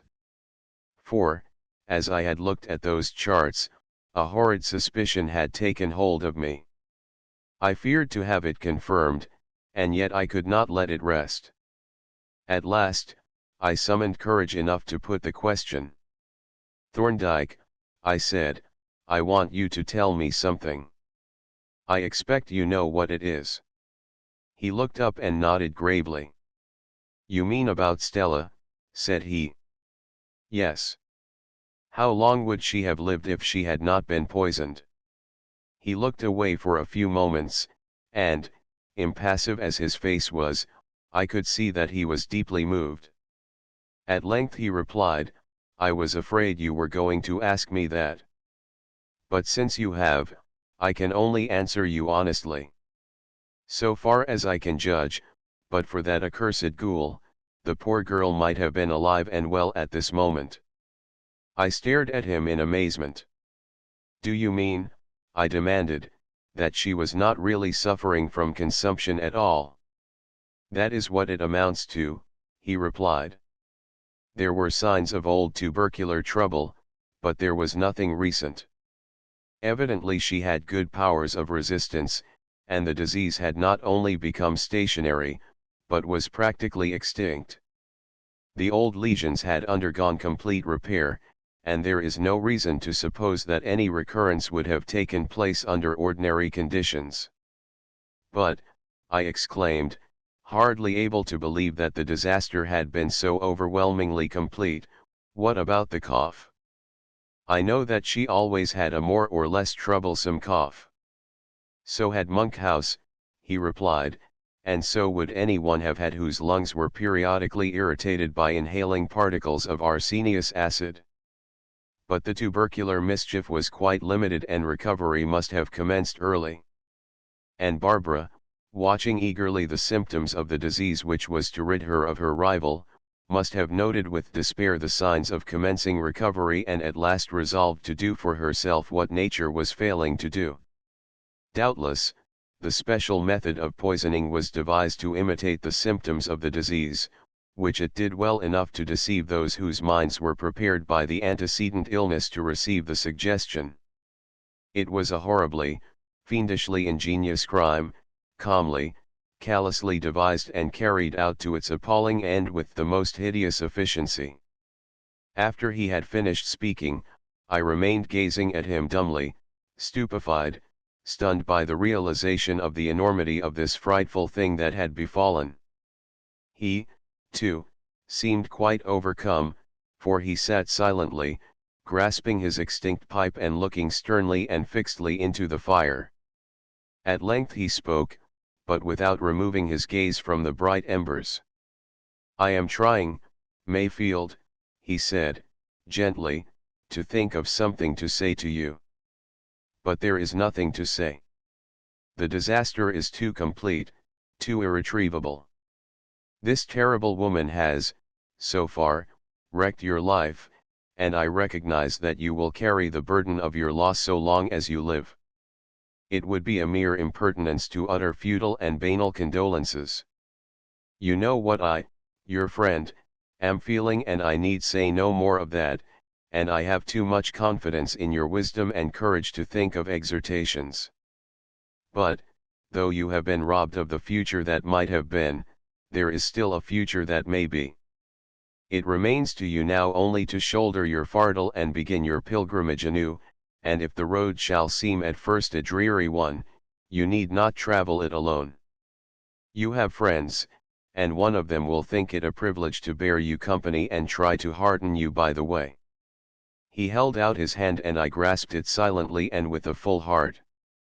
And the closer friendship that was inaugurated in that hand clasp has endured through the passing years, ever more precious and more helpful. The end. Transcriber's notes: this transcription follows the text of the first edition published by Dodd, Mead and Company in 1928. However, the following alterations have been made to correct what are believed to be unambiguous errors in the text. 3 occurrences of mismatched quotation marks have been repaired. Plains clothes has been changed to plain clothes, Chapter 3. Numbers of others has been changed to number of others, Chapter 8. Attracts has been changed to attract, Chapter X. Less that has been changed to less than, Chapter 16. There has been changed to there, Chapter 11. Quote practicable has been changed to quite practicable, Chapter 17. The prisoner has been changed to the poisoner, Chapter 17. End of the Project Gutenberg ebook. As A Thief in the Night updated editions will replace the previous one. The old editions will be renamed. Creating the works from print editions not protected by U.S. copyright law means that no one owns a United States copyright in these works, so the Foundation, and you, can copy and distribute it in the United States without permission and without paying copyright royalties. Special rules. set forth in the general terms of use part of this license, apply to copying and distributing Project Gutenberg trademark electronic works to protect the Project Gutenberg trademark concept and trademark. Project Gutenberg is a registered trademark, and may not be used if you charge for an ebook, except by following the terms of the trademark license, including paying royalties for use of the Project Gutenberg trademark. If you do not charge anything for copies of this ebook, complying with the trademark license is very easy. You may use this ebook for nearly any purpose such as creation of derivative works, reports, performances, and research. Project Gutenberg ebooks may be modified and printed and given away. You may do practically anything in the United States with ebooks not protected by U.S. copyright law. Redistribution is subject to the trademark license, especially commercial redistribution. Start. Full license. The full Project Gutenberg license. Please read this before you distribute or use this work to protect the Project Gutenberg trademark mission of promoting the free distribution of electronic works, by using or distributing this work, or any other work associated in any way with the phrase Project Gutenberg. You agree to comply with all the terms of the full Project Gutenberg trademark license available with this file or online at www.gutenberg.org/license. Section 1. General Terms of Use and Redistributing Project Gutenberg Trademark Electronic Works 1.a. By reading or using any part of this Project Gutenberg trademark electronic work, you indicate that you have read, understand, agree to and accept all the terms of this license and intellectual property, trademark/copyright, agreement. If you do not agree to abide by all the terms of this agreement, you must cease using and return or destroy all copies of Project Gutenberg trademark electronic works in your possession. If you paid a fee for obtaining a copy of or access to a Project Gutenberg trademark electronic work and you do not agree to be bound by the terms of this agreement, you may obtain a refund from the person or entity to whom you paid the fee as set forth in paragraph 1.e.8. 1.b. Project Gutenberg is a registered trademark. It may only be used on or associated in any way with an electronic work by people who agree to be bound by the terms of this agreement. There are a few things that you can do with most Project Gutenberg trademark electronic works even without complying with the full terms of this agreement. See paragraph 1.c below. There are a lot of things you can do with Project Gutenberg trademark electronic works if you follow the terms of this agreement and help preserve free future access to Project Gutenberg trademark electronic works. See paragraph 1.e below. 1.c. The Project Gutenberg Literary Archive Foundation, the foundation or PGLOF, owns a compilation copyright in the collection of Project Gutenberg trademark electronic works. Nearly all the individual works in the collection are in the public domain in the United States.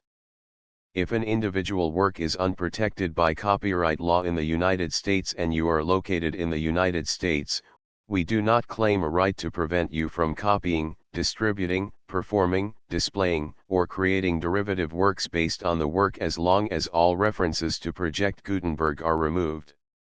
Of course, we hope that you will support the Project Gutenberg trademark mission of promoting free access to electronic works by freely sharing Project Gutenberg trademark works in compliance with the terms of this agreement for keeping the Project Gutenberg trademark name associated with the work.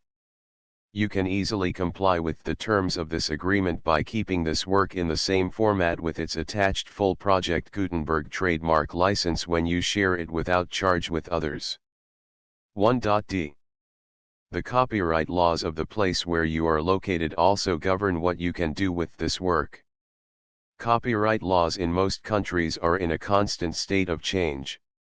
If you are outside the United States, check the laws of your country in addition to the terms of this agreement before downloading, copying, displaying, performing, distributing or creating derivative works based on this work or any other Project Gutenberg trademark work. The Foundation makes no representations concerning the copyright status of any work in any country other than the United States. 1.e Unless you have removed all references to Project Gutenberg, 1.e.1. The following sentence, with active links to, or other immediate access to, the full Project Gutenberg trademark license must appear prominently whenever any copy of a Project Gutenberg trademark work, any work on which the phrase Project Gutenberg appears, or with which the phrase Project Gutenberg is associated, is accessed, displayed, performed, viewed, copied or distributed. This ebook is for the use of anyone anywhere in the United States and most other parts of the world at no cost and with almost no restrictions whatsoever.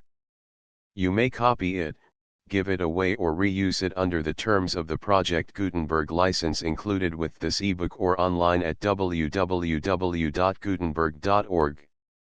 If you are not located in the United States, you will have to check the laws of the country where you are located before using this ebook. 1.e.2. If an individual Project Gutenberg trademark electronic work is derived from texts not protected by U.S. copyright law, does not contain a notice indicating that it is posted with permission of the copyright holder, the work can be copied and distributed to anyone in the United States without paying any fees or charges.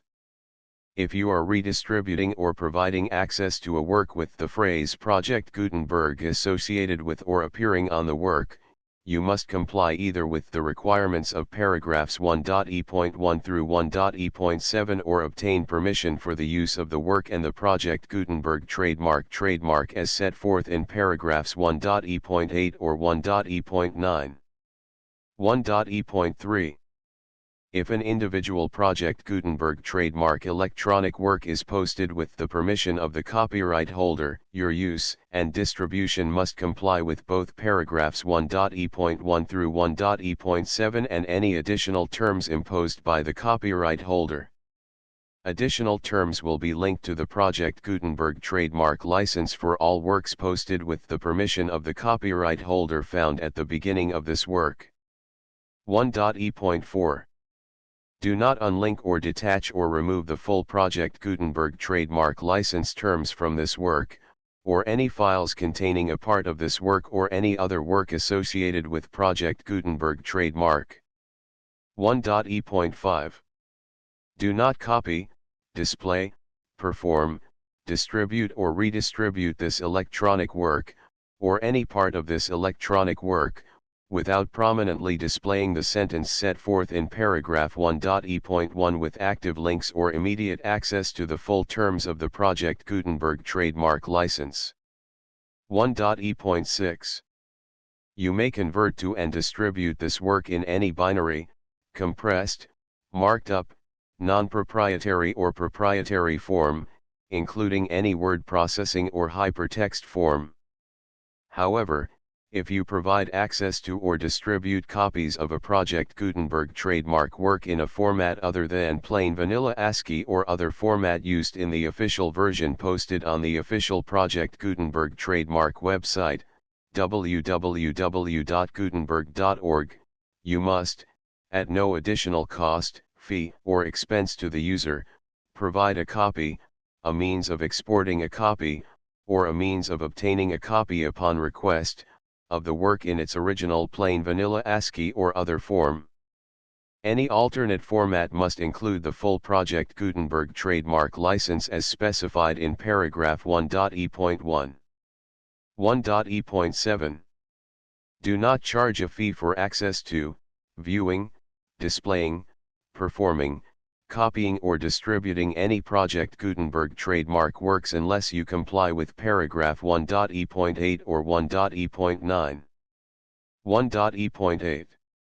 You may charge a reasonable fee for copies of or providing access to or distributing Project Gutenberg trademark electronic works provided that, you pay a royalty fee of 20% of the gross profits you derive from the use of Project Gutenberg trademark works calculated using the method you already use to calculate your applicable taxes. The fee is owed to the owner of the Project Gutenberg trademark, but he has agreed to donate royalties under this paragraph to the Project Gutenberg Literary Archive Foundation. Royalty payments must be paid within 60 days following each date on which you prepare, or are legally required to prepare, your periodic tax returns. Royalty payments should be clearly marked as such and sent to the Project Gutenberg Literary Archive Foundation at the address specified in Section 4, Information about donations to the Project Gutenberg Literary Archive Foundation. You provide a full refund of any money paid by a user who notifies you in writing, or by email, within 30 days of receipt that he does not agree to the terms of the full Project Gutenberg trademark license. You must require such a user to return or destroy all copies of the works possessed in a physical medium and discontinue all use of and all access to other copies of Project Gutenberg trademark works. You provide, in accordance with paragraph 1.f.3, a full refund of any money paid for a work or a replacement copy, if a defect in the electronic work is discovered and reported to you within 90 days of receipt of the work. You comply with all other terms of this agreement for free distribution of Project Gutenberg trademark works. 1.e.9. If you wish to charge a fee or distribute a Project Gutenberg trademark electronic work or group of works on different terms than are set forth in this agreement, you must obtain permission in writing from the Project Gutenberg Literary Archive Foundation, the manager of the Project Gutenberg trademark. Contact the Foundation as set forth in Section 3 below. 1.f.1.f.1.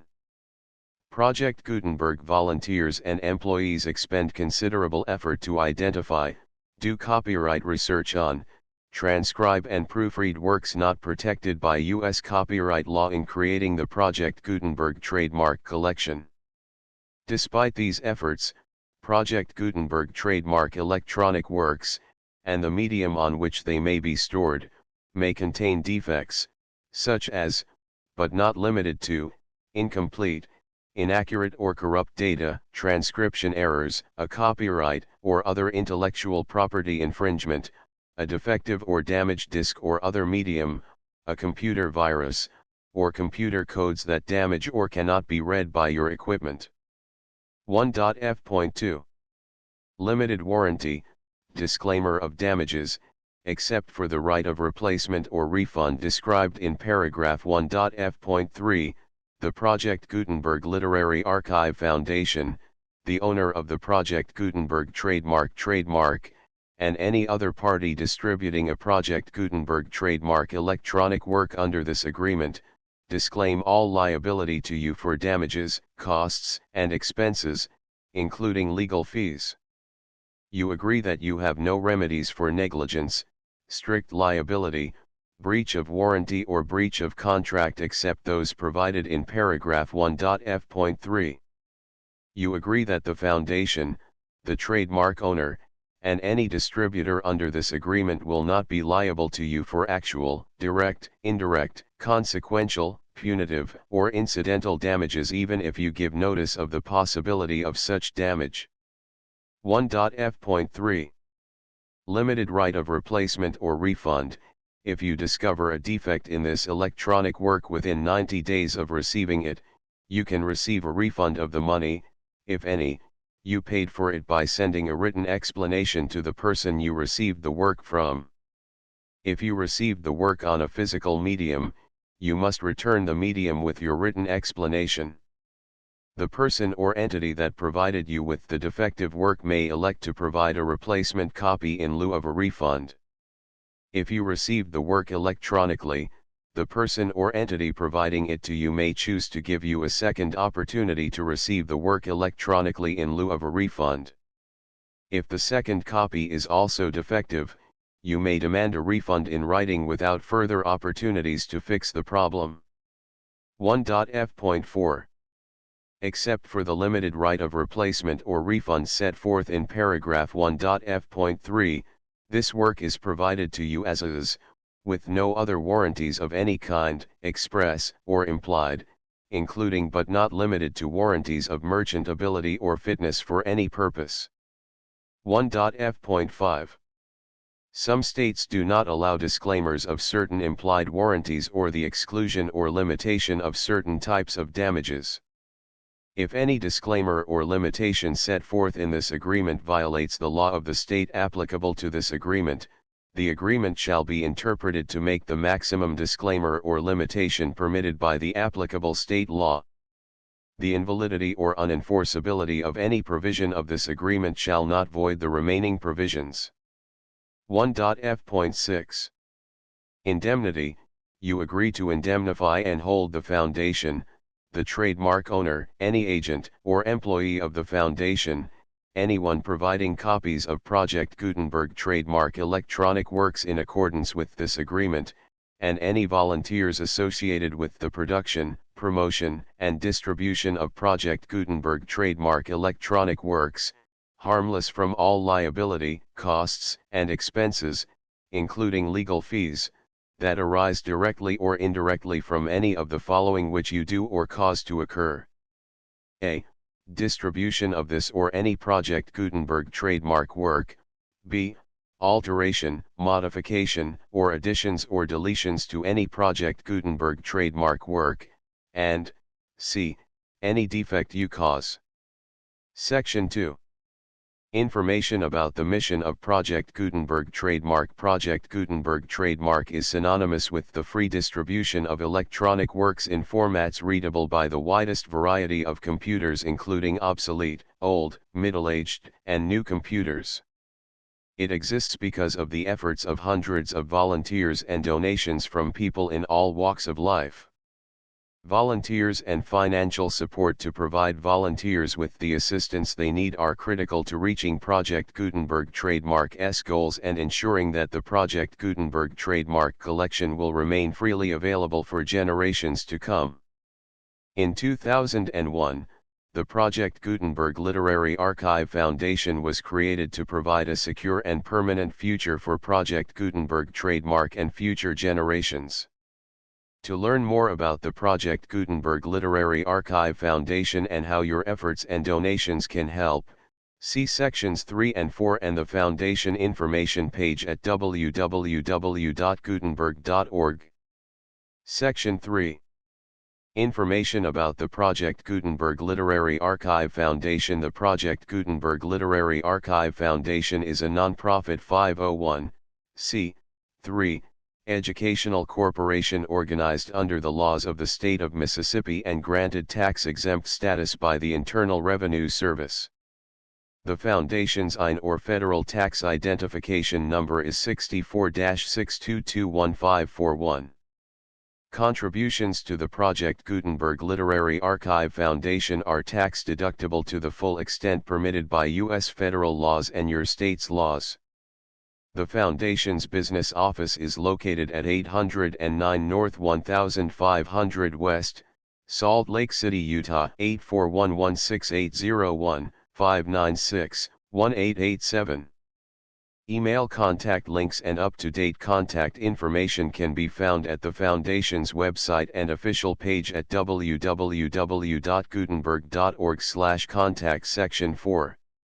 Information about donations to the Project Gutenberg Literary Archive Foundation. Project Gutenberg trademark depends upon and cannot survive without widespread public support and donations to carry out its mission of increasing the number of public domain and licensed works that can be freely distributed in machine-readable form accessible by the widest array of equipment, including outdated equipment.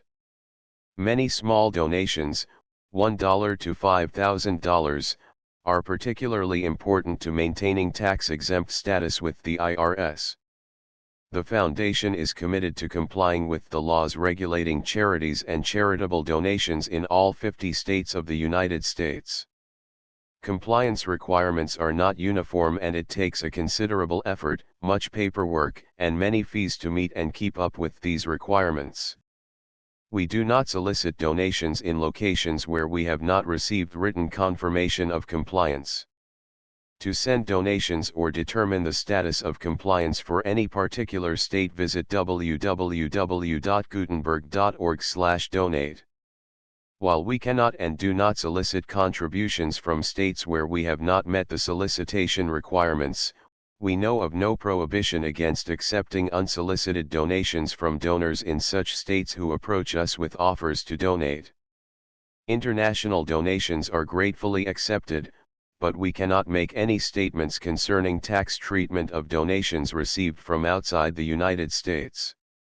U.S. laws alone swamp our small staff. Please check the Project Gutenberg web pages for current donation methods and addresses. Donations are accepted in a number of other ways, including checks, online payments, and credit card donations. To donate, please visit www.gutenberg.org/donate. Section 5. General information about Project Gutenberg trademark electronic works. Professor Michael S. Hart was the originator of the Project Gutenberg trademark concept of a library of electronic works that could be freely shared with anyone. For 40 years, he produced and distributed Project Gutenberg trademark ebooks with only a loose network of volunteer support. Project Gutenberg trademark ebooks are often created from several printed editions, all of which are confirmed as not protected by copyright in the U.S. unless a copyright notice is included. Thus, we do not necessarily keep ebooks in compliance with any particular paper edition. Most people start at our website, which has the main PG search facility, www.gutenberg.org. This website includes information about Project Gutenberg trademark, including how to make donations to the Project Gutenberg Literary Archive Foundation, how to help produce our new ebooks, and how to subscribe to our email newsletter to hear about new ebooks. As a Thief in the Night. Contents. Chapter I. The Invalid. Chapter 2. Barbara Monkhouse Comes Home. Chapter 3. A Shock for the Mourners. Chapter 4.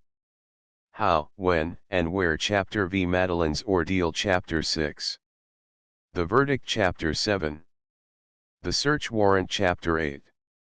Thorndike Speaks Bluntly. Chapter 9. Superintendent Miller is Puzzled. Chapter X. A Greek Gift. Chapter 11. The Rivals. Chapter 12. Thorndike Challenges the Evidence. Chapter 13. Rupert Makes Some Discoveries. Chapter 14. Rupert Confides in Thorndike. Chapter 15. A Pursuit and a Discovery. Chapter 16. Barbara's Message. Chapter 17. Thorndike Retraces the Trail. Chapter 18. The Final Proof. Transcribers Notes the full Project Gutenberg license.